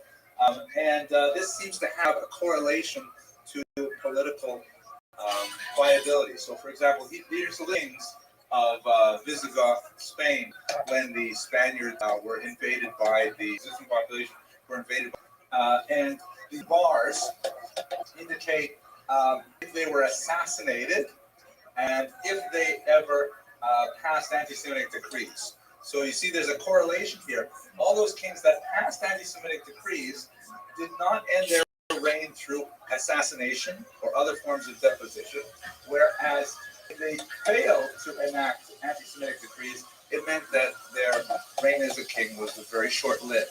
So it clearly seems to be a Simon Todd for leadership if you passed a few anti-Semitic decrees every now and then. Yes, Ms. April. These last few were actually Jewish. No, I made that up. Okay, sorry. So, so he's trying editing. He worked for 15 years, though. I mean, that's quite okay. I can't, what can I do? This is just a joke. Probably not. This is such a tough audience, Mr. Rodriguez. Let's make sure we rewind over the time. Okay. Anyway, what happens in 7/11, easy to remember that date, is that the Muslims come across the causeway here and they conquer Spain. This is a map that shows you the very rapid expansion of Islam from 632 in the Arabian Peninsula here. Islam just expands with tremendous speed throughout the entire Mediterranean basin, extending all the way out here to the east. It's actually going to go into Afghanistan and northern India, what would be today Pakistan, and it expands also into the Byzantine Empire through Asia Minor and the Balkan region, and of course right across North Africa. And then in this year of 7/11, they make the jump, the little body of water, Straits of Gibraltar, if I'm mistaken, into Spain proper. Jews were probably quite helpful to the Muslims in making conquest. We know of their experience under the Visigothic kings, that the Muslim promise of egalitarian treatment, and particularly the extension of dhimmi status to the Jews, and that the Jews would be a protected minority, allowing them to practice their religion within the confines of a Muslim state, was very appealing to Jews, and it's quite likely that they were, at the time, really quite open to the idea and assisted the Muslims with their conquest of this erstwhile Christian kingdom. At this time, we have really several main people who are in Sepharad. We have Christians, of course, the early Goths. Later we'll have Catholics. We have Arabs. Arab, of course, is an ethnic designation, not a religious designation, although in this context all are Muslims. Berbers from North Africa, and some Slavs, especially who came as slaves, and Jews, the Christians, Arabs, and Jews, is often referred to as a tripartite region. Cultures interacted in a way which was unlike any other part of Europe. The Jews were always a minority, significance in Western Europe. That was within a society.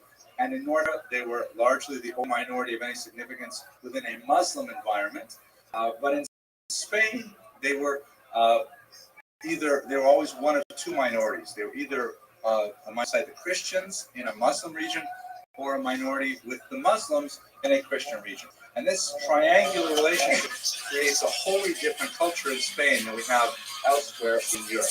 And to a certain degree, the three legs of this tripod gives the society a much better balance in some ways, and allows the Jews to really extend themselves politically because the ruling faction often sees the Jews as a useful ally against the other minority that they may have to contend with in the future. The Muslims and the Christians were always vying for authority. The Jews never vied for political rule, so therefore they made very loyal minions in many cases. Okay. Portugal, this map, Portugal is, I think, cut off this. Like this. Well, here's this.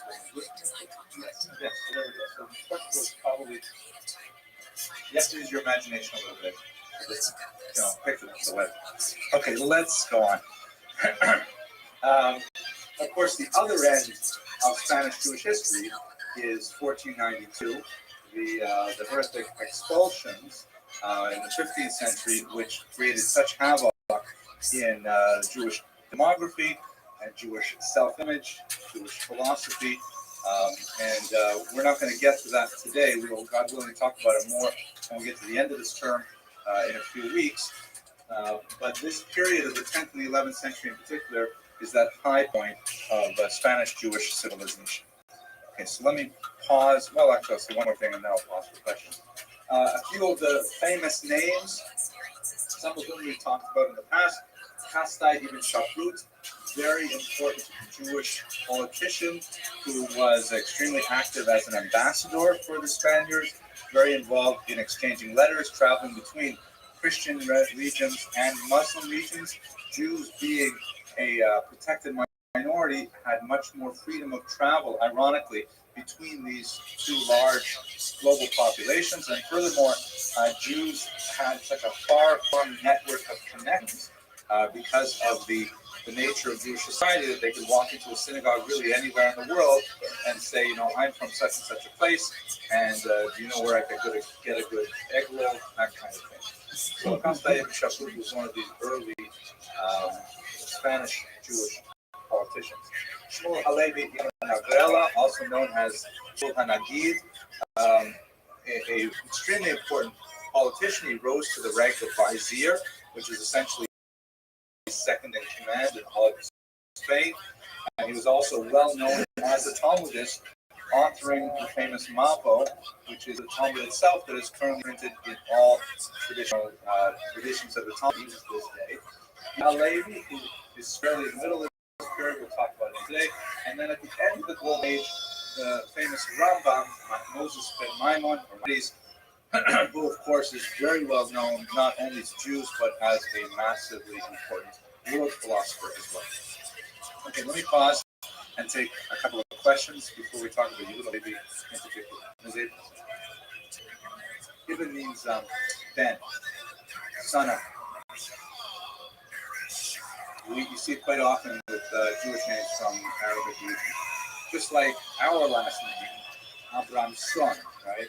At some point, I suppose, in distant history, we would have been called Ben Abraham. Or like when I was almost your age and I went to Israel as like an 18-year-old, and I was all fired up, and I tried to use my name, change my name, Abramson, to Ben Abraham, and I walked around saying, Ani, Hillel Ben Abraham, Canada. Right? And everyone was speaking to me back in English, and they insisted, I was like, how do you spell your name? Right? Yes. And there's no familiar connection. Yeah. Another thing is, a lot of these now, it's interesting. That's a great question. I do not recall ever reading anything that Maimonides wrote about Yehuda Halevi. It's impossible that he would not have known him or of him, especially because Yehuda Halevi spent quite a bit of time in Egypt, where the Rambam spent most of his years as well. But I know that the Rambam was diametrically opposed to Halevi's philosophy. So perhaps references in the more in the Buchim, the Guide for the Perplexed, that talks about Yehuda Halevi, but I'm not familiar with that. I don't think it ever occurs in any of the codes. I don't remember in the Mishnah Torah.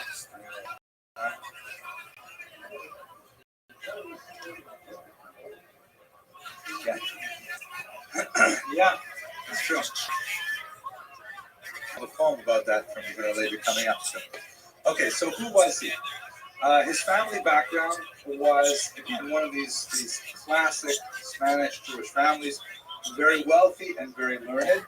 The traditional biographies placed in Toledo, but new research that emerged from the Geniza in recent years have indicated that it's more likely to Gala, but at any rate, around the year 1075 in Spain. His family gave him a very well-rounded education, similar to the kinds of educations that people of his class would receive in Spain, which was at once, essentially a good day school education with a very solid Judaic component, where they would learn classical Hebrew, learn the traditional texts, including the Mishnah, the Talmud, and of course Tanakh. And at the same time, he was also receiving a very well-rounded secular training, which would, in that space and time, would have included mathematics, astronomy, geography, 11th century science, and actually the Arabic language. So in many ways, the kind of educational pattern that he got was probably like the ideal day school that we all want to send our kids and our grandchildren to today. Maybe we'll have Alisa, Halevi, something, right? Oh, maybe not. Okay, she's shaking. But maybe a doctor, right?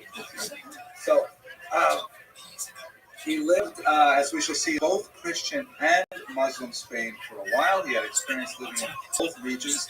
The entire peninsula really, the borders between Christian and Muslim were quite fluid, and also the borders between various types of Muslims were quite fluid as well, something that Maimonides would experience later when the Almohads took over the region and expelled the Jews as well. So he came of age on a visit to Granada when he participated in an Arabic language poetry slam. That was not the term they used at the time, but it was a competition. Actually, it might have been a Hebrew language poetry competition. It was a competition to see who could imitate a particular poem, which I believe authored by one of the Ibn Ezra's in Hebrew. And we have to understand the role of poetry in Spanish Jewish life in the 11th century. Poetry was something that, like for example, my daughter Elisa, maybe she won't mind to tell you, her earphones broke, like the earbuds that she puts on. And this is maybe the fourth buds you've broken this year? 6 pair of earbuds. Now, how do you break earbuds? How do you do it? The way you do it is by wearing them constantly. Awake, asleep, in class, out of class, just constantly wearing these earbuds. And whatever it is, music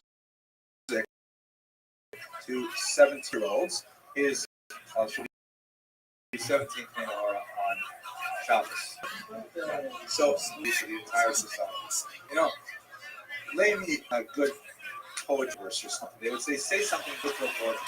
And it was the measure of intelligence, it was the measure of wit, it was a measure of sophistication, it was a measure of virility. It was all kinds of things was wrapped up in poetry. And there were all kinds of different styles of poetry that were highly codified and highly structured, and you would measure the quality of a person's poetry by how well they could maintain these very rigid structures and yet turn a logical phrase in the same process. There were certain standard types of poetry that all of these great figures engaged in, some more than others, including in the case of Shmuel HaNagid, the occasional homosexual poem, which was really quite an amazing thing. But this is the person who wrote the commentary on the Talmud, and we have half a dozen or so clearly homoerotic poems, which are problematic in a lot of ways.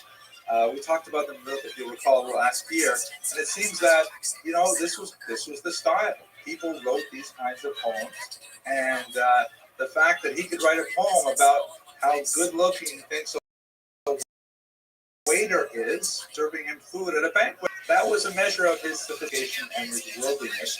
And he could also Gemara and publish a commentary on the Talmud at the same time. It's hard for us in our, comparatively speaking, homophobic society to understand how how these two ideas can fit together, but it gives you a sense of what poetry meant as a means of communication and as a means of establishing status in this very poetry-centered world. One last comment. I will tell you that when one of the things that amazed me when I went to Russia, I've been there several times in the context of my research, and when I went in the late communist period, before the Soviet Union fell, and I don't know if you've ever been to St. Petersburg or Leningrad or Kiev or places like that, and you walk down the main streets, and there will be people setting up tables selling books. And the books on the tables are like classics. Pushkin and Tolstoy and Turgenev, like really important writers, like Tolstoy type writers. And people will stop and crowd around these tables and say, "Oh, look, there's a new edition of 19th century poetry out. I can't wait." And ordinary people dressed in clothes like they're shoveling dirt on the streets would come and buy this poetry. It was really, really valuable. Later, after the Soviets fell and the restrictions were removed, and you walk down the streets and you go past those, and they're still crowded, and there are lots of people all around them, but now it's all Russian translations of American detective fiction, pornography, graphic novels, things like that. It seems like communism, at least at one level, tastes changed. Okay, smart.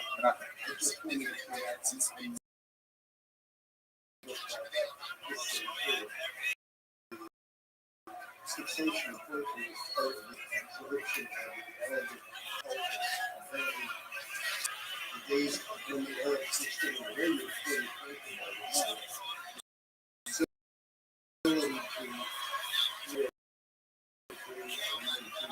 about some days was very valued kind of free society that brought with them and the Jews That's amazing, fascinating. I guess it's kind of like a Shiva party, and some Shiva couple will get up and start. Matisel. There you go. We think that's it is. Okay. So, anyways, it was in this context, in his youth, that he won this poetry contest. He developed the beginnings of a very close association with the family, the most significant of which was Abraham Mishra, the commentator we'll talk about shortly. They shared many experiences together. And most of the poetry he wrote is early hedonistic phase life. And I say that term obviously in a qualified way. It's not like hedonism like South Beach here. It's not hedonism of 11th century Spain. A lot of poems about wine, about love, about beauty, about women, things like that. That was the main thrust of his poetry. He had not distinguished himself in any other specific area. Then there was a major conquest in 1090 by the Berbers coming up from North Africa with a slightly different approach to Islam and a less tolerant of many of the local minorities. So we began a long period of wandering, about 20 years, which took him both into Muslim regions again and into Christian regions. Once again, he's really traveling around seeing all kinds of things. At this time, he's primarily supporting himself with his medical skills. He's trained as a physician, and he's doing quite well, often catering to the nobility in any particular town that he's also developing a quite a significant following for his poetry, and so he's really establishing fame throughout the period. There is no evidence that he lived off any specific, benefactor or was in any way supported by any wealthy individual. It seems that he really was truly independent, pursuing his art purely for art's sake, while maintaining himself as a physician. We see also, for example, with the Rambam, who of course doesn't mean poetry so much, but very prolific reader, who is doing the entire side, and his medical practice is what keeps him going. It does remind me of a little joke. So two Malamdim who are talking to each other, two primary school teachers did. And one of them says to the other, if I was Rothschild, I would be richer than Rothschild. Rothschild, of course, the 19th century as one of the wealthiest. What is this? You are Rothschild than Rothschild. How would you be richer than Rothschild? And the first guy says, I would give bar mitzvah lessons on the side. So he was not giving bar mitzvah lessons on the side. His medicine and his medical practice was keeping things going. And at the same time, he was developing larger and larger corpus of poetry. This lasted until 1108, until one of his close patrons, a man named Zuel, I should pronounce that, in Toledo, was assassinated. Biggest pimp ever. And this Halevi paused, thinking about how really secure am I? This is like the second major departure I've made from a city as a result of persecution, and then it turned his mind in many ways towards the ancestral homeland of Israel. But we'll explore that in a little bit greater detail shortly. During this time, he's also very, very close, as I mentioned, with Ibn Ezra, one of a large family, all very educated individuals who are writing poetry with him and so on. Ibn Ezra was ironically really poor, complains bitterly about his famous in his Bible, in his introduction, his poems as well. But the two of them are fast friends, and they travel extensively throughout Spain, and ultimately they're going to travel across the coast of North Africa. According to some opinions, it was Abraham and Ibn Ezra who would accompany Halevi on his last trip to Israel, although other scholars dispute that and say it was probably Ibrahim. There's also quite a bit of legendary information to indicate that perhaps Halevi and Ibn Ezra were connected in a familial manner. Either they were cousins, or perhaps they're connected by marriage. But all of these details are lost in the dustbin of history. More data is forthcoming from the Geniza, where we may have a better idea as to the specifics of their relationship. So let's look at what made him most famous, perhaps, which is his poetry. And there are several categories that he engaged in. As I mentioned earlier, he wrote a lot of love poems, specifically in his youth. Later, he wrote quite a few eulogies. We're talking about several hundred eulogies, and these are also known as laments. They typically describe the dismay at the loss of a close friend. Most of these were written literally for friends. They were not written, for hire. They were not commissioned poetry. He simply written of his own accord. They tend to have a very, as you would imagine, a dark tone, emphasizing the what's the word I'm looking for? Capricious, right? As a pia. The capricious nature of death that can attack at any moment without warning and so on. He wrote quite a bit of religious poetry. Some of his religious poetry was included in the liturgy. We have it in both the Sephardic and in the Ashkenazi tradition. You see much of his poetry, for example, in the keynotes of Tisha B'Av, the poems about the destruction of the temple and Jewish suffering that are read on the 9th day of the month of Av, which is kind of like National Luck Day. And finally, what he's perhaps most famous for are his Shirei Tzion, his Songs of Zion. 90 of these poems talk about Israel, a topic that would obsess him in the last part of his life and eventually result in his aliyah, his movement to Israel. Let's look at a few of these poems just to get a sense for his personality, because we can see a little bit coming through. So these are not my translations. I picked them off the internet. This one is a translation by J. Hotzman. It's called Gray Hair. One day I observed a gray hair in my head. I plucked it right out when it thus to me said, "You may smile if you wish at your treatment of me, but a score of my friends soon will make of you a mockery." Sorry about the rhyme there, but I did it right. And I can identify with this one. It's a little bit too late. Here's an example of one of his love poems. This is one of the tamer ones that I chose, but they're very much about physical beauty. This one's my sweetheart's dainty lips are red, with rubies crimson overspread. Her teeth are like a string of pearls, Down her neck, her clustering curls, in ebony hue, vie with the night, and over her features dances light. The twinkling stars enthroned above are sisters in my dearest life. We men should count it joy complete to lay our service at her feet. But oh, what rapture is her kiss! A forecast is of heavenly bliss. Guys, note the translation, Emma Lazarus, right? Famous Colossus fame, right? Give me your schwitzing masses. How does it go? Tired masses. I think there's no schwitzing in there. Okay. Anyways, you get the sense of it here. Quran. In Hebrew, these are all Hebrew. He wrote in Arabic as well, but he was a very, very pro Hebrew language patriot. He really felt that you should be, masters of the Hebrew tongue. This is his most famous poem. Actually, this is just the first stanza. The poem is quite a bit longer, but this is the one that most people associate with Yehuda Levi. Let's see. Actually, you want to read the Hebrew perhaps so you can say it with the proper accent?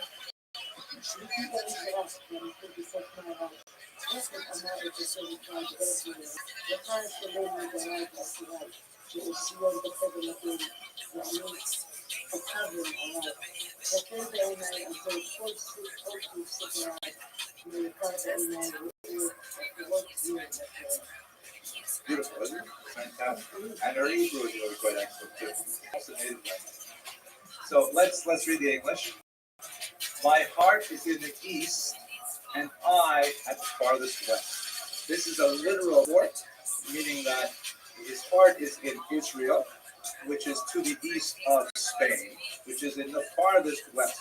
If you go any farther west, you get wet. So that's what the meaning of it is. I'm stuck in Spain, and Israel is so far away. My heart is really in Israel, but I have to be stuck here in Spain.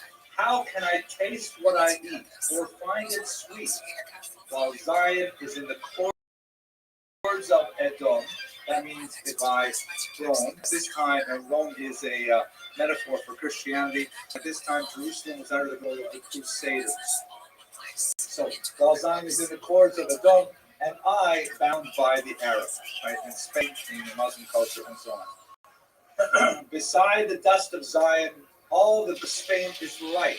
Lighting meaning empty, right? The word is yakel ve'enai, light in my eyes. Light is not heavy. And a good thing to leave it. Meaning it would be good to simply leave all of this simple stuff of Spain and go to Israel, where life is really happening. You can see the tremendous love of Zion, and I think also the meter of his poetry coming through in this short selection. It goes into a much longer detail, of course, this particular poem.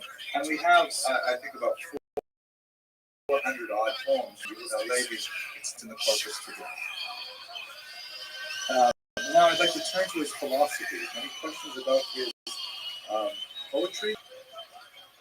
Okay, so let's go to philosophy, something that he engaged in a little bit later in his life. The Kuzari is from, I believe, 1141. So, is one of the most famous works of philosophy.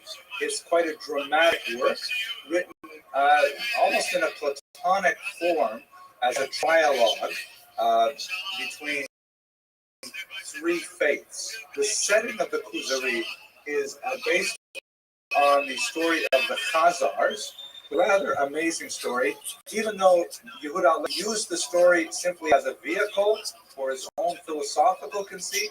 Nevertheless, it's such a fascinating footnote that I just want to take a few minutes and talk about what are the Khazars and so on. So here's the Khazar Empire at about the year 40, when amazingly the entire country converted to Judaism. Probably never heard about this before, but it is rather an amazing thing that without a doubt, this entire country in the middle of Asia converted to Judaism. I'm saying it again just to make sure you got it right. Where is this place? I'm sorry? Oh, they were pagans before. They were worshiping thunder, trees, rocks, egg rolls, things like that. Here's the Black Sea. I think I could use some Chinese food. Here's the Black Sea.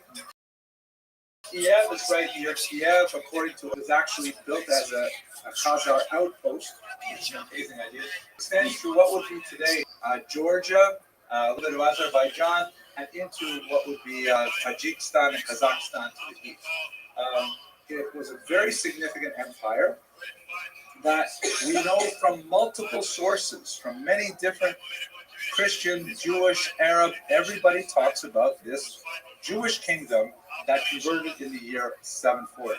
So, what exactly was this conversion about? Let me just remind myself oh yes. So, according to the legend, there was a certain king named Bulan who, very religious individual and very spiritual individual, and he wanted to explore the various faiths that were circulating in the world at the time. He had heard about the great monotheistic faiths of Islam and of Christianity and of Judaism, and so therefore he invited envoys from each of these three major faiths to sit down with him and debate the merits of their religion. And in the end, according to the legend, he said, "That's it. I think the Jews win this debate, and we're all going to become Jewish." And then they became Jewish. We have all kinds of explorers like Pataki of Regensburg, Benjamin of Tudela, we mentioned in an earlier class. Actually, I'm not sure if Benjamin got this far, but they all report on Rabbi from Hazaria and who were descendants of the original Khazar. The story was so popular that it was later picked up by the Russians in their foundational document called the Povestvermen, which is the chronicle of bygone years, in which they have the same thing, in which King Vladimir, in the year 988, sits down with this time 4 representatives, because he's got Jews, the Muslims, the Roman Catholics, and the Eastern Orthodox, and he has the same kind of debate, except in that version, the Eastern Orthodox win, and they all convert to Eastern Orthodoxy. He comes to very, very close to becoming Jewish, if you can believe it. Vladimir asks the Jews, he says, history would have been very different. All said wrongs would have been told, who knows? But what he says is, he says, look, that's it. Judaism makes the most sense to me. Just one last question. Where is your homeland? And the Jews said, well, right now our homeland is, under the control of the Muslims. We lost our homeland. And he said, are you kidding? You want that to happen to me? Forget about it. And he dropped Judaism on that basis. He also dropped Islam, and it's explicit in the text. I dropped Islam because he said essentially, okay, I love Islam. I want to become a Muslim. Let's drink to it. I said, no way. So he said, forget about it. Islam's not going to work here. They ended up becoming the Eastern Orthodox. But the same story repeated for the Russians, obviously based on the Khazar experience. Now, what probably happened, if you look at it more reasonably, is 2 things. First of all, it seems to have been, and there's a lot of debate about this, but the consensus among most scholars is this a political move. Because in the year 740, Christianity was expanding through Western Europe. Islam, as I showed you in that map before, was coming up from the south. And the pagan faiths knew that their time was limited. And so they could either join one sphere and ally themselves with the Christians, or they could ally themselves with the Muslims. And this was kind of a half-hearted attempt to maintain their political independence by proclaiming themselves to be a neutral faith, neither Christians nor Muslims. Yes.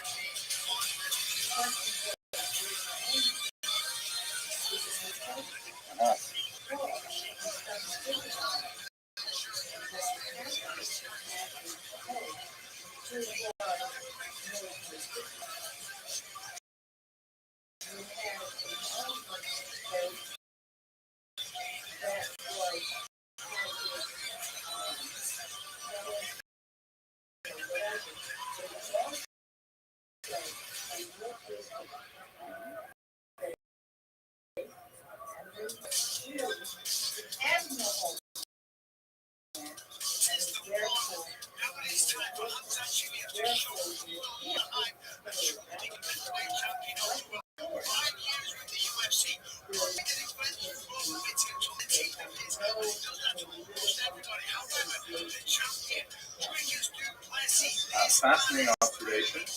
And much of your line of argument is actually developed by the great historian Shimon Dubno in a fantastic book called Essays on Nationalism, in which he argues, and I'm taking this time away from that, but he argues that the Jews, again, he's right before the state of Israel was, but he argues that the Jews had moved to a new level of political identification, a post-state nationalism, which did not require a physical homeland to exist.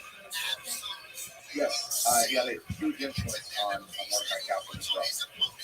Okay, so anyways, the Khazar Empire, I'll just show you one little detail here. This is an interesting document that was discovered in the Cairo Geniza. Sorry, the color's a little washed out here, but this is a document that was found in the Cairo Geniza, written in Hebrew, which describes a Jew from Kiev, and this is, I think, pretty much proof positive that the Khazars were really Jewish.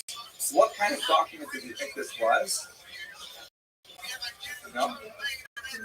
Teudah. What kind of Teudah? Not close. He uses Teudah for another kind of use as well. Tzedakah. I'm sorry? Tzedakah. A tzedakah collection. This is like, those laminated pieces of paper they come around with, saying this is a worthy cause, you should support him, and so on. So this is the same thing. This is like approximately the 10th century, and he's got a Teudah saying, I'm all the way from Khazaria, from Kiev specifically, and I need some support, and these are all the rabbis who think I'm a good person to support. Won't you please help me? And he left it behind in Cairo. Yes. Right. Oh, good question. Okay, let me get to it in a second. I'll just point one last thing here, which is interesting. Look at the signatories to the letter here. There's a whole bunch of dignitaries here. And then you have this funny thing at the bottom, which says, in Turkic runes, I have read it. It's not written in Hebrew, it's written in Turkic runes, which Ned Gold and Omelian Fitzak, who have studied this document intensely and wrote a book on it, argues that this indicates the level of learning of the Khazarian Jews is extremely low, such that the president of the community of Kiev couldn't write in Hebrew, he had to write in Turkish.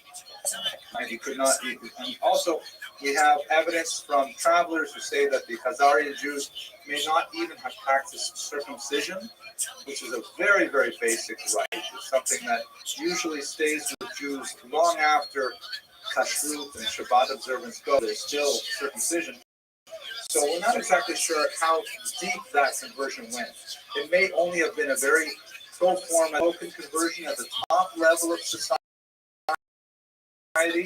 that was meant to kind of politically indicate to the Muslims and Christians that they were distinct, or it may have kind of, filtered down where the Khazar king says, okay, listen, everybody, we're Jewish now, right? What's next? Didn't really have, deep training or spiritual commitment to it. Well, that's exactly what happened, by the way, in Russia, is the king said, okay, so we have to become Christian. Oh, we've got ourselves in the Dnipro River, fine. He brought the whole population of Kiev out, and they went for a swim in the river, and it's over. That's all it is. Don't be a Khazar. Where they went. So, at any rate, that's the real story of Khazaria. As I mentioned, a lot of question about, what kind of Jewish were they?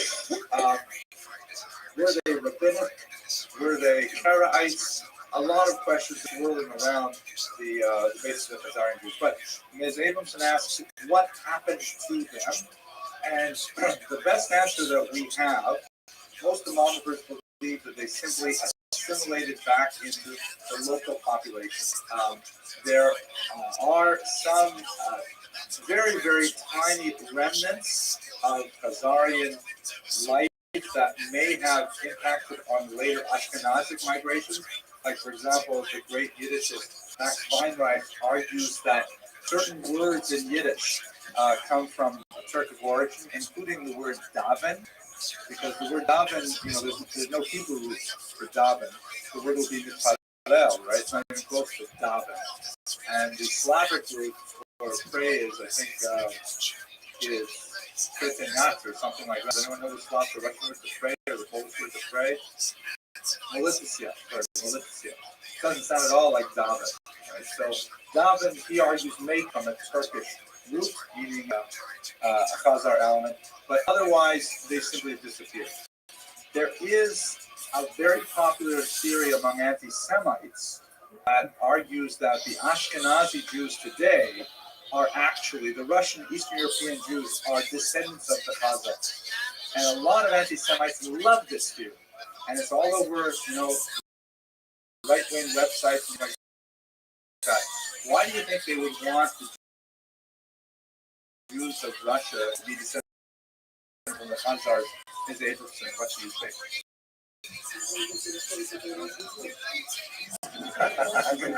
Ms. Benardik. Exactly. It's a way of saying the Ashkenazi Jews are really Jewish. They don't come from Abraham, Yitzchak, and Yaakov. They don't come from Israel. They're really Khazars. I mean, most of us are really Khazars. Ishkai Khazars. I don't know what to say. No, it's denying. Yeah, so that's the argument. There are some famous Jews who also ascribe that theory for, I think, similar reasons.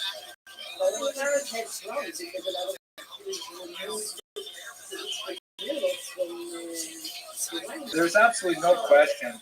You can look at multiple metrics to show you that the Nazi Jews of Russia come from the Nazi Jews of the Rhineland. I mean, the markers, the ethnic markers, cultural markers, they all indicate German origin.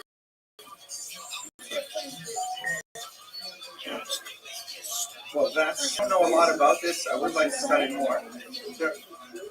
Like if you use DNA to measure who Jews are related to.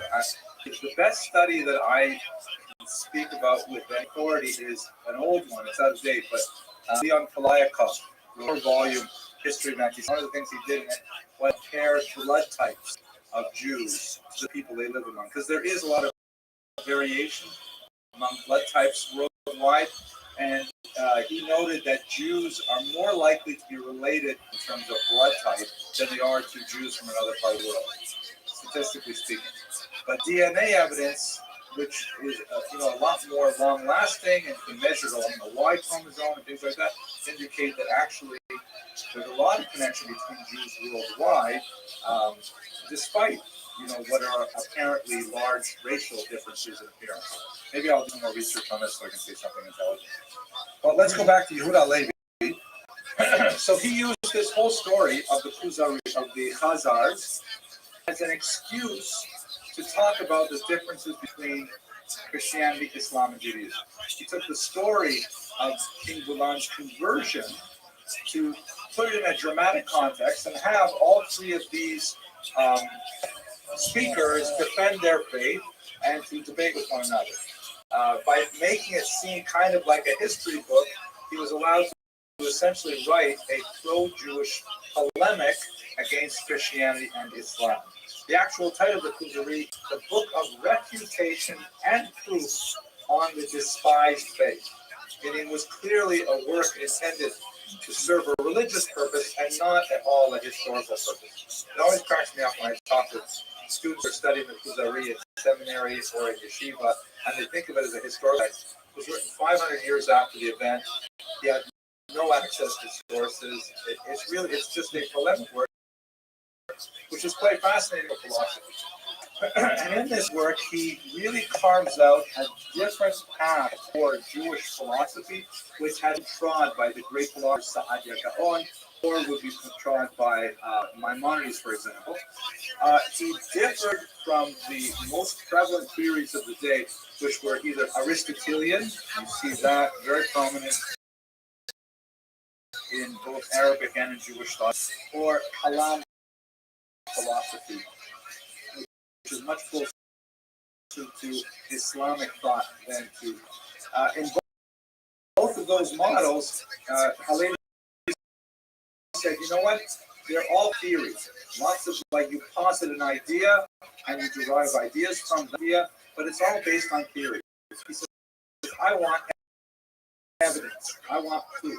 And so it's very heavily rooted in empirical data. So, for example, the arguments that he uses that has been very repeated over and over again in later works is the notion that, if you compare Christianity in their foundation stories, Christianity and both rely on the testimony, the small number of apostles that open up the tomb and see that Jesus' body is gone. Paul claiming to see Jesus, Aristus, but you have to take the word of one or a small handful of people whether that actually happened. Muhammad going off into the desert, meeting the angel Gabriel, coming around, things like that. It's all testimony of a small group of people. And Levi says in Judaism, the entire Jewish, some 30 million people, million souls usually refers to the men, were at Mount Sinai hearing the Ten Commandments. And so how are you going to get so many people together and then everybody else believes that it happened? It must mean that empirically it's a much easier to defend argument that the entire person. If you can imagine, for example, he writes, what if somebody gets up and says, by the way, do you know that thousands of years ago, all of our ancestors were there at Sinai? I happen to be the only guy who knows about this, but you should believe me that this happened to everybody. It just won't work. The Jews are, by nature, a very skeptical people. You may have noticed that. And we tend not to believe individuals who will come up with a story like that. So this is the kind of trend that he has in his philosophy, very empirical, very data-driven, and very popular at the time. Finally, in his thought, very, very intense science. In the traditional approaches to his biography, and there are some new trends in studying his biography that argue that perhaps this is a little oversimplified. They say that in his life, his love of Zion became overwhelming, and that he yearned with a powerful, powerful yearning to walk the 4 cubits of the land in the land of Israel, and ultimately at age 65. He succeeded in his journey. Not at all an easy one. He, had the tremendous impediments of wealth and fame. He was not like a young, single person, 18 to 20, who goes to yeshiva and then decides to stay. This is a person who has, a world following, has a very established medical career, and he's later in life. And for him to schlep all the way to Israel, a dangerous trip, and who knows what kind of living conditions he would have there, it was a very, very difficult thing to do. He made his way across North Africa, ultimately arriving in Alexandria, Egypt, where he had the most difficult time breaking away. It actually took quite a few months for him to do so. He was met with such tremendous honor in Alexandria, feted every night and celebrated for his poetry. And the Alexandrian Jews really did not want him to leave at all.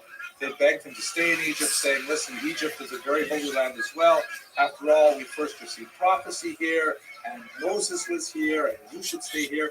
And it was like the New York City of the Middle East at the time, but he insisted nevertheless on making his way to Israel. New evidence that has come out of the Geniza tells us more about including personal letters written about his last days, tells us a lot more about what happened. He ultimately made it to Israel by boat. He probably landed in Ashkelon in May of 1141. And then he died of unknown causes later that summer. The legend has it that when he made it to Jerusalem, he bowed down to kiss the stones and to claim one of his homes about Israel, and at that time he was trampled by an Arab horseman and killed. There's no evidence other than the legendary that that's the specific method of it, or the untimely nature of his death. And there are even some reasons to question it because it was a crusader kingdom at the time. And Arabs might not have that same kind of freedom of movement. Do know that he definitely died shortly after reaching the goal of his many years of love of Israel. So his legacy, all told, brilliant example of the golden age of Spain, a poet, great artist, also a philosopher, giving us the Kuzari, expressing for us really the possibility of a tremendous synthesis of secular knowledge and cultural awareness, time as having a brilliant and sophisticated insight into Jewish thought, being a very patriotic Jew and very patriotic of his time. Thank you very much for your attention, as always.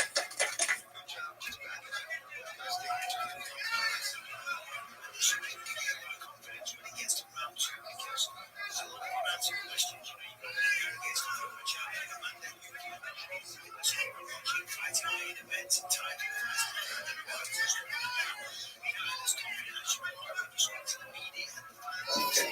So I will speak faster to make up for it's, I think, left over from there. So,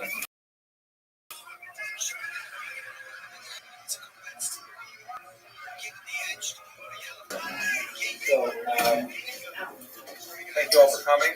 Tonight's topic is Hanan ben David, regarded by Karaites as their founding father. Karaism is a very important schismatic movement within Judaism that split off primarily in the 9th century and 10th century, and we're going to follow this movement to the present day. So I have to think of a joke to start off so everyone's in a good mood. I'm not sure I can think of one, but I'll give you one anyway. So I hope I didn't tell this joke too recently, because as you know, I only have about 12 jokes and I just keep recycling them. But I tell you the joke about the boy who goes to Europe in the 1920s to study in Bud. And he spends 6 months there studying in Yeshiva in Poland, and then he comes back to live with his family. And the first Shabbos meal, the father says, what was it like in Europe? What did you learn? What did you see? And he says, well, I met so many interesting people. Like, for example, I met a communist, I met a Zionist, I met an atheist, I met a socialist, I met a Bundist, I met a Beitarnik, I met a Jabotinsky, and I met. And father says, so what are you surprised? It's a very diverse place. He says, Dad, you don't understand. It was all one person. But it's intended to take us into the topic, and it's an important topic in Jewish. It has surprisingly modern ramifications, contemporary ramifications for the development of Judaism in the 20th and 21st century. There is an interesting sort of resurgence of Karaism in certain parts of the United States, what Mr. Rodriguez calls neo-Karaism, and perhaps I'll explain what he thinks about that term shortly. But let's get right down to the subject matter. Today's lecture is sponsored by an anonymous donor. I'd like to thank that donor very much for supporting the shul that gives us the space to learn it. And it's wonderful that we have sponsors, but I'm happy they're here so that I'm not talking to myself like I usually do. Okay, so Karaism. The word, as we shall see, comes from the Hebrew term kra, kuf resh aleph, which is the basis of the word for mikra, or scripture, to read or to call. So Karaism derived this term primarily because of the extreme devotion to the biblical text alone. And put in one sentence, the essential belief of the Karaite movement is that the Torah, the first 5 books of Moses, Genesis, Exodus, Leviticus, Numbers, and Deuteronomy, are in fact by God and nothing else. And the task of a Karaite Jew, or a Karaite simply put, is to divine the divine intent of that text without the layer interpretation that followed, particularly in the oral tradition, and thereby live one's life as a Karaite Jew. That was kind of long for one sentence, but that's the kind of thing. The Bible and nothing else, really. The defining notion of Karaism is the rejection of the oral tradition. And this is crucial, and it is not original. We have had many movements in the ancient world that also took issue with the oral tradition, denying its authority. And in fact, the areas of Karaite scholarship in the 20th century is to try and connect this medieval movement with the ancient counterparts that preceded it. And there is some argument, for example, to say that it really follows a chain of tradition from King Yeravam, who rebelled against rabbinic authority as well, straight through the Middle Ages and to the modern day. It's probably baseless in terms of a direct connection. Nevertheless, there are certain sympathetic elements of ancient rebellion against rabbinic authority, which are echoed in the medieval Karaite movement, so there's some argument for it. What is fascinating, however, is the rather extreme longevity movement, which has allowed it to persist right up until our own times. There's a general rule about the survival of schismatic movements within Judaism that I think is really quite true. It's something that Beryl Wine likes to say. He's a very important historian who actually is going to be here in Miami, I think in February, at the Young Israel Bell Harbor. He'll be here for as a guest scholar in residence. And I think I urge you to come and hear him because it's really fantastic. At any rate, he argues that we're, as a whole, the Jews are very tolerant of heterodox ideas. We're very good at adapting to a wide variety of approaches to various elements of creed, and we don't have that many, kind of bifurcations and multiple vectors of our faith that lots of really powerful and dynamic. However, one of the phenomena that Beryl Wine points out is the fact that when a movement splits off from Judaism, they're liable to, unless they redefine the nature of who is a Jew. As soon as they change the definition of who is a Jew, they kind of like get onto another set of tracks altogether, and the separation becomes irreparable. That is certainly true of the Karaite movement after the 12th century, where Jews regard them as being, rabbinic Jews regard them as being perhaps primarily because of their redefinition of the laws of marriage and the laws of conversion, things like that are essential to the definition of who is a Jew. Obviously, if you look at politics in American Jewish society in the, let's say, from the 1960s onward, with the large amount of outmarriage in the Jewish community, kinds of questions come up again, and it's a heated debate. So perhaps we'll take some questions a little later on how this is relevant and for our discussions. Okay.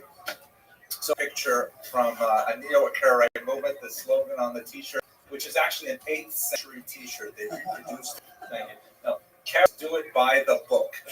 Ironically true, right? It's all by the book itself. Starting point for today's lecture, he's really not the founder of Karaite per se. The Karaite later took him as a figure and used him as like an identifying point that began the movement. But in many ways, he was distinct in his ideas in the Karaite movement, and they would have had a very hard time dealing with him individually. The way in which his movement started was most likely connected to a breakaway minyan, a splinter minyan that just went. Let's look at that very briefly. First of all, let's set the scene.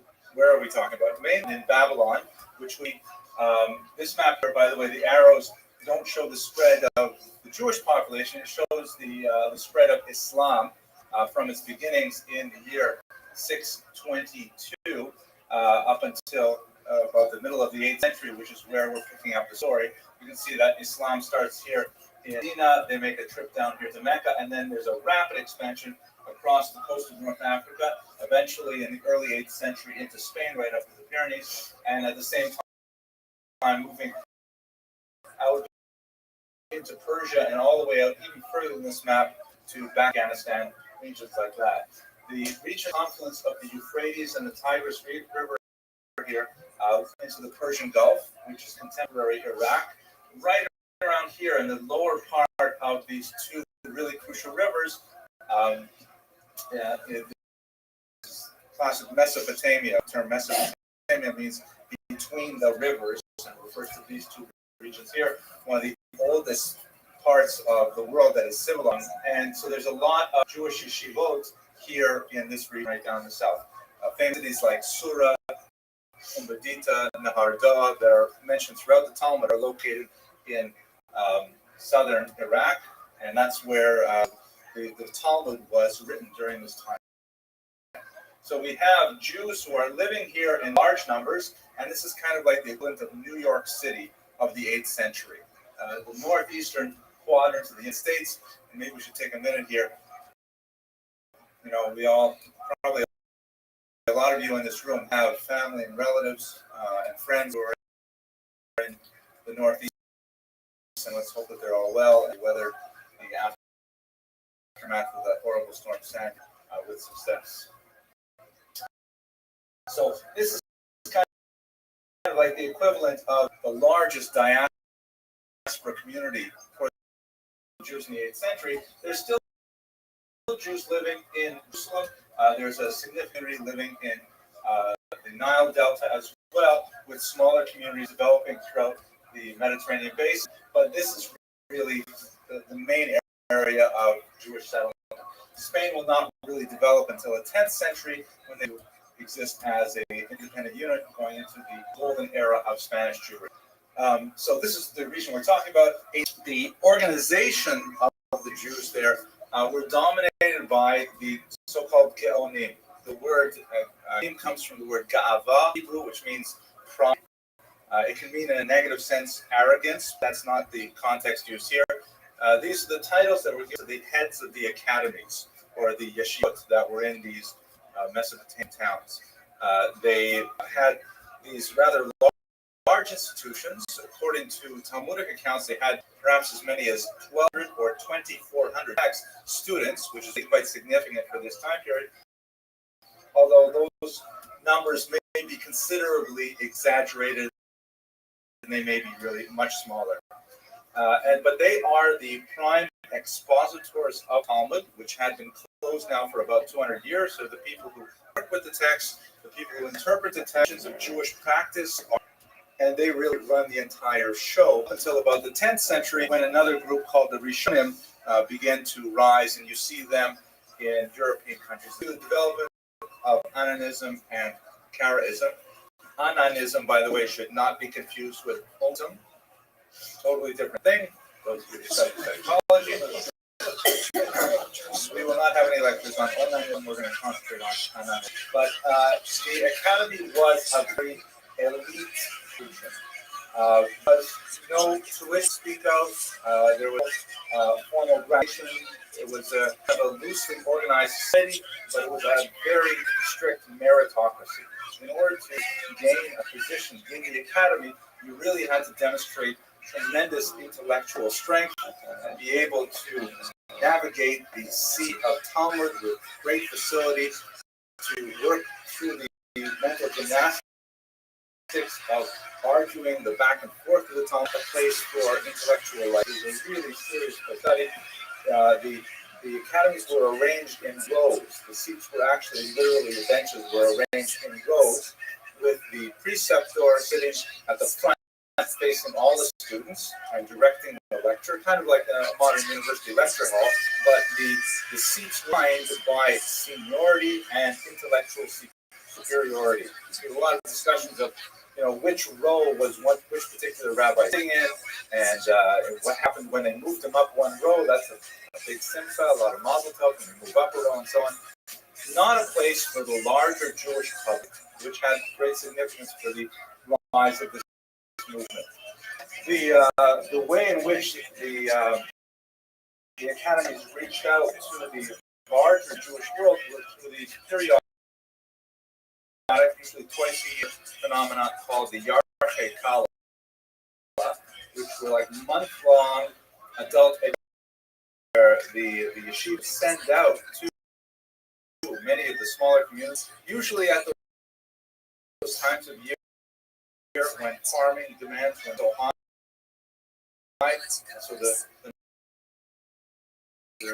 really not that many opportunities. The men would come in from in the field, they'd have a little bit of extra time, so they would see rabbis who were from the back benches in the yeshivot who would go and some information for them. However, you have the situation where there's an elite group of highly learned individuals who are like an island sea of largely illiterate Jewish peasants to manage their way through a prayer book, to observe the Sabbath more or less with the best understanding they have, but they're Amei Haaretz, to use the Hebrew term. They're people of the land, farmers. They do not have the opportunity to engage in social, and so they're highly dependent on the Geonim. So this creates on the one hand, it's in the yeshivot, and it's much more authority in those people who are able. But on the other hand, it leaves a lot of room for people who feel disenfranchised to vent their feelings of perhaps rebellion or disagreement with rabbinic position, and eventually to less in anti-rabbinic. And this is precisely what happens in the 8th century. We see a lot of groundswell from the grassroots of people feeling the rabbis are too strict, or some of their interpretations are too zany, handling the Talmud, and they really want to see a Judaism that, in many ways, them makes much more sense. We have to add to this, if you're looking at this map, I mean, it doesn't take much. If Islam, we're going with the actual colors here, if Islam spreads with such drama from 631 to 750, which is here in this map, like 120 years, where this tiny religion that starts out with one man in Medina suddenly over the entire Mediterranean, basically the entire known world of the time. I mean, there must be a lot to this religion to acquire such territory and so many adherents so quickly. And one of the hallmarks of Islam at this time was a much greater emphasis on reason over revelation. Certainly, Muhammad was a prophet in the Muslim understanding of the term, but on the other hand, they had many schools of jurisprudence that argued for a rational approach to religion in general. And that idea of reason appealed very much, kind of like an early scientific revolution, to these people of the Middle East at the time. So I've talked pretty much straight for 20 minutes. So let me pause for a couple of questions. Yes, Judith. What was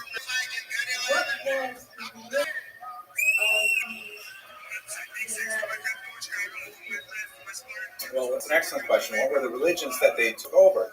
Well, look at their scope. They spread over, so much ground. They lived in territories where there were Jews and there were Christians active. There were a lot of pagans. North Africa, very pagan. Zoroastrians, I'm not sure. Zoroastrians, that would be in Persia, right? And they're going all the way up to the east, where they have a huge popularity with Hindus, particularly with lower Hindus. So they're encountering all kinds of different faiths as they make their spread throughout the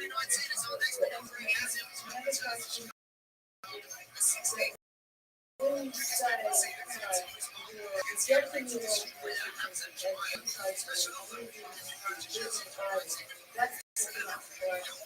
Not the Tanakh, the Chumash.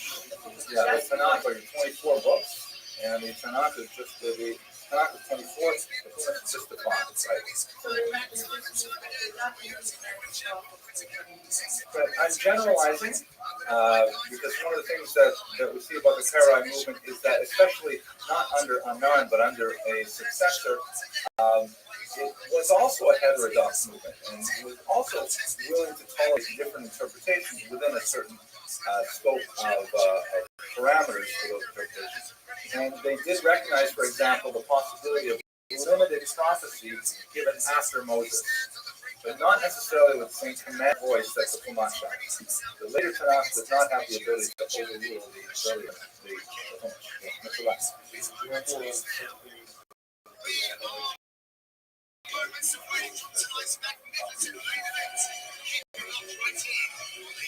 Excellent question. I mean, what is that's a good example. We have a lot of difficulty understanding because our sources are so highly charged with the fight between the Rabbinites and the Karaites. So anything you read from the period has to be viewed through the lens of which group is writing it. And I think the most interesting is, like, for example, last year we talked about Saadia Gaon, and he was a noted polemicist writing a lot against the Karaites. And unfortunately, a lot of those manuscripts are lost. So we only have Saadia's arguments against the Karaites as they are preserved in the Karaite defense of those arguments. So we read Saadia through the filter of his enemies, which is kind of like, reading the polls from the websites of the other side that is. So an example of something that the people rebelled at. You have a suggestion? Yes, the spelling of Israel, excuse me, wasn't by force. I'll get back to that question one second. Let me see. I was hoping you would help me out with this question. I can't think of one specifically, but I can guess. Because, Shabbos is a really interesting one. Shabbos, the laws of Shabbos, as the Gemara says, are mountains hanging by a thread. Right? It doesn't say in the Chumash, it says, guard the Shabbos, and then it has a whole discussion of building the temple. So the rabbis make a huge leap to say, again, it's based on the oral tradition, based on the proximity of the commandment to observe the Sabbath and the intricate laws of building the temple, or actually the tabernacle, that it must mean that all these things that are okay for those are the things that are forbidden. There are 39 different types of labor, and we can break them down, avos, toledos, and so on, and you get like thousands of things. So hang on, let me just finish this one here. So I'm guessing from the intense discussion over the laws of Shabbos that's probably one of the biggest areas. Ironically, though, the way the Karaites dealt with it didn't necessarily satisfy. When you're dealing with biblical text in a Karaite sense, you have to take the strictest possible interpretation in many cases. So, for example, it says in the Torah,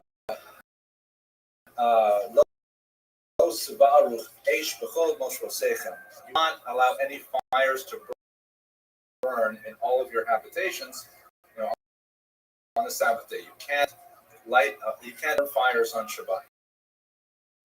So the rabbis, from oral Torah and its interpretation, they say you're not allowed to burn fires means you can't start a fire. You can't light a fire on Shabbos.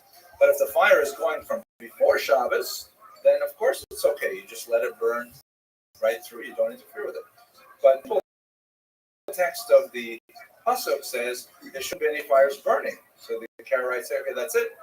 No more children. We're not having any hot food. You can't let the food cook overnight. And in fact, there are some rabbinic authorities that say it's a mitzvah to eat children to specifically reinforce rabbinic interpretation of the Pasuk. Okay, so regarding the spread of Islam. Let me add something that you said. Okay. Our interpretation from the rabbinical midrash, as we started with the Tamoim, actually they put together a fence. That's the reason you got the Shabbat, you got the Kashrut. The Kashrut, there's nothing in the Torah about Kashrut. So leave the hell of evil. That's how it's doing. You've got 600,000 different perspectives. Right. You know what I mean? Yeah. And this is sometimes I go off in mind. Yeah, it's. I'll tell you a joke about that.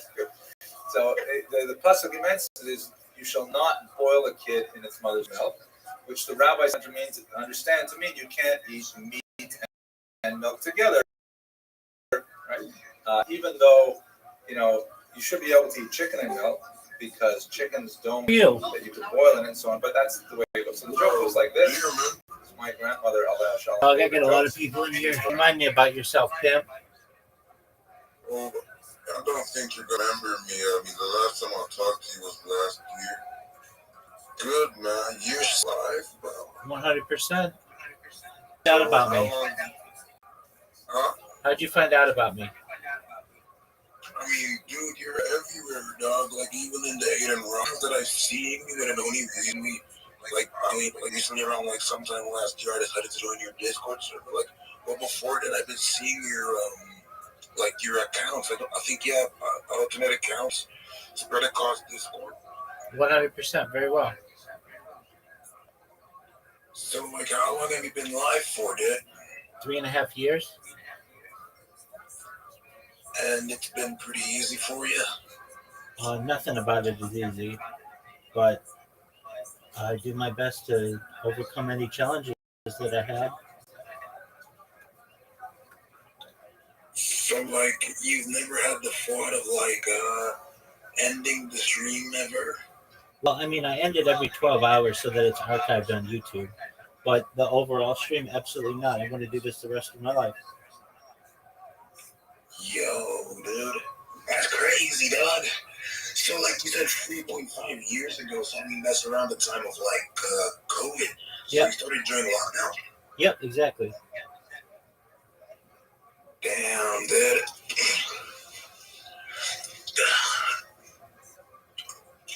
How'd you like? What? So, you make revenue or this is non-profit? I make some money.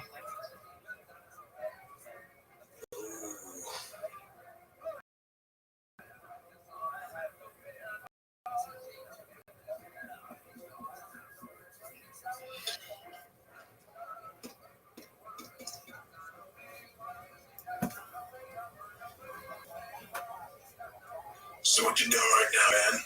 Programming robots. Oh, you're making robots? 100%. What are these robots gonna do? They spam people on a platform known as Blue Sky, and I'm going viral on it. People tweet about me every few minutes.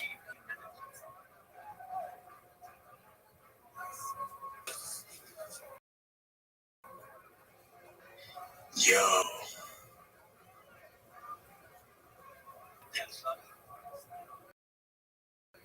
It's pretty cool. Word dog. So what's new with you? What? What is new with you? Oh, me? Well, I recently started cooking. Very well. What have you been cooking?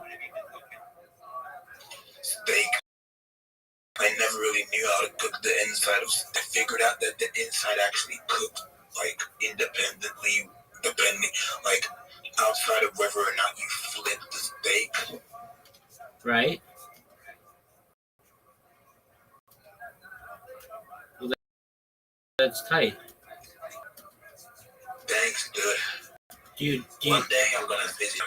Excellent. Do you eat at your steak? Fries. Oh, very well. What do you have on your steak? I think just some salt. Just salt? Yeah, just salt on my steak. So no horseradish or anything? Nah, that's not my thing. I've gotcha. All right. You want me to DoorDash you some food? No, I'm good, dog. I appreciate it, though. So, what do you eat? What do I eat? I like pasta. I like sandwiches. I like brisket. I like things like, what else do I like? I like pizza. Pizza is like one of my favorite foods. I like fruit. Oh yeah, baby. What kind of fruit do you like, Pim? Well, in the morning, in order to get the potassium content, like a good banana. In the evening, tangerines. Word, dog. Yep. All right. You like tangerines? Yep. What else do you like? Bananas. You said that in the morning, right? Do you like watermelon? Yeah, I love watermelon. Word, dog. Excellent. Have you been watching any streamers recently? Oh, you know that guy I hate Kentucky. Who's that? What do they do? Tell me all about him. He gets in fights? Yeah, dude. Like fist fights? Yup, and they get pretty bloody. Yesterday, right? You know, Kick. Do I know Kick? Yeah, I know Kick. Yeah, he got in a fist fight with these guys in a bar because he wasn't allowed to stream in the bar. Dude, it was so entertaining, dog. You need to watch the VOD. Dude, did he get banned from Kick? Yeah, but then because obviously everybody was protesting for him to get Tight. Is there any blood? Yeah, there was blood in his t-shirt. All right, so what do I... HS. HS? Tiki. CKI? No, double K. HS Tiki. Tiki Toki.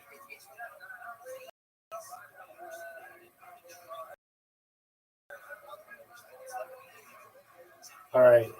I'm opening up his Kick right now. Well, the VOD got deleted. You have to go on Twitter to get one of the clips.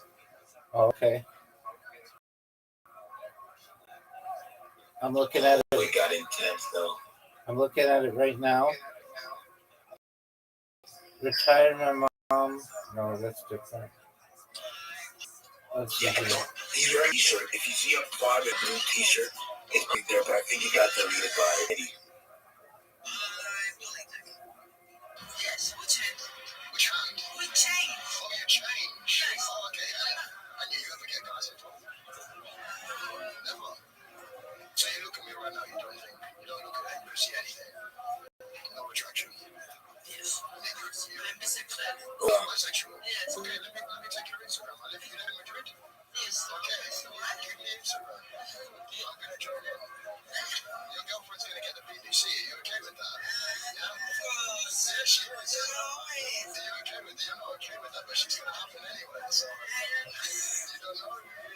It's game over now. Okay, I'll send you a message.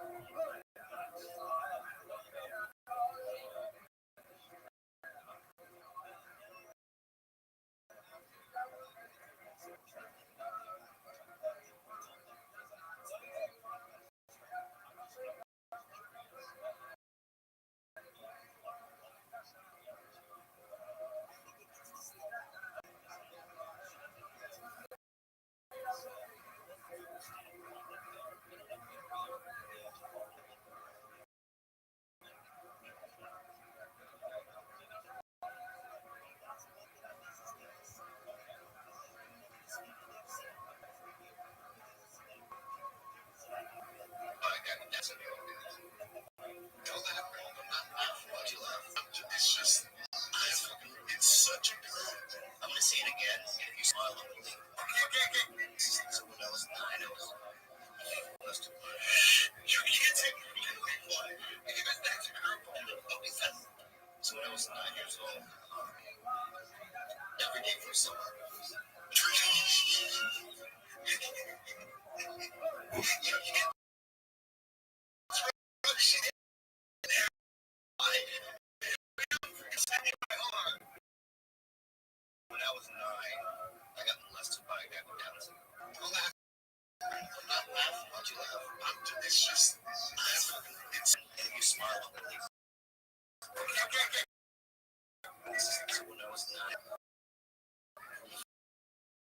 You can't take me anymore. Because that's a curve. So when I was 9 years old. You can't push it in there. Why? Every day you couldn't avoid them. I said, right, hold on. When I was 9, I got molested by a guy with Down syndrome. Don't laugh. I'm not laughing. Why'd you laugh? It's just, it's such a curve. I'm gonna say it again, and if you smile, I'll believe. Okay. So when I was 9, I was.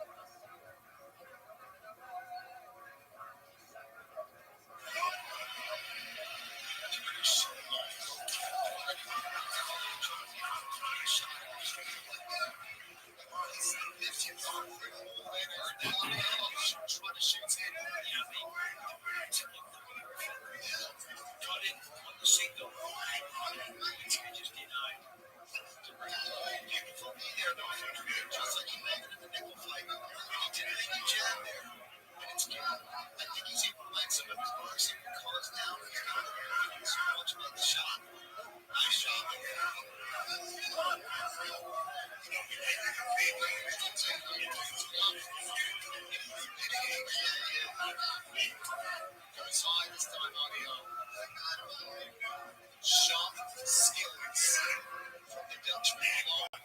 Minty stuff, the D's, the O's. He's longer, but he's nowhere near as good. He's got a snap to his explosive. He's got his tempo on point either. When you have a minute, this is not the problem that we're doing. It's not a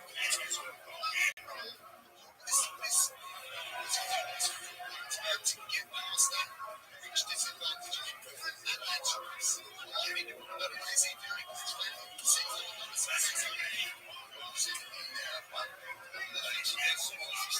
He has a wide base, but that's one thing that his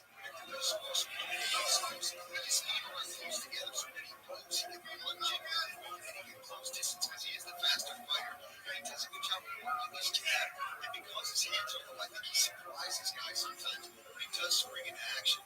Well, it's because the hands are low, as you mentioned. It's an unusual success landing shots from that angle. However, your defense isn't as good. You can move fast, and technically, with a good head movement and reflexes.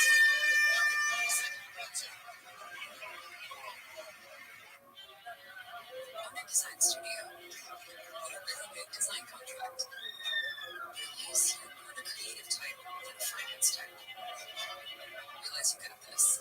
Use QuickBooks to get your cash flow flowing.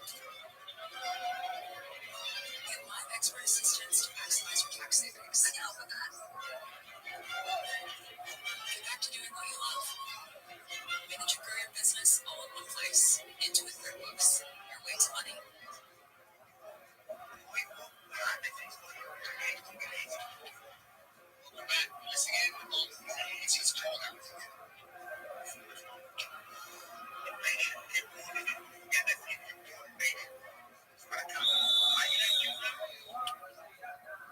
There's a nice right hand and a left hook that cuts the eyebrow to Whitaker.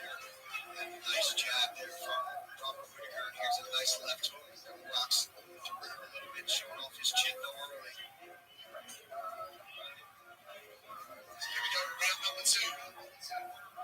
Odion versus the Riddler. He's again looking for that fairy tale that dictates career to get back with the belts. Split.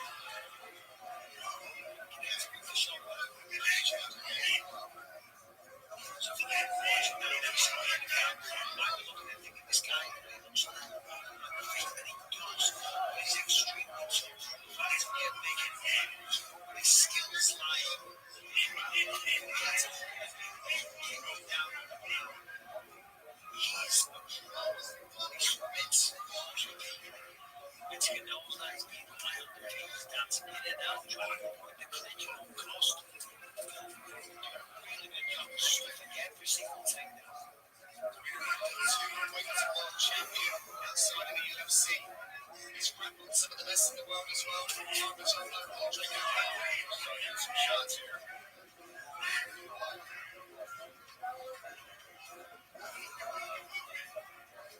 It's a wide-eyed presence at those openings. And now it's Whittaker stalking Ritter.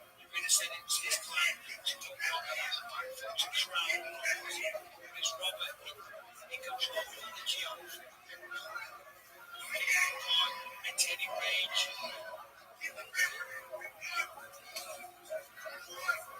Making his shots.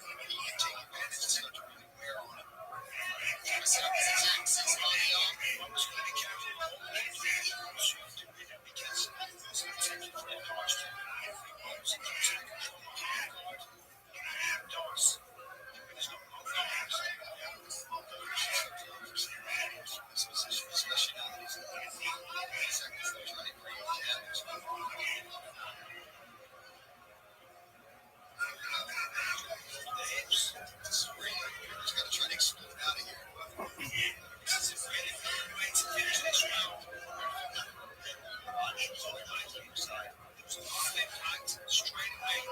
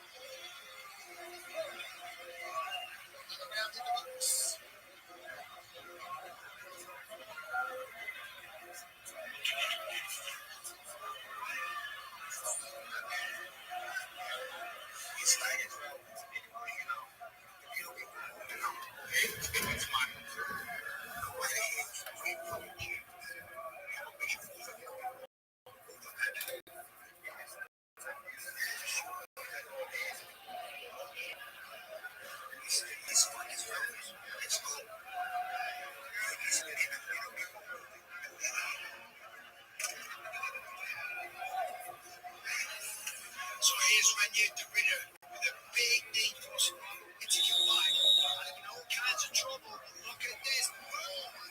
Overhand right sits him down. It looked like the end of the fight, but look at this. Renier the Ritter with a well-timed takedown. Wraps up the legs. Inserts himself back into this fight. The championship rounds, round number 4. Round 4, it feels like round 16. So much has happened. Oh, that's the knee again.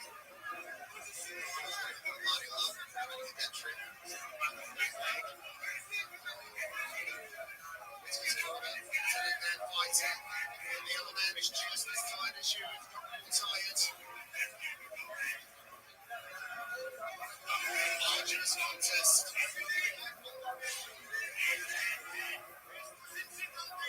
Easy body strikes for Derrida, unofficially.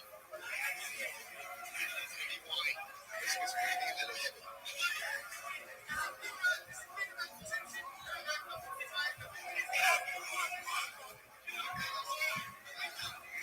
Yeah, looks like those people out there. Yeah, Rob still had that round. Yeah, mentioned that.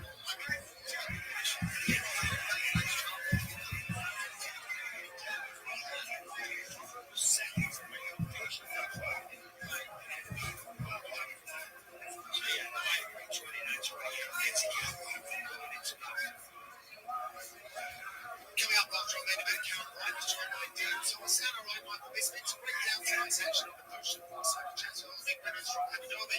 UFC action never stops on ESPN Plus.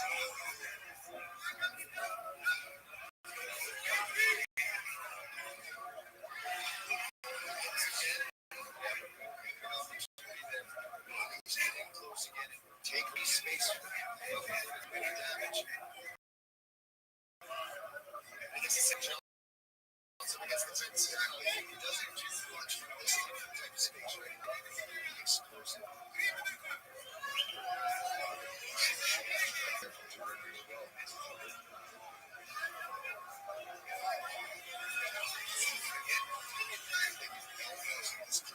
Position. Can he get it?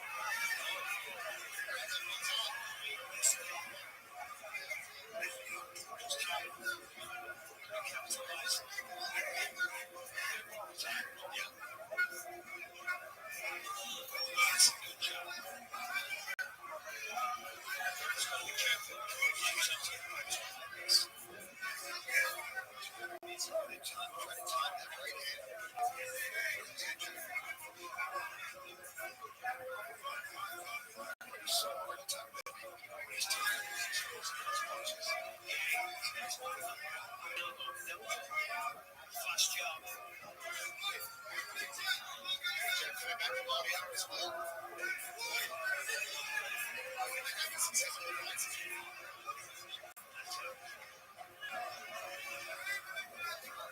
He's carrying out the game plan now. Keep him down. Forcing making him dirty. Grinding on him. And of course, it's not because he's so tough that he's able to do this. So the man would have been out of it. That was it. Yes. Big time.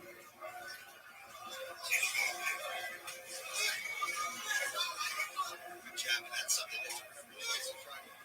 Because he needs to wait and see, okay, when does it look like he's thinking of this move? And just stick that jab out there. Nice jabs, yes. That was snappy. That was fast.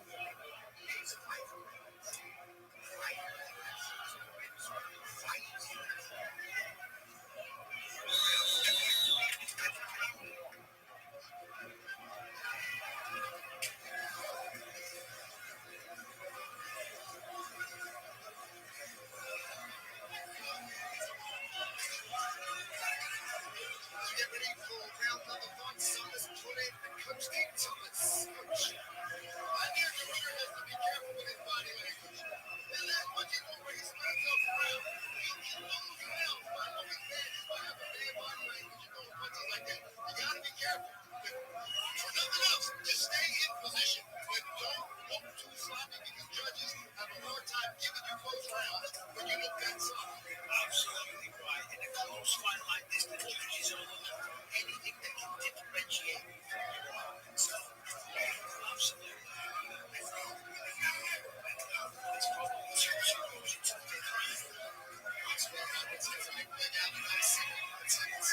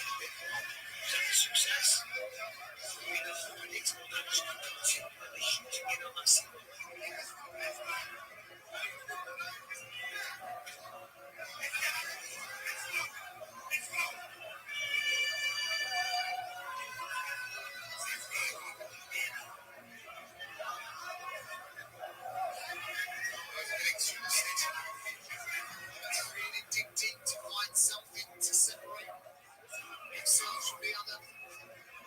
It's really been quite profound.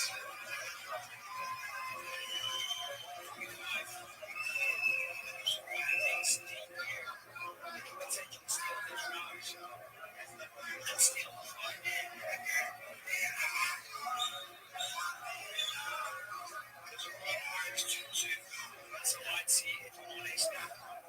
Anybody's still anybody's right now, if you ask me. That's one job. Sure, facts and opinions. Back from audio.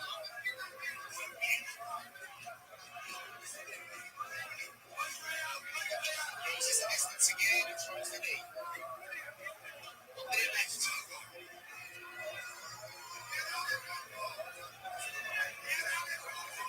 That was wrong.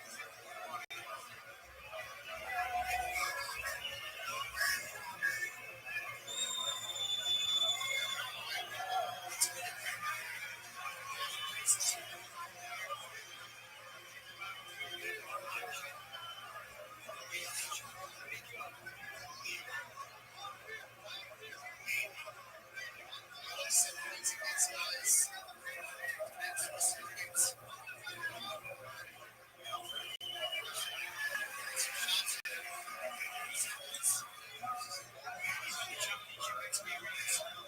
Finish on a high.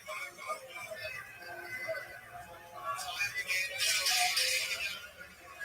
10 seconds.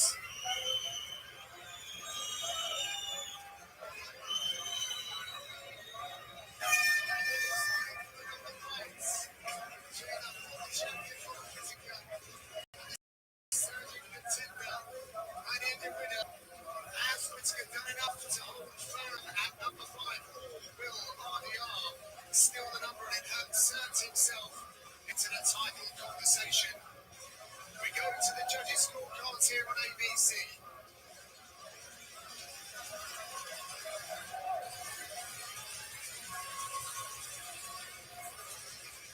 All right, let's take a look at some of the action here. This is where Ritter got cut early in the fight by that little left hand from Robert Whittaker. Nice left hook from the Reaper. Some good jabs on display throughout the fight from RDR. And there's some nasty left knees to the body of Robert Whittaker. And then that massive overhand right that sat him down. It looked like this was going to be the end of the fight. Probably the most significant thing that happened throughout this. Nice takedown there from the Ritter. And again, there's that right jab. Nice jab return there from Robert Whittaker. Back and forth fight. Both guys had some big moments. Another body. Big knee to the body and another right hand. It's a close fight. See how it's going to go down. Agonizing wait for the two warriors that entertained us through 25 minutes. I see Joe Martinez has made his way up to the octagon, and the decision is close. Two men will be gathered into the center of the octagon. And let's get it inside. For the final time tonight, here's Joe with a main event decision. Ladies and gentlemen, after 5 rounds, we go to the judges' scorecard. And here are the totals. Judge Mike Bell scores at 48-47 for Whittaker. Judge Cartlidge, 48-47 to Rabbi. And Judge David Leatherby scores at 48-47 for your winner by split decision.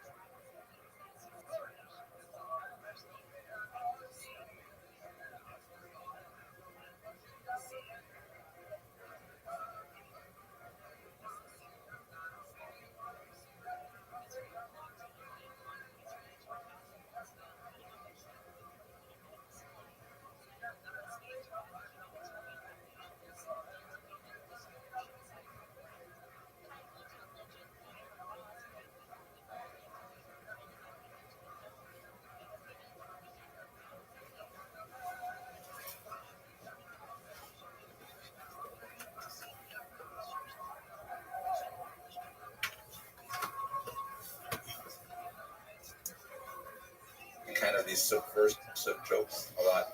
The joke goes that so Moshe Rabbeinu. Oh, and by the way, I forgot to tell you one thing. That particular phrase, "You shall not boil a kid in its mother's milk," occurs 3 times in the Torah, and from the fact that it's repeated 3 times, the rabbis learn a huge amount of laws. It doesn't just say it once; it says it 3 times. The redundancies in the Torah, therefore, it must be there for reasons. My grandmother likes to tell this joke. She usually tells it with a punchline in Yiddish. It took me years to figure it out, but I'll say it. And the joke goes like this. So Moshe Rabbeinu is on Har Sinai. And Moses is on Mount Sinai, receiving the Torah. He's learning the Torah from God. And God says, "Give him his mother's milk." Moses says, "Aha, so that means we can't eat cheese." Okay, got it. Then they're reading it, and God says, "And don't boil the kid in his mother's milk." And then Moses says, "Oh, so that means that we have to have like separate plates between meat and milk because you don't want to have it." And God says, "Just said, don't boil." I get it, Donnie. The third one, he says, "Don't boil the kid in his mother's milk."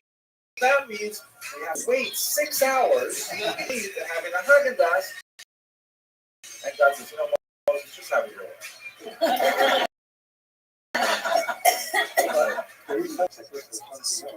Actually, in this part of that's going to be a hard one. Yeah. He serves meat. Right. It appears to be milk, and there's some interesting things on that. Let's get past it because it's a good one. I think it will take us a long time. Right. So you mentioned earlier that Anan ben David's rise to power is probably related to a political dispute. Now, again, we have rabbinic accounts, Karaite accounts. They're very different. We don't have any third-party account that gives a sense of it, but it does have kind of like the schmeck of truth, the feel of truth to it. There were 2 sources of power in the Jewish community in Babylon, 2 official sources of power. One was the Geonim, as I mentioned, the heads of the academies, and the second was the exilarchs, or in Aramaic, the Reish Galuta, the head of the exile, Rosh Hagalut, I guess you would say in modern Hebrew, but this is in Aramaic, you say Reish Galuta. We actually, in the Saturday prayers in the morning, we have a special prayer for the Reish Galuta where we pray for him and for all his students and things like that. Very old prayer.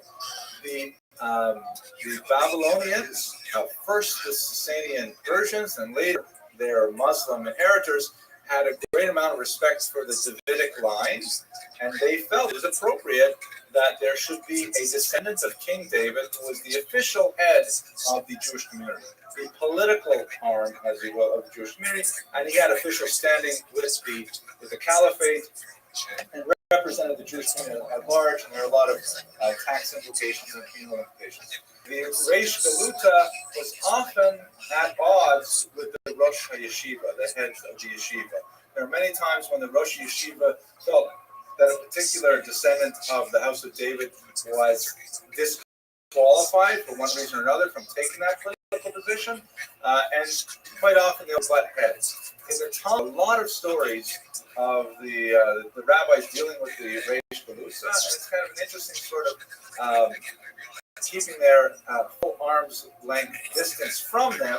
They can't alienate the Reish Galuta completely because the Reish Galuta is, after all, the head of the political community, but they're always kind of like looking down their nose at the ignorant behavior of the Reish Galuta. I should say always, but quite often you feel that kind of tension in Talmudic stories that involve the Reish Galuta. At any rate, it was a chashuva position, an important position, and the story goes that Anan ben David was passed over for his younger brother to be the exile. Why? But he was rather quite upset about this, and so he gathered together a group of like-minded individuals, and he led a formal protest against the rabbis, indicating that Judaism really should be completely different. The Talmud and its interpreters have gotten totally out of hand, and let's get back to basics. This is really what Judaism is all about, and he had some success with it. The rabbis, however, including his brother, complained to the caliphate, saying that, this will not do. This is a picture of an Ottoman Caliph. I love that hat. I think I would love to wear a hat like that. It would not be a good hat for high winds, but I think it would be a really fun hat. At any rate, so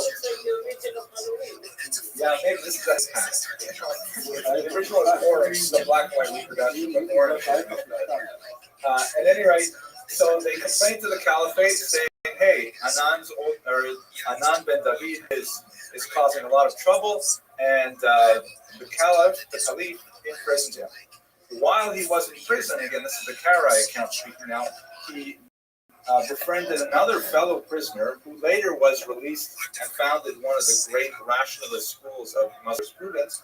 And this particular Muslim said to him, listen, why don't you just go to the Caliph and tell him that you distinct religion, that you're not trying to lead the Jewish people, you're trying to lead the Karaite people. And in fact, according to the Karaite account, this was accepted by the Caliph, he was released, and he went on to create this movement. This interesting kind of question over what is Karaism? Is it Judaism? Is it correct Judaism? Is it something distinct? It will repeat itself throughout Karaite history, right up until the 20th century in particular. So when he got out, he created this movement. He had a certain number of followers.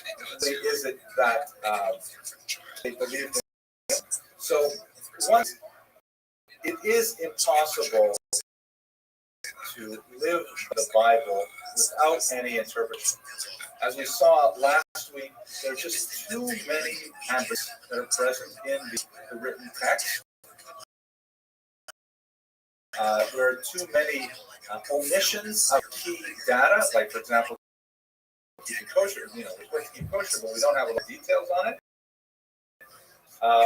There are many passages which have an incredibly harsh interpretation if you read them simply on face. In the rabbinic tradition, all of these problems are dealt with in great sophistication, and they're expressed in the form of the Mishnah and the Talmud, and it makes for a workable religion, a religion that has survived, after all, for 3,000 odd years now, great success. Although no major football players. I thought that was funny, but it came fast. We'll rewind that. Okay. So the oral law is inevitable. The Ananites, later the Karaites, rejected the form of the oral. And they found that they actually had to create one themselves. Anyway. They had to have something to fill the gap. Like I mentioned last week, if they had to observe the holiday of Sukkot, and it said, bring to shul the fruit of a goodly tree, everyone's showing up with different fruits, bananas, or apples, or cherries. No one's bringing an esrog.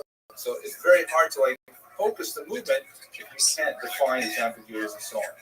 And also, you consider the lex talionis, the tooth, which reads an eye, a tooth for a tooth, burn for burn.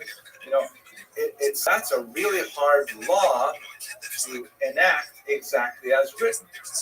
Even if you want to read it exactly the way it is, sometimes the punishment is not.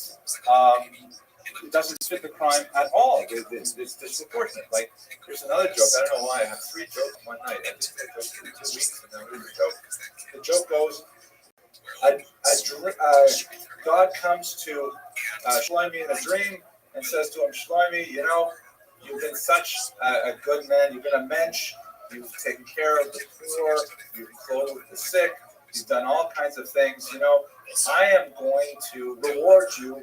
You're going to get whatever you wish for, you will get. But there's only one thing, God says to Shlomi. I'm really sorry to have to tell you this, but I'm upset with your ongoing feud with Reuven. You and Reuven have been fighting for years, and it's really got to stop. So this is the deal. It says, Shlomi, I am going to give you one wish. You can have whatever you want, wealth, and wisdom, and whatever. But whatever you wish for, Reuven will get double. You want $10 million, he'll get $20 million. Encyclopedic wisdom, he'll get double encyclopedic wisdom. Whatever you want, double. So what's it going to be, Shlomi? So Shlomi thinks for a while and says, I'd like to be struck blind in one eye. So, did I tell this joke? I'm not exactly sure why I started, but it went that way. So the thing is, they had to have some kind of oral Torah. They called this the Sevel HaYerusha, the burden of the inheritance. That, what can you do? You can't get away from it. You have to have some kind of tradition to interpret these things. Otherwise, nobody knows what to do because the biblical text is not enough. It amuses me sometimes when, politicians and sometimes religious figures on the right will say, not Jewish necessarily, say that they live by the word of God. And I don't think that's possible. If you think the Bible alone is the word of God, you're going to be in a lot of trouble because there's so many things that need explication and interpretive tradition in order to live by. So, as the rabbis put it in their accounts, they said that Anan said to the Jews, "Forsake ye the Mishnah and the Talmud, and I will compose for you a Talmud of my own." In other words, he would replace the current rabbinic Talmud with another. Now, the kind of ways in which they ultimately did create their own oral Torah, so to speak, there's a few different hermeneutic principles that they applied. So, for example, and this is an article from the Encyclopedia Judaica, they used, one, the literal meaning of the biblical text, as we've discussed, what it actually says. Two, they used the consensus of the community. A much more populist kind of approach. They said, okay, what does everybody think this verse means? Everybody who says it actually means, "Kazai, put up your hand," and they would take a vote, and they would see, if there was wide-scale public opposition to that particular reading of it, they wouldn't accept it.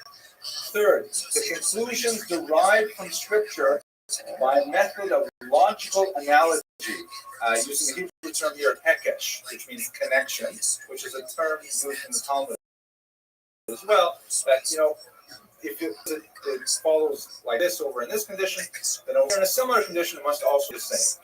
And then finally, knowledge based on human reason and intelligence, what they call Chokhmat Hada'ah, right? Seichel, right?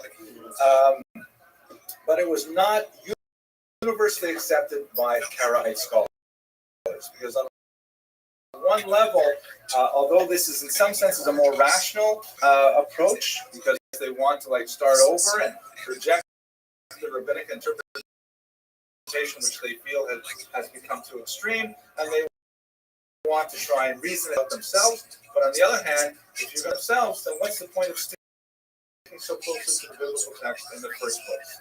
The biblical text is supposed to be, inviolate. So how can you go and change everything like that? Anan, in particular, tended to be very straight aesthetic, which is one of the reasons why he really was successful. And it had to be a who would really take Harrison to a new level. But he advocated, for example, long Muslim-type fasts for a large part of the year. And he was rather, unlike his successors, he was rather unable and unwilling to accept divergent opinions. Yes, Ms. Abramson.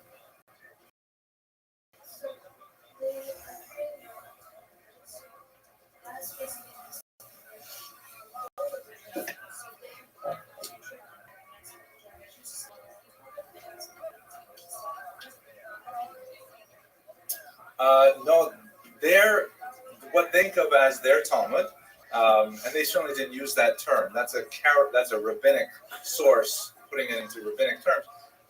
They were hoping to create a definitive reading of the Bible, which would be permanent. What the rest did? The rabbis also engaged in the same task. I mean, the rabbis in the Mishnah and the Talmud, they felt that, this is the doctrine for all time. We still use the same Talmud. Ours works. They felt that the rabbis had heard of the text. And for various reasons, for example, when you read the Talmud, you see that there are multiple opinions. Sometimes one is accepted for the definitive law. What happens to the other four? How come we didn't accept any of those opinions? So there are choice Talmud, and the reasons why opinions are favored over others is essentially the whole engine of rabbinic scholarship. Why Rabbi Yehuda wins this argument and he doesn't win over here, and so on. It's a larger question than I can answer beyond that very briefly. Okay, yes, last question. Let's move on. Yeah. So, well,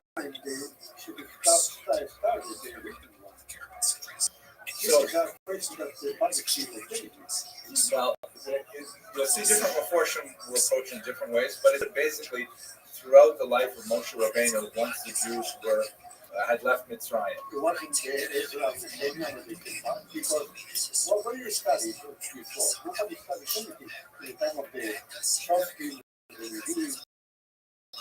I'm not even a rabbi. You have to ask a rabbi that question. I had trouble with the rabbinical union if I say anything. Okay, so let's go with the Karaites. I think it was from the root Roth, right? And what the Karaites really liked was, and this is a movement that came up about a century after, and that he really focused the argument and really said the problem we have is with the rabbis. We don't like the way they're lording authority over it, and we want to take off in a different direction. They had a huge impact on biblical scholarship of the time. If the Torah itself is really the sole authority, then you know what? Let's go back and study the Torah very deeply. And the rabbis also, of course, studied the Torah with great depth, but there was a renewed emphasis on studying, for example, Hebrew grammar. That was simply taking granted that this is what these words mean. The Soretic movement in particular, which was a rabbinic movement, but which was influenced by Karaism as well, said, okay, let's go back and let's unpack, let's try and determine how they should be pronounced precisely and written with an aleph and pronounced with a vav and things like that. A huge amount of scholarship, which rabbinic Jews use today, every single day, is very much tied to the emphasis that Karaites began. It's actually that is most important development of Karaism is Binyamin Nachmani. It's in the middle of the 9th century. He took a lot of Anand's ideas, but he was a much more populist thinker, and he was much opinions, much more open to the idea that, you know what, there can be a lot of different Karaisms. It doesn't have to necessarily be one, Catholic Church source Karaism. And this was a very wise move that allowed the movement to kind of separate itself from the extreme asceticism you find under Anand, long fasts, and the cold food. And they began to develop themselves in the movement at the time. There's also an interesting kind of overlap with Islam as well, because they portray themselves as the new intellectuals, because the much more clear thinking, less fanatical individuals, even though today we would look perhaps and understand them as fanatics, going straight to the biblical text with minimal interference, but nevertheless a lot of support from Muslim authorities. And imagine the groundswell of church in that context. This is where they're basically set up. So we've got a lot of them here go on from the 9th to 11th century. The next growth section is in Israel, in Cairo, in Egypt. It has a long community that lasts right up until the 20th century. You have some that settle out here in the far west, Spain and North Africa, and a significant amount of Karaites settled in Byzantium, which is Constantinople, Istanbul, the center of the Ottoman Empire. Again, about 600 years worth of Karaite communities. Fascinating little pockets in the Russian Empire, specifically in Lithuania, a little bit in Poland, not mentioned here, and also in Crimea, which is right over here. I'm not sure why the arrow comes over here. I can make this map, although I kind of like to sort of drop it quickly. The Crimea is just a little bit of land that goes into the Black Sea, and these communities exist right up until the 20th century. We'll talk about them momentarily. The spread of the movement from the 10th to the 12th century is pretty dramatic. We know a lot about them because of the Geniza, which I'll talk about in 1 second. I've already mentioned their scholarship had a tremendous on the study of the Bible, Rabbinites as well, because Rabbinites don't want to get caught off guard by Karaite arguments about reading the biblical text. They want to make sure that their understanding of Hebrew is just as pristine as the Karaites as well. And during this period, especially the 2 centuries, from the 10th to the 12th century, there's a tremendous amount of back and forth. Huge literature develops. The Karaite movement is expanding and attracting proselytes, attracting converts, and still have to be involved with Gesundheit in going against them. The Karaite apologetic literature that brings more Jews to the movement, and it's perhaps the strongest period of the Karaites today. Now, a lot of the source evidence that we have about the Karaites comes from the Geniza. I'd like to take just a moment to make sure you're all aware of what the Geniza is. I know those of you who were here last year, we talked about it, but it's worth repeating. In Jewish practice, we have a halakha that you cannot discard anything that has sanctity. So a Torah scroll, for example, has to be buried in a Jewish when it's no longer useful. Holy books, things like that. And in fact, anything that has the name of God written in it, hence the word shemos or shemot, which means name. Anything that has the name of God written in it has some sanctity, and therefore it has to be treated properly. It can't simply be thrown in the trash. And so many synagogues, homes, schools, and so on have a special area they call the Giza, which means literally storehouse, or, the nose means to hide away, and they'll store up all their papers and go once a year. So usually before Passover, when they clean out, they ship it all away to be buried or taken care of in a similar manner.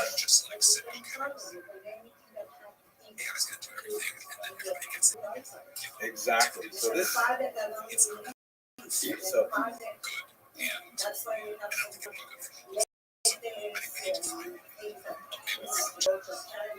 That's precisely the story of the Geniza.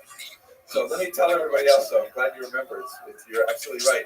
There's this town outside of Cairo called Fostat, and they had this strange custom, as Mr. Weiser says, that not only home writings should be put in Geniza, but anything written in the Hebrew script, even if it was written in Judeo-Arabic or in Aramaic, and even if it had nothing to do with religion whatsoever.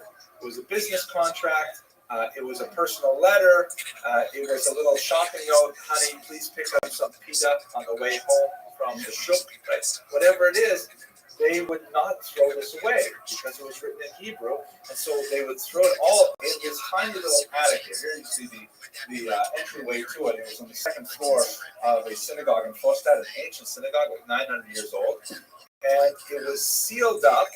And there was a legend, when it was sealed around the year 1300, there was a legend that there was a huge serpent up there that would bite anyone who went into the Geniza. So this effectively kept the Geniza closed until the late 19th century, when little bits of pieces began to appear on the black market, and people said, where did you get this manuscript? And eventually, this one synagogue, they opened it up, found the largest trove of documents from the Arabic world ever, bar none. We have about 100,000 fragments from Arabic sources.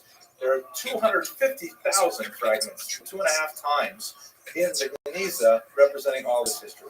So it's ironic, but medieval Arabic historians have to learn Hebrew in order to study the period, because they need the Geniza sources to understand what's going on. And they're, of course, always written somehow involving Jews because of the script. What the Geniza tells us about Karaites is fascinating. S.D. Goitein is the principal scholar. He devoted his entire life to studying the Geniza documents, and he wrote this massive work called The Mediterranean Society, which is all about what life was like there for about 500 years, from 800 to 1300. One of the things that's striking about the Karaites is that the Rabbinites and the Karaites actually got along fairly well. There are lots of marriage contracts between Rabbinites and Karaites. I know, it's amazing. Well, they're Jews, but they have different laws of Gitin, so they could be Mamzerim. They have different laws of Gerus, so they might not be Jewish at all. There's all kinds of things. How do you know they're Jewish? How do you know that the He's something. And not the rest of the rabbis, Well, decided that what you have with the Torah is that it's the baby. correct. If you look at the Torah, we don't even have laws of conversion in the Torah. It refers to the ger and the ger tosav. How do they get that? I mean, what do you do with those? Well, thank you. How'd you find out about me? You see, for example, a story that has the most extensive discussion, and basically, Who's that? The rabbis really take it apart to get to where we are today. Okay, how did he find out about me? How do we know? I'll give you an example.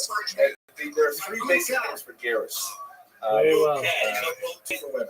No, For who's that? everyone who wants to become a Jew, we must immerse in a mikvah. Okay, cool. We're just watching history lectures. I'm taking a nap, so I'm not more vocal. After that, this is the tough part. They have to accept the commandments, Kabbalat HaMitzvot. So, what does that mean to a Karaite? It's certainly not the same thing as a rabbi. So, today, for sure, you won't find. Okay, I take it back. You will find rabbis who will marry rabbinites to carrot too. You'll also find rabbis who will marry alligators to fish. So. Not necessarily a good example, but most of the rabbinic literature says the Karaites are totally off the map. They're chutzlan, they're outside the camp. But when the Geniza, they're marrying each other, and they're creating rabbinic contracts and saying, okay, my rabbi will serve at this part, and your rabbi will serve that part. An amazing degree of cooperation. Business cooperation, they're forming partnerships.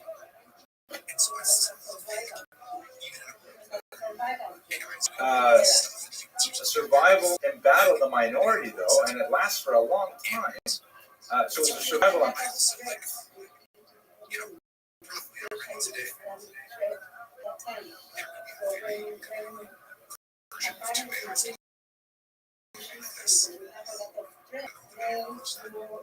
Together.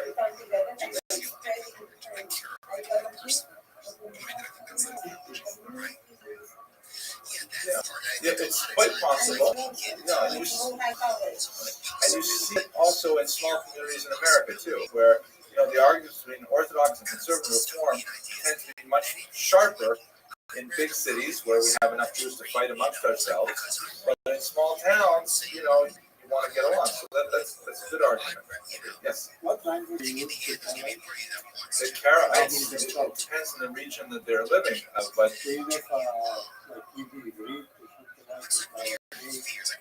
I'm not sure what they use among themselves. By the time they are active, Aramaic is on the decline, but on the other hand, they're great lovers of the Hebrew language as well. So I'm not sure. That's an excellent question, but I don't know the answer. Okay, let me move on because I'm concerned about the time. So Kharism, though, after the 14th century, it really starts to go into a slow decline. There's a little bit of resurgence when printing is invented, because once again, the reattachment to the word and the dissemination of the printed word is very significant. But it's a slow decline. There's also a widening separation between the Rabbinites and the Karaites that looks more familiar to us today. This is, by the way, one of the correct leaders, probably a Neo-Karaite, or one of the International Institute of Crimean Karaites, founded in the USA, January 2001. I wonder what all these symbols mean. I don't really know. I just pulled it off the web. But at any rate, a couple of interesting little tidbits of information. The Russian Karaites, the ones that living in the Russian Empire, Crimea and Lithuania, get an interesting kind of dispensation in the 19th century. Under Tsar Nicholas I, there was a lot of persecution of the Jews, and the Karaites successfully petitioned to be considered a separate thing from Judaism. But the Tsar would not. He still considered them Jews, but he did consider themselves a separate religion. So Jews of a different religion, Karaites. And the advantage this was that they were exempt from many of the poll taxes they're exposed to, as well as the horrific conscription regimen, the so-called cantonist decrees, where the Karaite children were not taken away and sent to serve in the army for 36 odd years. So they, and actually, this is repeated once again, more and more heroic moments, in my humble opinion, in the Holocaust in Eastern Europe, from the perspective of scholarship. Philip Friedman was a survivor of the community of Lvov, of Lviv in Ukrainian, it's in southern Poland. And he writes of a moment when the Nazis invaded and they encountered these Karaites in Lvov, in southern Poland. And the Nazis themselves were apparently uncertain, what do we do with the Karaites? Who are they? Now, unlike the Russians, who consider them Jews, but of a different religion, the Karaites were arguing that, no, we are a different people. We're not even Jewish, because for the Nazis, race was primary, and who cares what religion they are if they were race. So Professor Friedman writes in one of his books on the Holocaust about how the scholars of Lvov got together and formally let the Nazis know in a memorandum with lots of scholarly sources that the Karaites are definitely not Jews. And the reason they created this scholarship, so to speak, specifically to save their lives, which in fact they did. So, one of the more useful ways that professors can use their knowledge. So Hitler did not kill the Jews, the Karaites of the they were exempt. Jews, and including those who wrote those documents, were not, but at least they were able to save these other human beings. Terrorism today, here's another one of those 8th century t-shirts here that says, Karaite in Hebrew. Egypt maintained a significant population right to the 20th century. After the founding of the state of Israel, they found themselves under significant persecution, and so they made up where there are possibly as many as 30,000 of them. These are Karaite estimates, and they're most likely way too large, maybe 5 times too large, but there are definitely a few Karaite communities scattered throughout Israel. They have difficulty integrating into Israeli society. Their calendar, for example, is different from the rabbinic calendar. Certain holidays that they're totally missing, like Halloween, for example. And so like Hanukkah, for example, that they're totally missing. Their children are deprived, and they feel stigmatized. It's not surprising because the Rabbinites really are victors in the conflict between two groups. But that's essentially where we have it today.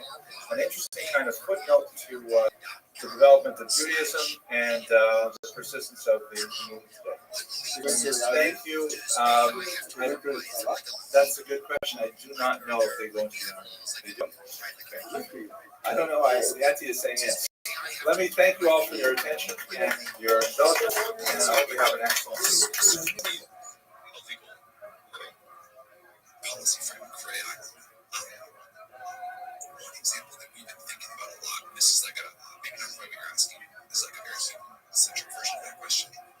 People talk about the most personal shit in their lives to ChatGPT. It's, people use it, young people especially, like use it as a therapist.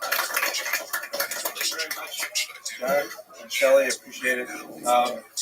We took up a few minutes with the introduction, so I'm going to speak faster to make sure that we cover all the material. I just want to say a couple of words of thanks myself, we'll get straight to the material. First of all, I want to say thank you so much to the Kahila for expressing so much enthusiasm for these classes. Academics, we just need someone to talk to. If no one will listen to us, we feel useless. So it's so wonderful that all of you come up here and help me along with my personal therapy. We talk about history and things like that. I certainly can't do it at home, so at least I can come here and do the thing. When we edit this, we'll just remove that little thing about phone. At any rate, special thanks to several people. First of all, I want to thank Joe and Zohara Weiss, who I think were the strongest supporters of this class. They really set the tone for what should happen here. And I think you've noticed a few improvements. First of all, at the end of tonight's lecture, no one will have to turn the chairs down. We're happening tomorrow. And second of all, we have my lovely daughter Lisa, who's greeting you at the front to give out materials and so on. And we have Mr. Rodriguez, one of the students at Touro College South, who is going to be videotaping it. And I guess I didn't make it clear to you earlier, we're going to be these lectures entirely on the web as a service to the Jewish people. Available for free, no charge, just like they are here. And we think this will be something that will enrich the Jewish people in a small way, but I think it's the right thing to do. I want to thank my friend Stephen Mills, aka Meatloaf, who has been a great supporter of the technical aspects of this project, and he's helped with a lot of the search engine optimization that we've done. And one last thing, we do have a donation page that will help offset the cost. The school has been very generous purchasing the camera and the projector and the screen and things like that. So we'd like to give that money back to the school. So when you visit the website, it's very hard to remember. It's www.jewishhistorylectures.org. And if you click on .com, it will still work because I bought the domain. Then you'll be taken to a link where you can donate directly to the shul, and it'll be earmarked for the cost of this one for its expansion. I think that's great. We have two sponsors for this week's lecture. The lectures happen whether we get sponsorships or not, but obviously we'd like to get more of them. Mr. and Mrs. Menachem Sternbaum and Susan Levinson and an anonymous donor have underwritten the cost of this week's lecture. We figured out for this semester it would cost approximately $265 to be bought lecture. So we're asking for $200 to sponsor the lecture. Whatever you want to give, if you want to give, we're very appreciative. Okay, I think that's it for the general introduction. I think I've met almost all of you, but for those of you who don't know me,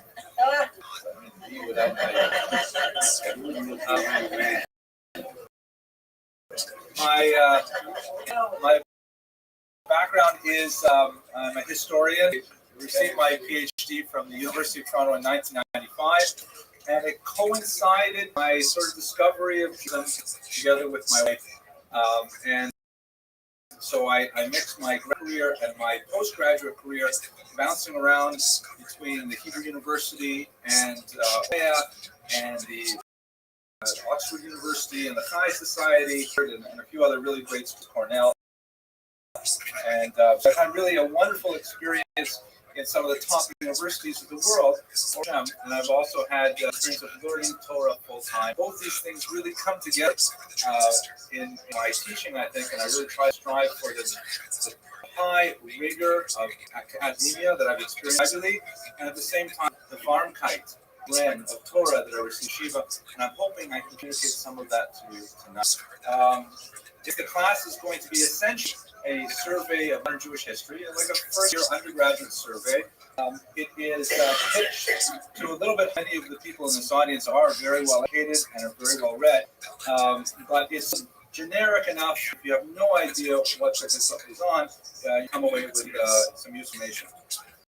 The approach is going to be biographical, just like last semester. I will use people, sometimes famous, sometimes not so famous, to illustrate the general trends of Jewish history and the forces that shape the Jewish world.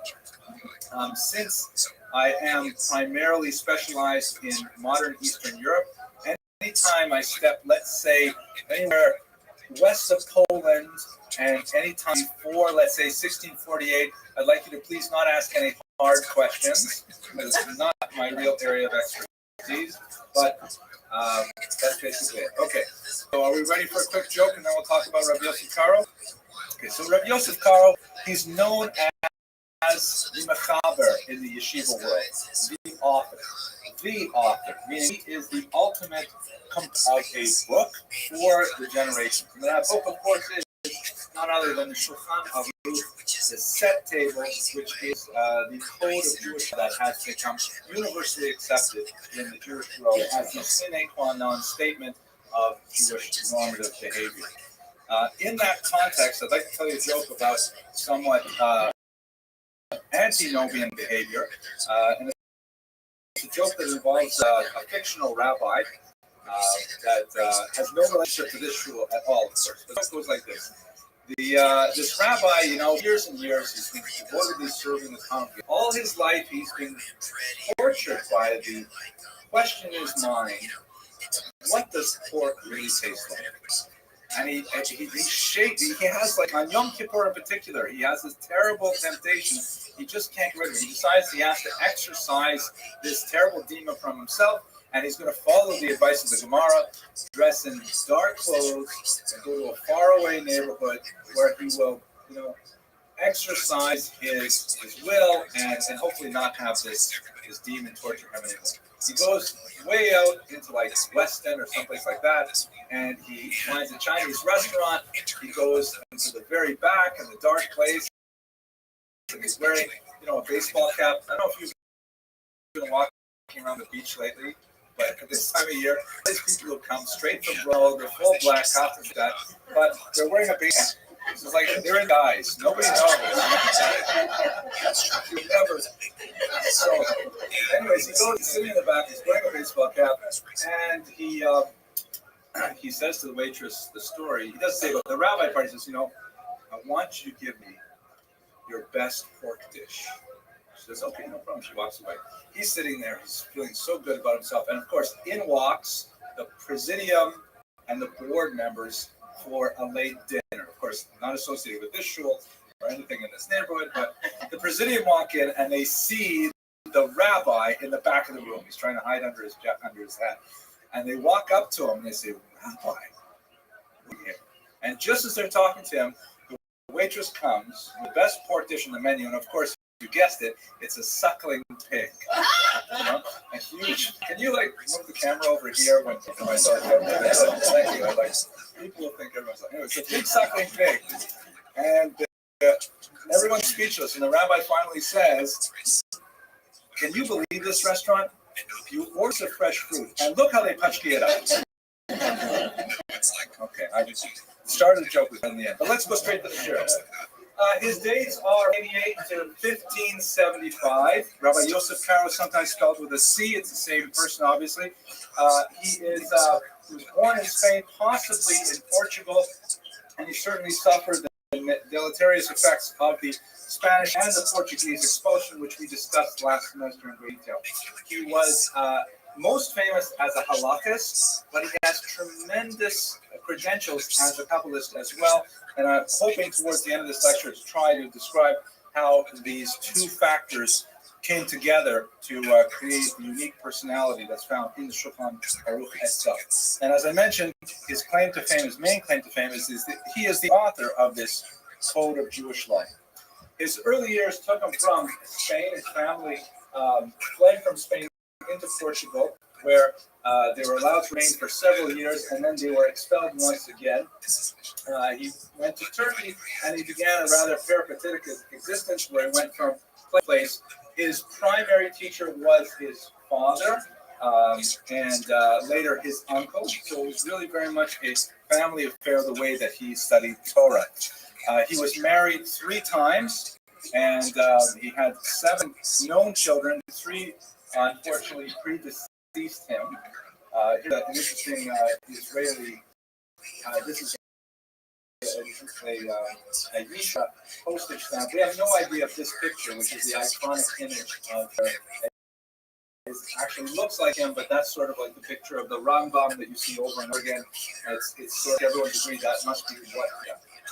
He had quite close associations with many other rabbis of the period, and in fact, one of his daughters married the son of the famous Arizal, Rabbi Isaac Luria of Tzfat, and we'll speak about their association in greater detail. He also had some interesting influences from Shlomo Molcho, who is a fascinating character. Perhaps we'll spend more time speaking about him in greater detail in a later class, perhaps 2 semesters from now. Shlomo Molcho was also of Spanish origin. He was a converso. like Uriel da Costa that we spoke about weeks ago, decided to return them. But whereas Uriel da Costa was never completely comfortable with his conversion and not find an intellectual space, Sephardic communities of Amsterdam and elsewhere, Shlomo Moltho kind of like flipped out. He went completely, flipped out is the term that they use for the young people, when they go to seminary and they come back and they don't want to eat your food and things like that. So he really flipped out. Messianic pretensions, difficulty associated with any Jewish community because they thought he was all just too radical. He circumcised himself when he was in his 20s because he couldn't find a male who would do it. And, rather, that's really extreme behavior. He had various negative relations with the Jewish community as he insisted they should radicalize and they should take greater steps towards accelerating the pace of the Messianic clock. And ultimately, he got into trouble with the state, and he was burned at stake in 1532. This is actually a highly stylized signature. It gives you a sense of what my head is. That's how he puts his John Hancock in. Rabbi Caro, however, was really impressed with the purity of motivation and of Shlomo Moltho. Among the many positive things he said about him was that after seeing his death, he prayed that he himself would come to a similar end. Rav Caro wished to die a martyr's death like Shlomo Moltho. He did not receive that privilege. There's not much to say about that. Rabbi Caro's fame really extends from the period of time he spent in Sfat, where he moved when he was 48. He had already been working on his magnum opus, which I'm going to discuss in a moment, the Beit Yosef. So he carried with him a certain measure of fame when he came to this very unusual circle of rabbis that were involved in this particular northern Israel city. There were a few factors that brought together some, highly unique rabbis, including the Arizal that I mentioned earlier, his student Rabbi Moshe Cordovero, the Ramak, and Yosef Caro, among others. And Yosef Teitzak, who was also the teacher of Shlomo Moltho, was there at the time. There was, perhaps I should say, one of the most significant elements was the Abramson rule of history at work once again. Thank you so much. Sorry against it. Money. There was suddenly Jewish money in the region. The Rothschild had specifically secured a parcel of land in northern Israel that would make it possible for Jews to settle there and to pursue their scholarship. Because im ein kemach ein Torah, if there is no flour, there is no Torah. Suddenly in Sfat there was a small, tiny area where Jewish scholars were especially valued and could pursue their studies. And he came into this with a significant amount of authority based on his previous works, and his authority grew even greater. Yes, please. Yeah, we got money back earlier. And if I'm wrong, I'll never know until I put this on the web and I cut this whole discussion out. But I'm pretty sure it was the Rothschilds. Maybe Montefiore, it's too early for Montefiore. Yeah, I think it is Rothschild. Okay, let's go on to the next question. Okay, now let's talk about the Beit Yosef. This is the book that really, among Sephardim in particular, he's more known for the Beit Yosef than he is for the Shulchan Aruch. And among those who learn halacha deeply, gain a much deeper respect for the Beit Yosef than for the Shulchan Aruch, which is much more popularly known. The Beit Yosef is essentially an encyclopedic commentary on the most current code of the time, the Torah. And in the next few slides, I'll take you through the process of codification and why it was so significant to have a commentary like the Beit Yosef. Basically, one of the things that plagued the commentators in their creation of codes is that it was simply too onerous to explain all of their thought processes. So it's much easier for a codifier to simply say, this is the halacha, please don't bother me anymore. And in later generations, when the author's personal status was no longer quite as well regarded, or if someone wrote a competing code, then no one could really sort out which code was appropriate appropriately followed. What the Beit Yosef did was it delved into of the Torah, and that's from Asher, I'll show you in just a second, and he brought all of the relevant passages from the Talmud to support the decision of the Torah. In other words, he completely explained, he dug in an archaeological fashion, and he discovered what was the reasoning of the Torah for arguing a particular position. He then went on to do the same thing, by the way, for Maimonides in a commentary called the Kesef Mishnah. And by writing this commentary, the Beit Yosef, he demonstrated that absolute control over the meaning of the text as written by the Rothschild. It was the ultimate critical analysis of a halachic code, and it was a phenomenal act of scholarship. Undoubtedly provided him with tremendous appropriate regard. It took him 20 years to write it. It took him far less time to write that itself, which is much well known. And the main purpose was he provided a Talmudic background for the published work. Any questions about the Beit Yosef yet? Okay, so let's go to the actual process of codification. And I apologize, some of these slides were already presented in the Maimonides lecture. I hope you've totally forgotten them, so they won't get to them. So that's a bit for you.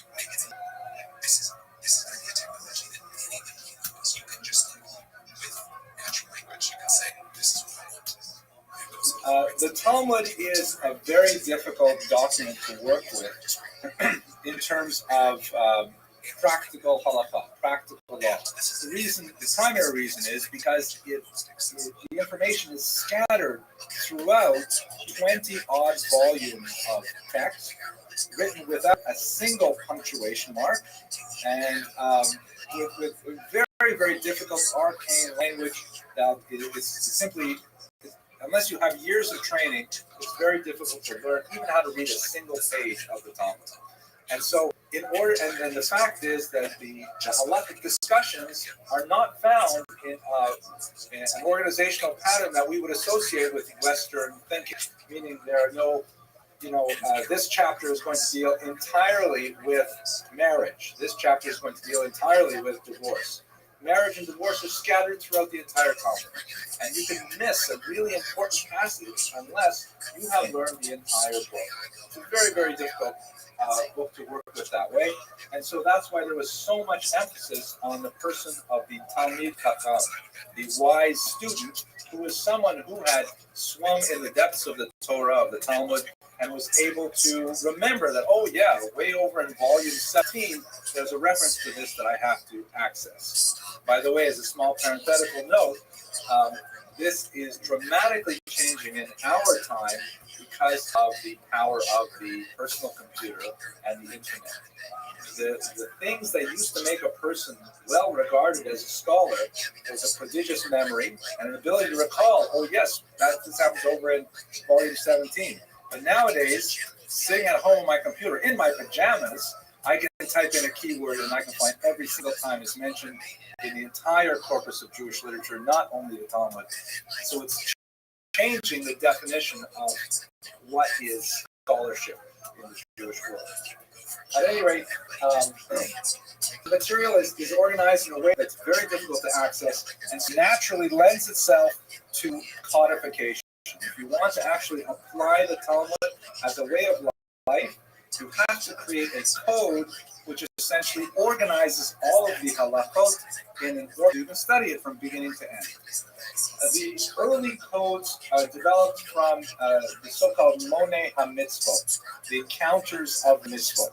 There's a passage in the Talmud that refers to the number of mitzvot in the entire Torah as being 613. It's a well-known idea that so many people had carried around with them, but no one really bothered actually trying to count them until you get to the High Middle Ages, when you have a few rabbis who begin to say, let's count them up.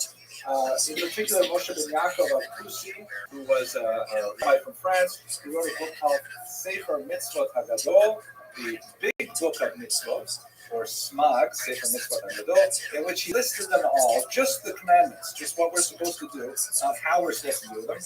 And he listed them in positive and in negative commandments, thou shalt and thou shalt not. So that was useful, and that spurred a sort of mini industry in codifying, because many people said, wait a second, I never count commandment number 148 as a commandment. That's just a custom. You don't have to worry about that. It's just a custom. And other people said, no, this is a real halakha. This is a law from Torah, from Moshe at Sinai. So there were competing modes. They were all arguing for slightly different variations of what were actually the mitzvot. Furthermore, there's a lot of material that's no longer relevant, or currently not relevant in our day, with the absence of the temple. A tremendous amount of halachot dealing with the maintenance of ritual purity, which we have only in small areas like in washing netilat yadayim or in visiting the mikvah, but is really quite a bit more extensive in the Talmud. And all the laws of the sacrifices, the laws of the structure of the temple, and so on. So what do we do with these laws if we're no longer, or at the not having a temple in existence? Still, they're part of the 613. Maimonides created the greatest code of the era in his Mishnah Torah, and I won't take too much time to speak about that because we did speak about it at an entire lecture a little while ago, in which he wrote a completely comprehensive code that covers the temple period, it covers the Messianic period, it covers all kinds of things like laws of opinions, how you should think, not how you should act. And his particular code fell under extremely harsh criticism for several reasons, one of which was he did not have the Kesef Mishnah at the time. He did not provide all of the sources, did not provide the back and forth of why he decided to take one position versus another. Okay, I've talked a lot. I should pause for a question. Yes, Joe. Wasn't there a discrepancy between 613 and 614? Maimonides or Fackenheim?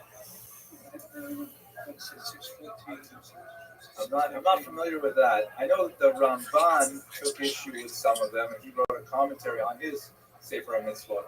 But I'm not familiar. I am familiar with this concept from a modern philosopher that I actually had the privilege to study with when I was at the University of Toronto, Emil Fackenheim, who argued very effectively, I think, in a literary way, but not quite as effective theologically, that there exists a 614th commandment.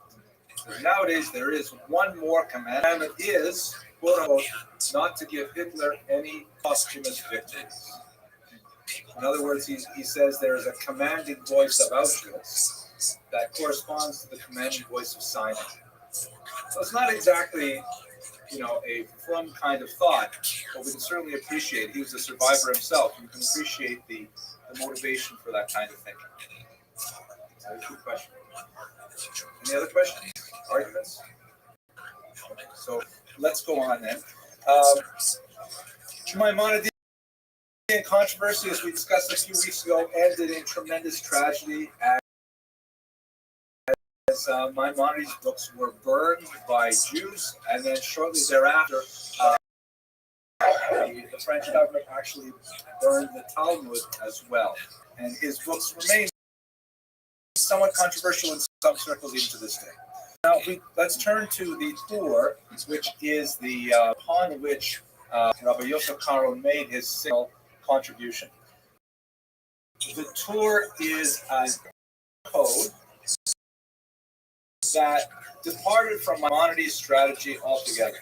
Maimonides organized all of the law, 14 books, which he called the Chazakah, the strong Yud and Dalet 14. And as I mentioned, everything. It covered, before when we had the temple, laws of Messiah, and so on, and a lot of things that we simply don't deal with today. So it's quite a massive book to read through. The Tur, Rabbi Yaakov ben Asher, in the 14th century, went for a much more modest proposal. He said, let's just get right the things that we do today. and he decided to omit anything that did not deal with behavior. So there's no laws of opinions, no laws of beliefs, there's no laws of the temple, and so on.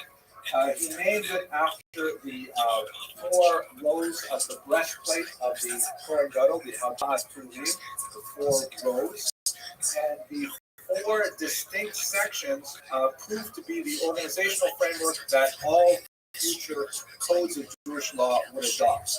And they are, the first section is Orach Chaim, or the way of life. And this section, which is typically widely studied in yeshiva today, deals primarily with what people do in the normal course of their day and in the holiday cycle.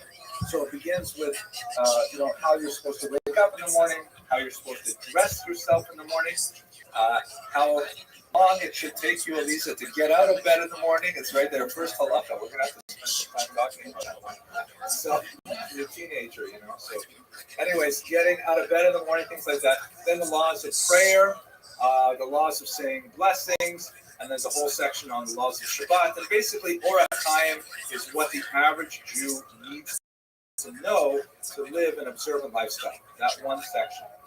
It's been commented on many, many times, including 2 very famous commentaries that are widely used today. The Mishnah Brura by the Chafetz Chaim is a commentary on Orach Chaim, and the Aruch HaShulchan, not to be confused with the Shulchan Aruch, is also a 19th century commentary on it used today. The second section of the tour. Oh, and by the way, if Orach Chaim is for regular Jews, learned Jews, but regularly learned Jews, the next level up is called Yoredea. Let's go down to the bottom here.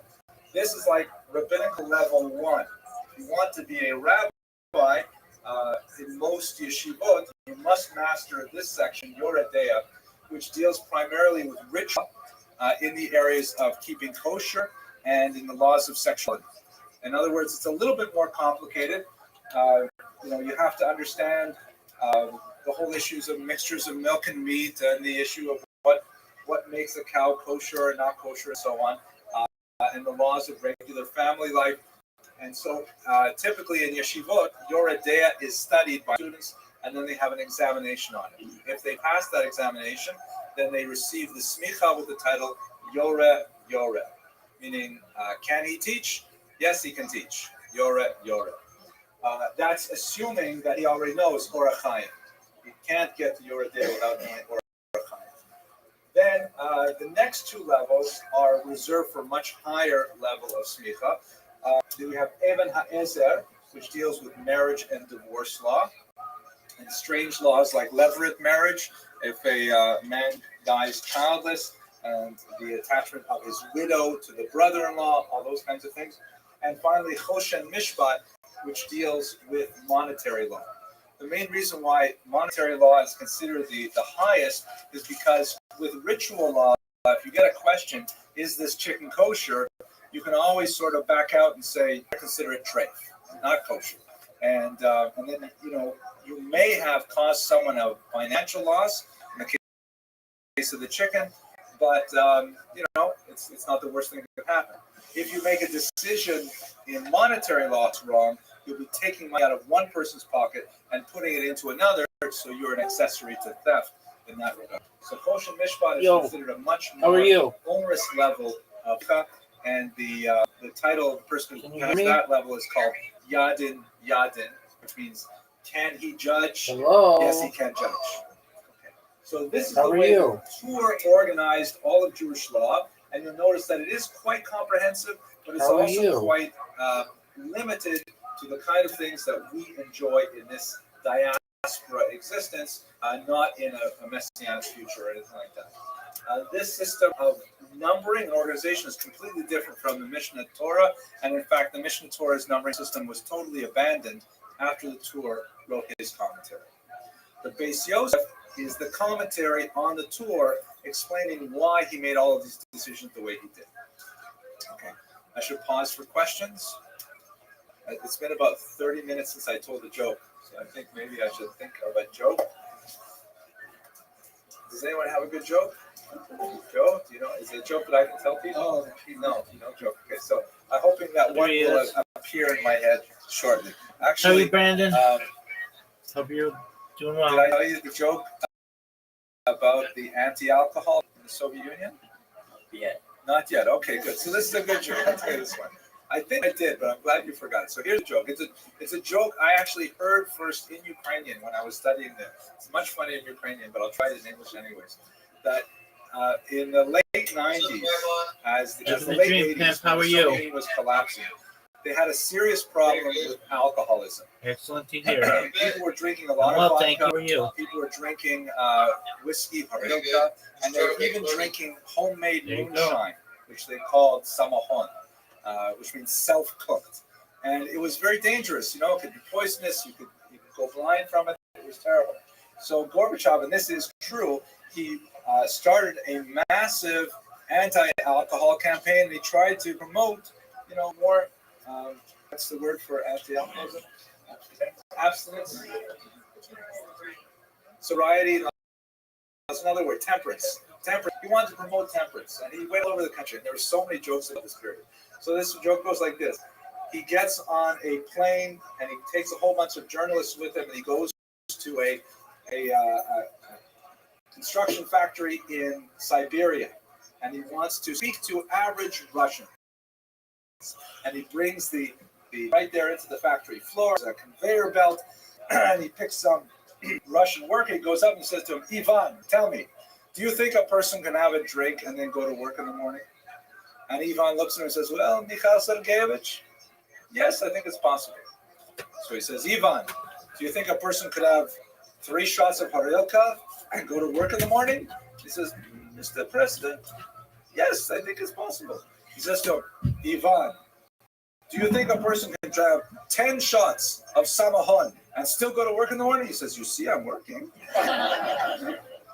So I usually use that joke to tie up questions. You mentioned Spot, and when I think of Spot and Kabbalah, I think of the Baal Shem Tov, and this idea of Or Chaim. I know the Baal Shem Tov wanted to spread Torah throughout Europe to general people. Would this be a precursor, meaning the idea of organizing these thoughts in this type of way so that it can be more accessible to everyday Jews? Absolutely. Absolutely. And that's a very profound question. Jumping ahead, Jackin, and it's so appropriate that you should mention the Baal Shem Tov, because, you know, the joke goes, it's a joke, it's a stereotype, but it still has a kernel of truth to it. The Chassid says, why do I need a sefer? I have a Rebbe. What do I need a book for? I have a rabbi to tell me what to do. And the Misnaged, you know, the Lithuanian Jews, they're known for their superior fashion sense and their good looks. They say, what do I need a Rebbe for? I have a sefer. What do I need a teacher for? Or I don't have to ask any human being. I'll just look at a book for myself. And that's like a cultural orientation between the two groups.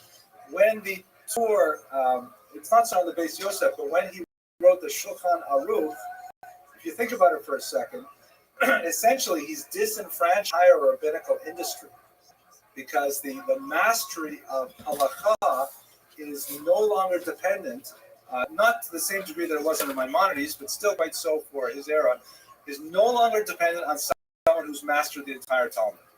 You just have to have someone who has enough Hebrew skills to be able to navigate the section headings of the Shulchan Aruch, and at least theoretically, he can tell you, or she can tell you, what the halacha is. And this is a big shift in the democratization of Judaism that definitely is characteristic of the Baal Shem Tov. So there's a very unique parallel there. I have one more kind of point I don't want to forget, but I'll bring it up and talk about the Smicha controversy. Yes. We are with the Shulchan Aruch. I like to have a few sentences to mention. Rabbi, I'm going to head out. All right, Pim, take care. Thanks, baby. General.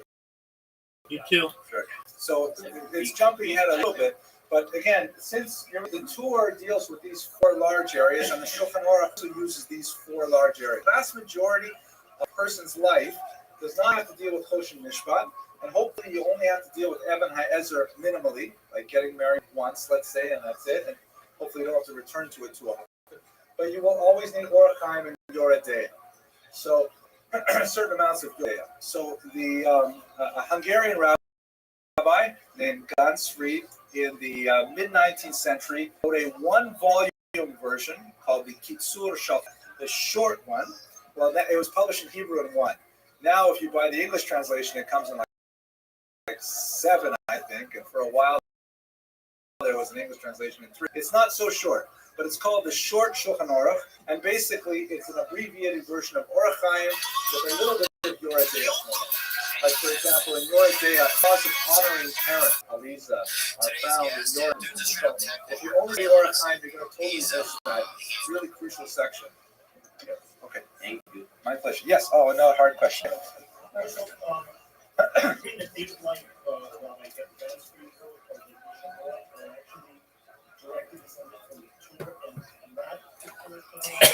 Yes. Yes. The text of the Torah is not the same as the text of the Shulchan Aruch, but he totally took over the numbering system, and like a layman's guess would be maybe 30% of his language. The Torah, absolutely. The Torah was written.